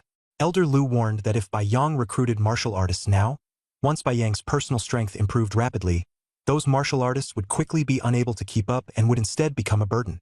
He advised Bai Yang to take the servant route in the early stage, focus first on improving himself, and only consider recruiting martial artists once his strength had stabilized. Bai Yang nodded in agreement, feeling that what old Lu said made sense. His speed was astonishing, virtually unbeatable among those of the same rank. Recruiting low-tier martial artists would instead waste time and energy, and even Bai Yang felt that battle servants were of little use, as they were easily eliminated. Old Lu smiled and said that, on the contrary, he had a suitable battle servant to recommend. Bai Yang's aura was too strong. Although the snake demon could absorb qi, it was not suited to leading a group. Old Lu introduced Wulei City, where the Wulei Jingfa Martial Academy was located, facing another world called the Evil Soul Realm. The Evil Soul Realm had no intelligent races, only all kinds of evil spirits with special abilities. One such ghost creature was called the Peach Blossom Female Demon, which specialized in draining the blood chi and yang energy from flesh and blood lifeforms. As Old Lu spoke, his expression turned dark, carrying resentment and humiliation. Bai Yang found it strange, but did not ask further. Seeing this, Old Lu laughed and said, "You're not even showing any curiosity?" Bai Yang asked back, "Old Lu, could your current condition be the result of the Peach Blossom Female Demon?" Old Lu leaned back on the sofa and gave a bitter smile. Back then, relying on the Blood Dragon bombardment skill, he had successfully advanced to the 4th rank and become a saint, and with his perfect Vajra body, he could crush ghosts and monsters across ranks without pressure. Unfortunately, he got carried away and was targeted by a 5th rank wailing female demon. A sneak attack with a soul-level destruction strike caused him to crash on the spot. It absorbed my blood and chi for half a month before I woke up, but my life origin was damaged and my lifespan was greatly reduced. After saying this, Old Lu looked at Bai Yang with a complicated expression. Bai Yang asked in surprise, "Then how did you get away?" Old Lu's eyes lit up as he replied, "This is a secret I've never told anyone. You learned Blood Dragon bombardment too, so you know it can unleash martial techniques from any part of the body, right?" Bai Yang nodded, his expression shocked. Old Lu said that at the time, he had been subdued by the 5th rank wailing female demon while he was only at the 4th rank. Even so, the details were not yet finished. He didn't know exactly what the wailing female demon looked like, but when it came to draining blood and chi, only one method came to mind. Bai Yang spoke up and asked, "Old Lu, did you use the through-body killing move?" Old Lu laughed heartily. "Through-body killing move, nice name. It's more reliable than the one I privately call Blood Slaughter Twin Holes. You brat didn't waste your effort after all. Looks like you figured this move out a long time ago. When dealing with monsters from another world, you have to use every trick you've got. That makes me very pleased with you." Back then, after being grabbed by that 5th rank wailing female demon for not long, I woke up, but I couldn't figure out a way to break free, so I deliberately kept pretending to be unconscious. If I had thought of the through-body killing move sooner, how could I have ended up with my life source nearly dried up? I was just too honest and fell because I followed the rules. Before he finished speaking, Old Lu took out his phone and sent a message. Shortly after, he put it away and stared at Bai Yang. "The 4th-rank White Snake Demon, you have only just entered the 4th rank, but a 4th rank is still a 4th rank. It's very valuable. I've already informed the Martial Academy. They'll help you exchange that with Wulei Jingfa Martial Academy for 100 non-ranked Peach Blossom female demons." Bai Yang quickly thanked him. "Thank you, Old Lu. Where do I go to upgrade to hero level?" Old Lu shook his head. "You brat. You really are hard to fault. Why didn't you ask why it's 100 non-ranked Peach Blossom female demons? At the very least, you should ask how much a Peach Blossom female demon is worth." Bai Yang said confidently, "This student trusts that Old Lu won't treat me poorly. After absorbing the student's aura, a non-ranked Peach Blossom female demon will instead be easier for this student to control." Old Master Lu nodded. "Yes, and there are other reasons. The ghosts and monsters of the Evil Soul Realm are the remnants of powerful beings after death. After being infected by the aura of the Evil Soul Realm, they initially lose consciousness and only know how to eat and kill. Low-tier Peach Blossom demonesses are of little value in the Evil Soul Realm, but if you want to bring them out, you have to purify the contaminated aura of the Evil Soul Realm on them. Right now, only big shots who have mastered the advanced thunder arts of the 5 Thunder Righteous Law can purify that aura without destroying the soul root. So the 100 low-tier Peach Blossom demonesses in your hands are actually worth more than that 4th-tier White Snake Demon. Keep the Peach Blossom demonesses on your body and let them absorb the power you emit. That can hide your dazzling aura. Also, if you cultivate the Peach Blossom demonesses to a certain stage and then kill them, you can obtain high-quality soul crystals. It's a way to make money by harming your own blood and chi to raise ghosts." Bai Yang nodded gratefully. "Thank you, Old Master Lu. That way, my aura won't stand out so much." Old Master Lu laughed heartily. "Exactly. In the human realm, it's no big deal. At most, it'll attract women's attention. If a second-tier hero wants to level up, they have to go to the hero world. There, staying low-key is a basic survival skill." Bai Yang's eyes lit up. "Hero world?" Old Master Lu nodded. "It's a space that only second-tier beings are allowed to enter, built jointly by many other worlds. It's immensely vast and still expanding, with an area of at least 100 billion square kilometers. More than 1,000 second-tier beings from different worlds can enter there to compete. We have 10 strongholds from the Earth origin realm in the hero world, belonging to the 10 major martial academies. Of course, they're open to all second-tier beings. Second-tier beings from different worlds fight each other. If you kill your opponent, you can obtain hero power. Consuming hero power increases experience. If you kill a stronger second-tier being, the hero power you get will also carry attribute power, and after consuming it, you can gain free attribute points. Bai Yang's eyes flashed. A second-tier level up requires 100 experience points, and leveling up to second-tier level 9 requires 900 units of hero power. If I consume hero power with attribute power, I can get quite a lot of free attribute points. Old Master Lu nodded. Yes, the hero world is a slaughterhouse for second-tier beings. As long as you don't die, your strength can surge rapidly. But the rules were changed back then by Senior Martial God. The hero power obtained from killing monsters cannot be traded. Whoever lands the finishing blow gets the hero power. Also, nothing from the hero world can be taken out. Outside items can be brought in and taken out, but nothing inside can be brought out, including hero power. When speaking of Senior Martial God, Old Master Lu was filled with reverence and longing. Bai Yang likewise felt respect in his heart. The reason Earth Origin Realm could develop to such a degree today was thanks to the iron-fisted methods of the Supreme Council Chairman and the iron-blooded Martial God. A series of crisp footsteps, Dida rang out, and a female staff member hurried over, holding a black sachet that gave off a faint metallic sheen. Old Master Lu did not take it directly. He motioned to Bai Yang and said, "This is called the demon-subduing pouch, also known as the ghost pouch. Inside, there are those 100 peach blossom female demons sealed away." Bai Yang took it. The pouch was cool and light, like ordinary equipment. With a burst of mana, it could be bound. Old Master Lu grinned wickedly, with a hint of something almost devilish in his eyes, leaving Bai Yang momentarily stunned. "Go try it. Once you feel those peach blossom female demons can conceal your aura, then you can consider entering the hero world. I've already delivered the Martial Academy's order. You no longer need to attend classes with the King class students, and for the next 10 months you'll still be treated as the chief by default. During this period, have your secretary collect your resources. Detailed information about the hero world is also being prepared, all in book form. Have your secretary get a copy as well. Only when you're ready should you enter the hero world. There, any second-tier professional only gets one chance." Bai Yang stood up and asked, "Old Master Lu, how do I get summoning skill books?" Old Master Lu replied, "Summoning books are strictly controlled. You might get one right after awakening, but after that you can only rely on the stockpiles held by factions.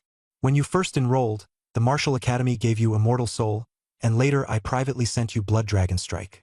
If you want summoning books, there are mainly two ways. One is to farm the Ancient Demon Realm and Serpent Demon Realm dungeons yourself, obtain bound skill books, turn them in for dungeon points, and once you have enough points, queue up to exchange for a summoning skill book." Bai Yang nodded, thinking this method was good, but he was already at second tier and couldn't enter ordinary dungeons anymore.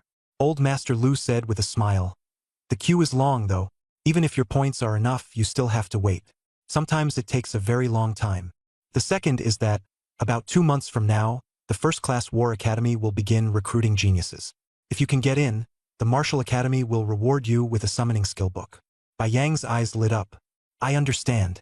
I'll work hard to strengthen myself." Old Master Lu nodded. There are 5 first-class war academies nationwide, and all their principals are members of the Supreme Council. The iron-blooded Martial God is the principal of the Martial God War Academy. Every year, they select geniuses from the newly awakened and from martial artists, 10 slots for each academy, no more. You are the chief of our Vajra Indestructible Martial Academy, and your strength utterly crushes your peers. Barring accidents, you should be able to get in." After respectfully thanking him, Bai Yang did not go straight home. Instead, he sent a message to his secretary Lu Qingqing from within the Martial Academy. Not long after, Lu Qingqing arrived in a sports car. She was usually diligent and obedient at work, and as a first-tier copper-skin Iron Bones realm female martial artist with outstanding ability, she was only qualified to be the exclusive secretary of a genius like him.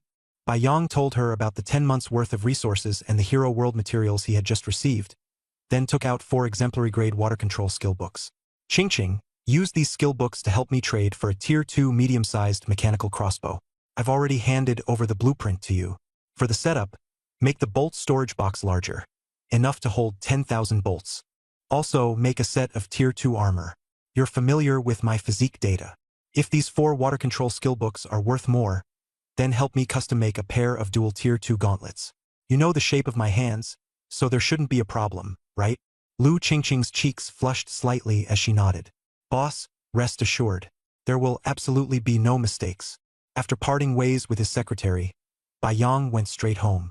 At home, two snake demon maidservants and Lu Susu were waiting for him. Lu Susu's aura had surged dramatically. She had already broken through to the first-tier copper skin, Iron Bones realm. This realm represented a major increase in strength. It did not mean her skin had literally turned bronze. Instead, with the help of blood crystal water, her skin had become even more delicate and smooth. Bai Yang walked alone into the basement, his private space, where no one could enter without permission. The sky-piercing chicken tyrant stood nearby, ready to unleash its soul-shaking crow at any moment. Bai Yang took out the exquisite demon-collecting bag and used his mana to open its mouth. Immediately, one gaseous figure after another flew out and stopped around him, motionless. Bai Yang glanced at the sky-piercing chicken tyrant. Although it had not attacked, its presence had already thoroughly intimidated these non-ranked peach blossom succubi into complete immobility. Bai Yang checked his phone and learned that peach blossom succubi were ghosts and monsters without fixed forms. They could shape themselves into the most perfect woman according to the fantasies of the men whose yang energy they absorbed. The green snake demon began absorbing Bai Yang's yang energy. Its speed was only about 1% of the natural leakage from his body, wasting a great deal of yang energy. With a thought, Bai Yang put the sky-piercing chicken tyrant back into the summoning space.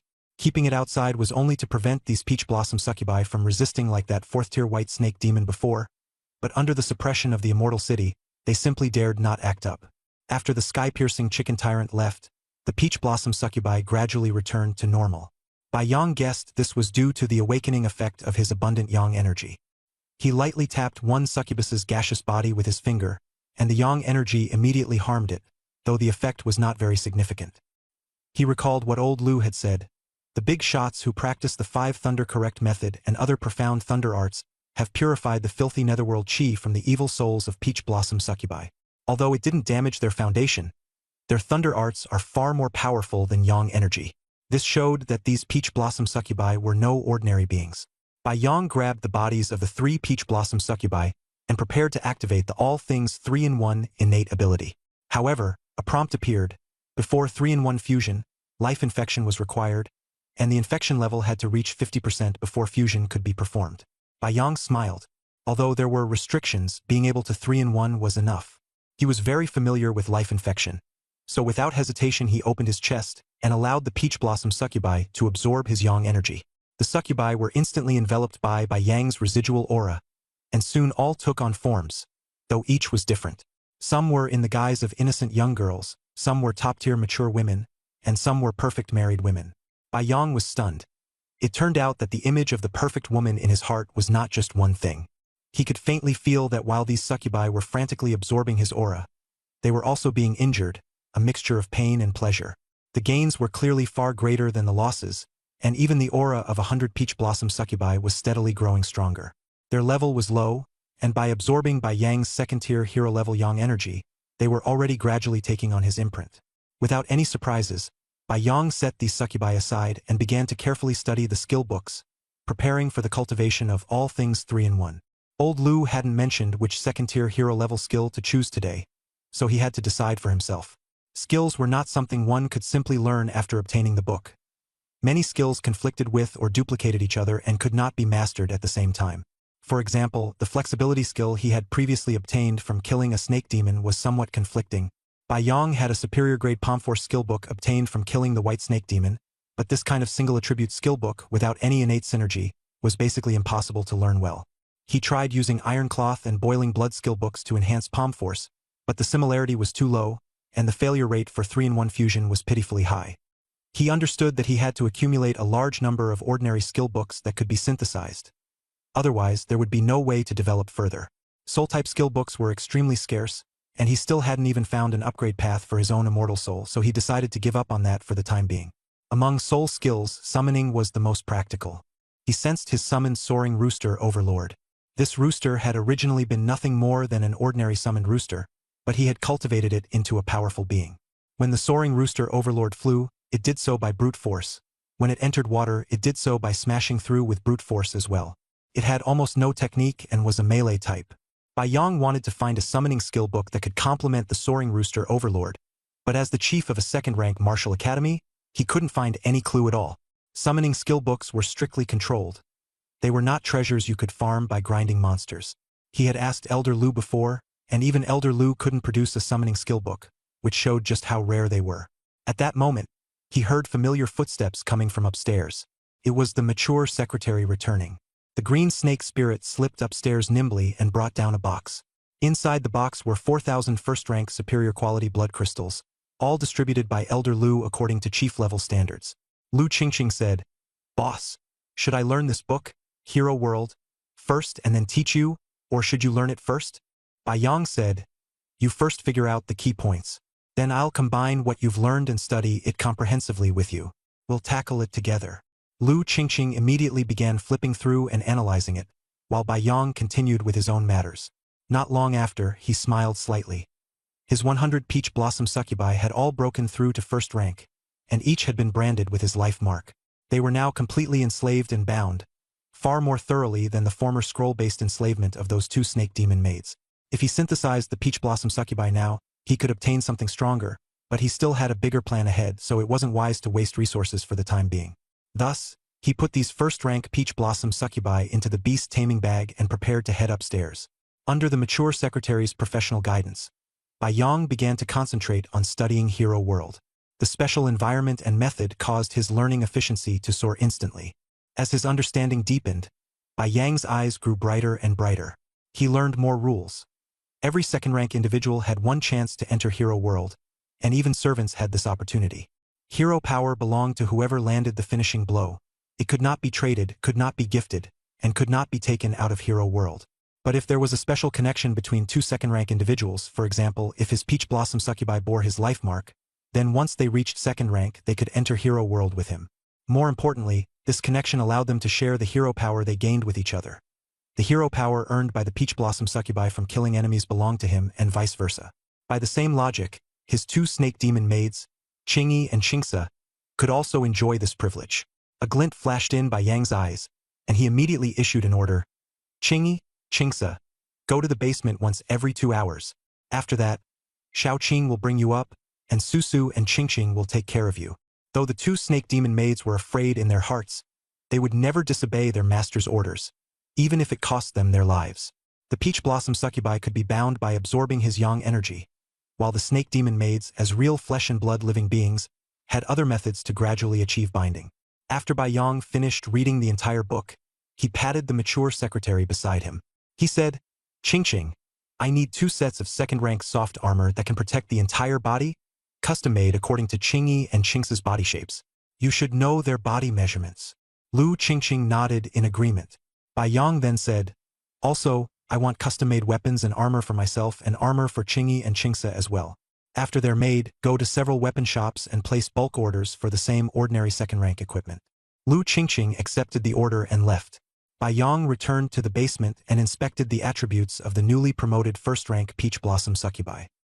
He opened the beast taming bag, and the 100 first-rank peach blossom succubi all crawled out together and, following his command, pounced onto him to absorb yang energy. He felt his yang energy being drawn away and nodded in satisfaction. With these 100 peach blossom succubi working together with the green snake demon, they could draw away about 30% of his scattered yang energy.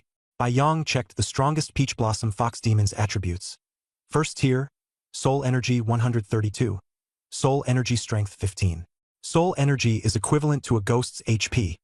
Once it is destroyed, the ghost dissipates.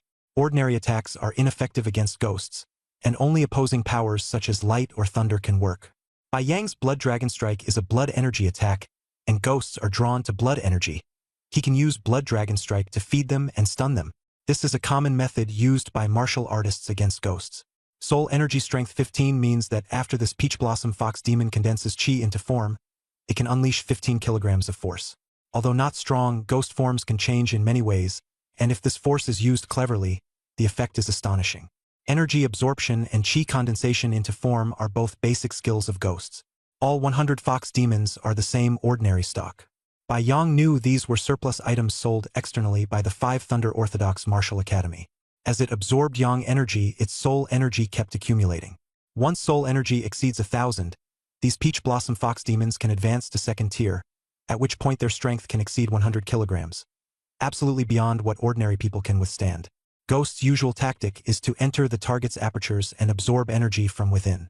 Bai Yang glanced at the Azure Snake Demon and found that this fellow was already 3rd tier, yet had missed the great opportunity to enter the hero world. Every 2nd tier ghost has one chance to enter the hero world. After leaving, there is no 2nd chance, and they are limited to the natural 2nd tier state. Moreover, the maximum stay is 1 month. Bai Yang was striving to improve the Peach Blossom Fox Demon's strength precisely, so he could use them to draw powerful force in the hero world, achieving an even stronger output after the 3-in-1 fusion. Qingyi and Qingse came downstairs.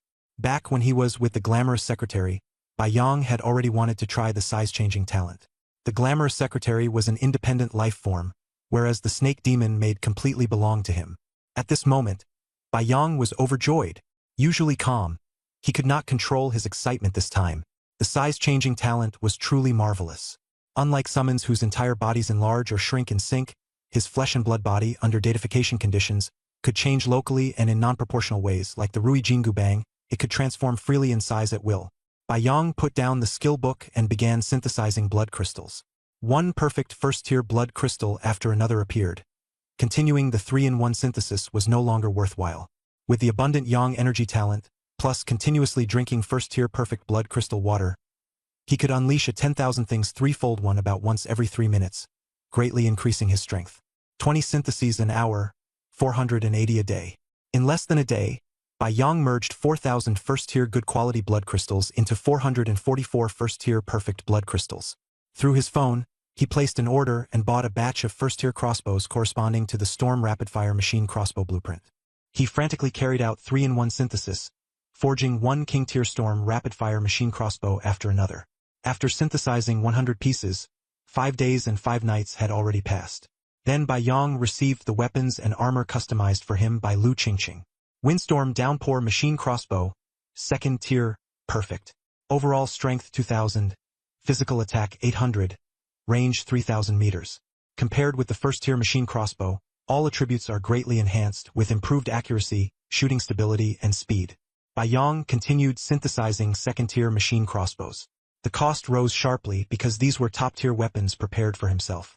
In the end, he upgraded this machine crossbow through 3-in-1 synthesis to the utmost king-tier level. Windstorm Downpour Machine Crossbow, 2nd-tier king-tier, extreme. Overall strength 8,000, physical attack 15,000, range 30,000 meters. Accuracy, shooting stability, and firing speed are +50, +60, and +50 respectively. In fully equipped condition, it is exceptionally formidable. Bai Yang used this weapon to wildly fire at the enemy, Sky-Soaring Chicken Overlord. The opponent's HP exceeded 6 million, yet he was being shattered through defenses shot by Bai Yang's 15,000 attack power, and his HP plummeted. He completely verified that this machine crossbow's firing rate had now reached the terrifying speed of 200 arrows per second. The name Windstorm Downpour was no exaggeration at all. Its arrows poured down like a storm, utterly impossible to block. After getting the weapons sorted out, he started crafting armor. This time he chose a full-body soft armor, unlike traditional hard armor, with a greater emphasis on flexibility. Full-body soft armor, Tier 2, excellent. Overall strength 300, with an added flexibility -3. Requires at least 50 strength and 50 constitution. The soft armor's defensive stats weren't high, but its wear requirements and flexibility penalty were very standard. Bai Yang repeatedly merged it 3 times, and in the end produced 3 pieces of Tier 2 King grade, Extreme Soft Armor. Full-body soft armor, Tier 2 King Extreme. Overall strength 3000, with an added flexibility -20. The wearing requirement surged to 200 strength and 200 constitution each. Its strength increased dramatically, and it could withstand attacks from ordinary Tier 2 perfect grade weapons. For Bai Yang, this requirement was easy to handle, but for ordinary Tier 2 characters it would be hard to wear. In addition, he also obtained custom-made gauntlets. Vajra's Wrath Gauntlets. Tier 2, perfect. Overall strength 1000, physical attack 500, enhances durability and impact power. Wearing requirement, 100 strength and 100 constitution each. Gauntlets were close-fitting gear with strict wearing thresholds. By contrast, the crossbow from before was a special weapon, so none of that had to be considered. Bai Yang kept frantically merging the gauntlets until they reached King Grade Extreme. Vajra's Wrath Gauntlets. Tier 2 King Extreme. Overall strength 5000, Physical attack 6000. Greatly enhances durability and impact power with a larger flexibility penalty. Wearing requirement. 800 strength and 800 constitution each. Although its attack power wasn't as high as the Galestorm crossbow, the gauntlets and the crossbow were completely different.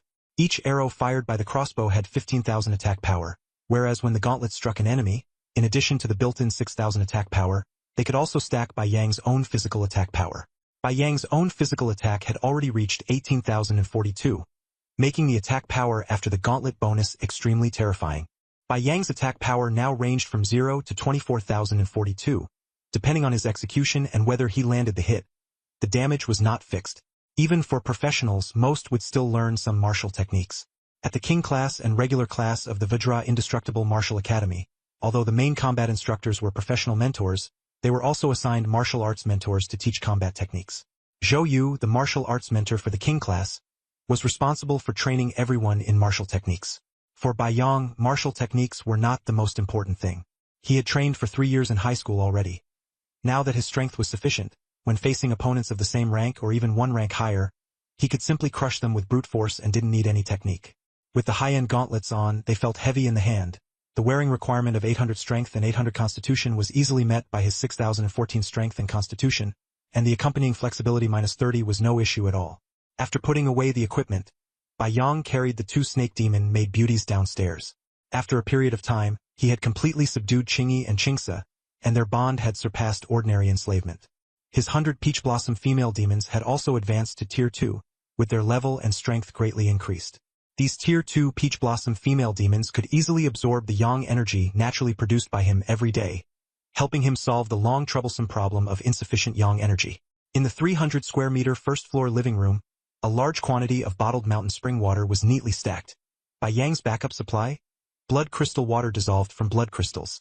After putting it into his storage bracelet, he turned to the mature secretary and said, "Qing, I've already made my will, and the Vajra Indestructible Martial Academy has certified it as well." The secretary shook her head repeatedly. "Boss, you're fine. Don't overthink it." Bai Yang smiled. "No one can guarantee there'll be no mishaps. So many heroes have died here. I'm just being cautious."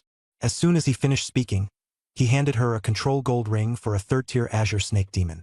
The secretary knelt beside him and took it. The Azure Snake Demon was too high level. In the hero world, one couldn't even enter with a 2nd-tier promotion, let alone bring it along. On the other side, Lu Susu was also kneeling.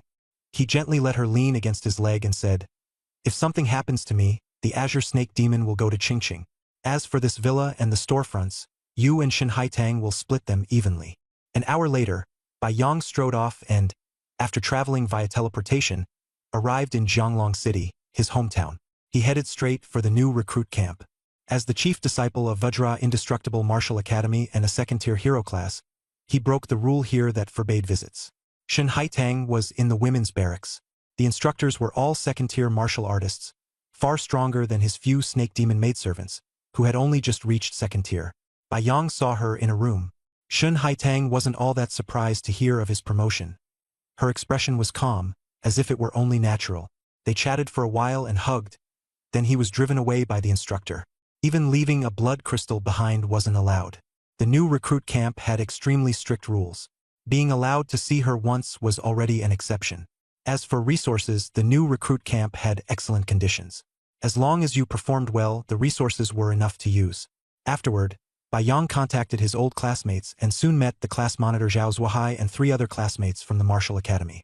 In their class of 20 awakened individuals, only the 4 of them had entered Guanglong Martial Academy.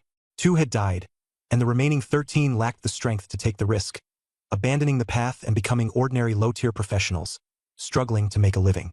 That was the normal path for most people. In the end, most were just ordinary beings. They exchanged a few pleasantries. The atmosphere was flat on the surface, but beneath it lay each of their struggles and the conflicts that awaited in the future. After learning that Bai Yang was this year's chief disciple of Vajra Indestructible Martial Academy and had already reached 2nd-tier hero class, Zhao Zuohai and the other 3 classmates were stunned on the spot. To this day, they had not even taken part in the rank-breaking trial, while Bai Yang had already flown so high. With a laugh, Bai Yang generously gave each of them 3 perfect-quality 1st-tier blood crystals. Although blood crystals were valuable, the 4 of them were of average strength, and giving too many would only do more harm than good. For Bai Yong, crystals like these were as plentiful as food. He still had over 400 in his storage bracelet. Selling them in bulk? He still didn't dare take that risk. When he met his homeroom teacher, Li Xiangdong, Bai Yong found the man's eyes full of helplessness. Li Xiangdong's 17 unmarried daughters were all rather plain-looking, which gave Bai Yong a headache too. For Bai Yong, Sun Byuk's side required taking multiple wives, but that man's father was a fourth-tier saint-level powerhouse, so dealing with the homeroom teacher's daughters in the future would not be easy. After everything was settled, Bai Yong returned once more to Indestructible City.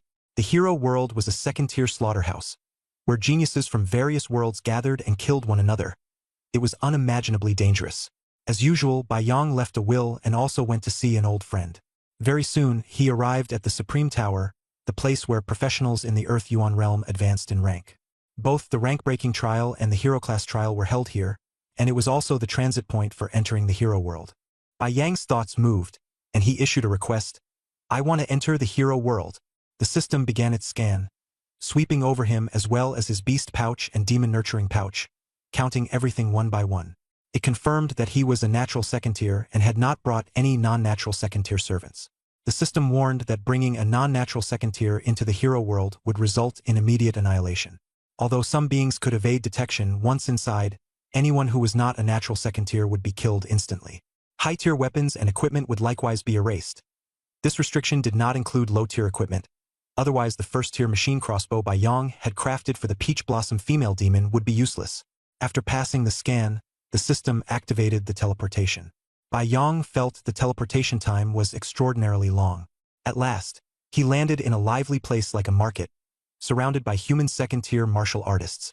The atmosphere packed and bustling. The system prompt sounded. "You have entered the hero world. You will not be eroded by the aura of this world.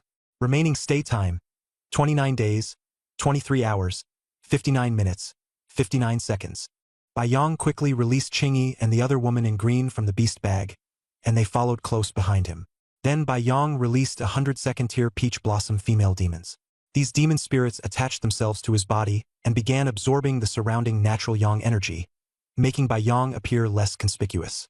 He didn't linger and walked outside. This was a stronghold under the Vajra Indestructible Martial Academy. As the chief of this cohort, Bai Yong enjoyed special treatment. Soon, he ran into a group of staff in uniform.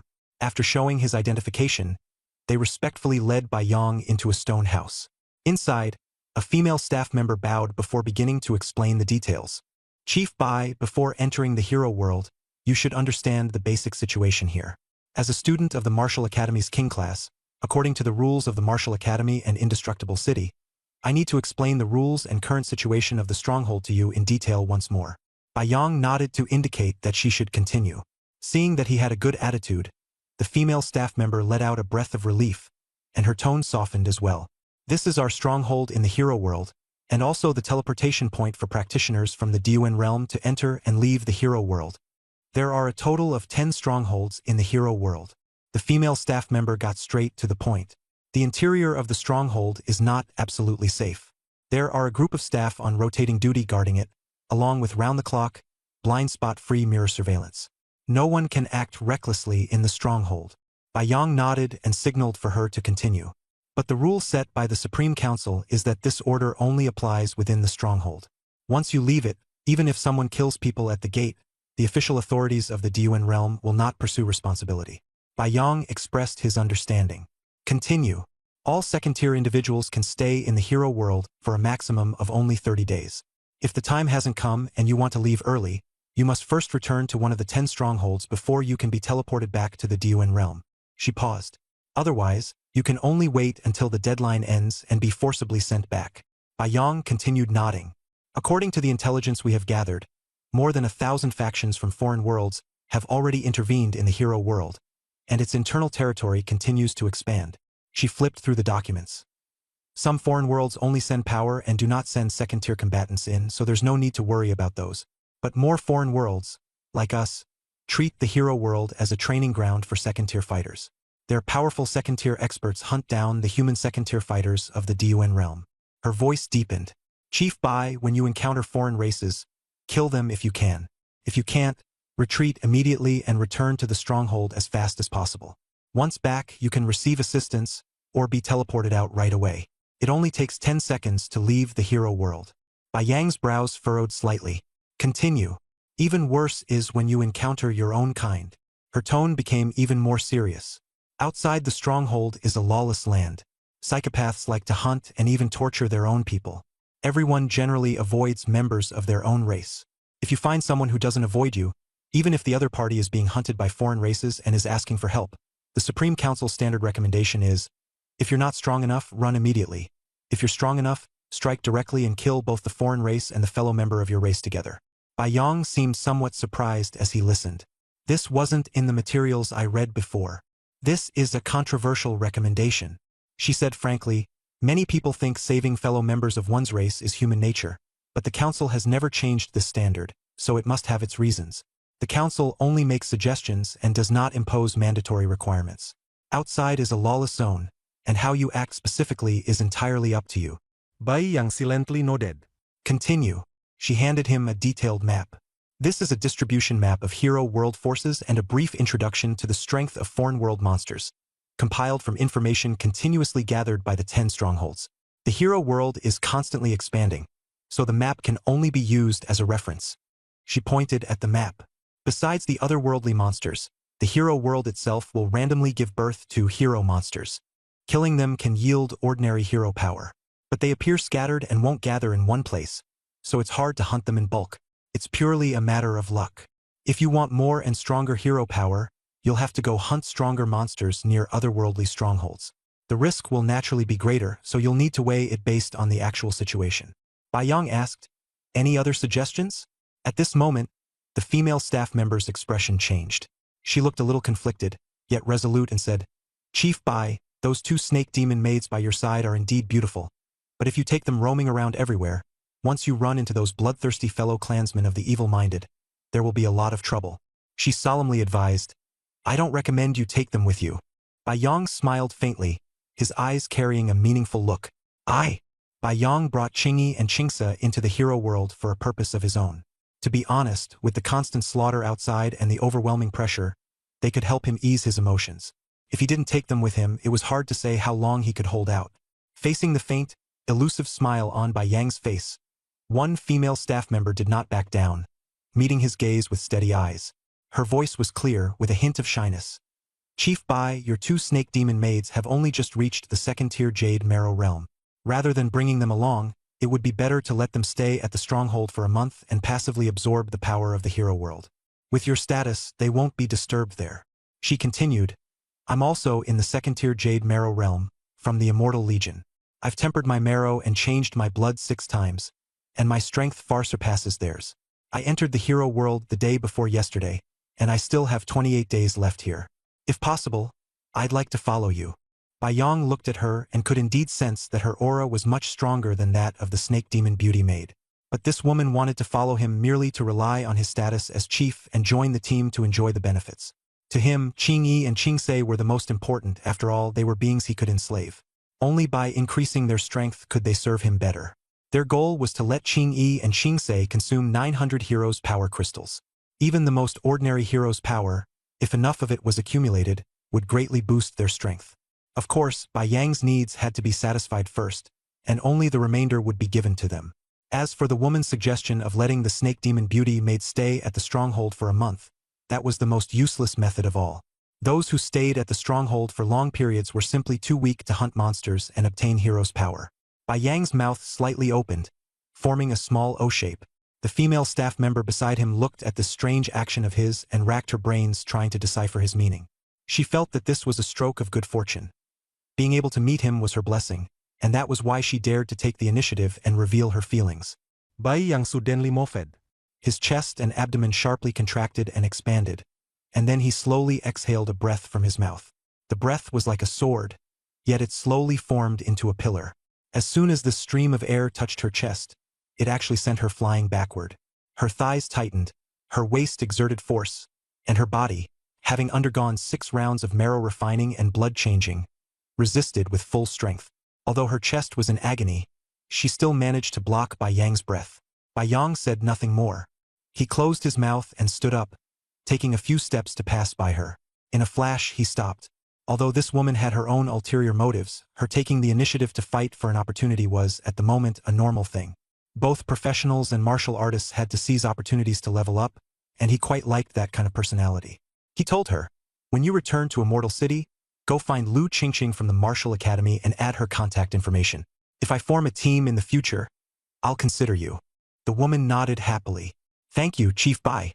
I'll definitely contact Lu Qingqing." Bai Yang strode away, with Qing Yi and Qing Se closely following behind. Forming a team to conquer different worlds was serious business. Although he didn't form one immediately, he already had plans in mind. He didn't need team members to be too strong either, as long as they were useful, and he wouldn't let them die for nothing. Bai Yang knew very well that those fighters were likely here to help him plunder resources. Although she had undergone 6 rounds of marrow refining and blood changing, her strength was still relatively weak, but it was not impossible for her to join the team in the future. Bai Yang's words came from afar. "You're too weak. Hurry up and get stronger. Or by then you may not even have the qualifications to join my team." After leaving the staff area, Bai Yang's gaze fell on the towering stone stele standing in the distance. As he approached, he saw that it was covered with names. Bai Yang quickly scanned to the top and was astonished. Hero ranking. First place. Human of the Earth Origin Realm, Fu Chang'e. Killing points. 6,998,686. This Fu Chang'e was the super handsome guy he had seen during the staircase trial back then, and also the key person who had given him the opportunity for blood gold power that year. He hadn't expected this big shot to be so formidable at second-tier strength, dominating the rankings without rival. Bai Yang muttered softly, "Fu Chang'e, with nearly 7 million killing points, far ahead of the second-place foreign race's 3.2 million. At that moment, an exaggerated voice with a rustic tone rang out. "That's Senior Handsome Sword Immortal. At second tier, his sword chi could span 30,000 meters. If not for the time limit, he could have plowed through the entire hero world." Someone immediately retorted, "Don't talk nonsense. Handsome Sword Immortal is indeed formidable, but how can you compare him to the chief of our Vajra Immortal Martial Academy? That's a completely different matter. If you're going to make a sarcastic remark, apologize right now." Amid the argument, a group squeezed over. Bai Yang turned to look and saw that it was the 5-man Wangzhe class squad. The leader, Jin Rushan. The last in line, Xiong Zhenhai, along with Xiao Zhilong, Song Haitao, and Xie Qian.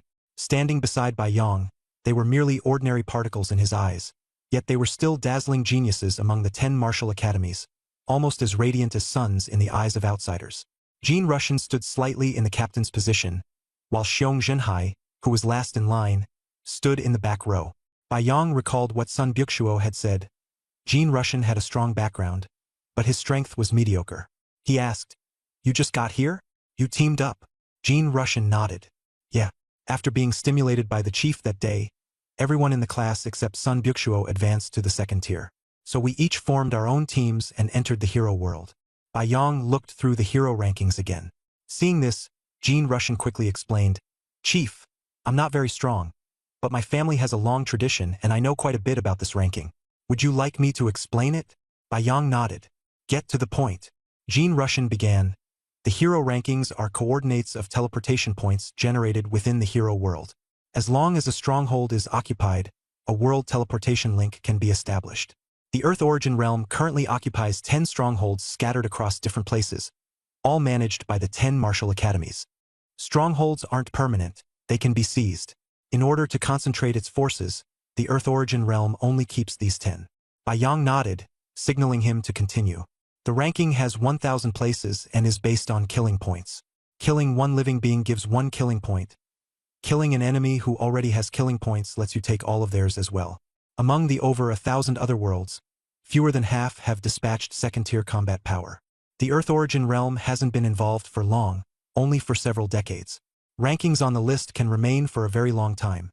Some people have long since died, but their positions are still there. There are 37 people from the Earth Origin Realm on the list. They're all heroic figures. Look at the 6th place."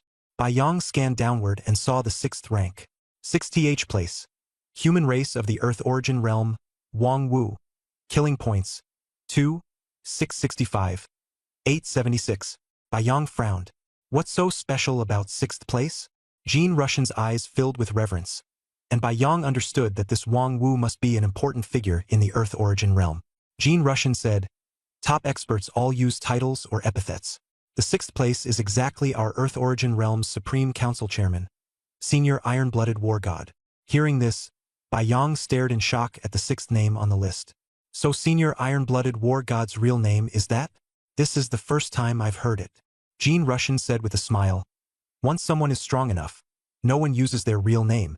Many powerful experts have names that don't sound very good. Chief, I still need to introduce more heroic figures. Bai Yong waved his hand. No need. It's already been 18 minutes since I entered the hero world. I can't afford to delay any longer. Farewell. He turned and left without looking at the hero rankings again. The 5 classmates beside him were stunned, their faces blank. Suddenly, sky-soaring chicken tyrant appeared, its 5-meter-tall body shocking everyone present. What kind of chicken is that? How can it be so big? Are you stupid? That's a summoned creature, not a beast companion or a battle servant. I have a perfect grade elephant, but this chicken looks even taller than a second-tier elephant. Could it be a king-grade rooster beyond perfection? Then shouldn't it be called a divine chicken? This chicken is too beautiful, magnificent, and noble. Only the legendary phoenix can compare. People exclaimed in admiration but didn't dare get close. Bai Yong took out the specially customized saddle for sky-soaring chicken tyrant, leaped onto its back, and Chingy and Chingsa easily jumped in front of and behind him. Everyone watched enviously as he rode the giant chicken out of the stronghold. Jean Russian stared at that absurdly huge chicken, his shock far beyond everyone else's. Though he wasn't very strong, his background was anything but ordinary, and with his experience he had already been able to judge the quality of this summoned creature. He sighed. I've wanted to say it several times, but in the end I didn't. Beside him, the last seat-ranked Xiong Jinhai spoke up. The gap is too great. Even if we shamelessly follow the chief and cling to his coattails, it wouldn't be appropriate. The chief is incredibly powerful and will surely sweep through everything. If we follow him and he runs into an enemy, we might all get caught in the fallout. If we don't follow, we're actually safer. Let's go. We'll avoid the direction the chief took. Time is limited. We have to eat enough 900 heroic powers within the allotted time, or the trouble later on will be huge. Xiao Zhilong said with feeling, I think occupational professionals are still worse than martial artists. At least martial artists can cultivate and grow stronger on their own. For special physiques like ours, which are datafied, it's way too hard to get stronger. There was no difference inside or outside the stronghold. Only the inside was governed by the Vajra Indestructible Martial Academy. Outside was a chaotic world. According to the map given by a female staff member, this hero world was an oval-shaped space with a land area exceeding 100 billion square kilometers. The 10 strongholds of the Earth Origin realm were distributed across it. The stronghold Bai Yong had just left was called the Indestructible Stronghold, under the jurisdiction of the Vajra Indestructible Martial Academy, located in the east. The destination was in the west. Bai Yong had already mapped out his route, and it would take him through the largest number of the highest quality otherworldly regions. 11,000 kilometers from the Indestructible Stronghold was an otherworldly realm called the Shamo World, Bai Yang's first stop. The Shamo World had an extremely harsh environment, blanketed everywhere in baleful qi. The monsters that could survive there were fierce and formidable. It was from there that he obtained the Boiling Blood skill book. This skill made the blood boil during battle, causing combat power to surge dramatically. The Bahuang Suppressing Demon Martial Academy was a powerful force in the Shamo World region, where academy-born professionals and demon-suppressing army martial artists were stationed. Much like the Vajra Indestructible Martial Academy, they had established large fortresses in the Shamo World to gather baleful qi and other resources, which were the most coveted treasures for high-level martial artists from the Earth element world. The 5-meter-tall Chongtian Chicken Overlord was immensely powerful, able to explode a crater the moment it stepped down and leap 100 meters in a single stride. Even so, Bai Yong still thought it was too slow. He then took back Chingy and Chingsa, put away the saddle, and issued the order. My chicken maximum size. Soar through the skies. The Chongtian Chicken Overlord's body rapidly expanded, instantly becoming a 50-meter-tall giant divine chicken. Its wings flapped violently, stirring up gale-force winds as it shot straight into the sky. The wind howled wildly, and the ground looked as if it had been swept by a sandstorm. Suddenly, with a thunderous boom, the Chongtian Chicken Overlord hurled itself into the sky. It beat its wings, speed rapidly increasing, and flew straight toward the distance. This kind of brute force flight was nowhere near as fast as a nimble bird, but Bai Yong only cared about getting there quickly. Agility didn't matter. After several bursts of acceleration, he hid beneath several huge feathers and the wind outside gradually faded away. Time passed in a flash, and after what seemed to be several hours, Bai Yang finally stopped the 3-in-1 skill book in his hands. Ahead, waves of dense aura emerged. He had finally reached his destination. He quickly took out 33 first-tier King-grade Storm rapid-fire ballista crossbows, then directed 100 second-tier Peach Blossom Yaos into teams of 3. 2 Yaos held the ballista crossbow, while the third was responsible for firing and adjusting the angle. Encircle them. Lock down the stronghold in the Shamo world, Bai Yang shouted sternly. The ballista crossbows and Peach Blossom Yaos quickly spread out, then tightened the encirclement, forming a firing net. He himself did not idle either, pulling out the second-tier King-grade Gale Rainstorm ballista crossbow in his hands. Below the stronghold, dense ranks of monsters had already noticed the Chongtian Chicken Overlord's trail and launched attacks one after another, mostly spears and arrows. But they did not teleport away. They clearly believed the stronghold was safe. Once the 33 ballista crossbows were in position, Bai Yang gave the command, "Fire arrows? Leave none alive." Dozens of arrows rained down toward the ground. The arrows fired by the ballista crossbows were not only incomparably accurate, but also immensely powerful. Each arrow would explode after striking its target, affecting the surrounding monsters like splash damage in a game. The Shamo monsters were instantly scattered and felled, most of them killed with ease. Bai Yang's equipment was outrageously powerful. King-grade materials were rare and precious, and ordinary people would never waste them. The weapons that could be forged from them were also astonishingly powerful. Of course, a tiny number of monsters were still stubbornly alive even after being hit by multiple arrows. Bai Yang immediately used that second-tier Galestorm crossbow with 15,000 attack power to deliver a finishing shot, killing them on the spot. Inside the stronghold, the hero monument area could be teleported to, but it took 10 seconds. By the 8th second, the dust had settled, and not a single monster remained. Then an immense force enveloped the stronghold, and the corpses were rapidly disintegrated. Bai Yang observed the disintegration process and discovered that the corpse disposal in the hero world was similar to that in the Diuan realm. It produced blood crystals and skill books. A few minutes later, the ground was scattered with many fist-sized spheres, each flickering with a different number of little stars inside. Bai Yang grabbed one of the spheres from the air, the one with 7 little stars. That was heroic power. Heroic power. Attribute: 7 free attribute points. Description: taking it increases experience by 1 point. When experience is full, you level up. Up to 900 can be consumed. This was the only treasure produced by the hero world, and second-tier professions all coveted it. In Bai Yang's view, heroic power was equivalent to free attribute points, directly enhancing one's strength. After warriors and monsters consumed it, heroic power would strengthen them according to their own characteristics, improving their physical strength. The only limit was that each person could consume at most 900. A Peach Blossom Succubus took the initiative to hand over a pile of heroic power. Bai Yang was surprised that he hadn't given an order, but he didn't refuse either.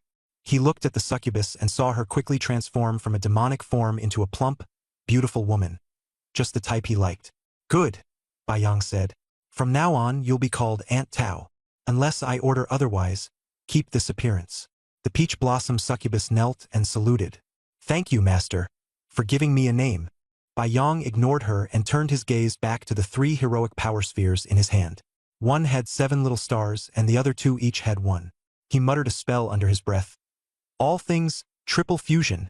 Barely able to contain his excitement, he was ready to unleash a new power. When the heroic power fused, Bai Yang received no prompt, nor could he tell whether the size or quality had improved, and he also didn't see any change in similarity.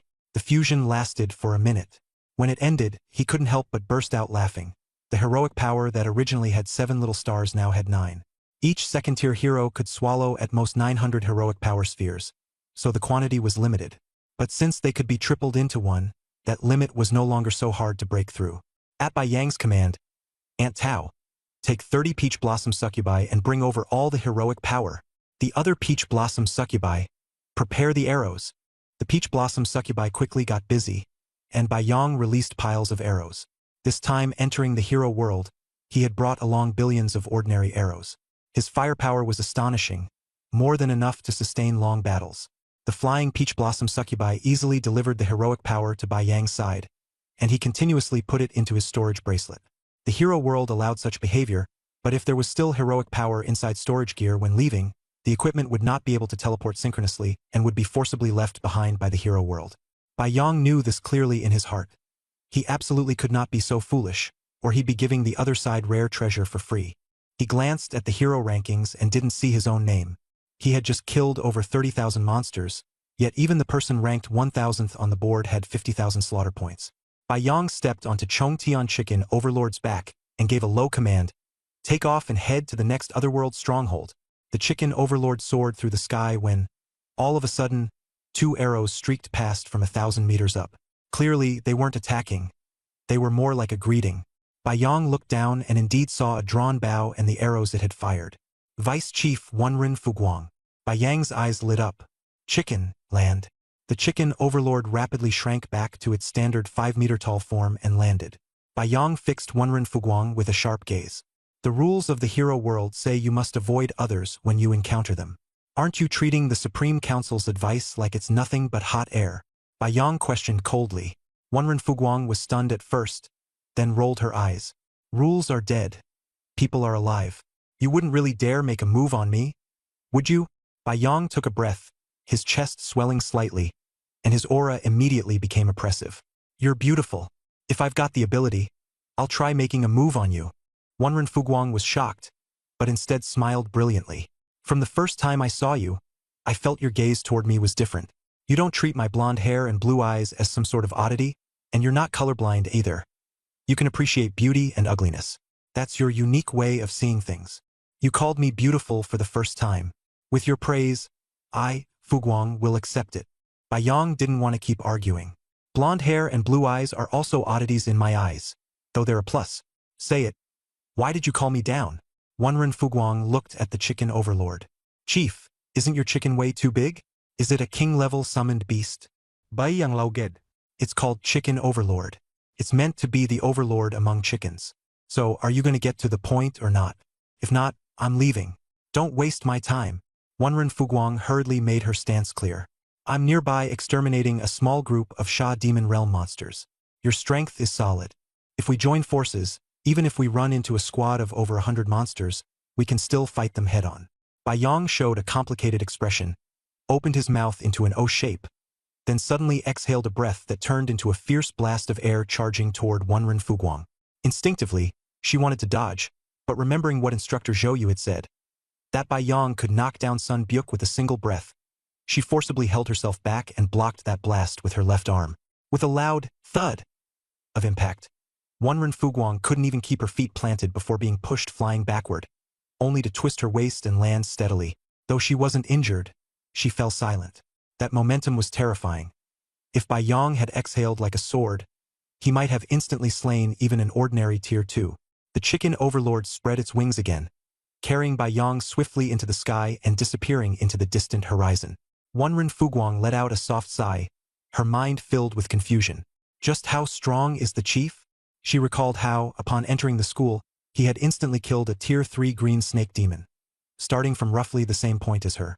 Through the unextinguishable soul skill and relentless day and night training, she had only managed to push several skills to the king-level limit. If she wanted to step into the Overlord tier, she'd still need time to polish them. An image of that gigantic chicken named Chicken Overlord surfaced in her mind. When she'd observed it earlier, its size was much larger than when it first appeared, and its strength was definitely above king level. The chief's goal seemed to be becoming the overlord among chickens, a genuine overlord-level giant chicken. What shocked Wenren Fuguang even more was the chief's monstrously strong physique. That time, with just one sweep of his tongue, he had actually rolled her fired arrows straight back at her. It really made people wonder whether he was that strong or just crazy. Although he was somewhat disappointed, he quickly adjusted his mindset and joked to himself, "My diamond body skill may only have reached the king level limit, but ordinary Sha Demon Realm monsters can't break through its defense at all. As long as I don't get stuck in a protracted battle, safety isn't a problem." So he decided to let loose and fight even more wildly. Wenren Fuguang strode toward the Sha Demon Realm stronghold dozens of kilometers away. He didn't encounter a single monster along the way, and there were hardly any people around. When he arrived before the hero monument, he froze. Where are the monsters? Didn't they say tens of thousands had gathered here? The ground was covered in shattered arrow fragments, as if it had already been completely swept clean. "Chief, you actually cleared this monster-dense zone so quickly." He was shocked. Just as he was confused, a group of Sha Demon Realm monsters that had just teleported in appeared as well, looking equally bewildered. Before they could react, the sound of whistling arrows rang out, and the monsters' heads were blown apart by shots. Wenren Fuguang's eyes lit up. With a leap, he jumped onto the hero monument, dozens of meters high, taking control of the battlefield. Monsters kept appearing, but each one was immediately headshot by arrows as soon as they arrived. Using the vision condensed through the power of heroes, he selected hero powers above 3-star level, jumped down to pick them up and swallow them, then waited for the next wave of prey. After killing several hundred monsters, a few lone wolf-like monsters continued to appear one after another. He sneered. The chief cleared the area so fast that even the communication never got back. The Sha Demon Realm still thinks everything here is normal. Monsters can only stay in another world for at most a month, and if no one goes back within the short term, no one will notice. He decided to see how much 3-star or higher hero power he could harvest here. Thinking of how Bai Yong said his blonde hair and blue eyes were really striking and a plus point, Wenren Fuguang's gaze grew even more resolute. Killing is the fastest way to improve skill proficiency. He launched an assault on the king-level limit of the moon-shooting bow skill, hoping to obtain his first overlord-level skill and also make the chief recognize his value. Meanwhile, Bai Yong sat on the back of the enormous chicken overlord, frowning deeply. He was troubled by the 3-in-1 problem of hero power. Previously, using 1 7-star and 2 1-star powers, he had smoothly fused them into 1 9-star power. But after using a 9-star plus a 1-star, it took 3 and 6 times just to make a 10-star. In other words, he needed 12 1-star powers to exchange for 1 10-star power. Most of the hero power in his storage bracelet had no star rating, and the starred ones made up less than 1%, about 300 in total. Tests showed that 3-in-1 with no star power would definitely upgrade into 1-star. Bai Yong began carefully calculating the fusion method. The remaining time in the other world was exactly 29 days and 13 hours. There was no sun here, but the light was enough to replenish recovery, and 1 fusion could be done every 3 minutes. Bai Yong's 3-in-1 method was very conservative, using only 10% of his health, mana, and blood power each time to ensure his status never dropped below 90%. At 20 times per hour for 180 times a day, over 29 days and 13 hours, he had about 14,180 opportunities. He had to make every effort within this limited time to maximize the fusion of hero power and break through the threshold to overlord level. With 183-in-1 opportunities, Bai Yong was pursuing maximum return. Hero power could only be consumed up to 900 times, which was a hard limit, so he could only work hard to raise the star level of hero power. After many attempts, he discovered that for hero power of 9 stars or below, the star count would directly add up during 3-in-1, making this the most suitable method. Bai Yong decided to start by consuming 9-star hero power. On the way to the second otherworldly stronghold, he completed 3-in-1 on all the more than 300-starred hero powers in his hand. Now, he had 35 9-star hero powers and 1 10-star hero power. Hero power was about the size of an apple and melted in the mouth, making it very easy to consume. Each time he swallowed one, he would gain 1 point of experience and 10 free attribute points. Bai Yong quickly swallowed them all, gaining 36 experience points and 325 free attribute points. He evenly distributed these attribute points across the 3 soul attributes of spirit, perception, and reaction, thereby extending his lifespan by several hundred years. Bai Yong sighed helplessly. He already had 900 9-star heroes' powers, so that was no problem, but if he wanted to obtain even stronger power, he could only absorb a small amount of heroes' powers above 10 stars. The trifusion opportunity that came once every 3 minutes couldn't be wasted, so he kept optimizing and combining the starless heroes' powers. Specifically, 27 starless heroes' powers were first trifused into 9 1-star ones. Then those 9 were fused separately into 3 3-star ones, and finally those 3 3-star ones were fused into 1 9-star one. In total, he carried out 13 trifusions, taking about 40 minutes. Once he obtained 9-star heroes' powers, he immediately consumed them. Bai Yong already had more than 30,000 starless heroes' powers in hand. By relying solely on consuming 900 9-star heroes' powers, he could gain 8,100 free attribute points. For ordinary second-tier powerhouses, that was an astronomical number, but for Bai Yong, even after adding them to his 3 soul attributes, it still couldn't make up for the weakness of his physical attributes. That was because his physical attributes would automatically increase greatly as his level rose. He swallowed the 9-star heroes' powers one by one, slowly converting them into free attribute points. At this moment, Bai Yong was choosing to head to another powerful otherworld stronghold, the Beast Realm. This stronghold also had an invasion point on the Diuan realm side, located in Rock City, where one of the top martial academies, Rock Unmatched Martial Academy, was based. Back then, after he passed the rank-up trial, Rock Unmatched Martial Academy had intended to officially recruit him. Unfortunately, this academy was regarded as the worst among the 10 major martial academies because it had no distinctive signature martial arts. Its main training focus was body refining, beast taming, earth element spells, and beast transformation. Body refining specialized in strengthening the flesh, but it was far inferior to the Diamond Indestructible body of Diamond Indestructible Martial Academy. Beast taming had some strength, but it was still much weaker than Royal Extreme 10 Directions Martial Academy, which possessed a variety of control abilities such as insect manipulation and necromancy. Earth element spells were even worse, because the strongest of the 10 major academies, 10,000 Arts returning to the Source Martial Academy, held an absolute advantage in spell techniques. As for beast transformation, it was Rock Unmatched specialty. Although it had local and full-body transformation spells, powerful offensive spells were emerging one after another these days, and beast transformation was no longer a mainstream method of overwhelming power.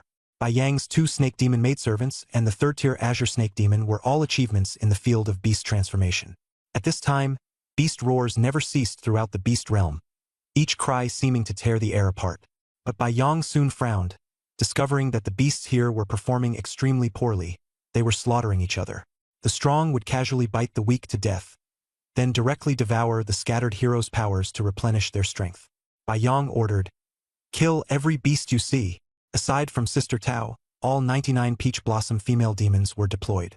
66 Peach Blossom female demons controlled 21st-tier King-grade Storm rapid-fire crossbows with 3,000 attack power, crazily sweeping and hunting the beasts on the ground from the air.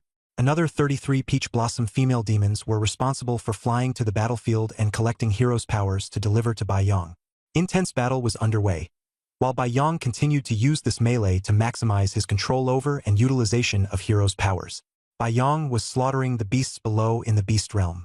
When he encountered troublesome enemies, he would use the 2nd-tier King-grade Extreme Gale torrential crossbow in his hand to harvest them. His attack power reached 15,000, and almost no one could withstand it.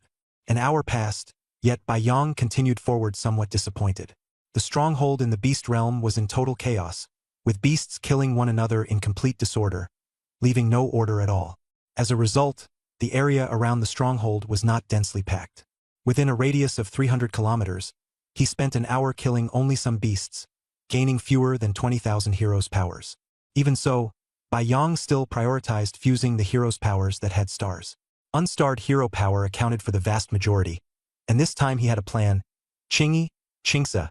Each of you eat 900 unstarred hero power. The Snake Demon maidservants responded gently and quickly devoured the hero power. All the Peach Blossom female demons each eat 100 unstarred hero power first. These monsters without fixed forms could absorb power as long as they swallowed hero power.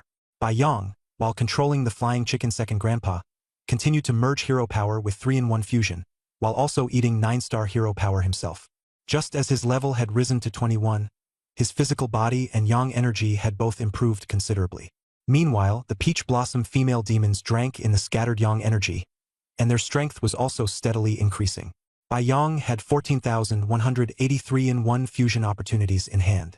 Since 13 unstarred hero powers could be fused into one 9-star hero power, he could roughly fuse about 1,099-star hero powers, and with some star-ranked hero power added in, the maximum could reach around 2,000. His plan was to first let himself eat 9-star hero power and rise to 2nd rank level 2, then make precise calculations before consuming more high-rank hero power. As for the unstarred hero power, he did not hesitate to let the 2 Snake Demon maidservants each swallow 900, then had the Peach Blossom female demons all eat theirs as well. Although fully feeding 100 Peach Blossom female demons would require 90,000 unstarred hero power, which he did not have on hand, Bai Yang was determined to let them keep growing. He would never allow any star-ranked hero power to be wasted on servants. The hero power melted the moment it entered their mouths and was instantly devoured. The auras of the Snake Demon maidservants and the Peach Blossom female demons clearly grew stronger. In particular, the Snake Demon maidservants, as 2nd-rank Jade Marrow Realm martial artists, became even fairer and more tender-skinned after consuming the hero power, and their bodies also exuded a unique sweet fragrance, evidence of purified blood and chi. The purer the blood and chi, the stronger the energy, and naturally the greater a martial artist's combat power. 2nd-rank Jade Marrow Realm martial artists, through refining marrow and exchanging blood, could continuously strengthen their blood and chi, heating the entire body, and once they reached a certain extent they could break through to the third-rank golden body realm. Generally, second-rank martial artists refined marrow and exchanged blood from 1 to 9 times, and usually after 3 times they were qualified to advance. Bai Yang had once encountered a female martial artist who had refined marrow and exchanged blood 6 times. She already counted as someone with potential. As hero power continued to pour in, the auras of Qingyi and Qingse grew stronger and stronger. Bai Yang took 2 first-rank perfect quality blood crystals from his backpack and stuffed them into their bodies. "Don't stop refining marrow and exchanging blood." The 2 women responded in unison and continued deepening the wash of their blood and qi through their spine. Martial artists killed monsters in the hero world, ate hero power to level up, and gained free attribute points. The more they leveled, the stronger they became. Even more impressive, once a martial artist ate 100 unstarred hero power, they could usually complete 1 round of marrow refining and blood exchange. Those who could eat up 900 were almost certain to complete 9 rounds with ease. But for ordinary martial artists, this was nothing short of a dream. Most second-rank martial artists in the hero world could not reach this level at all. Bai Yang, however, had the confidence to do it all. He was using the simplest and most brutal method to rapidly strengthen himself and his servants, preparing for the greater conflict ahead. In this world, humans and monsters hunted each other. When humans killed monsters, they could absorb hero power. When monsters killed humans, the same was true. To gather 900 hero power in such an environment was extremely difficult. Bai Yang observed the Peach Blossom female demon who had just swallowed 100 unstarred hero power. Peach Sister. Peach Blossom female demon. Peach Sister. Rank. Second rank, elite. Soul energy. 2653/2653. Soul energy strength. 255. Abilities. Energy absorption. Condensed chi manifestation. Her soul energy and soul energy strength had both increased by more than a full fold compared to ordinary monsters, and her strength had greatly risen. The other Peach Blossom female demons had also basically advanced to elite level, though their soul energy strength still varied. Bai Yang's next stop was the 3rd location, the Bone Tomb Realm Stronghold, the territory overseen by 10 Direction City, where one of the top 10 martial academies, Yuji Shifang Martial Academy, was stationed in another world. As the name suggested, this world was filled with bones, and it was said that the entire world had been piled together from bones. The creatures here are all bone monsters, belonging to the undead. Bai Yang quickly spotted all kinds of bone creatures. Humanoid ones, beast-shaped ones, and bizarre forms like a thigh bone with feet. Circling overhead was also a 2-winged skeletal dragon-like lizard, flying straight toward Bai Yang. Bai Yang was puzzled. How can bone wings fly? He ordered Chicken Boss. "Kill it!" Chicken Boss flapped its wings and shot forward, charging at the skeletal dragon. Bai Yang hovered in midair. His huge frame had to be carried aloft by the flower demon girls working together. The most effective way to kill bone monsters was to destroy their skeletons, then stamp out the soul fire. Arrows alone could only shatter bones. Soul fire was immune to physical damage, and without extinguishing it, the bones would slowly recover. He recalled Qingyi and Qingse, slowly descended, and entered the densest area of bone monsters. With one punch, power exploded and sent out a violent current of shockwave. Bones hard as steel shattered instantly under his brutal attack. As the fist wind swept past, a large number of bone monsters turned to bone powder, and various colored soul fires fell through the air, blue, green, and red. This soul fire was the bones monster's soul. Once freed from the restraint of their bones, it moved as slowly as a snail. Bai Yang continued to unleash powerful punches until there were no complete skeletons around him. Drawing back his fist, he had finished warming up. Destroying the skeleton was only the first step, meant to prevent the bone monsters from escaping or teleporting back to the Bone Tomb Realm. At his command, all the flower demon girls sprang into action. Using their shapeless bodies, they wrapped up the bone powder, then enclosed the colored soul fire and brought it back to Bai Yang.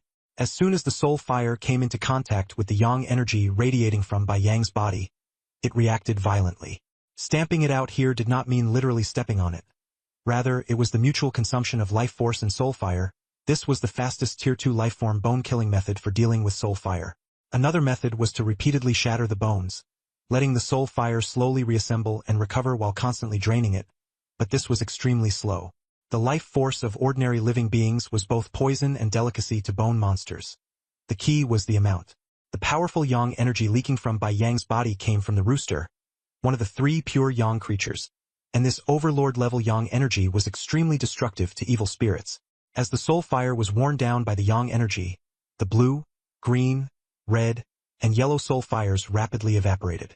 Bai Yang adjusted things so that the release of yang energy and the consumption of soul fire reached a balance. Once the soul fire was worn out, the power of the hero world emerged, and strands of hero power gathered one after another. Sister Tao reported, "Master?" Second Uncle Chicken shattered that two-winged skeletal dragon-like lizard. Bai Yang replied, "Throw the soul fire over here." A ball of purple soul fire was wrapped in bone powder and tossed toward Bai Yang. On its way over, the bone powder unexpectedly condensed into a tiny skeletal dragon, flapping its little wings and trying to fly away. Bai Yang took a deep breath, and in an instant a powerful suction force appeared, pulling the little bone dragon back into his hand. He clenched it hard, and the bone powder immediately scattered in all directions. Bai Yang's eyes lit up. As expected of the bone tomb realm, the yang energy consumed is even greater than what naturally radiates from my palm. Looks like things over there aren't simple either. The bone dragon made a strange yet somewhat adorable sound. "Respected human prodigy, please spare me. If you go to the bone tomb realm in the future, I will definitely present you with the finest white bone beauty." Bai Yang snorted with a laugh. This bone dragon really did know its manners. Holding it tightly and continuing to wear down its soul fire, Bai Yang asked, "Since you know I'm human, why don't you understand that white bone beauties are useless to me?"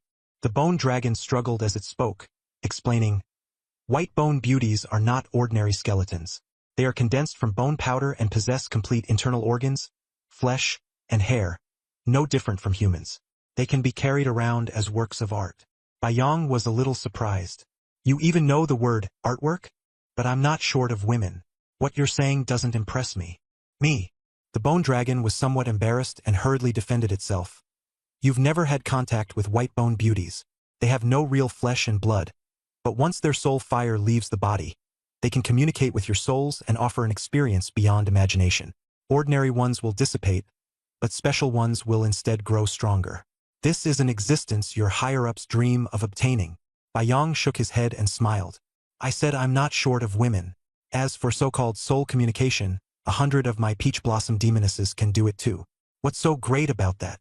The bone dragon immediately said, "The bone tomb realm and the earth origin realm are not completely hostile. Our bone tomb realm's white bone great lord has a close relationship with the upper echelons of the human race. The low-level beings fight, while the high-level ones cooperate." This piqued Bai Yang's interest. He had never heard that the upper echelons of the earth origin realm and the bone tomb realm had any connection. The bone dragon vowed desperately, "As long as you spare me, I swear that I'll send you a top-grade white bone beauty in the future, treat you as a friend, and never be your enemy." That powerful vow shocked Bai Yang. He had once accepted a soul oath in an hero-level trial, but afterward he had easily sold off that fourth-tier white snake demon, and the binding force of freedom was almost non-existent. Yet this bone dragon's oath came from the depths of its soul, sincere and unshakable. Even though Bai Yang's strength far surpassed that of a second-tier soul, even he found it difficult to make such a strong vow. The bone dragon's desire to survive was too intense. Closing his eyes, Bai Yang thought calmly. If he continued the attack, he could kill the bone dragon's soul fire and gain a multi-star heroic power. If he let it go, he would lose free attribute points but gain the chance to obtain a top-grade white bone beauty and a unique friendship in the future. His undying soul skill since obtaining it had made no progress at all. Soul-type skill books were extremely scarce, and whether a 3-in-1 fusion would succeed was impossible to predict. Bai Yang knew many otherworldly realms. The evil soul realm, the bone tomb realm, the heart demon abyss, the illusion butterfly realm, and so on, where life was mostly soul-based. He silently calculated that after obtaining the ability to deal with ghosts and monsters, he would try to seek stronger power from these realms. The bone dragon tightly held in Bai Yang's hand was clearly no ordinary monster. This bone dragon was extraordinarily intelligent and knowledgeable, and very likely came from a prestigious background, just like Sun Byuk and Jean Russian. Both were extraordinary second-generation heirs. After the soul resonance sounded, Bai Yang loosened his right hand, opened his eyes, and fixed his gaze on the only soul fire flickering with purple flames. He said, "Little bone, remember your oath. When I go to the bone tomb realm later, don't forget to treat me well." Within the purple soul fire, which had already shrunk quite a bit, intense emotions surged like a torrent. The bone dragon respectfully replied, "Respected human prodigy, Bone Dragon keeps its word. After returning to the bone tomb realm, I will definitely find you a top-grade white bone beauty, and I also look forward to your visit to the bone tomb realm." The soul flame slowly drifted down to the ground, quickly gathering bone powder, and a small winged lizard bone dragon, half a meter long, took shape. It nodded its bone head at Bai Yong, expressing through its mind that it wanted to return to the bone burial realm. A flash of inspiration struck Bai Yong. He sent to his arm, and a half-meter-long blood dragon drilled out from within his body. Bone Dragon 5. Forget it. I'll call you Dragon 5, he said confidently. Look carefully. Ox head, deer antlers, serpent body, eagle claws, fish tail. That's the true orthodox divine dragon form of the heavens. Bone Dragon 5 froze for a moment, then slowly flew down to the ground, folding its wings and lowering its head to kneel in worship, as if paying respect. Respected human prodigy, Dragon 5 deeply feels your guidance. It is the honor of my lifetime. I will certainly take this as a bright path forward and gratefully thank you for your great kindness. Bone Dragon 5's conviction was even stronger and firmer than when it had just been begging for mercy. Looking at this loyal bone dragon, Bai Yong faintly felt a premonition in his heart that this bone dragon would absolutely be extraordinary in the future. After completing this harvest, Bai Yong set out again. Within 3 hours, he annihilated over 8,000 soul flames and gained the same number of hero powers. Next stop, Hell. This world was incredibly powerful and perilous. Legend said there were 18 levels of hell. In each layer resided a kind of extremely ferocious, highly intelligent monster. They liked to torment their prey and ultimately devour them alive. For these monsters, that was already considered merciful. Facing such a terrifying alien world, the second-tier martial academies were helpless to cope, and even the top martial academies in Wanfeo City could barely keep going. Guarding Hell was one of the 5 first-tier war academies, Taiwei Academy. It was founded by Taiwei God, one of the 5 great beings of the dimensional origin realm. Taiwei God was the first 7th-tier powerhouse in the dimensional origin realm, specializing in the body and supplementing with the soul, an immortal existence. Taiwei Academy was precisely the place Bai Yonglong to enter. Besides it, there was also the Martial God Academy founded by the iron-blooded Martial God. After flying for more than 10 hours, Bai Yong repeatedly compared the map with reality and discovered that the map was only for reference. The true direction had to be grasped by himself. At last, he saw his destination, Iron Tree Hell, the 3rd level of Hell. This place was filled with thorny trees without leaves, generally no more than 10 meters tall. These iron thorn trees existed only in Iron Tree Hell. A group of ape-like monsters, 2 to 3 meters tall, were scattered among the trees. They were called iron thorn apes. They had no fur, their skin was silver gray like the iron thorn trees, and their hands and feet had 6 toes that could tightly grip branches. Their bodies were covered in sharp iron spikes. The brighter the color, the stronger their power, and greater body size also meant stronger combat ability. A smile rose at the corner of Bai Yang's mouth. By rough estimate, just the ironthorn tree area centered around one hero monument already had 100,000 ironthorn trees. At least one ironthorn ape perched in each tree. The ironthorn apes here were like the useless weaklings of a human stronghold. Those who only hung in the trees and never went out hunting were expendable soldiers, the worst of the worst who had to withdraw after staying for a month. Bai Yong had already arranged 51st-tier King-class Storm rapid-fire ballistae. With the power of a 2nd-tier Peach Blossom Demoness, one person and one demon could easily operate one together. He sneered, "This time, don't think you'll escape so easily." Arrows fell like rain from the sky, like 50 silver lines piercing toward the ground. Iron thorn apes were famous for their hard silver-gray skin, impervious to blades and axes, but before arrows with an attack power as high as 3,000 points, they were killed in a single hit. Bai Yong also took out the ballista and opened fire, hunting down those iron thorn apes with slightly stronger minds that chose to teleport and flee. Once one group escaped first, more iron thorn apes awakened in succession and teleported away. Even with firepower fully unleashed, by the end of the battle Bai Yong still sighed, less than 1/5 killed. It'd be better if they couldn't teleport. He took back the crossbow that the Peach Blossom demon women had brought him and waved them off to collect the heroic power scattered all over the ground. This time, Bai Yong allowed the Peach Blossom demon women to directly absorb non-star heroic power. Any star-ranked power had to be handed over to him. The Peach Blossom demon women had never embezzled any of the power, and this slave-like relationship was completely different from ordinary employment. While the Peach Blossom demon women busied themselves collecting heroic power, Bai Yong was not idle either.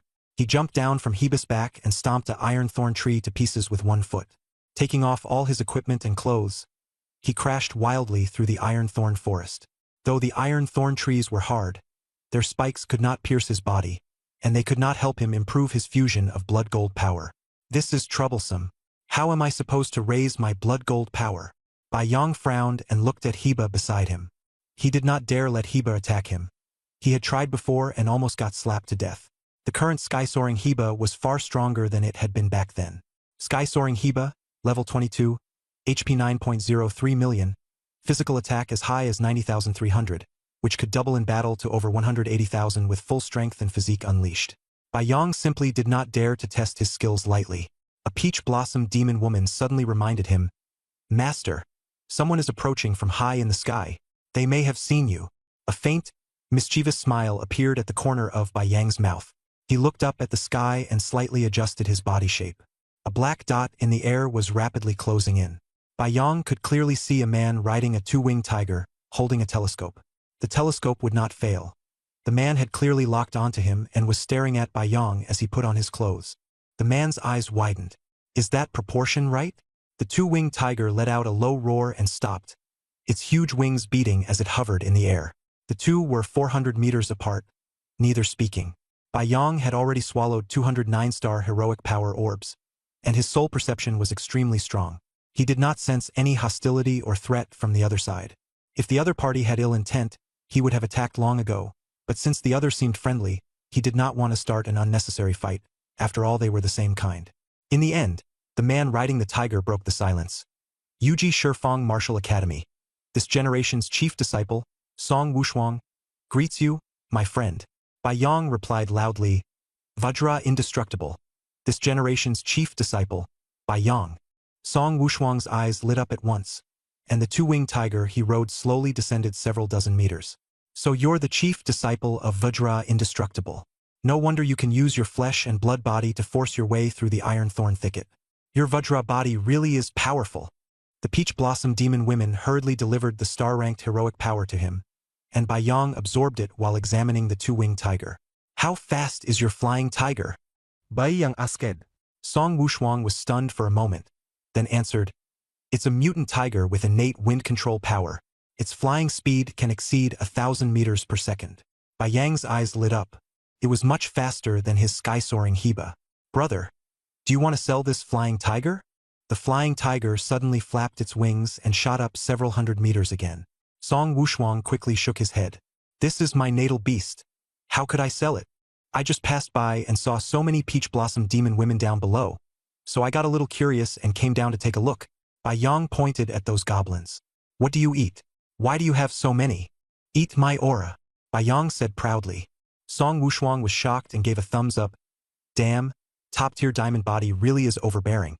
It can actually support so many same-rank peach blossom demonesses. I'll take my leave. Bai Yong asked, Do you have any spare binoculars here? A brand new pair of binoculars fell from the sky, caught by Sister Peach and handed to Bai Yong. The twin-winged tiger flapped its wings lightly, moving at astonishing speed, and vanished in an instant. Bai Yong took the binoculars inside. This exotic fierce tiger has been taken as a bonded beast by the current chief of the Imperial Supreme 10 Directions. It must be rare. I hope I can borrow this kind of aerial support in the future. He jumped onto the back of sky-piercing Rooster Overlord, and the peach blossom demonesses all crawled back into the demon sealing bag. Just now, they had absorbed hundreds of unstar-like hero power orbs, and their strength had surged. Now they could independently operate a first-tier king-level Gale rapid-fire crossbow. The next time they encountered a monster stronghold, they could kill more enemies before the monsters could teleport away. Qingyi and Qingse were released from the beast bag and continued refining marrow and exchanging blood. Bai Yong locked onto his target, and sky-piercing Rooster Overlord took off at high speed. In less than an hour, Qingyi and Qingse excitedly stopped and hugged Bai Yong. Master, we've completed our second marrow refining and blood exchange. We'll be able to serve you even better. Bai Yang smiled. Not bad, but twice is still far from enough. I want you to refine marrow and exchange blood at least 9 times, and then break through to the third-tier golden body realm. A first-tier perfect blood crystal solution is enough. Keep refining. The two women nodded gently and continued circulating their energy to wash the marrow with blood essence. 900 unstar-like hero power orbs gave them a foundation and talent far beyond ordinary martial artists. And with sufficient blood crystal solution support, Bai Yang's minimum requirement was 9 rounds of marrow refining and blood exchange.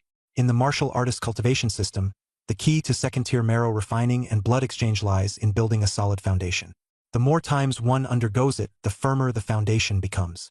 Ordinary martial artists can attempt to break through to third-tier golden body after 3 refinements. Within 9 times is considered lower-grade golden body. Prodigy martial artists can refine 10 to 18 times to achieve middle-grade golden body, 19 to 27 times is upper grade, and 28 to 36 times is top grade. No one has ever seen anyone exceed 36 times, because back then the iron-blooded martial god refined it 36 times at the 2nd tier, and no one has surpassed him to this day. Song Wushuang rode the twin-winged tiger, with a wind barrier blocking the fierce gale, so his hairstyle remained perfectly unmoved. His expression grew solemn. "Huzi, are you sure you can beat the other side easily?" The tiger let out a roar. "The master's blood energy is more than 3 times stronger than yours. And Huzi feels that if it really comes to a fight, the other side will definitely win. The only outcomes for us are death or escape." Song Wushuang was shocked. "His blood energy is 3 times mine. How can his physical body be that strong? He is the chief of the Vajra Indestructible Martial Academy, but even a Vajra body is at most king grade. Could his talent be a physique-focused one? Huzi, you know my methods. We can't even fight to a draw." This special digitized body prevented them from judging each other's strength through aura, but the twin-winged flying tiger that Song Wushuang rode was a normal life form, highly sensitive to aura, so its judgment could not be wrong. "Master, that Bai Yang looks at me like I'm a kitten that's not even weaned yet," the flying tiger growled. Song Wushuang took a deep breath and calmed his mind. "I was wrong. I can't compare my Vajra indestructible physical toughness to him. That would be using my own weakness against his strength. His advantage lay in commanding a large number of servants and overwhelming the enemy with numbers. Even if Bai Yang's body was formidable, he still couldn't withstand endless attrition. What I want most are ghost servants, but ghosts rely on blood energy and yang energy to survive, and they must also consume fresh blood. Blood crystal water simply can't support a large number of ghosts. Even enslaving flesh and blood servants to raise ghosts was not a long-term solution. With continuous blood and yang drain, the servants would eventually be unable to hold out. Bai Yang is only bringing ghosts for the short term to clear the field, but if this goes on too long, he'll give up too. No matter how strong his body is, he still has to rely on clearing the field to maintain combat power." Song Wushuang opened the map, carefully compared it, and turned the twin-winged flying tiger around. "There are often strong second-tier creatures at the 10,000 Beasts Realm stronghold, so I'll go take a look there." When he arrived at the 10,000 Beasts Realm stronghold, what met him was a dead, desolate scene, with only a few fierce beasts remaining. Could it have been cleared out this thoroughly? Was it Bai Yang's doing? Song Wushuang was puzzled. Strong second-tier beings usually fought other strong second-tier beings, while ordinary second-tier ones were useless. No one would bother spending effort clearing out so many ordinary monsters. He changed his target and headed straight for the Shamo Realm stronghold. A few hours later, upon arrival and observing through binoculars, the scene before him left him stunned. A blonde woman stood on the hero monument, firing arrow after arrow from her hand as the monsters of the Shamo realm fell one after another. "Damn it! This got cleared too? What the hell happened?" Song Wushuang frowned. Bai Yang just cleared out one stronghold, and now this woman has cleared another. There must be something going on that I don't know about. Killing ordinary monsters earns slaughter points, and Bai Yang can seize a huge amount of them, hoping to make a run at the rankings. But this woman is fighting solo at the stronghold. Even if she killed for a month straight, she still wouldn't get enough slaughter points. What exactly is her goal? Song Wushuang urged the flying tiger closer, wanting to get to the bottom of it. At that moment, the blonde woman, Wenren Fuguang, loosed an arrow, a look of delight appearing on her face. She had finally broken through the limit of the draw the bow and shoot the moon skill, advancing to the overlord level. Looking up at the black dot in the sky, she smiled and drew her bow, gathering strength to face the enemy. "You rush over without even saying hello. Do you think my arrows are off target?" she sneered. Seeing her eerie smile and the way she was drawing her bow to gather power, Song Wushuang couldn't help but taunt her. "I heard the Vajra Indestructible Martial Academy took in a golden-haired, blue-eyed freak this year. That's you, right? Have you gone crazy? We meet and you just start fighting? Have you been brainwashed by the Supreme Council?" Arrows flew in rapid succession. The first struck the wind barrier in front of the flying tiger, bursting into fragments as the barrier shattered along with it. The second followed immediately after, piercing through the barrier and striking the flying tiger's chest directly, spraying out a bloody crater. Song Wushuang's expression changed as he controlled the flying tiger to rise rapidly and flee for his life. Arrows rained down like a tempest. "You ugly freak! I only came to ask you something and you go straight to war? Do you really think I'm easy to bully?" Song Wushuang roared. Swarm! Get them! Kill this ugly freak! A massive number of giant, bumblebee-like insects surged out from all directions, blotting out the sky as their droning buzz shook the air.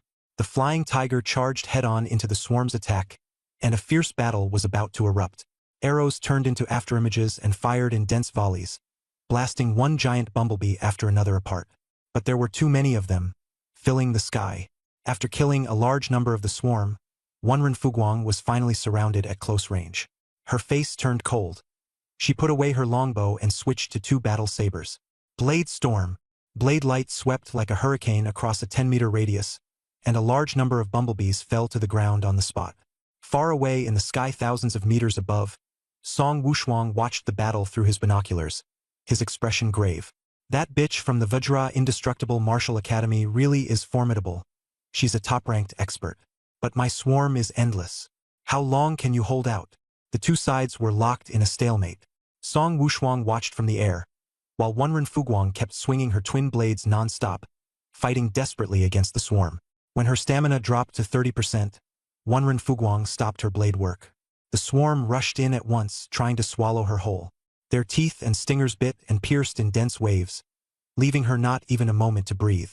3 minutes later, Song Wushuang's mind flicked, and the swarm suddenly dispersed. Wenren Fuguang raised her eyes toward the sky. Her stamina had recovered to 1/3 and 5/10. Seeing that she was unharmed, Song Wushuang knew that the Vajra body truly made no sense. Although his swarm was among the weaker second-tier forces, its sheer numbers were enough to make up for its lack of strength. When Wenren Fuguang took out her bow and arrows, Song Wushuang roared, "Ugly woman, my elite swarm hasn't let go yet. Don't make another move, or I'll show you what I'm made of." He shot an arrow, sending it soaring 1,000 meters into the sky, where it finally ran out of force and fell. A cold voice came down. "This is my territory. If you want to take it, only one of us leaves alive." Song Wushuang said helplessly, "I just came by to ask. You're guarding an empty spot and killing monsters here? What's the point?" Wenren Fuguang was stunned. "You rushed over so fast without slowing down. Wasn't that to seize territory?" Song Wushuang felt wronged. "My flying divine tiger can stop whenever it wants. You started fighting without saying a word just now." Wenren Fuguang could tell he had no ill intent, so she asked, "Where are you from?" "Yuji Shifang, the top seat of this generation, Song Wushuang," he replied. She sneered. "Top seat of Yuji Shifang? Judging by your strength, you're at most on par with the lowest seat of our Vajra Indestructible Martial Academy." Song Wushuang sneered as well. "As fellow rising stars of the Earth Yuan realm, I won't stoop to arguing with you, ugly woman. Farewell." With that, he rode the flying divine tiger away at speed. The arrow wound was shallow, but it had already healed. Wenren Fuguang sighed. "I don't interact with people much, so I wasn't harsh enough when provoking him. If Sun Byuk had been here, he definitely could have angered that top-seat lord. The swarm assault on me has already reached the limit of my king-level Vajra body and is about to break through. I tried having the ancient demon injure me before, but it had no effect. Sai, how exactly am I supposed to cultivate the power of the Overlord Tier Baji? The top seat is quite strong. Maybe he can help me gather some information. I heard he even monopolized his secretary, so he must need women. The 2 second-tier snake demon maidservants in my academy might actually be useful. Should I send them to him and see?" She stretched her body, leaped onto the hero monument, and continued drawing her bow to shoot the endlessly appearing evil demon monsters. Meanwhile, Baiyang looked down upon the land. Before his eyes lay a strange world overrun with vines, the vine prison realm. The stronghold was here, and this was also the necessary route to his next target. Although this place carried the character for prison, it had nothing to do with the 18 levels of hell. The only intelligent life in the vine prison realm was all kinds of giant vine monsters. They drew power from the earth and the elements through their root systems, changing in countless ways, and were extremely difficult to deal with. Some absorbed metal power, making their bodies impervious to blades and spears. Some controlled magma firepower and spat flames. Others were adept at manipulating earth. This place was fraught with peril, awaiting Baiyang's next great test. The vine monsters had one trait: they were very difficult to eliminate completely. As long as even one branch remained undestroyed, they would not truly die. Baiyang was only passing through and had no intention of clearing them out specifically. It wasn't that he couldn't beat them, but killing a vine monster took a long time and yielded little reward, so there was no need to waste the effort. He locked onto the largest vine monster and sprang up into the air, pouncing down toward it.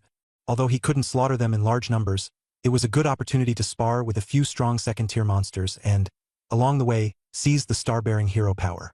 The monster swung its thick branches, lashing at Bai Yong. Chongtian Chicken Overlord spread its wings and slapped hard, shattering 3 branches at once.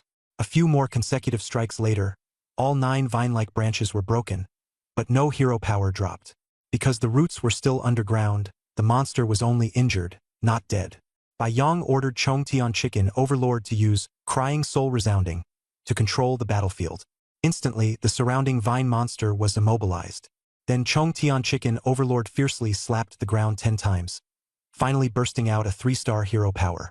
Bai Yong consecutively killed several sturdy vine monsters.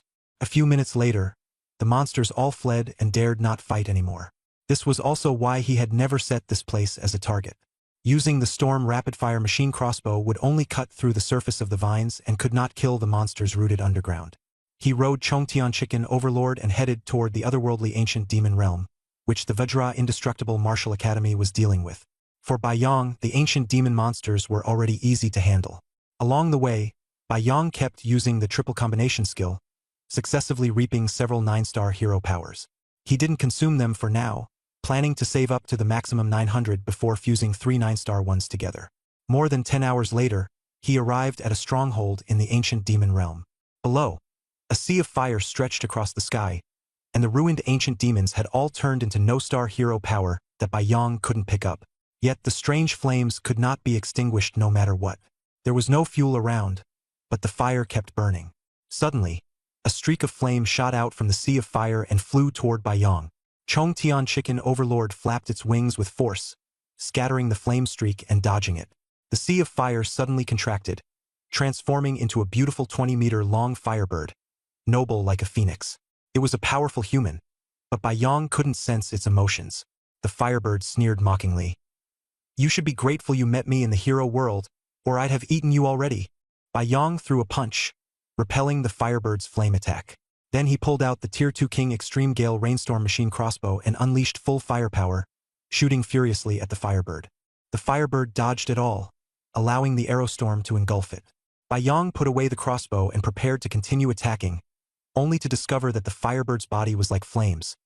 The arrow barrage hadn't damaged it at all. Wearing the Tier 2 King Extreme Diamond Rage Fists, Bai Yong kept punching, each blow sending out powerful fist winds that scattered the incoming flame streaks. He knew these flames could easily burn ordinary ancient demons to death, and he absolutely couldn't clash with them head-on. In the air, the firebird sneered while appraising Bai Yong, its expression full of contempt and arrogance. It unleashed dozens of flame streaks, encircling him from all directions. Bai Yong gave the order, and the giant chicken beneath him, Chicken's second uncle, flapped desperately and quickly rose into the air to evade the flames. But the firebird mocked him disdainfully and surged forward with its wings, its speed far surpassing Chicken's second uncle's. Bai Yang's expression grew grave. This was the first time since awakening that he had encountered such a troublesome enemy. He had originally planned to avoid too many other worlds and focus on physical monsters, but he hadn't expected to run into this firebird that was immune to physical damage. He violently stomped the ground, and Chicken's second uncle rapidly dropped down to meet the attack. Bai Yong shouted, "Chicken, hold it!" Chicken's second uncle adjusted its flight angle and forcefully took the firebird's charge head-on. However, the firebird made a nimble spin, easily dodged, and continued its aerial assault toward Bai Yong. With mocking intent, the firebird's speed grew faster and faster. Bai Yong didn't panic. He clenched his iron fist and fought back the moment the firebird crashed at him head-on. Two forces collided with a thunderous boom, blasting out a violent shockwave. The firebird's body became briefly chaotic and instantly turned into a cloud of fire, wrapping Bai Yong completely. The flames instantly ignited Bai Yang's yang energy, and the firebird shouted triumphantly, "Human, burn to death under this phoenix's fire." Bai Yong did flinch, but seeing that his powerful vitality wasn't dropping rapidly, the threat of the flames wasn't as terrifying as he had expected. Realizing it wasn't worth the time, Bai Yong urgently ordered Chicken's second uncle to open its mouth and swallow the fire cloud wrapping him. The fire cloud was dragged into the chicken's belly, and the HP of the Overlord-class giant chicken began to decline, while the power of the flames was also being consumed. Bai Yong could feel that the fire cloud had likewise lost a great deal of power inside the chicken's belly. He used his Overlord-class indestructible Vajra ability to withstand the flames. This was his only safeguard. In the past, he could lie in a burning woodpile without suffering any injury. But these phoenix flames were supernatural fire, far more dangerous than before. In battle, Bai Yong tried attacking the flames in every possible way, punching, kicking, and even using Blood Dragon Strike to provoke them. But it was completely impossible to reduce the flames' damage. Fortunately, inside Chicken's second master's belly, his lost health was actually slowly recovering, and the threat posed by the flames was gradually weakening. What surprised him even more was that after advancing to a second-tier hero, he began fusing 30% of the blood gold power, and the fusion rate finally showed improvement. This was a new hope for his advancement. But good times did not last long. The Firebird had once said its stay was nearly over, and when the time came, it would be forcibly teleported back to the original realm by the hero world. If the Firebird were taken away, Bai Yong would run into a problem in continuing to improve the fusion rate of his blood gold power. The conflict escalated, and Bai Yang's test had only just begun. Bai Yong was wrapped up by the Firebird, which kept pinching his mouth with its claws and licking him, infuriating him to the point of explosion. What made him even more alarmed was that the Firebird's reaction to him was actually somewhat abnormally excited, as if it had run into a pervert. Human, don't think that using these disgusting tricks can humiliate me. I don't have your human notion of chastity. Your behavior will only make me laugh. The Firebird roared angrily. But Bai Yong didn't pay it any mind at all. His mind spun rapidly as he thought about how he could make the Firebird's flames stay on his body longer and burn him for a bit more. After the battle, he had already understood that the Firebird's flames, like its body, would be forcibly teleported away once the time was up, leaving no remaining strength behind. Suddenly, an idea flashed through Bai Yang's mind. Firebird, didn't you just say that if you ran into me outside, you'd want to eat me? Arrogant human. It seems I underestimated you. Even in the outside world, I still can't eat you. The Firebird answered furiously. However, my phoenix flames can keep draining your life force. Let's see how long you can hold out until I'm teleported away. Without hesitation, Bai Yong opened his mouth and bit down hard on the flames wrapping his body. The fire cloud instantly froze for a second, as if the power had been cut off. Glug! Bai Yong swallowed it. The damage from the flames inside his body was far greater than that outside, draining 10 points of his life force every second. This made Bai Yong understand that even if his body was indestructible, his internal organs were still relatively fragile. He took another bite, and the fire damage rose to 12 points per second.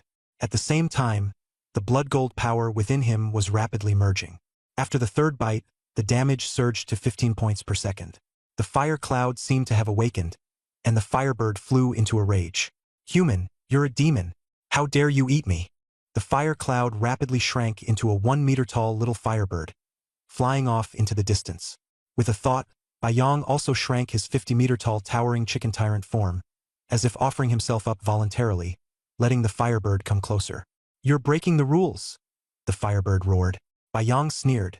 Wasn't it you who said you were going to eat me first? Now that it's my turn, I'm the one breaking the rules. I was just saying it out of habit. Don't actually eat me or I'll get angry. The Firebird suddenly sounded like a child throwing a tantrum. Bai Yong was speechless and paid it no mind at all. He wrapped his arms around it, opened his mouth, and bit. The Firebird quickly transformed into a ring to dodge, and the flames shot behind Bai Yong. Bai Yong turned and lunged again, only to be deftly dodged once more. After several consecutive pounces and bites failed to land, the Firebird's arrogance rose again. Human, I remember you. If I ever run into you again, I'll really eat you bite by bite. A mocking smile tugged at Bai Yang's lips. That's far too naive. The Firebird shrank to only 3 meters tall and suddenly sucked in a huge breath of air, instantly hollowing out that compact chicken belly. The Firebird screamed in terror, not saying a single word, only panicking. Bang! A fiery red firecake slapped onto Bai Yang's face, sticking tightly. No matter how hard Bai Yong inhaled, he couldn't suck it into his mouth. Bai Yong could only press down hard on the firecake with both hands while continuing to inhale, as the Firebird struggled desperately to tear free and resisted being swallowed.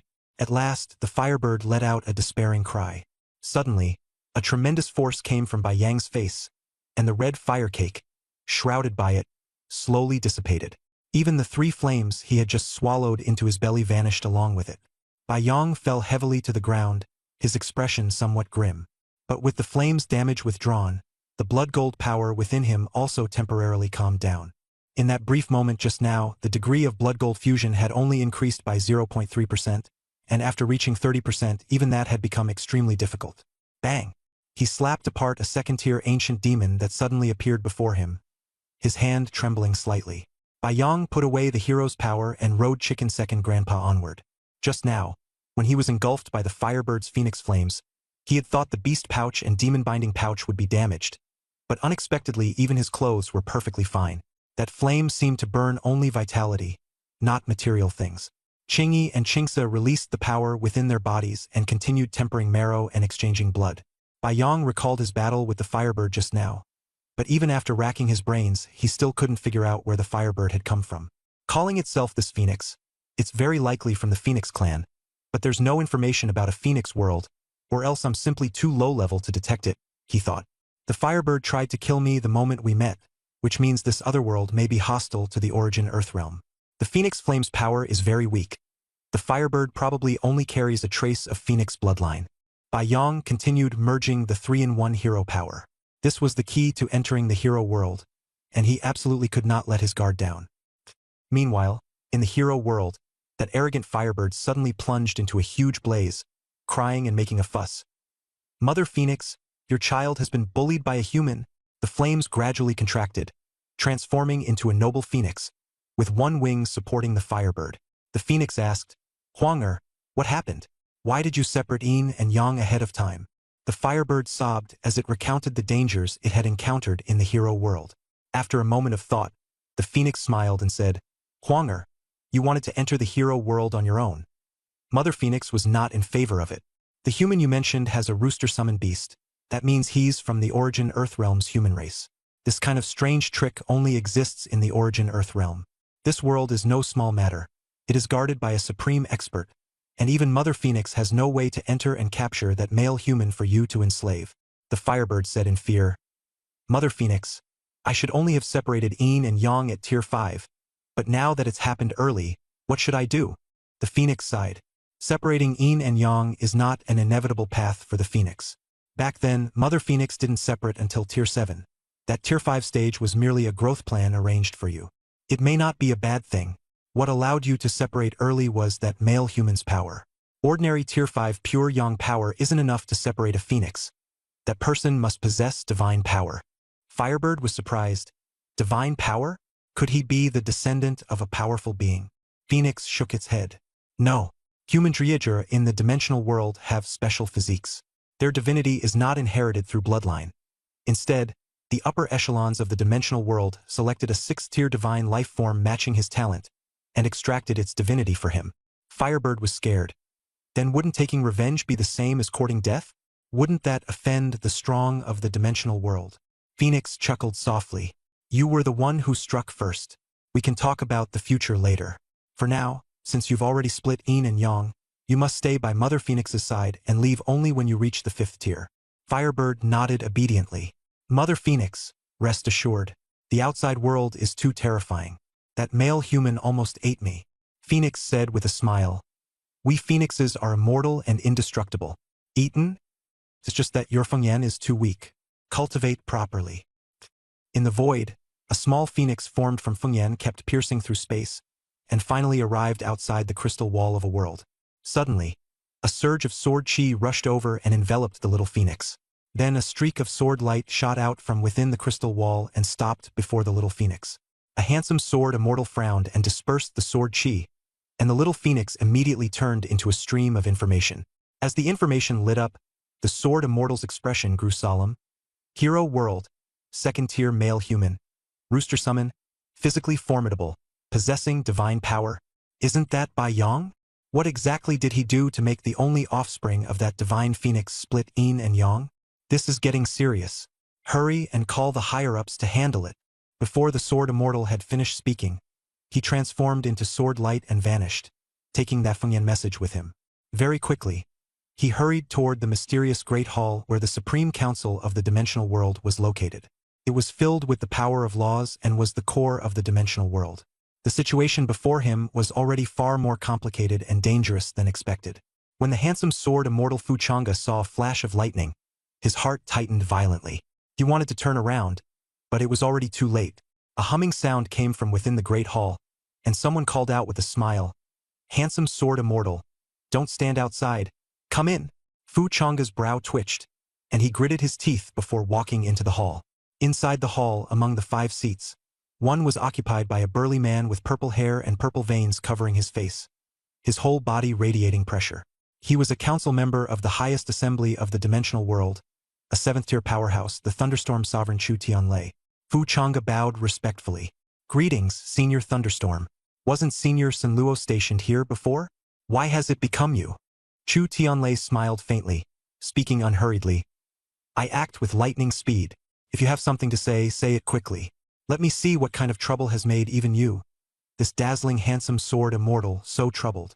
Fu Chang'e hurriedly released that phoenix flame message. Chu Tianming looked it over several times, and his expression changed drastically. "Damn it.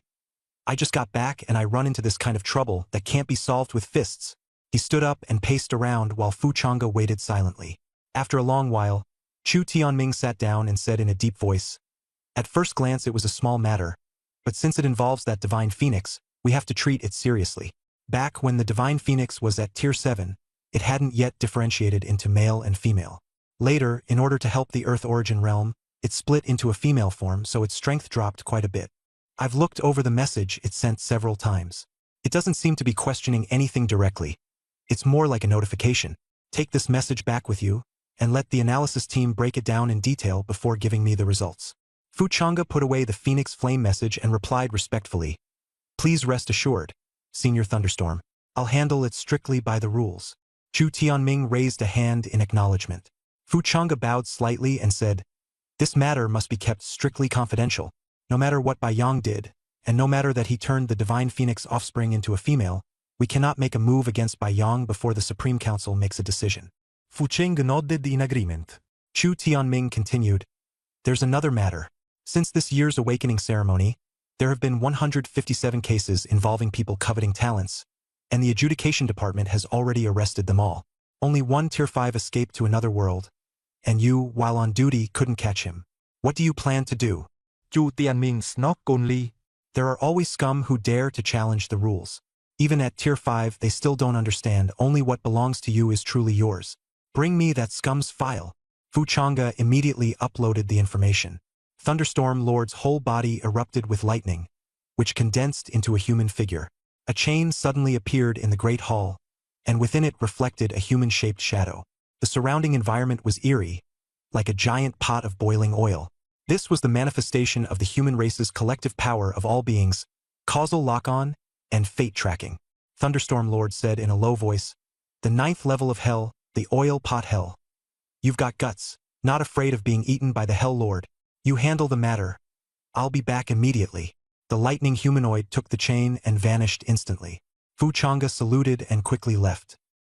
After Bai Yang wiped out the 8th Outworld stronghold, his slaughter points rose to 516,360, knocking the previous 1000th-ranked alien off the leaderboard. From entering the list to now, it had taken 8 days. He had finally made it onto the hero ranking.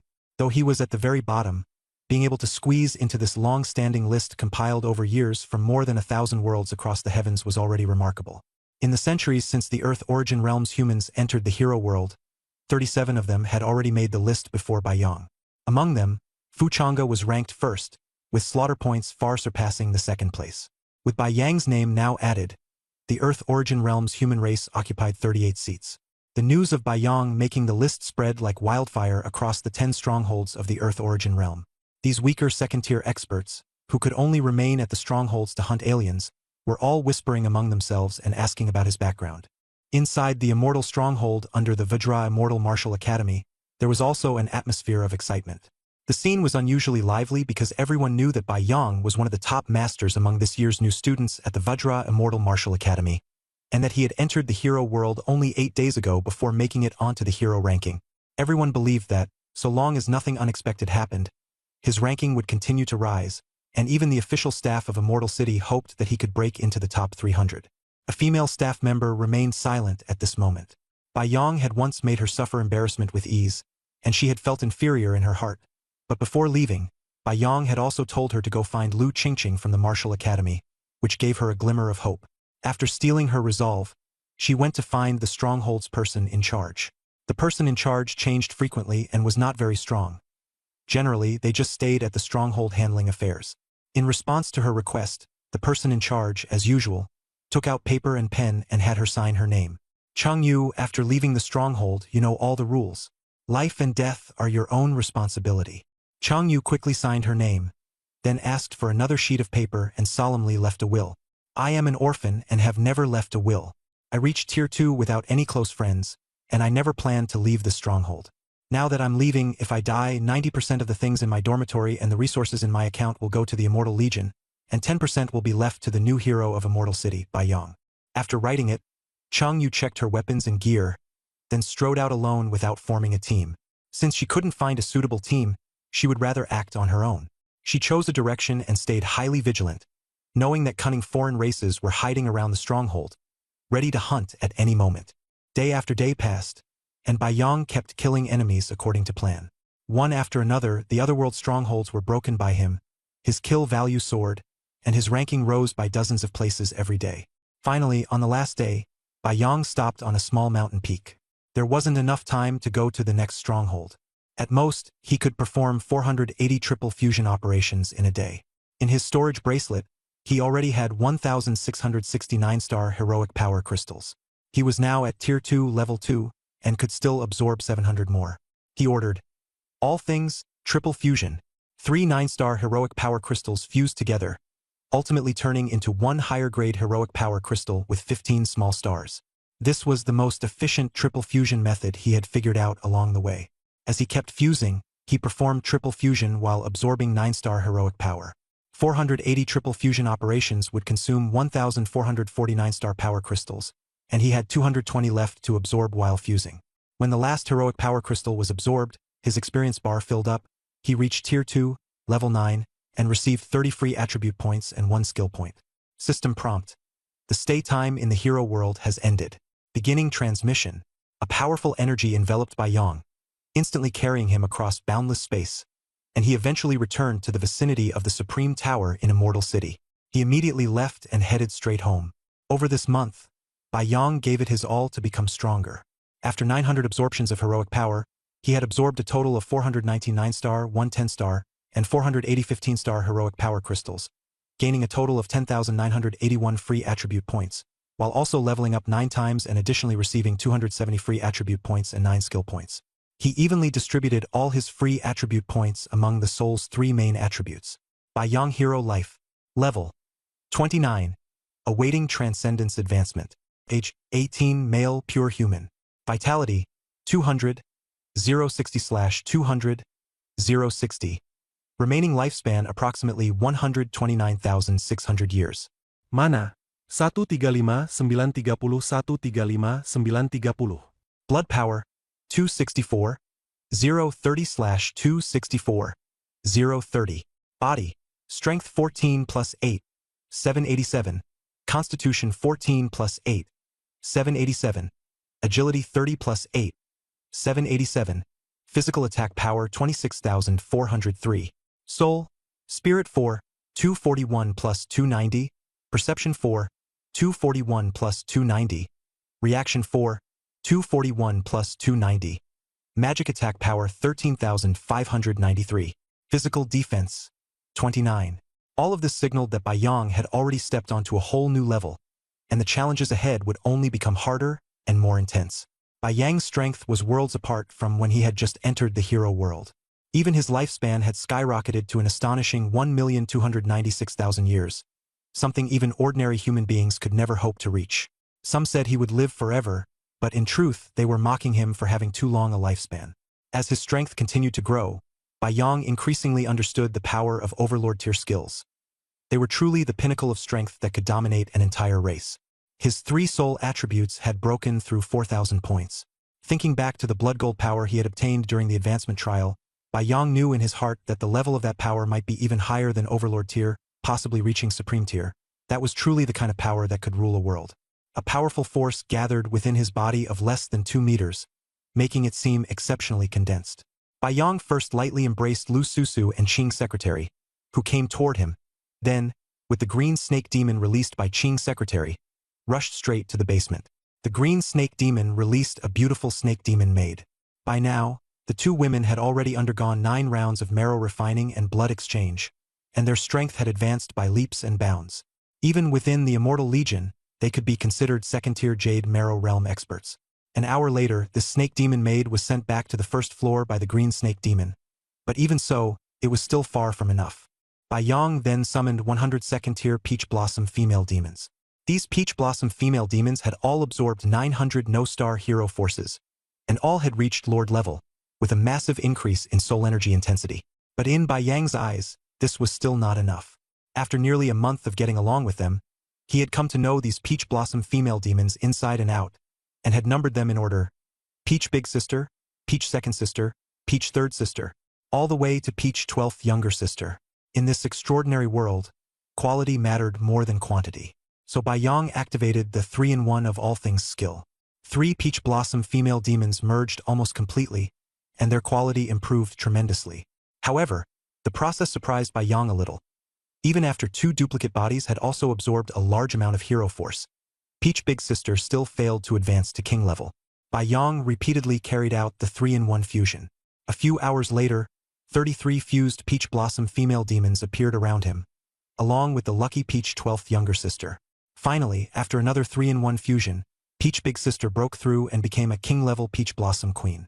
The Peach Blossom Queen was now a second-tier king-level being, and her soul energy had nearly doubled, reaching 18,667, with soul energy intensity soaring to 1,888. She had acquired a new skill, Soul Soothing, which could comfort the master's soul and ease the master's mind. Bai Yong could only smile wryly in helplessness. This skill was actually not entirely new. The unmerged Peach Blossom female demons before had similar abilities, but they simply hadn't been displayed on the panel. Back then, after he released the Bone Dragon from the Bone Tomb Realm inspired by it, he took the initiative to engage in soul communication with the Peach Blossom female demons. Peach Blossom female demons were born with the ability to transform into the form men fantasized about most. That was only the foundation. For a ghost like Peach Big Sister, who was completely bound to her master, she would instinctively change according to her master's needs and display the power of soul soothing. This ability was not some crooked or sinister path, but a light of the righteous path. When anger and negative emotions arose, the Peach Blossom female demons could quickly help Bai Yong calm them, allowing his soul to obtain a moment of peace. Bai Yong knew that only by keeping the soul in a cheerful state could emotions remain stable. His body and mind would also reach their optimal condition, and his recovery speed would greatly increase, almost like the effect of an overflowing yang energy. Next, he looked at Peach Big Sister's new trait, Righteous Soul.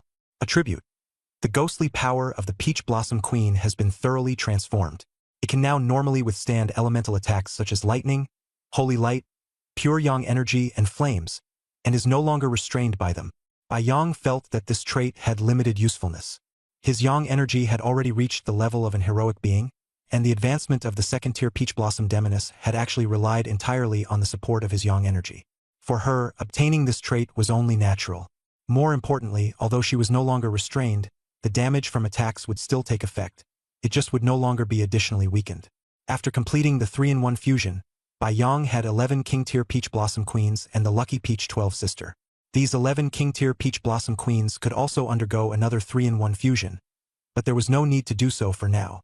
They had not yet fully matured. As long as they kept absorbing his yang energy, their strength would continue to improve steadily. Besides, having a few more intelligent and powerful Peach Blossom Demonesses to help would make managing the harvest more convenient. Use your strongest power to attack my arm, all of you. The 11 King-tier Peach Blossom Queens immediately launched various attacks, each force approaching 2,000 kilograms. A few seconds later, Bai Yong sighed. These attacks could not even damage a single strand of his hair. That was because his Vajra indestructible body had extremely strong defenses, and after the blood gold power had fused to 30%, it also brought a cell-level super shield. Ordinary second-tier demons simply could not harm him in the slightest. If he wanted to continue increasing the fusion degree of the blood gold power, he would have to think of another way. At that moment, with a thought from Bai Yong, all the Peach Blossom Queens attached themselves to his body, their life force completely concealed. To outsiders, he looked like an ordinary man. After calculating it, he found that the naturally dissipating yang energy, as long as 5 peach blossom queens absorbed it with full force, would be more than enough. On the floor below, under the careful care of Lu Susu and Secretary Qing, Qingyi and Qingse had already recovered. With nearly 4,000 points of perception, Bai Yang sensed that the two women were extremely unclean. This was not about visible dirt, but rather that their bodies contained many impurities and their life levels were low. By contrast, after 9 rounds of marrow refinement and blood exchange, the impurities within Qingyi and Qingse had been almost completely cleared away. Their qi and blood were extraordinarily vigorous, their potential was still abundant, and they could even continue on to a 10th round of marrow refinement and blood exchange. Bai Yang said, "Susu, give me all the skill books you bought this month. For the next half-month, you only need to go collect them occasionally and spend the rest of your time cultivating." Susu hurriedly nodded. "Peach 12 sister," Bai Yang called out. Peach 12 sister immediately appeared and respectfully said, "Master, I am responsible for assisting them in their cultivation." Lu Qingqing handed over her phone. "Boss, Elder Lu contacted me a few days ago and asked you to go find him once you came out. It's about the first-class war academy." Bai Yang nodded. "Qingqing, what I just said counts as your assignment. Aside from work, stay here at all other times. The Peach Blossom Demonesses will help you cultivate. If you haven't advanced to the second-tier Jade Marrow realm, I won't allow anything to happen to you." Lu Qingqing quickly agreed. "Don't worry, boss. I'll work hard with Sister Susu." Bai Yang said, "Once you reach the second-tier Jade Marrow realm, I'll arrange matters in the hero world. Don't enter lightly before then." Qingqing unlocked her phone and continued reporting. "Boss, 3 days ago the Immortal Legion sent a notice. There was a female martial artist named Chang Yu who had been gone from the hero world for a full month without returning and was confirmed dead. In her will, she left you 10% of her resources." Bai Yang stared at the footage sent by Lu Qingqing. The woman in the video was the very staff member who had received him when he first stepped into the hero world. Unexpectedly, she had died in that world. Such things were not uncommon, especially among those second-tier heroes who were middling in strength yet greedy enough to kill more foreign races and seize hero power. Their death rate was extremely high. Bai Yang said coldly, "Reject it. The remaining resources are to be handled by the Immortal Legion." Lu Qingqing replied respectfully, "Understood. I'll respond right away."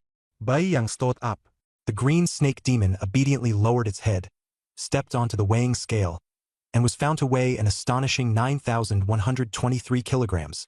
Bai Yang leaped aboard, almost frightening the green snake demon senseless. Though this snake demon was a third-tier being, it gritted its teeth and, bearing Bai Yang's more than 9-ton body, slowly swam forward. Bai Yang mocked, "Shao Qing, with progress this pathetic, if you don't get stronger soon, you won't even be fit to be my mount." The green snake demon let out a soft chant. "Master, Shao Qing will work hard." Bai Yang declared confidently, "Once I enter the snake demon world, I'll definitely catch a batch of green snake demons for you to level up with." At that moment, he took out his phone to check the messages that had come through, and found that the King's class had finished its regular coursework. Apart from Sun Byuk, the other 14 had all advanced to second-tier heroes a month earlier. Another message shocked Bai Yang. Among the 15 people in the King's class, 6 had died in the hero world.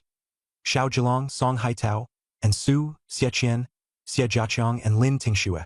Lin Tingxue had confessed to Bai Yang not long after enrollment, but Bai Yang had rejected her. Bai Yang had also encountered some of them before, especially Jin Rushan, Mo Shi Jinhai, Xiao Zhilong, Song Haitao, and Xieqian, who had entered the hero world in a team. Now the first 3 were dead, while the last 2 were safe and sound. What hidden story lay behind these deaths? Bai Yang could not help feeling heavy-hearted. This was no longer mere emotion, but a deep realization of the cruel reality faced by practitioners. Though his ties with them were not deep, the disappearance of 6 classmates still cut him to the bone. He became even more determined. If he was not strong enough, he would never be able to face this cruel world. This trip to the hero world, aside from being startled by that firebird, had been smooth the rest of the time.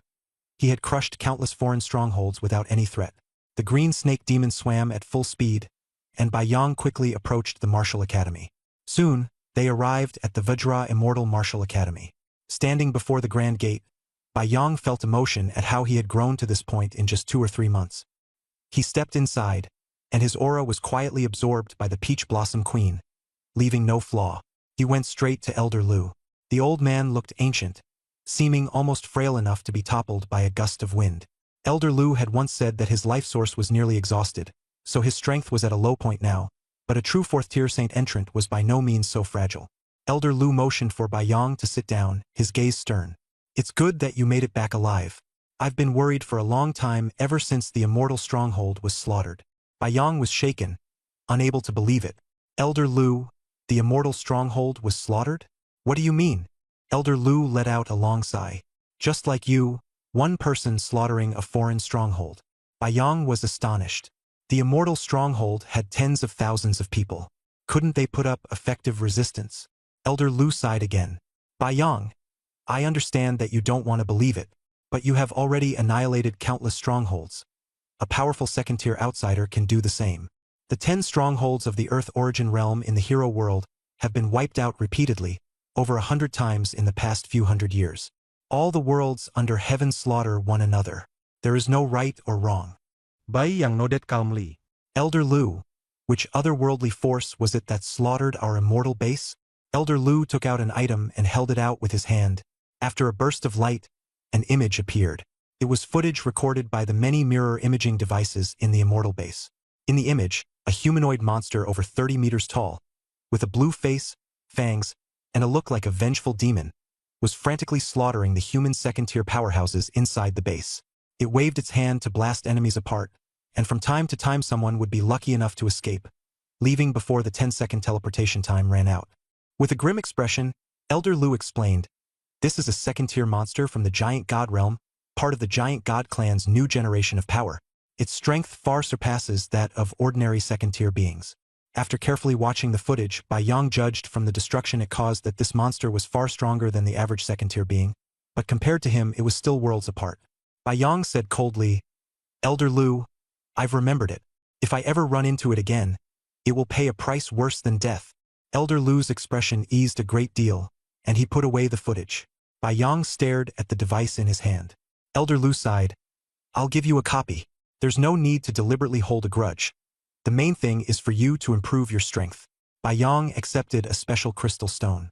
It was used by the Earth origin realm specifically to record scenes from other worlds. As long as one infused it with mana or physical force, it would activate the footage. Bai Yong asked, "The Giant God realm? I've never heard of it. Is that world powerful?" Elder Lu nodded. "Very powerful. The beings there are all enormous and incredibly strong. The monsters of the Giant God realm are among the top tiers even across the myriad worlds." Elder Lu went on, "The first-tier war academy that our Earth origin realm often fights against from the Giant God realm is Taiware Academy." Bai Yong said thoughtfully, "Taiware Academy? I once slaughtered 3 hell bases in the hero world: Iron Thorn Hell, Blade Mountain Hell, and Stone Mill Hell." Seeing Bai Yang's cold, angry expression, Elder Lu grew even more pleased. In the past 20 days or so, the second-tier fighters returning from the 10 bases have all reported news of you. With 2.18 million slaughter points, you rank 10th on the slaughter list. You can truly be called a glory of the Earth origin realm. In terms of slaughter points, you're only a little behind 1st place, Shu Jianxian, and 6th place, Senior Martial God, Elder Lu said proudly. Bai Yong accepted the red tea Elder Lu handed him, but as someone used to drinking green tea, he immediately set it down. Senior Fuchanga has nearly 7 million slaughter points, and Senior Martial God has over 2.6 million as well. I haven't stopped killing this entire month, but I still can't catch up to them. Elder Lu laughed heartily. Don't be discouraged. You may not necessarily have been any worse than them when they were at the 2nd tier. Senior Martial God entered the hero world in his early years and could even overturn the rules. Exactly. Back then, his chi and blood were so abundant that he could unleash a sea of blood and wolf smoke, drawing other 2nd tier powerhouses to hunt him down. Then he'd counterkill them and his slaughter points would shoot up. The rules of the hero world were changed later. Now, when strong fighters go in, they can't fully burst out their auras, and the affected range is extremely small. Bai Yong nodded. Indeed, I've been careful to restrain my aura all along. I've encountered few 2nd tier members of other races, but killing each one earns quite a lot of slaughter points. What about Fuchanga? Killing 7 million? I really can't make sense of it. Old Master Lu smiled bitterly. That man is too monstrous. At tier 2, he could already transform into sword chi, and his speed was unbelievably fast. After entering the otherworld stronghold, his sword chi split apart, and within 30 seconds he wiped out all the monsters. Bai Yong was shocked. The original teleportation time was 30 seconds, and because of him it was shortened to 10 seconds? Old Master Lu nodded. His actions changed the rules. But that's still a good thing. Otherwise, this time our losses in failing to destroy the stronghold would have been even more severe. His sword chi can also seize souls. Ordinary monsters would freeze at the sight of the sword light, unable to react at all, and just wait to be slain. Bai Yang suddenly asked, "Old Master Lu, my secretary said you were looking for me about the first-rank war academies. Has the recruitment criteria for the 5 first-rank war academies already been announced?" Old Master Lu laughed heartily. Bai Yang looked up at Old Master Lu, his face full of surprise. "Old Master Lu, are you giving me a special recruitment offer?" Old Master Lu nodded. "The 5 first-rank war academies, Taiyue, Thunderstorm, Sunluo, Tidal and Martial God Academy, all sent you special recruitment notices. You hadn't come out of the hero world yet, and there was a risk of falling in battle, so all the information was kept with me. Now that you've survived, you can choose your academy." Bai Yang frowned. "I already got 10th place on the hero rankings, and the 5 first-rank war academies still aren't sending someone to recruit me personally?" Old Master Lu shook his head and said, "Their admissions method is different from other schools. So-called special recruitment is only an intention. Whether you can truly get in still depends on your character and convictions. Warlords don't speak by strength alone. One's worldview and loyalty matter even more. Even if you're first on the hero rankings, if you're indifferent or hostile toward the Earth origin world in your heart, you still can't enter a first-rank academy." Bai Yang nodded in understanding and asked, "Then what exactly do you mean?" Old Master Lu smiled. "Don't rush to decide. Next, over 10,000 third-rank martial schools and 108 second-rank martial academies will all hold internal competitions, and only the winners will be qualified to apply to the first-rank war academies. Besides students, active experts under the age of 30 can also participate. The final competition is for 10 spots at each of the 5 academies, and the quotas are extremely limited. During that period, there will also be various exchange matches, and our academy will provide rewards. How much you can get depends on your performance." Now Bai Yang understood. He hadn't even learned any skills yet, so in the past he had never paid any attention to competitions. "What about our academy's competition?" Old Master Lu said, "You're very strong, but fairness is important. The rewards have to be earned according to the rules. Tomorrow, 9 from the King class and 336 from the regular classes will be competing for the 10 spots from our academy." Bai Yang was startled. The regular class dropped from 999 to 336? So many people were eliminated. Old Lu's expression was heavy. Half were eliminated, the other half died in the first-tier dungeon. "It's brutal." Bai Yang fell silent, recalling how he had leveled up from Tier 1, Level 9 in just one round of the Snake Demon Realm dungeon. Ordinary people simply weren't as lucky as he was. Old Lu patted his shoulder. "Go find Li Lingfeng. He's in charge of the selection. Ask him about the specific rules." Bai Yang frowned. "Li Lingfeng? The otherworldly aura on him still hasn't been cleared. Is that okay? What about Instructor Shin Qingfeng? Didn't they say he was supposed to come out after a month in the Snake Demon Realm for purification?" Old Lu sighed. "Little Shin can't anymore. He didn't come back. He died in the Snake Demon Realm and his squad was wiped out. That happened 20 days ago. Now the Martial Academy has blocked Li Lingfeng's access to the Snake Demon Realm, afraid he'd go for revenge." Bai Yang's heart jolted. He was both furious and desolate, unable to believe it. "Instructor Shen Qingfeng really died?" Old Lu nodded. "He's dead. Even though we've been suppressing the Snake Demon Realm all along, we never expected this." Bai Yang asked sharply, "Hasn't the Snake Demon Realm been suppressed by us? Even the legendary 7th-tier Divine Realm Snake Ancestor wouldn't dare show its face, so why would anyone still die there?" Old Lu said gravely, "Otherworlds aren't as simple as you think. The Earth Origin Realm is only fighting against the Alien Realm at the lowest level through dungeons. Once you reach Tier 3, it's a different story. Whether it's the Snake Demon Realm or any other world, Tier 3 power is extremely rare, and no one is willing to risk Tier 3 power or use it in dungeon battles. In fact, Tier 2 is already a dangerous watershed." Bai Yang felt heavy-hearted. Although there were large dungeons like Hero World out there, after Tier 3, if he wanted to grow stronger, he would have to fight desperately for resources on his own. For Earth Origin Realm professionals, killing monsters was the fastest way to level up, but high-level resources were scarce. Martial artists could still grow stronger through cultivation, while professionals could only rely on killing monsters. Bai Yang asked Old Lu, "I'm already Tier 2, Level 9. How do I advance to Tier 3? Old Lu said, "Tier 3 is similar to Awakening. It requires the power of the Earth Origin Realm to open it up, and there's only one chance each year, when the 5 first-rank war academies recruit students. You have to get in first before you can smoothly advance. Bai Yang brought up another matter. I saw Jin Rushan, Xiong Jinhai, Xiao Zhilong, Song Haitao, and Xieqian form a team in Hero World. The last 3 died, but Jin Rushan and Xiong Jinhai survived. Is there more to this? Old Lu sighed. After Jin Rushan and Xiong Jinhai returned, they reported it to the Martial Academy.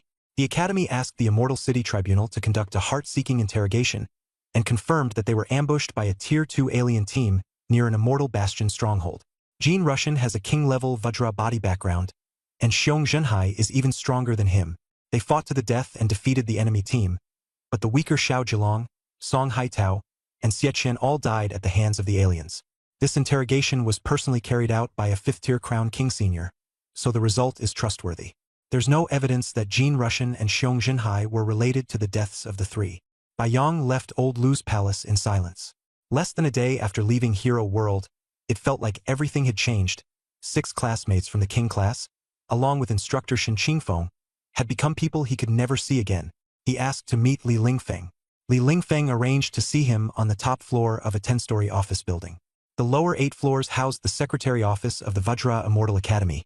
The 9th floor was for the regular class instructors' offices, and the top floor was the King class instructor's office. Bai Yang was brought to the rooftop by a handsome secretary, where Li Lingfeng was already waiting for him at the door. When Li Lingfeng saw Bai Yang, he put an arm around his shoulder, waved off the secretary, closed the door, and took him to the main conference hall to sit down. Why do you look so awful? You're 10th on our hero ranking. How can you be so heartbroken over just a few dead classmates? Bai Yang said bluntly, Senior, stop pretending. Elder Lu told me a lot about the Undying Twin Maniacs. If the Martial Academy hadn't blocked my Snake Demon Realm access, I'd have gone already.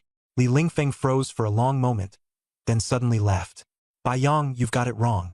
Shen Qingfeng's death made me sad for an entire day. His shabby property and supplies were all left to me. If both of us hadn't been so focused on getting stronger and had no women, I'd still have had to look after his wife and kids. Sad is sad, but I won't lose my reason, and I won't blindly seek revenge over so-called brotherhood. For us transcendent beings, only by fighting and killing in other worlds do we have hope.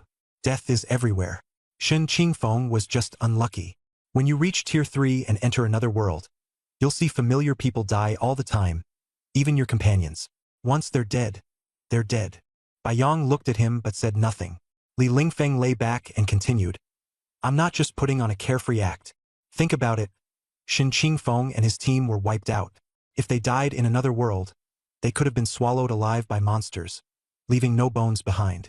There's no tracking in other worlds, so no one knows where they died. Who killed him? A snake demon or a human? No one knows. Even if I had the ability to avenge him, where would I find the enemy? Bai Yang nodded, feeling that Li Lingfeng had a point. He asked, Senior, do you think Shen Qingfeng might have been killed by a human? Li Lingfeng nudda. Possibly. In the hero world, Bai Yang was almost invincible. Even if someone of his own race had ill intentions, he could avoid them from a distance, and it was almost impossible for him to run into a malicious incident.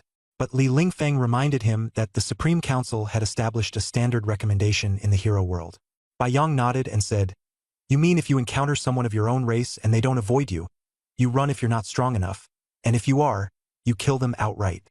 Li Lingfeng continued, That recommendation is rather extreme for the strong, but the weak must follow it. Nowadays, most Tier 2 heroes in the Earth Origin realm operate in teams, so this recommendation has become less and less appropriate. But the Supreme Council hasn't changed it, because it was made to pave the way for Tier 3 heroes entering the more dangerous other worlds. In other worlds, there's no order and seizing resources is the norm. It's entirely possible that Shen Qingfeng and his team died at the hands of their own kind. Bai Yang remembered what Elder Lu had mentioned earlier and asked, Senior, didn't the 5-tier big shots in Undying City use heart-questioning interrogation? Can't that be used here? Li Lingfeng glanced at Bai Yang and said coldly, It's not that simple. If the big shots could use heart-questioning interrogation whenever they wanted, do you think you could still have grown safely to this point? Heart-questioning interrogation violates the 3rd supreme principle and cannot be used casually. The reason an exception was made was because 3 rookies from the King class went missing in a 5-man team, which had a huge impact on the Earth Origin realm. The thing you heard about Jin Rushan and Xiong Jinhai being subjected to heart-questioning interrogation wasn't as simple as you think either. The interrogation was conducted under the supervision of the Council of Elders, and only one question was asked: whether the deaths of the other 3 were subjectively caused by them. They answered no and passed the interrogation, and only then was the matter considered closed. The details afterward were all things they said themselves. Once you reach Tier 3 and enter another world, no one will investigate whatever you do. Bai Yang nodded. The rules of the Supreme Council guaranteed the safety of geniuses within its ranks. Although he had suppressed opponents of the same tier all the way and no one could glimpse his talent, at least on the surface. Li Lingfeng took out his phone and sent a group message. Bai Yang, after returning from the world of heroes, the internal selection for your Martial Academy batch to apply for the first-class War Academy will begin tomorrow. I've already called the other 8 people over and briefly reminded them of a few things. Bai Yang nodded. This counted as special treatment, a privilege reserved for geniuses. Soon, the students of the King class came in one after another, each staring fixedly at him. Among them, Wenren Fuguang was the same. Although Bai Yang ranked 10th on the heroes list and seemed far behind the top 3, the heroes list gathered the second-tier combat records of countless worlds across the heavens. Simply making the list was already an honor. The Diuan world had 5 great beings. Among second-tier entrants into the world of heroes, only Tieshua Wushan was stronger than Bai Yang. The top-ranked Fuchanga was a 6th-tier expert and had not yet reached the level of a great being. At this moment, Sun Byuk, with a pale face and dim eyes, staggered over, looking utterly weak, as if he had been tormented by misfortune for an entire year. Seeing Bai Yang, his eyes finally regained some life, and he walked over nervously. "Big boss, this is just too outrageous. I'm practically fucked by a dog." Sun Byuk blurted out a curse as soon as he opened his mouth. Bai Yang froze. "What do you mean, fucked by a dog?" Sun Byuk said with an embarrassed smile. "I'm just exaggerating a bit. Don't take it literally. 22 days ago, news came back from the world of heroes saying you had made the heroes list, ranked 1000th. My dad heard that and immediately told me to marry another 100 wives. Then your rank kept climbing, and my dad added more every day. This morning, you shot up to 10th place in one go, and he's already arranged a massive matchmaking session for me. I've already married 1,500 women, but I still have to keep going. I need to marry 3,000 in total. You have no idea, marriage resources over in Immortal City are tight. I'm swamped." The marriage registration office now had women coming to Sun Byuk every day to sign up, and he didn't even have the chance to go to the registration office himself. If it weren't for the mentor sending a message saying there was going to be a meeting, I wouldn't even have time to catch my breath. Sun Byuk was on the verge of collapse, his face full of helplessness and exhaustion. Bai Yang was also shocked upon hearing this. 1,500 women. This workload was truly outrageous, impossible to keep up with. Li Lingfeng cut off Sun Byuk's complaints. "Don't bring your personal matters up in front of everyone. As for the application spots for the first-class War Academy, they don't have much to do with you anymore. If you weren't still a student of the King class, you wouldn't even have received the notice. Shut up and listen. Anything I say that relates to the application, you can take the chance to rest. But if you dare say another word, I'll send you home immediately." Sun Byuk immediately shrank his neck. Normally he was tall and imposing, but now he looked weak and helpless.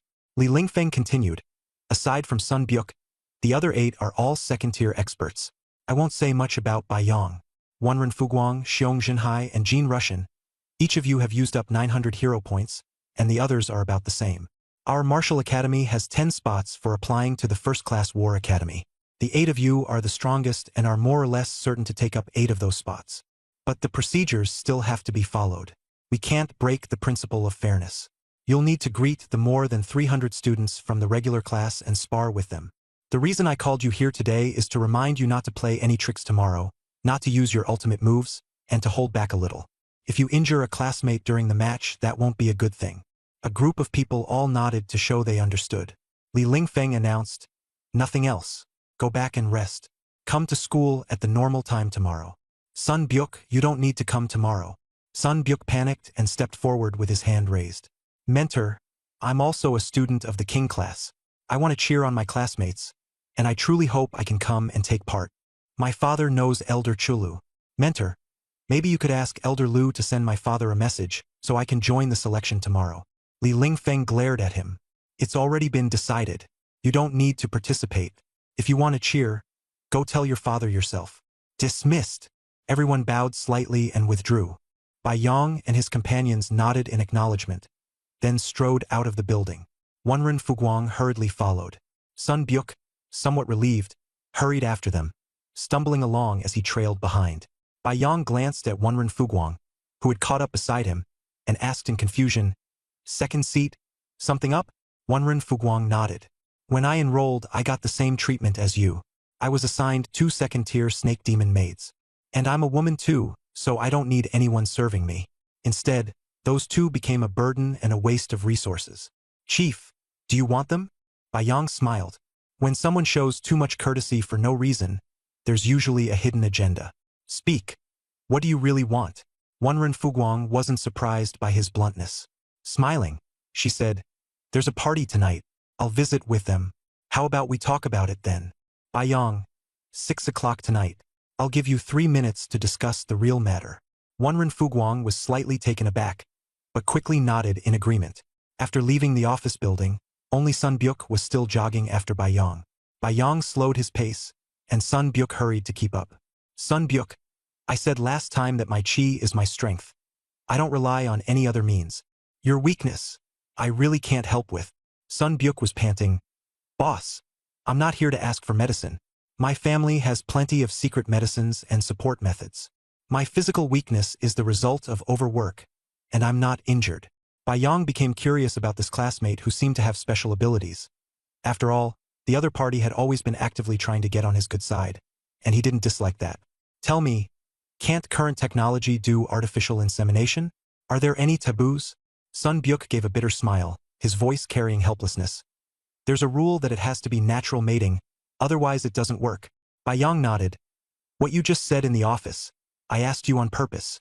He explained that he knew natural reproduction made it hard for women to get pregnant, with few offspring and a long pregnancy. "Have you considered using females of other races? And what are the restrictions there?" Sun Byuk sighed. "Haven't tried it, so I don't know for now." Sun Byuk frankly said that he had a mental block and only wanted to have children with human women. Baiyang had heard of another world ruled by dog-headed people. Such creatures conceive quickly, carry for 1 month, and can give birth to more than 10 at a time, with astonishing reproductive efficiency.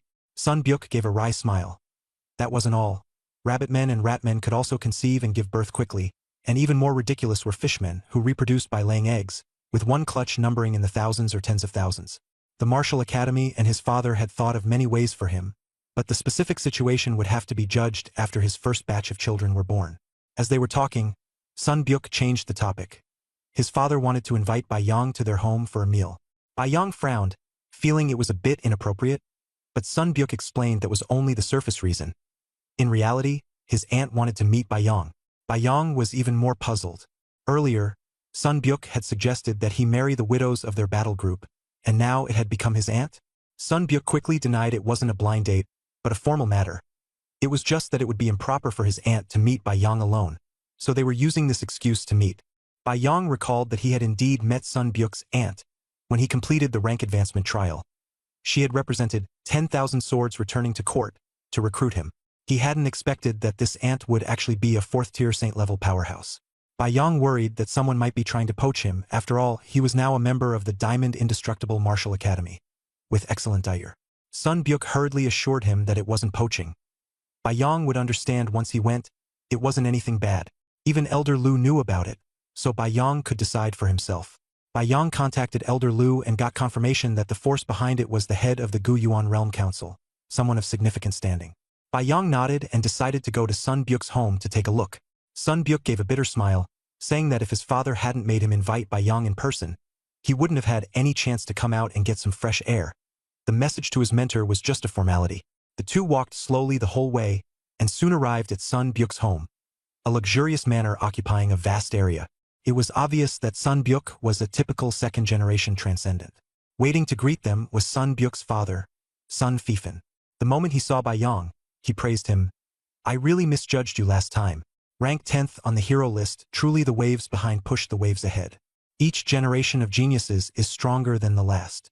Little brother Bai, please come in." Baiyang responded politely and strode into the manor.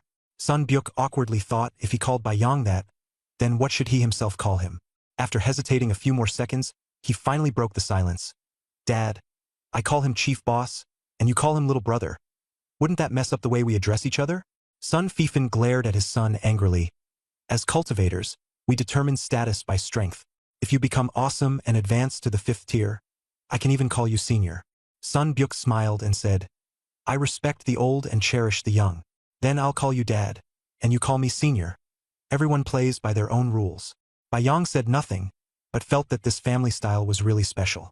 With his super-sensing ability, Bayang could feel Sun Fifan's aura. His strength was above Elder Lu's, but how was he still only at the 4th-tier saint level?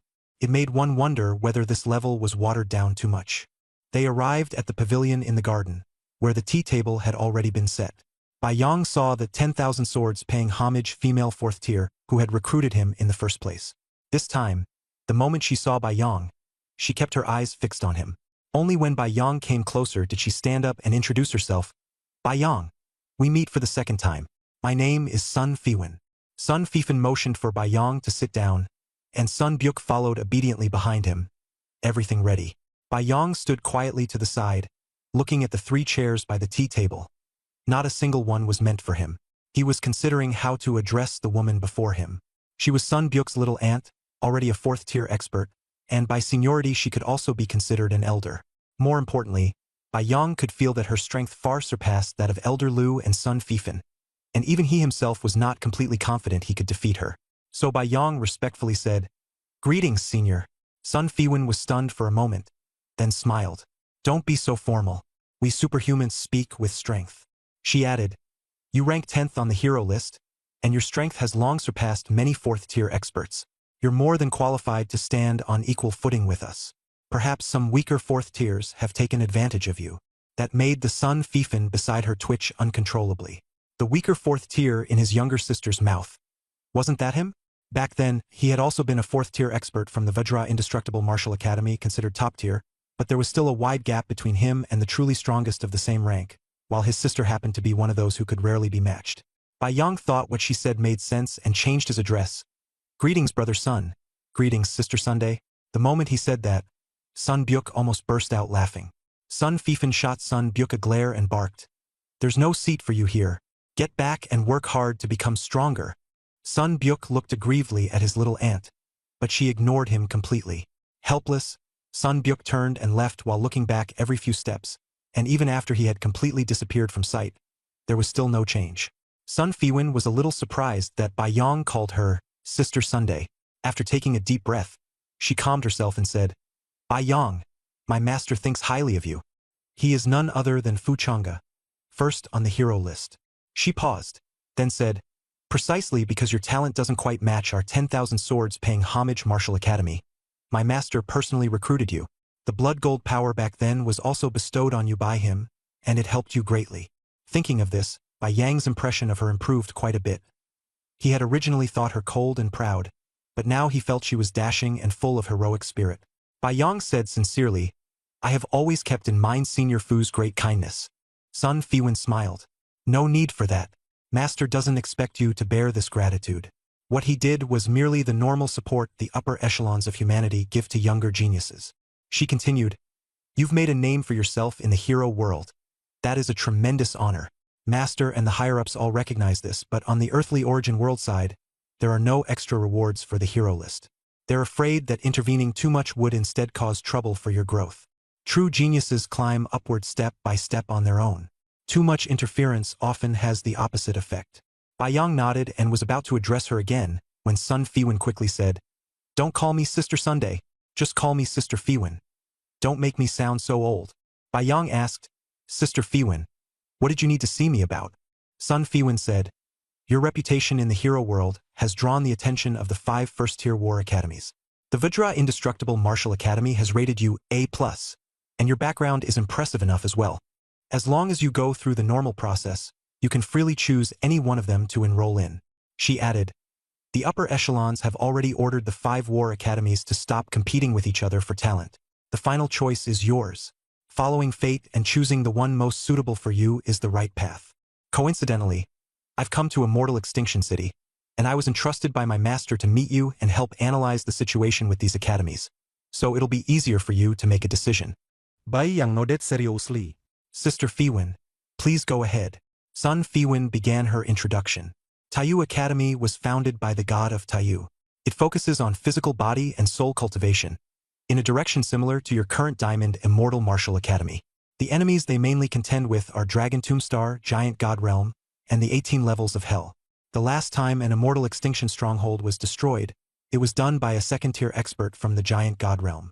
Bai Yang nodded to indicate that she should continue. Sun Fiwen went on. Thunderstorm Academy was founded by Thunderstorm Monarch, and it mainly cultivates thunder-based techniques. Its students mostly come from 5 Thunder Orthodox Method Academies, which are second-tier martial academies.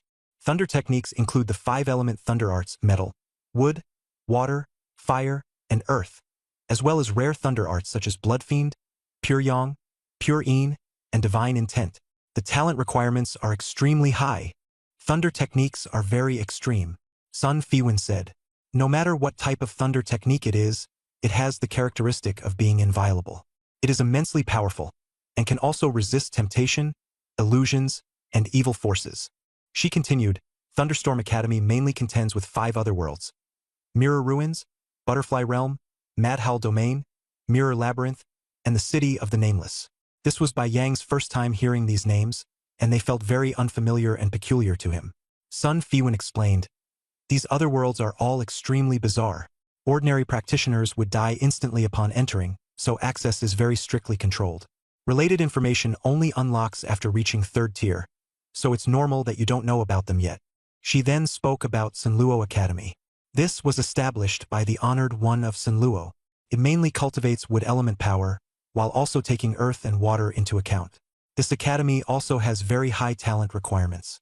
The other worlds it corresponds to mainly include the realm of 10,000 herbs, the fungi Source Star, and the ancestral forest of 10,000 trees, places suited to wood dash, earth dash, and water element powers. Then came Tidal Academy. It was founded by the Tide Saint and is centered on water element power, but the academy's power system is rather mixed, with no especially outstanding distinctive feature. Sun Fiwen added, my master and I both came from Tidal Academy. It mainly deals with 2 other worlds, the Folded City and the Shattered Realm Sea. Finally, she talked about Martial God Academy, founded by the Iron-Blooded Martial God, which mainly recruits martial artists from the legions of the Earth Origin Realm. The 5 other worlds faced by Martial God Academy are special, including Eternal Battlefield, the Ring of Reincarnation, Godbone Starland, and the Arena of 10,000 Races. These places are not hostile forces, but they are filled with intense slaughter. She gave an example. Eternal Battlefield is a super large killing field. After death, life resurrects the next day, and the cycle of battle never ends. It's extremely suitable for sharpening a martial artist's combat power. The other 4 other worlds are similar in nature. In fact, what Martial God Academy controls is the key to entering those regions, rather than directly fighting enemies. Sun Fiwen finally reminded him, among these 5 first-tier war academies, Martial God Academy isn't really recommended for you.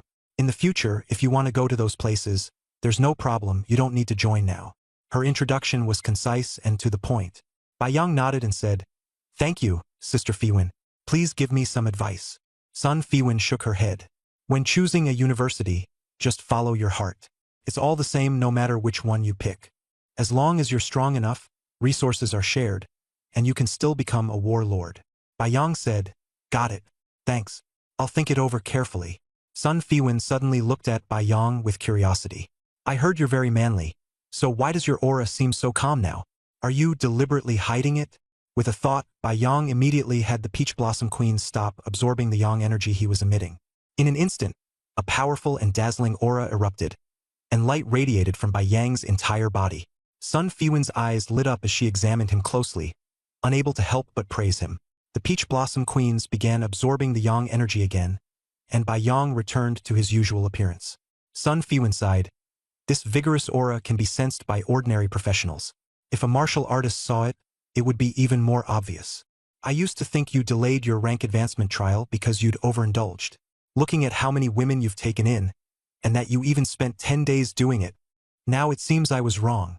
With this kind of masculine presence, even if you had 1,000 women, you could handle it easily.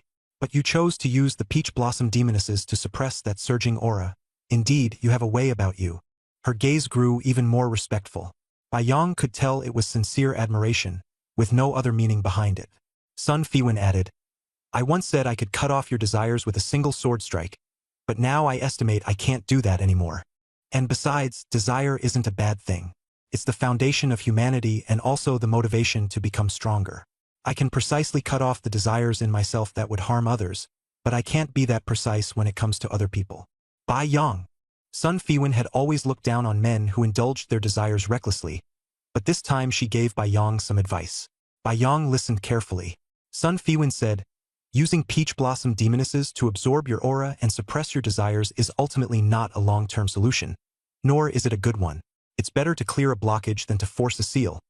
Releasing it appropriately will do you good, so there's no need to suppress it too harshly.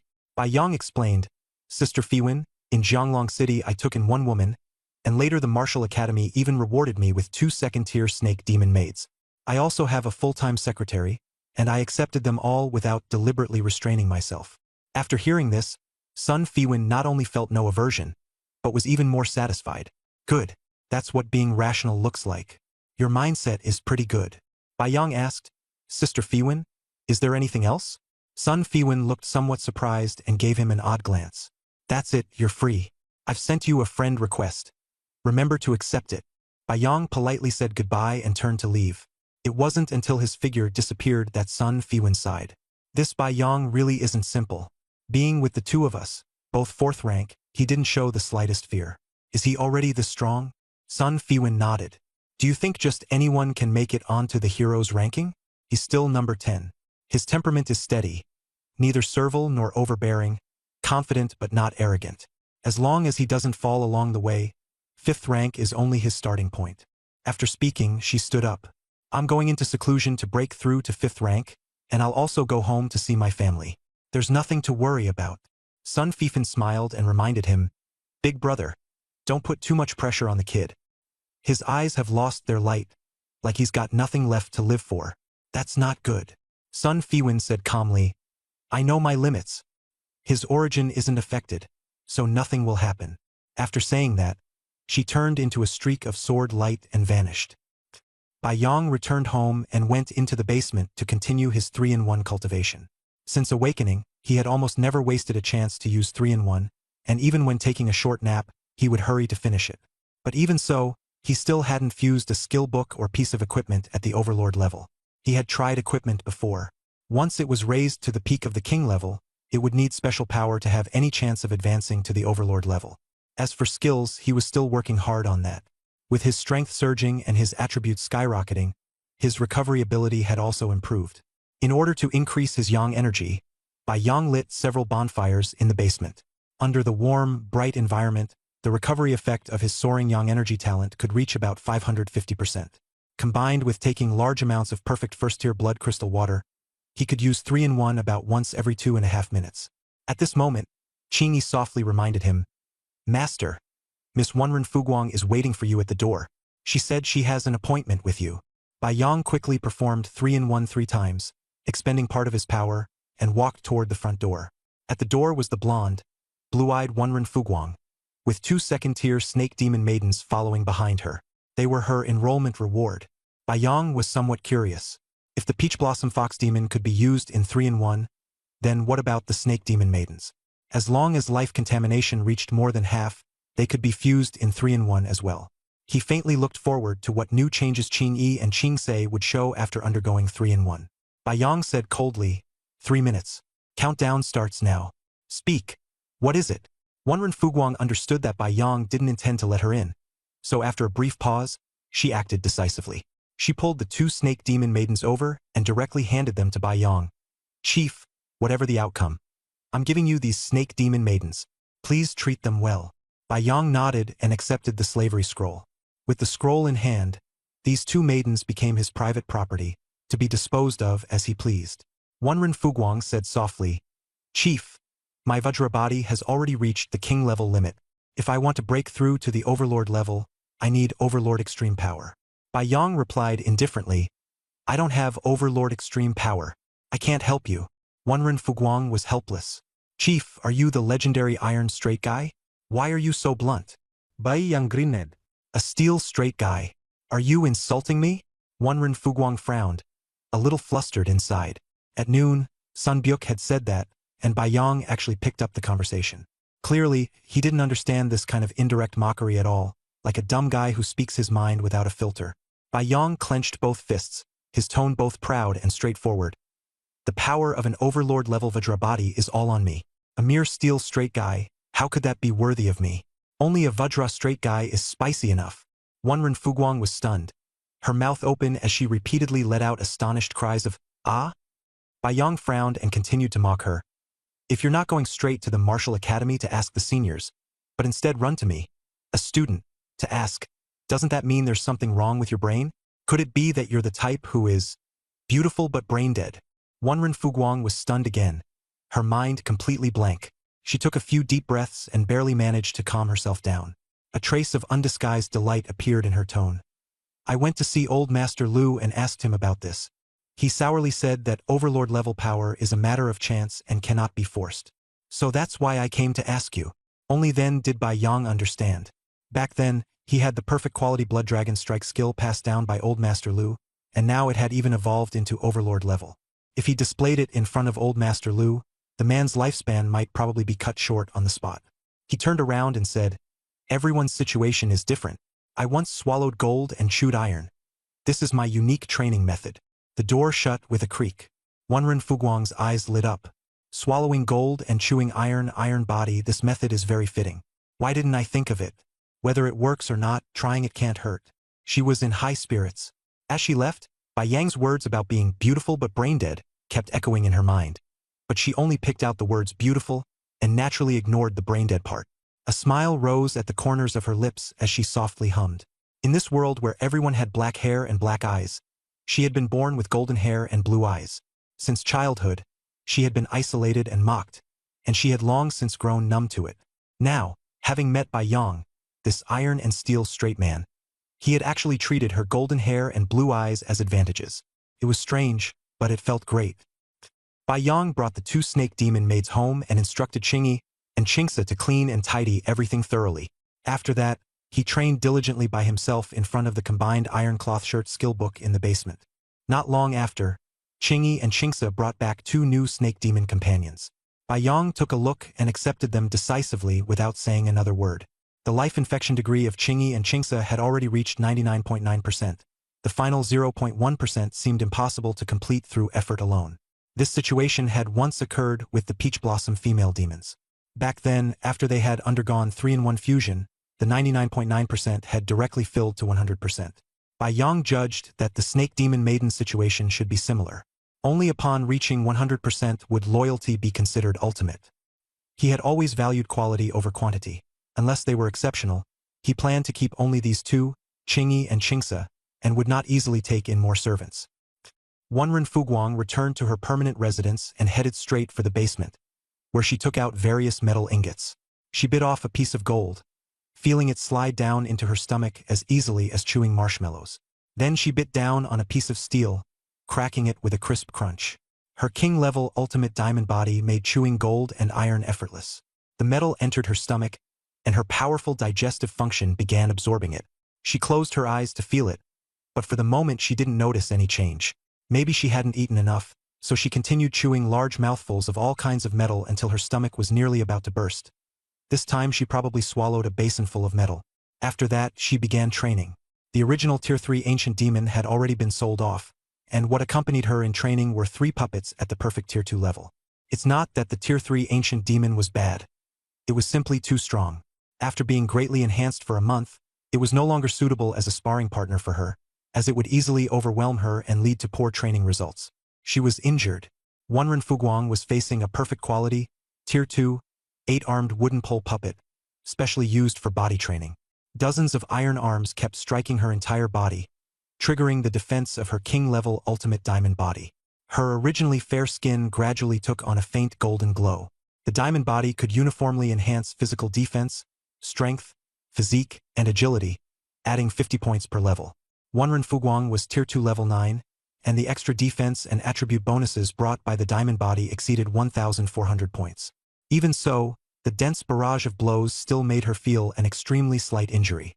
Whenever she tempered her diamond body, the scene would surface in her mind of the chief casually curling the arrow she shot with his tongue. She felt both shocked and puzzled. Precisely because of this, she trained even harder, hoping to become just as powerful. Pain began to spread through her entire body, and her vitality slowly drained away. This was a normal reaction to body refinement. Her abdomen kicked into accelerated digestion, converting the metal inside her body into essence power. As it was absorbed, the long stagnant proficiency of her diamond body finally began to increase.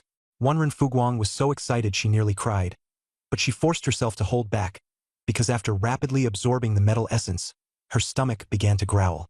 She rushed upstairs into the bathroom, and not long after, she dashed back down to the basement to continue gulping down metal in great mouthfuls, repeating the cycle and striving to temper her body. By dawn, Bai Yong had used the 3-in-1 skill 3 times in a row, draining his vitality, mana, and blood power down to just 10%.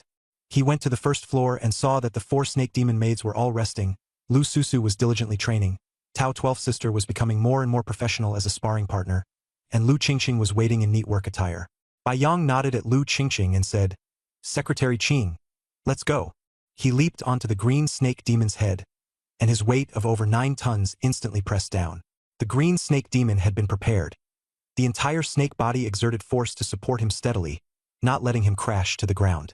Secretary Qing took out the sports car and started it up. Bai Yong looked on with envy. With his weight, unless it was a custom-made supercar, ordinary cars simply couldn't be driven. In fact, Bai Yong wanted Lu Qingqing to join him on the team, but his over 4,000 points of heightened perception made every life form below Tier 2 look to him like filth-covered trash. For ordinary professionals, if they couldn't reach Tier 2 before the age of 30, they would need to take multiple wives and concubines to reproduce for humanity, because that meant they basically had no hope of ever advancing to Tier 2. Not every Tier 2 being had his kind of perception, the ability to see the filth on weak life forms. That was a unique experience of exceptionally powerful Tier 2 beings. Relying on the resources he provided, it was only a matter of time before Lu Qingqing reached Tier 2, and then she would be fine. Soon, Bai Yong arrived at the Martial Academy. This time, the King class and the regular class were merged for the first time, competing fairly for the 10 spots provided by the Martial Academy for the First-Tier War Academy. Although the process was formal, the unfairness was obvious at a glance. The King class only had 15 people, yet enjoyed the same total resources as the nearly 1,000 people in the regular class. Bai Yong strode toward the King class side. Although the Peach Blossom Queens were continuously absorbing Yang energy, and he himself seemed unremarkable, he had just used 3-in-1 9 times in a row, so his complexion was still somewhat pale. More than 300 students from the regular class were staring at Bai Yong, and the dozens of girls who had managed to stay on until now without being eliminated had eyes sparkling like starstruck fans. As the current top chief of the Vajra Indestructible class, and with the aura of ranking 10th on the hero list, Bai Yong far surpassed his peers. Although the mentors present were all third-tier experts and top-tier figures outside, they too revered the reputation of being ranked 10th on the hero list. This led the public to widely recognize Bai Yong as the strongest new generation professional of the year, beyond dispute. Li Lingfeng stepped onto the high platform and loudly announced the rules. The rules for the spot competition are as follows. Those below the second tier are not qualified to participate. They can only cheer for others. Competitors at the second-tier level will compete in 2 rounds. The first round is a battle against second-tier puppets. Rankings are based on points. The top 30 advance to the second round, while the rest are eliminated and join the cheerleading group. The second round is a duel competition, the host announced. Those with lower scores in the first round may challenge those with higher scores. In the end, the top 10 will become the winners from our Martial Academy, who will apply to the 5 first-tier war academies this year. These 10 can also choose any one rare piece of equipment or skill book from the Martial Academy's resource vault as a reward. Now, the first round officially begins. Puppet battles. The students instantly split into 2 groups. More than 200 students in the regular class had not yet reached second-tier hero level, and were simply not qualified to take the stage. All eyes turned to the high platform, where 6 mentors stood, 5 of whom were combat mentors from the regular class. Li Lingfeng signaled Bai Yong, "You'll take part in the competition, and this process will be considered complete. But since your opponent is a second-tier puppet, using too much of it would waste resources. We discussed it, and decided to save as much as possible." He pointed to Lu Junling, the strongest of the regular class combat mentors. "He wants to spar with you, both to verify your strength and to convince the others." Before Bai Yong could respond, Jean Russian suddenly raised his hand and interrupted loudly. Li Lingfeng frowned. "Jean Russian? Are you looking for trouble?" But Jean Russian shouted loudly, "Mentor, you said that wrong. We may not have seen the chief's true strength, but we're completely convinced. Everyone, isn't that right? Right?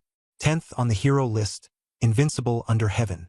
The chief is the strongest among us." The crowd chimed in, even joking that Jean Russian had dreamed of having a child with the chief.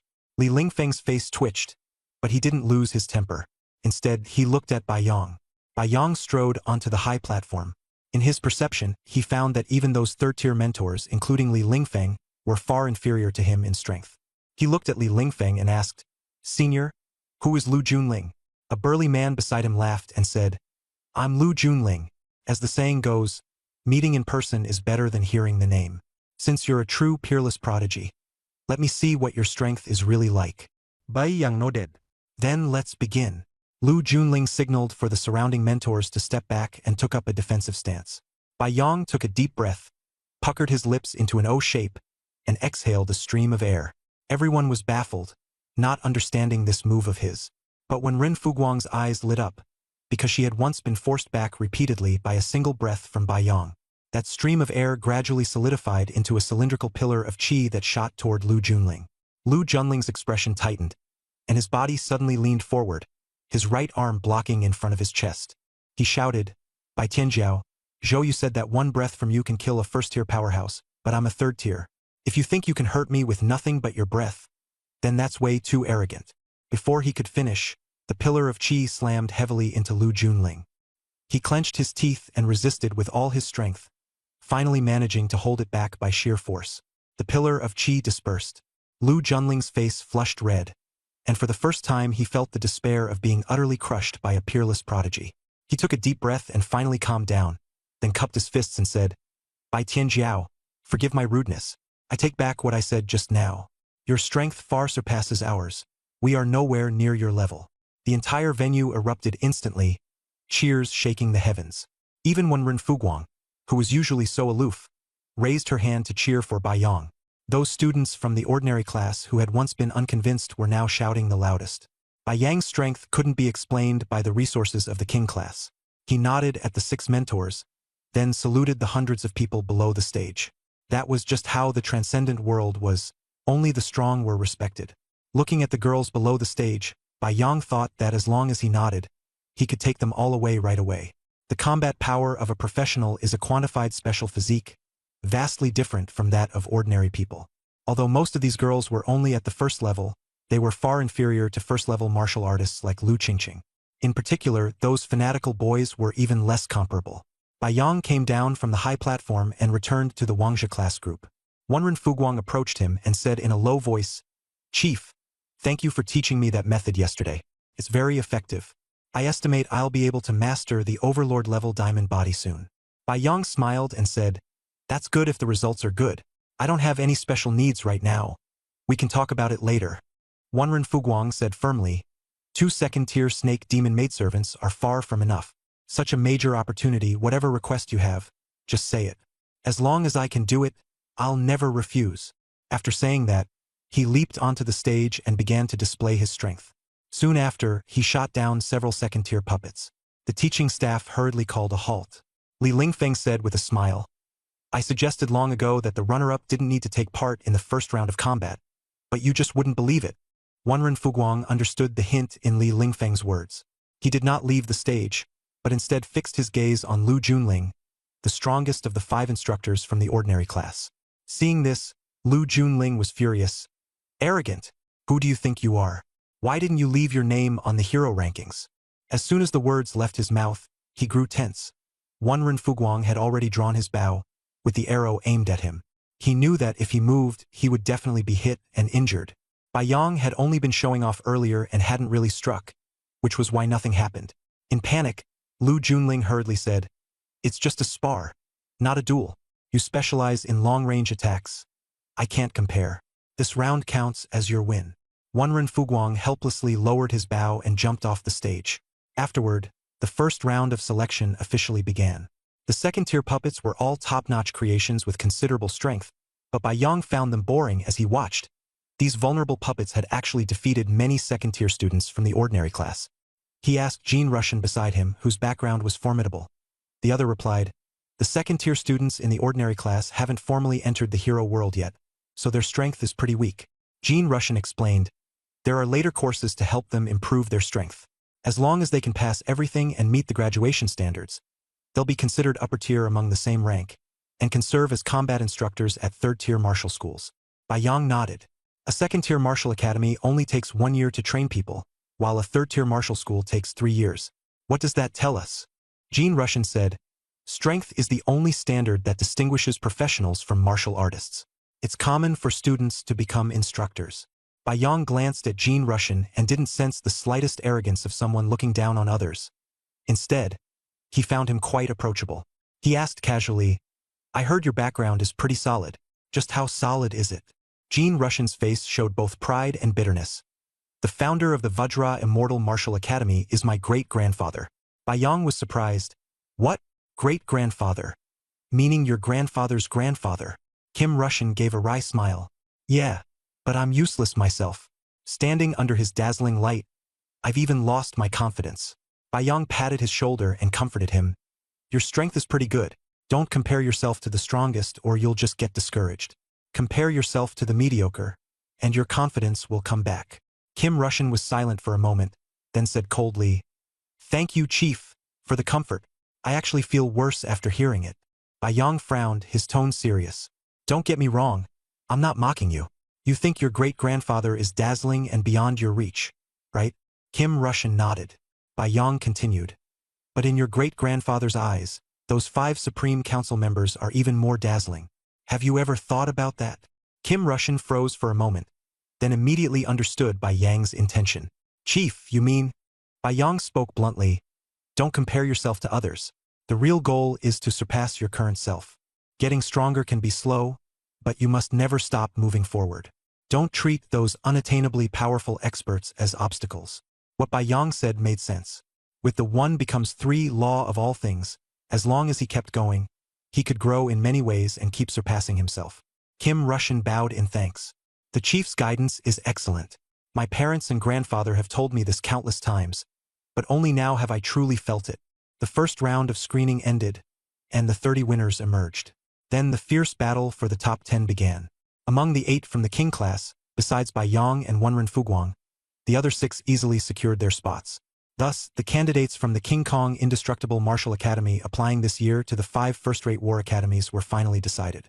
Li Lingfeng shouted loudly, Follow me to the Academy's resource vault and choose your treasures. Bai Yang stepped forward excitedly. He had been waiting for this moment for a long time. He still hadn't learned any Tier 2 skills, and this time he planned to choose carefully. The 5 instructors from the ordinary class did not come along, especially Lu Junling, who went home heartbroken to recuperate. Li Lingfeng led the 10 of them to a grand hall covered in formations and stopped before it. This reward comes with restrictions. Once inside, you can only see the options available to you. Skill books are capped at perfect rank, and weapons and equipment may be chosen up to level 3 perfect rank. You can also choose 1 Tier 2 battle servant, but only 1. Take what you need and come out quickly. Bai Yang, you go first. Bai Yang nodded and strode into the grand hall shrouded by the formation. He didn't look toward the equipment area or the battle servant area, heading straight for the skill section. There were all kinds of skill books here, but soul-based skills were few and far between. Most were physical techniques. Bai Yang casually browsed the summoning-type skill books. Protected by the power of the formation, he could touch them, and after confirming that his soul strength exceeded 4,000 and his focus was fully concentrated, he examined them one by one. He touched it, and a skill book glowing green caught his attention. Summon Green-Haired Turtle. Common. Consumes 1 skill point to summon a green-haired turtle to fight. Back in the day, a classmate drew this skill and immediately gave up, afraid of being nicknamed Green-Haired Turtle.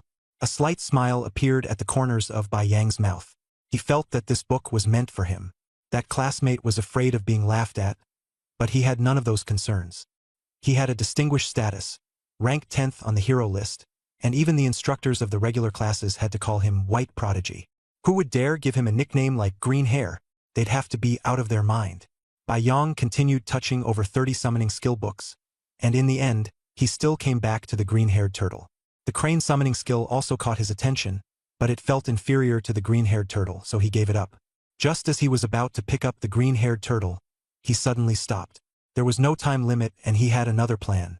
He walked toward the physique skill section, where skill names came into view one after another. Strengthened body, golden muscles and iron bones, diamond body, golden bell shield, hard qigong. Diamond body was a flesh and blood skill emblematic of indestructibility, with a rich variety of types.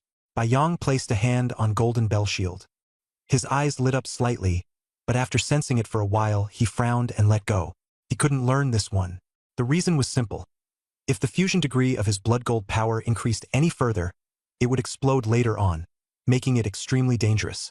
Bai Yong discovered that the powerhouse level, indestructible blood gold power within him was too strong, causing all physique-enhancing skills in this area to be repelled. But he wasn't completely disappointed. After all, there were still plenty of martial arts skills that used physical strength he could learn, such as Dragon Claw Hand, Crushing Fist, Horse-Cleaving Saber Technique, and the like. He touched those skills one by one, growing more and more dazzled the more he looked, and finally decided that he couldn't waste a physique skill slot here on these ordinary skills. It would be better to buy martial arts manuals outside and learn the ones he actually needed.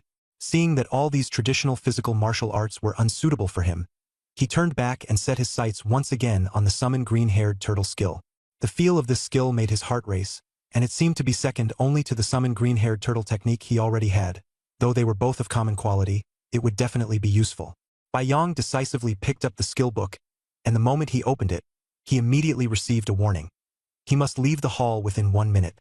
He steeled himself and quickly learned it, and the more detailed attributes of the skill appeared immediately. Summon green-haired turtle. Common. Consumes 10 mana points. Summon a common quality green-haired turtle of the same level. Casting takes 10 seconds, cooldown 60 seconds, cannot be stacked. The summoned creature has no weakness. It disappears when its HP drops to 0, continuously consumes energy during summoning, and disappears when energy is exhausted. Bai Yong secretly wondered, this place is supposedly the Vajra Indestructible Martial Academy, so why are all these summoning skills so low level? He flipped through more than 30 books, and they were all of common quality. Helpless, he could only accept his fate and learn one for himself first. He stood in the Great Hall and began chanting the incantation. 10 seconds later, a 30-centimeter diameter green-haired turtle appeared in front of him. Its entire body was emerald green, and more than 10 centimeters of green hair grew on its shell, making it look quite beautiful. The green-haired turtle's attributes were displayed as follows. Level 29, HP 3100, Energy 1500, Spiritual and Physique growth of 1 point each. Overall Strength 31, Magic Attack 31, Low Attack and Movement Speed. Talent Green Light. Skill Green-Haired Curse. This level 29 ordinary turtle was clearly not valued. The classmate before him had given it up because its stats were too poor. Even more surprising was that it actually had spiritual growth, making it a magic-type summon beast, completely unlike its seemingly sturdy turtle shell. Bai Yong crouched down and gently picked up the green-haired turtle, his expression solemn as he examined the descriptions of its talent and skill. Green light can soothe the heart and heal comprehensively. Green-haired curse consumes green hair to emit green light to heal allies, or weaken enemies both mentally and physically. He muttered to himself. This is practically a summoned beast combination with both healing and debuffing abilities. If others weren't so lucky and only got ordinary skills with no talent, it would probably be useless too. He counted the green hairs, exactly 29 strands, matching its level. Holding the green-haired turtle, Bai Yong strode out of the palace, leaving everyone around him stunned. Wenren Fuguang stood nearby, looking baffled and at a loss. She was the second person to choose an item today and had to watch the chief's selection. Seeing Bai Yong holding this green-haired turtle, she couldn't help asking, "Chief, did you choose a summoning skill? What can this little turtle even do?" Bai Yong looked at Wenren Fuguang in confusion. "Second seat, haven't you seen the chicken overlord eye rays? How could you think my turtle is useless?" Boom, boom, boom. The scene instantly felt like the sky had collapsed. Everyone was so shocked they were speechless. It was fine to talk nonsense in private, but Bai Yong actually dared to say that in front of so many people? How could that be? What left everyone even more baffled was that, after hearing this, Wenren Fuguang actually wore an expression of, "So that's how it is?" Was that normal? Was that appropriate? Had the world changed? Li Lingfeng was the first to recover. As a third-tier transcendent, he took a deep, steadying breath and looked at Bai Yong. "Bai Yong, you're a genius, no doubt about that, but you need to mind your words. It's fine to say that in private, but don't talk nonsense in front of everyone." Although Bai Yong didn't fully understand, he still hurriedly nodded, giving Li Lingfeng some face. Li Lingfeng was secretly pleased and was about to keep persuading Wenren Fuguang not to cooperate too much with Bai Yong, when Wenren Fuguang suddenly retorted, "The chief acts openly and above board. How could he be without proper restraint? Mentor, the chief's strength far surpasses all of yours. Please don't make a fuss over nothing and don't go picking on him. After saying that, she nodded at Bai Yong in acknowledgement and strode into the palace without looking back. Li Lingfeng was so furious his eyes bulged. He took a few deep breaths before forcing down his anger. You want me to be broad-minded? I'm jealous of Bai Yong? Is there something wrong with your head? Muttering under his breath, he turned and left. You all line up yourselves. Report to the school 3 days from now in the morning. The crowd was still in shock, their minds blank. Bai Yong suddenly noticed that Jean Russian seemed injured. So he asked, Jean Russian, are you hurt? Jean Russian came to his senses and hurriedly said, Chief, you have sharp eyes. I overestimated myself and challenged Yi Mujuan, who ranks 4th. It's only a minor injury. I'll be fine within an hour.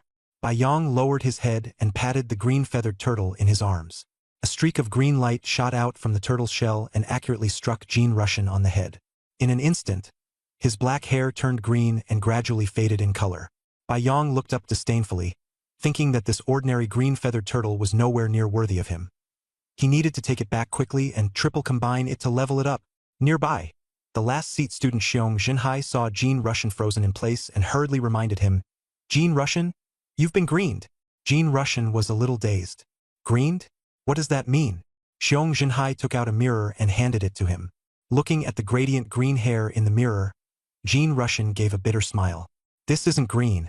It's the emerald green of a kingfisher. Xiong Jinhai froze, thinking, isn't emerald green just green? It's even greener. Don't joke around. The chief healed you with the power of the green-haired turtle. Don't be mad at me. Xiong Jinhai waved his hand. Jean Russian's face twitched. He understood that this secret still couldn't be told to others, especially since the chief had just revealed a new ability. He had to keep it under wraps. He thought to himself, the chief personally healed me and even used a new ability. He really does care. With a face full of pride, his green hair shimmering, he strode away. Xiong Jinhai and the crowd beside him exchanged looks, and the more they looked at Jean Russian, the less they understood. Suddenly, Xiong Jinhai's eyes lit up. I get it. The people around him hurriedly asked, Junior Chief, what did you figure out? Xiong Jinhai gazed deeply in the direction Jean Russian had left, then asked coldly, Tell me, who just made Jean Russian green? The crowd looked confused. We all saw it. It was that chief guy who made the move. But what does that actually mean? Xiong Jinhai chuckled. Don't be foolish. Chief is just a title in our Diamond Immortal Martial Academy. But outside, Chief isn't merely a title. That's the pride of the Earth Origin Realm. The big shot ranked 10th on the hero list, a priceless existence. The reason Jean Russian was so dejected was because the one who greened him was actually the glory of the Earth Origin Realm. The crowd suddenly understood. It turned out they had only been looking at things from within a small circle and hadn't grasped the weight of the situation. Outsiders would boast for ages just for seeing the chief. If they could speak to him, they'd want to record it as a family heirloom. Xiong Jinhai sighed. Yi Mujuan, who has always been proud and self-respecting, let go of all her pride this time and chased after him. It's really making people wonder whether the chief will take a liking to her. While Bai Yong was running home at full speed, he turned his head and saw that Yi Mujuan from the king class, who was usually very aloof, was quickly catching up. Her expression was complicated, as if she were struggling with something inside. With his keen soul perception, Bai Yong picked up the conflict and anticipation in her heart. At last, Yi Mujuan gritted her teeth, sped up until she was beside the blue serpent demon's head, and matched his pace. Her voice was shy, with a hint of trembling. Chief, could I, like Wenren Fuguang, take a look at your... Bai Yong followed her gaze and finally understood what she really wanted to see. He sneered inwardly. So that's how it is. No wonder it felt off just now. I should have seen through those filthy thoughts already. He looked at the girl before him, who was both strong and stubborn, and asked with a cold laugh, Want to see it? Then what are you going to pay for it? Ye mumun froze. Pay what? I don't understand what you mean. She completely didn't get it. The other party was being so blunt, almost like a confession, and was even asking her for a return. What on earth was going on? In order to clear up the misunderstanding, and also to stop others from mistaking Bai Yong for a pervert, he planned to take the opportunity to explain things. The two of them then hurried all the way to Bai Yang's home. The moment the door shut, Yi Mujuan's face turned red like a ripe apple, but her heart was incomparably resolute. After all, this was the existence ranked 10th on the hero list, dazzling like a prodigy. As long as she followed him, her future path would definitely be smooth sailing. Suddenly, a rooster crow broke the silence. Bai Yong introduced it with a hint of pride. This is my summoned beast, a rooster. It aspires to dominate the chicken world, so I call it Heba. Yi Mujuan was dumbfounded, her mind full of question marks, completely not expecting this at all. Her face was so red it was almost like her but had been set on fire, her eyes full of chauffin, feeling that she had been utterly misunderstood. She had worked so hard, only to end up becoming a joke. Too embarrassed to show her face, she finally stumbled back to the martial academy in a daze. When she arrived at the entrance of the Great Hall, Yi Mujuan saw that aside from Wenren Fuguang and Jin Russian, the others were still there. Xiong Zhenhai took out his phone and said coldly, "Why haven't you gone into the rooms to pick your things yet?" Someone replied, "There are still 2 people who haven't picked, but that doesn't matter." Xiong Zhenhai continued, "You left after chasing the first seat, and it's been a full 2 hours now. The trip there and back took at most 40 minutes. You spent at least 80 minutes with the first seat. Yi Mujuan, congratulations. You've taken the fastest shortcut." Yi Mujuan sneered. Wenren Fuguang is right. The first seat is upright and open in character, acting above board and honorable. A bunch of people with ulterior motives would only misunderstand him. At that moment, Yi Mujuan's mind was exceptionally clear. When the chief had shown her that 5-meter-tall, king-tier giant chicken back then, it had been to clear up her misunderstanding. She decided not to reveal the chief's strength to outsiders. After the embarrassment and humiliation she had gone through, she had come to terms with everything. The strong fear neither gossip nor slander. Strength is the only thing that truly matters. After speaking, she strode toward the palace. Xiong Zhenhai and the others looked at one another in disbelief. Xiong Zhenhai said in a low voice, "The chief is truly formidable, taking down the always proud Yi Mujuan in one move." Bai Yong held 2 boiling blood skill books in his hands and stared at them for a long time, only to finally put them down helplessly. The boiling blood skill book was almost completely incompatible with the summon green-furred turtle skill he already had. The difference was absurdly huge. This was the first time he had ever seen such a drastic mismatch. He then picked up 2 iron cloth skill books and found the same thing. They had almost nothing in common with the green-furred turtle skill. There was nothing he could do. Bai Yong had already made plans. On the way back, he had been placing order after order for books. Since the green-furred turtle had healing ability, he just needed to look for healing-type skill books. Active healing skill books were rare and semi-controlled, making them especially hard to obtain. Fortunately, the Sanluo Academy was dealing with 3 powerful otherworlds, and there were quite a few passive recovery-type skill books there. High-grade ones were very rare, but ordinary quality recovery skills were weak in effect and cheap in price. Bai Yong therefore chose the ordinary quality healing skill book, which had the highest output and the lowest price. He tried to activate it with his physical body, but it was strongly repelled. The influence of his diamond indestructible body and blood gold power made it difficult for him to learn physical body skills. He took out 2 healing copies, activated the All Things 3-in-1, and then breathed a sigh of relief. The similarity was terrifyingly low, only 3.3%. Although low, it was at least a bit higher than boiling blood and iron cloth. As a result, the 3-in-1 fusion failed. Bai Yong still refused to give up and shouted, "Green fur! Give me 1 shot!" 1 strand of green fur was consumed, and a beam of green light shot over, dyeing all the hair on his body green. Although the recovery power was weak, Bai Yong felt it and found that it only accelerated recovery by less than 1%, barely enough to count as better than nothing. He lit several bonfires and quickly recovered with Yang energy and his secondary talent. Every 2.5 minutes, he attempted another 3-in-1 fusion. After several failures, the 7th attempt finally succeeded.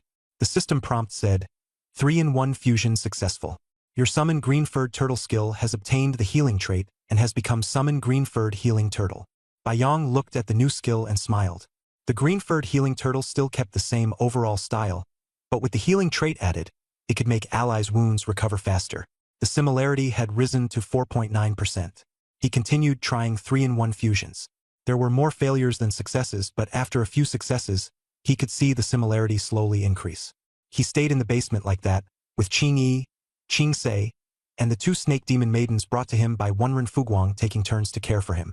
The snake demon maidens' life infection levels also steadily declined, and everything was improving. Bai Yong conducted a temporary test and found that using the ordinary quality green-furred healing turtle to cast a curse on the snake demon maidens could significantly accelerate recovery. More importantly, Every 29 points of energy consumed could restore 1 strand of green fur. Finally, the similarity between his healing skill and the green-furred healing turtle exceeded 50%. This meant that 3-in-1 fusion could no longer add new traits. It could only adjust size and quality, and it would definitely succeed. Bai Yang first adjusted the size. 2 successful attempts allowed the healing turtle to freely switch between 0.5 and 1.5 times its original size, and the skill's name also changed to Green-Furred Giant Healing Turtle. After that, he began improving its quality. After 1 successful 3-in-1 fusion after another, the skill quality was upgraded from ordinary to excellent, and the number of green fur strands doubled to 58. Then it was upgraded again to exquisite, and the green fur increased to 87. At this point, he took out the exquisite-level water control skill book he had obtained from defeating the green snake demon back then, only to find that the similarity was as high as 17%. With 1 successful 3-in-1 fusion, the green-furred giant healing turtle obtained the power of water and became the green-furred hydrotherapy turtle. After using up the water control skill book, he continued fusing with the healing skill book, finally raising the green-furred hydrotherapy turtle's quality to perfect, and the number of green fur strands surged to 145. System prompt. Trifold fusion successful. The green-haired spa turtle skill quality has been upgraded to king rank, and it has advanced to green-haired spa turtle king. Number of green hairs, 203 strands. Bai Yang looked at the giant beside him. Under its standard form, this king-rank green-haired spa turtle king had a shell diameter of 3 meters, with green hair covering its entire body and reaching 3 meters in length. Green-haired spa turtle king, king rank, transformation state, level 29. HP, 210, 000/210, 000, energy, 180, 000/180, 000, spirit growth, 7, physique growth, 7. Overall strength, 210, spirit 210, physique 210. Spell attack, 1050. Attack speed, 0.3 times/second. Movement speed, 0.30 meters/second. Talents, blinding green light, size change, turtle breath. Trait, power of water. Skills, green hair curse, turtle style qigong.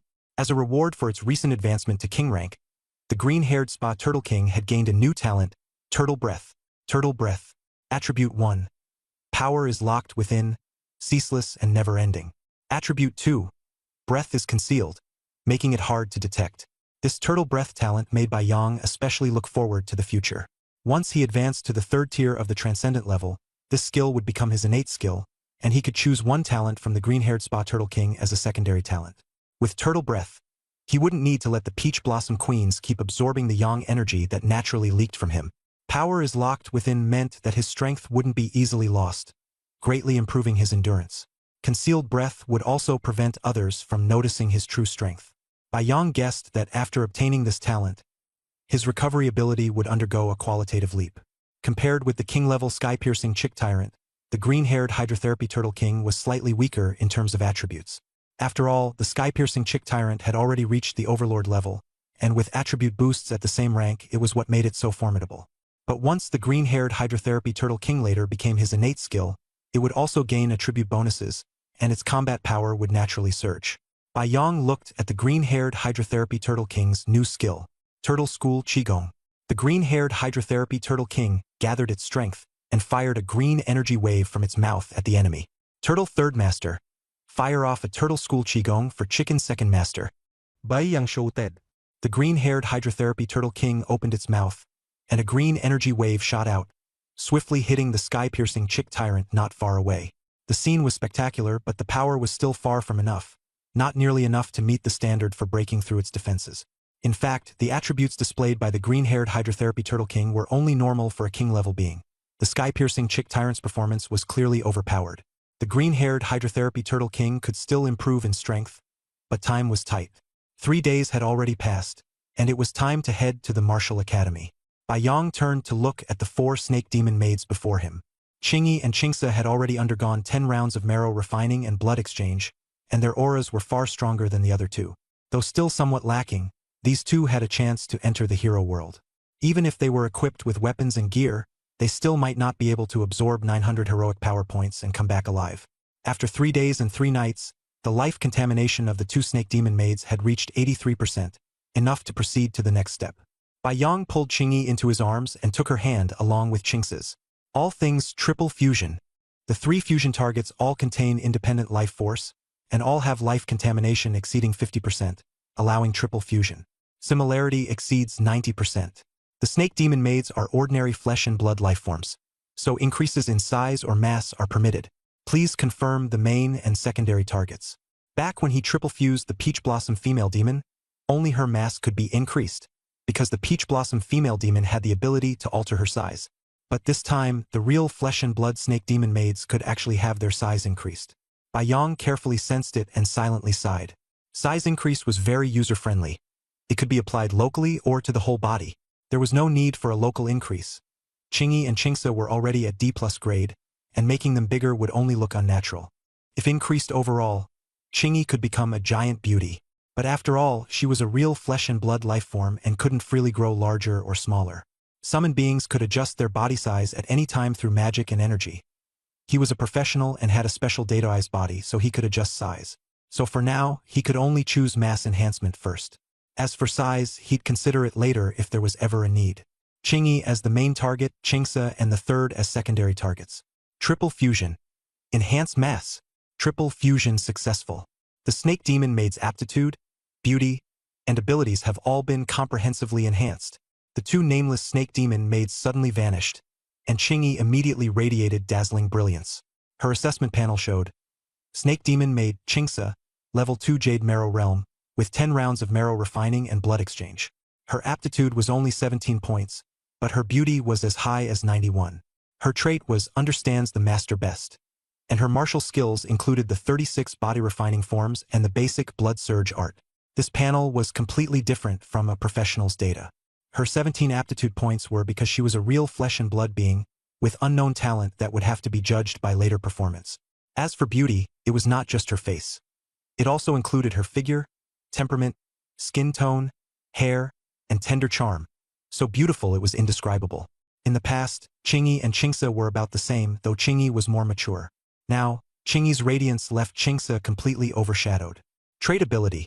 The one who knows the master's heart best. Qingyi, do you really understand me? Yang asked tentatively. Qingyi slowly knelt down. Master, this servant is willing to demonstrate for you. There were still 10 minutes before normal enrollment, and Yang stepped out on the green snake demon. He had spent 3 days and 3 nights in the basement, yet strangely, he didn't feel the least bit stifled. As he moved along, he felt somewhat regretful that the highly valued Dragon Claw Hand skill was actually so rare and hard to come by. Because its attacks were sharp, the skill was in great demand, and there was simply no circulating copy on the market. For this reason, Yang gave Qing's secretary a perfect grade Iron Cloth Shirt skill book and an excellent grade Golden Muscles Iron Bones skill book, hoping the secretary would exchange them for the Dragon Claw Hand skill. That perfect grade Iron Cloth Shirt was obtained through the 3-in-1 fusion, and the excellent grade Golden Muscles Iron Bones was also synthesized. Both were genuine skill books in circulation, not something unique to Yang. Soon, Yang arrived at the King's class of the Martial Academy. During this competition for 10 first-rate War Academy enrollment spots, 2 students from the regular class stood out and successfully joined the King's class. If they failed to get into a first-rate academy by then, they would remain in the King's class until graduation. Sun Byuk did not come. Over the past few days, he had repeatedly messaged Yang, hoping to leave home under the pretext of something and ask Yang for help. But Yang was busy improving his strength and ignored him. Wenren Fuguang remained just as aloof as ever.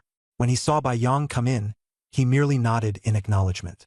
Yi Mujuan, on the other hand, greeted him with a smile. Jean Russian pulled out the chair in the center, and Yang stepped forward and sat down.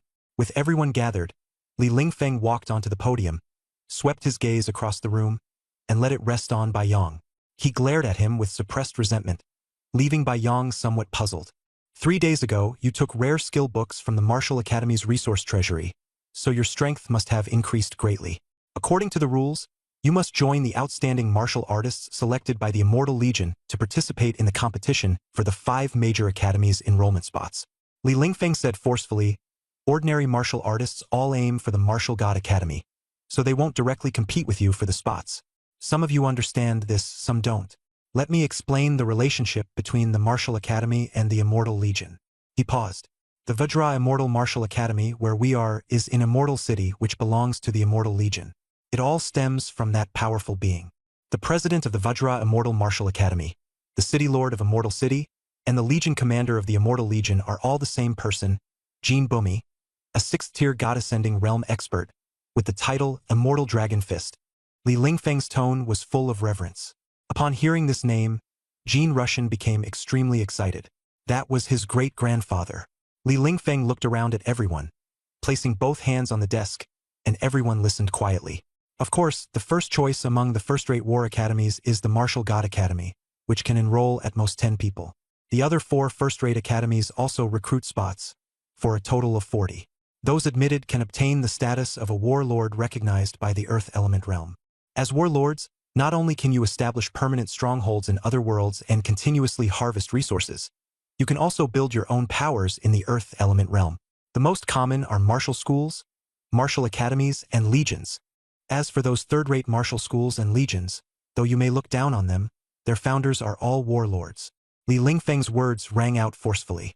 Next, there will definitely be martial artists competing with you for the spots in the 4 first-rate academies other than the Martial God Academy. He strode out of the classroom, and Bai Yong and the others followed closely behind.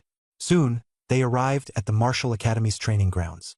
10 burly men and women were already waiting on the field. 8 men and 2 women. Each had a sturdy build, especially the 2 women whose muscles were clearly defined and did not resemble ordinary women at all. The man in the center had an aggressive aura. Bai Yong felt that his chi surged like the waves of a great river, nearly matching the strength he had before breaking through to the 2nd tier. Li Lingfeng nodded at them in greeting, and the others responded with cupped fists. These 10 are the elite selected by the Immortal Legion and will compete alongside you for the first-rate war academy enrollment spots, Li Lingfeng explained. Bai Yong muttered inwardly, 20 people total if you add professionals and martial artists together, this is way too many. According to the analysis by the Martial Academy and the Undying Legion, for this round of applications to first-rate war academies, aside from you, Bai Yong, who are almost certain to get in, among the remaining 19, only Wenren Fuguang and Peitie still have a shot. The admission probability for the other 17 is less than 0.1%. Even if they get incredibly lucky, it'll still be difficult. The man standing at the center of the martial formation stepped forward, knelt on one knee, and cupped his fists in salute to Bai Yong as he introduced himself. Peitie, from the Undying Legion, has tempered marrow and exchanged blood 31 times. The words caused an uproar. Bai Yong was shocked. This was already a symbol of top-tier martial talent, 31 marrow temperings and blood exchanges, equivalent to the superior-grade golden body level. Martial talent only becomes clearly distinguishable starting from the 2nd-tier jade marrow realm. The more times one tempers marrow and exchanges blood, the stronger the talent. Peitie was clearly an outstanding genius among geniuses. In the face of Peitie's goodwill, Bai Yong nodded in response. Although professionals awaken their talents and become chosen ones through inherent gifts, those who do not awaken can still become powerful martial artists through effort. The 10 martial artists before him were living examples. Professionals level up easily, whereas martial artists must rely on their own effort. Martial artists can control their breakthroughs themselves. As long as they cultivate according to the technique, reaching 3rd-tier golden body is no dream. But professionals who want to advance to 3rd-tier transcendence have to rely on external help, such as the Earth Yuan realm. The other martial artists also nodded in greeting to Bai Yong. The 2 female martial artists exchanged a glance and began whispering. I heard Zhou Yu from the 3rd Corps said Bai Yang's aura soars sky high, like a blood-red sun. Why does he look so plain? Are you stupid? The Martial Academy wouldn't allow his aura to be exposed. They must have concealment measures in place. He seems average in aura and only above average in looks, but with the glory of being 10th on the hero list, he still shines brilliantly. The boss told us not to provoke Bai Yong. I think Peitie will take the initiative to challenge him, just in time to see what the 10th-ranked hero list member is really capable of. Li Lingfeng clapped his hands to draw everyone's attention. The rules are like this. Tens of thousands of Tier 3 martial schools and 108 Tier 2 martial academies will each select 10 people to compete for spots at the Tier 1 War Academy, along with an equal number of Tier 2 martial artists. This kind of massive melee is too hard to manage, so the council has established an early elimination rule. Anyone from a Tier 3 martial school who wants to register must first challenge the 108 Tier 2 martial academies. Winning 2 consecutive matches is enough to snatch a Tier 2 academy slot. Tier 2 martial academies are not allowed to challenge each other. They can only be challenged by Tier 3 martial schools. In the end, 1,080 people will compete for admission to the Tier 1 War Academy. Bai Yong now completely understood what was about to happen. Li Lingfeng continued, "Tonight, the 20 of you will decide the top 10 here. The top 10 will then concentrate on preparing for the final assessment. Those who fail to make the cut, all martial artists from the various Tier 3 martial schools will participate in this challenge," Li Lingfeng announced. "The rules are simple. As long as any of the bottom 3 lose a match, someone from the top 10 must step up. If a challenger from the top 10 loses, then the corresponding slot in the Tier 1 War Academy is considered lost." The professionals on Bai Yang's side immediately grew excited, but the martial artists opposite remained calm and composed. The gap in strength was obvious at a glance. Hu Gaolai asked, "Instructor, do the contestants from Tier 3 martial schools only get one chance to challenge, or can they challenge multiple times?" Li Lingfeng replied calmly, "Only once. They must win consecutively to qualify for the registration slot. Once they fail, they're eliminated. Each Tier 2 martial academy can be challenged no more than 100 times per day. And before Tier 3 martial schools can challenge Tier 2 academies, they must first go through a melee among themselves. During the process, professional healers will be on hand at all times to provide emergency treatment, so injuries are not a problem. All right, the internal top 10 contest begins. Those ranked lower may challenge those ranked higher, and each person gets 3 challenge opportunities. There are 10 professionals and 10 martial artists, ranked 1 through 10. They can even challenge across factions. Defeating an opponent allows you to swap places. In the end, the top 5 from each side make up the final top 10. Li Lingfeng looked at Bai Yong and said, "Bai Yong, just watch from the side. There's no need for you to take part in this meaningless selection." Bai Yong nodded in agreement. Everyone in the professional camp had witnessed Bai Yang's strength and was full of confidence. But the martial artist camp had only heard about him. Pei Tie strode over. "Instructor Li, we deeply admire the strength of Bai Tianjiao," but the words had not yet finished when Li Lingfeng stopped him. "Pei Tie, you've already tempered your marrow and exchanged blood 31 times. Your talent is astonishing, but don't overestimate yourself. Your boss has also repeatedly warned you not to bring humiliation upon yourselves, lest your martial heart be tainted." Pei Tie smiled. "Warnings are one thing, but as martial artists, we should have an indomitable spirit. If we're afraid because of someone else's reputation, then that's when we truly lose our martial heart." He turned to Bai Yong. "Prodigy Bai, may I ask for some guidance?" Li Lingfeng reminded him. "Be careful not to use too much force." Bai Yong looked at Pei Tie and saw that his eyes were firm and friendly, with no hint of provocation. Bai Yong then swept his gaze over the 9 martial artists behind Pei Tie. Each had bright, sharp eyes, full of a martial artist's imposing bearing. Bai Yong strode forward and said, "Since everyone is eager to give it a try, why not come at me together?" The 9 martial artists stepped forward in unison without the slightest hesitation. Pei Tie said, "We professionals mainly cultivate the Vajra body, while the martial artists of the Undying Legion inherit the body-refining technique, Profound Iron Body, left behind by the Blood and Iron martial god. Even the weakest martial artist among us has tempered marrow and exchanged blood 20 times, and their physical toughness is no less than a perfect grade Vajra body. So don't hold back. We can take it." As soon as he finished speaking, Bai Yong slammed his fists together violently, unleashing a massive shockwave. The fierce wave struck directly at the martial artist formation, instantly deciding the outcome. 5 martial artists were blasted flying, coughing up blood.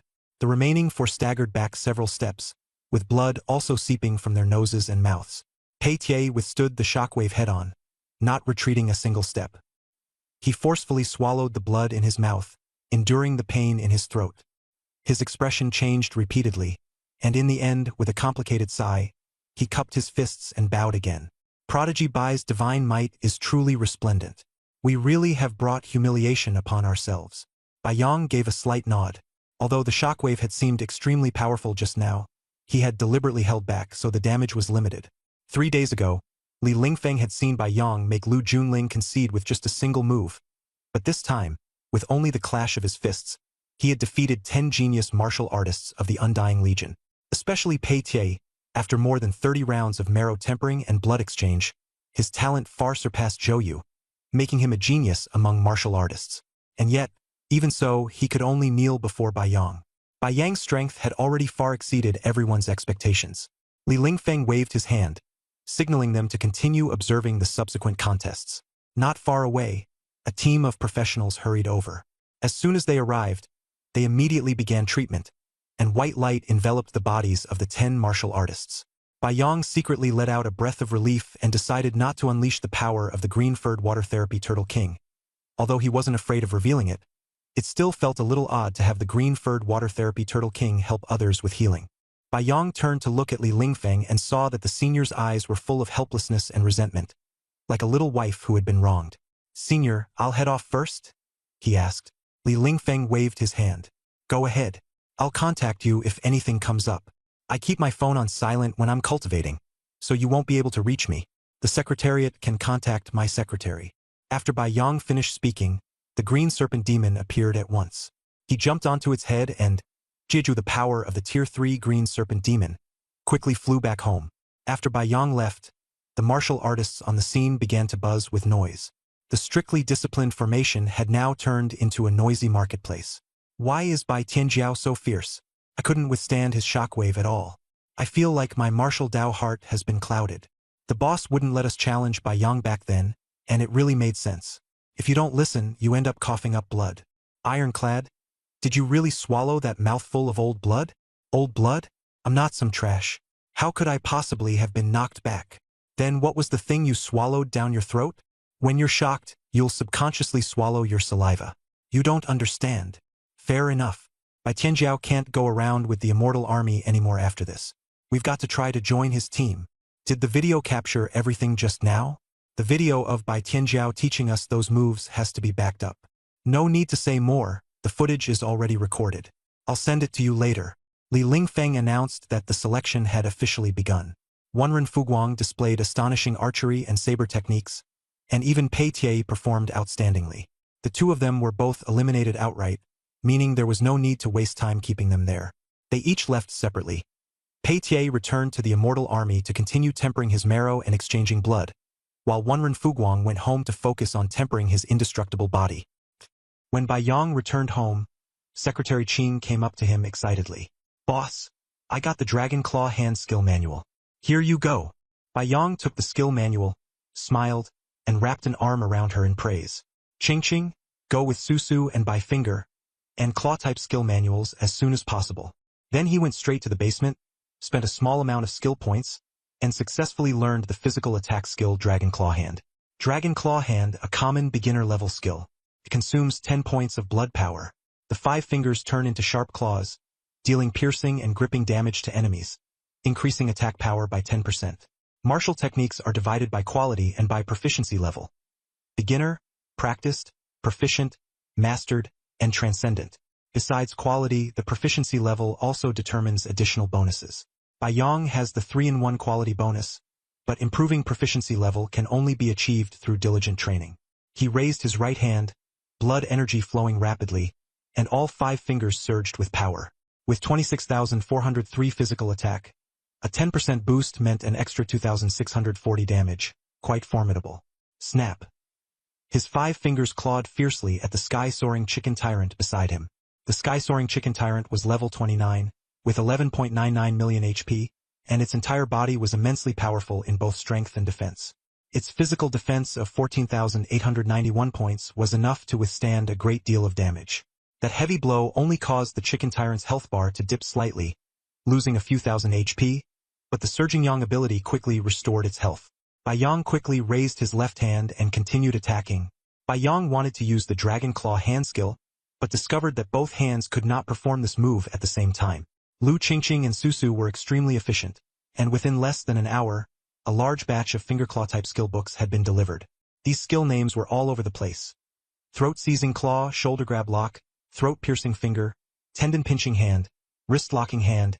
Most of them were finger or claw techniques aimed at an opponent's vital points. After repeatedly trying to merge the 3 skills into one, Bai Yong gradually discovered that these fingerclaw-type skills all shared more than 50% similarity. After understanding the market prices and output, he chose the lowest cost, highest yield throat-piercing finger, a specialty of the 2nd level of the 18 levels of Hell, the Scissors Hell. The Wise Race Blade Finger monster in Scissors Hell had no ordinary fingers, only a pair of sharp claws that could be brought together. In combat, it used those claws to cut or stab. Killing them had a chance to drop a throat-piercing finger skill book.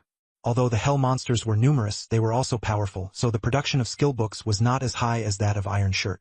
One book sold for 80,000, which meant nothing at all to someone like Bai Yang. As for the money from selling the excellent grade skill books in Lu Qingqing's hands, it would be enough for him to buy a pile of ordinary skill books. Bai Yang tried Dragon Claw Hand and found that, because the skill was based on his palm, its size could not be directly changed. But since he himself could change the size of his body by 0.3 to 10 times, Dragon Claw Hand indirectly gained the ability to change size. Through continuous 3-in-1 fusion, Dragon Claw Hand gradually improved in quality and eventually reached King level, with its name also upgraded to life-grabbing Dragon Claw Hand, King Beginner. The skill's attributes were greatly enhanced. Consumption could range from 1 point to 100% blood energy. The 5 fingers could unleash claw strikes to deal piercing and grappling damage. Attack power increased by 70%. And, most importantly, 3 new attributes were added: blood energy to claw transformation, mental control, and lifeline locking. His attack range could reach 0 to 7 meters. After discovering the new attribute, Bai Yang signaled Qingqing and Susu to go upstairs first. He suspected that if the two of them stayed here, he would be unable to resist renaming this skill again. He focused his mind, and blood energy quickly surged from his palm, forming a red blood claw identical to a real hand. The blood claw shot out without delay, with a blood-colored connection appearing between it and his palm. As his hand shape changed, the flying blood claw adjusted accordingly. Mental control allowed Bai Yang to easily manipulate the blood claw to fly freely within a 7-meter range. He shouted excitedly, "Mental control! Indeed amazing!" Now, within 7 meters, grabbing whoever he wanted was no problem. Then his left hand also sent out a blood claw, and he could finally use Dragon Claw Hand with both hands at the same time. He looked at the sky-soaring chicken tyrant beside him and discovered that this kind of energy summon had no lifeline to lock onto. So he turned his gaze to the green snake demon resting not far away, quickly locking onto several vital points. Its head, lower jaw, 7-inch spot, excretion opening, eyes, and so on.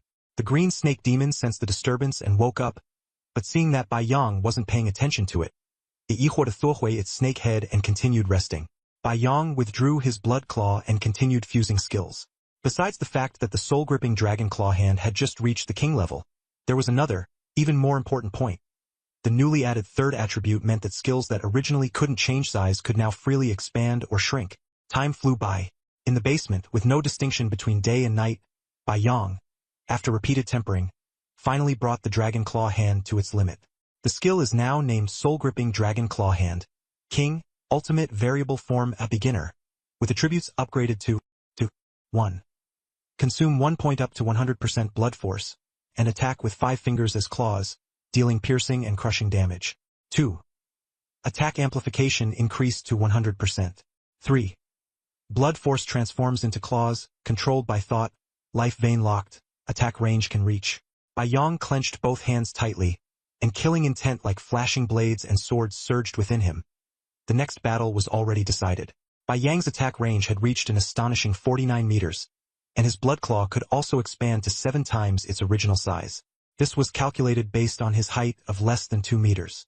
Suddenly, he activated his size-changing talent, and his body rapidly swelled into a giant.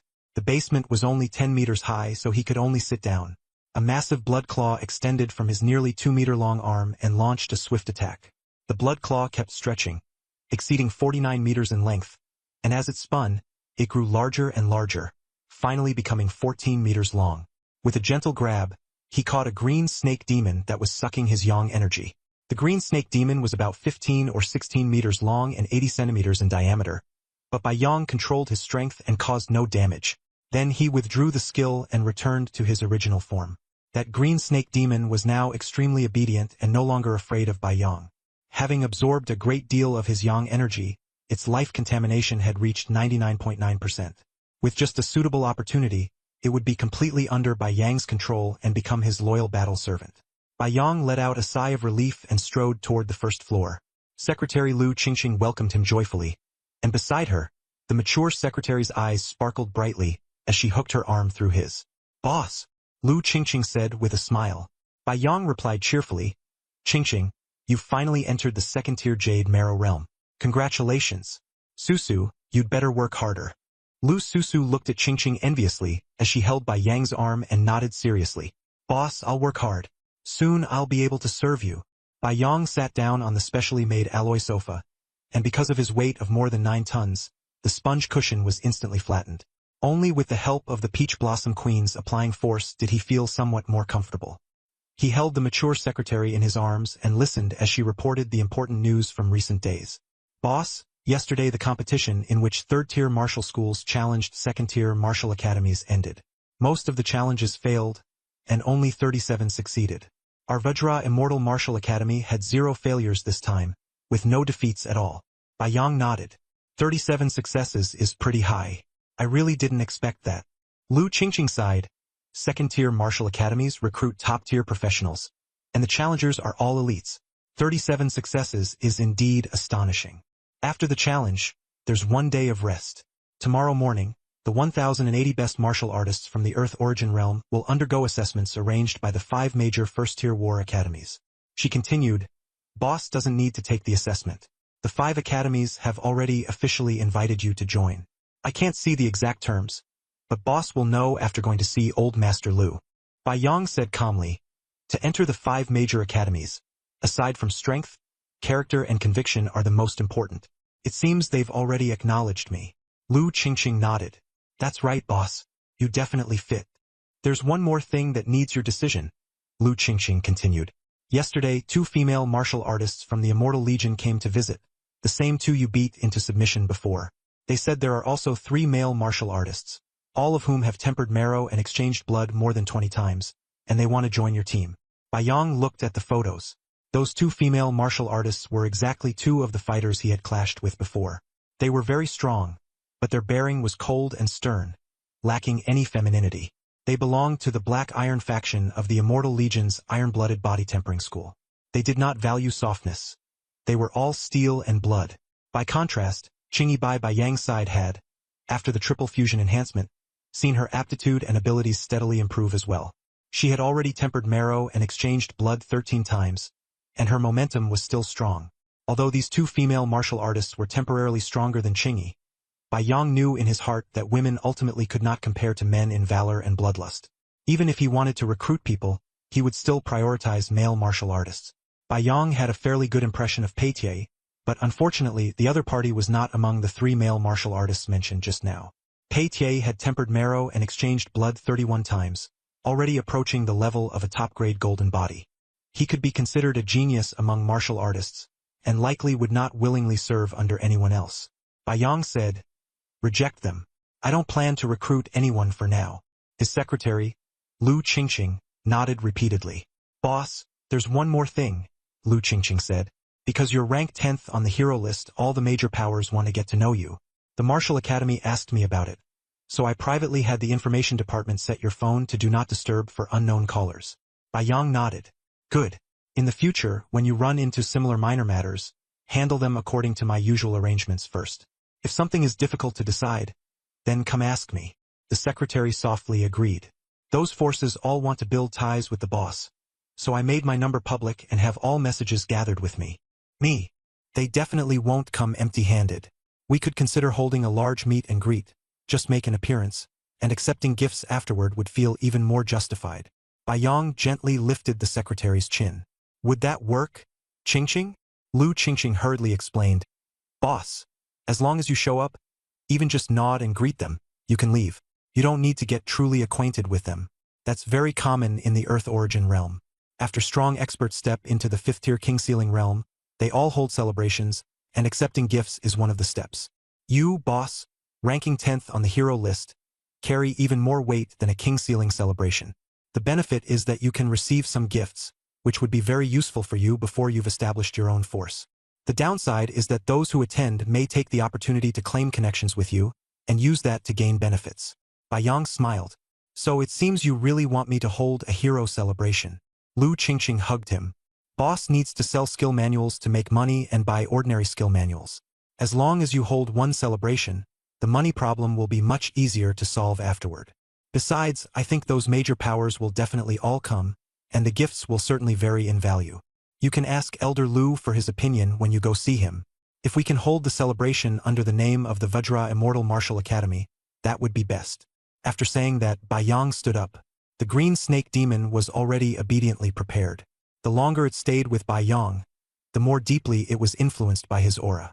Even native Earth origin realm people like Lu Qingqing and Lu Susu could hardly avoid being subtly changed by it, though no coercive enslavement would occur. On the surface, Bai Yang's relationship with the two women appeared to be mutual affection. Bai Yang sent Elder Lu a message, and Elder Lu told him to come over directly. Compared with when they first met, the green snake demon had become at least twice as strong, with a body diameter of nearly 90 centimeters and strength approaching the threshold of the 4th tier. Actually, Bai Yang had previously misunderstood how strong the green snake demon was. Its performance when using its tail to strike and temper the blood gold power was inferior to the ancient demon because the green snake demon was a magic-type battle servant that could control water, while the ancient demon was a physical type 1. Bai Yang's battle servants couldn't have weaknesses, and over this period the green snake demon's close combat ability had improved greatly. The most ideal way would be to get a few more green snake demons to merge and boost their strength. But the noble bloodlines in the snake demon world were limited, and magic-type battle servants were even more valuable. After a rapid flight, Bai Yang soon arrived at Elder Lu's office residence. Elder Lu greeted him with a smile at the door, and the two quickly took their seats. Bai Yang asked, "Elder Lu, my secretary said that the 5 first-tier war academies have officially invited me to enroll. What exactly is the situation?" Elder Lu pointed, and a projection appeared. "I'll talk about the basic benefits first, then the extras." Basic benefits. 1. Warlord status. 2. Life space equipment. 3. 1 first-tier manor, 1 training ground, and 108 sets of prosperous shops in second-tier cities. Elder Lu explained, "Warlord status is the most precious one. The other 2 are considered bonuses. A second-tier hero-level fighter can form a battle team and recruit brothers." As for the team members, Elder Lu explained, all these preparations were actually to help them smoothly advance to 3rd-tier transcendence. As long as they received the power boost from the Earth origin realm, all second-tier professionals could advance to 3rd tier without any threshold. Only upon reaching 3rd tier were they allowed to enter other worlds to obtain resources. However, if a battle team directly entered another world, it would be continuously eroded by the aura of that world and could only act for a short time, with resource plundering being limited. By contrast, a warlord could establish a base in another world, rely on the power of the Earth origin realm to station there long-term, and continue fighting and developing.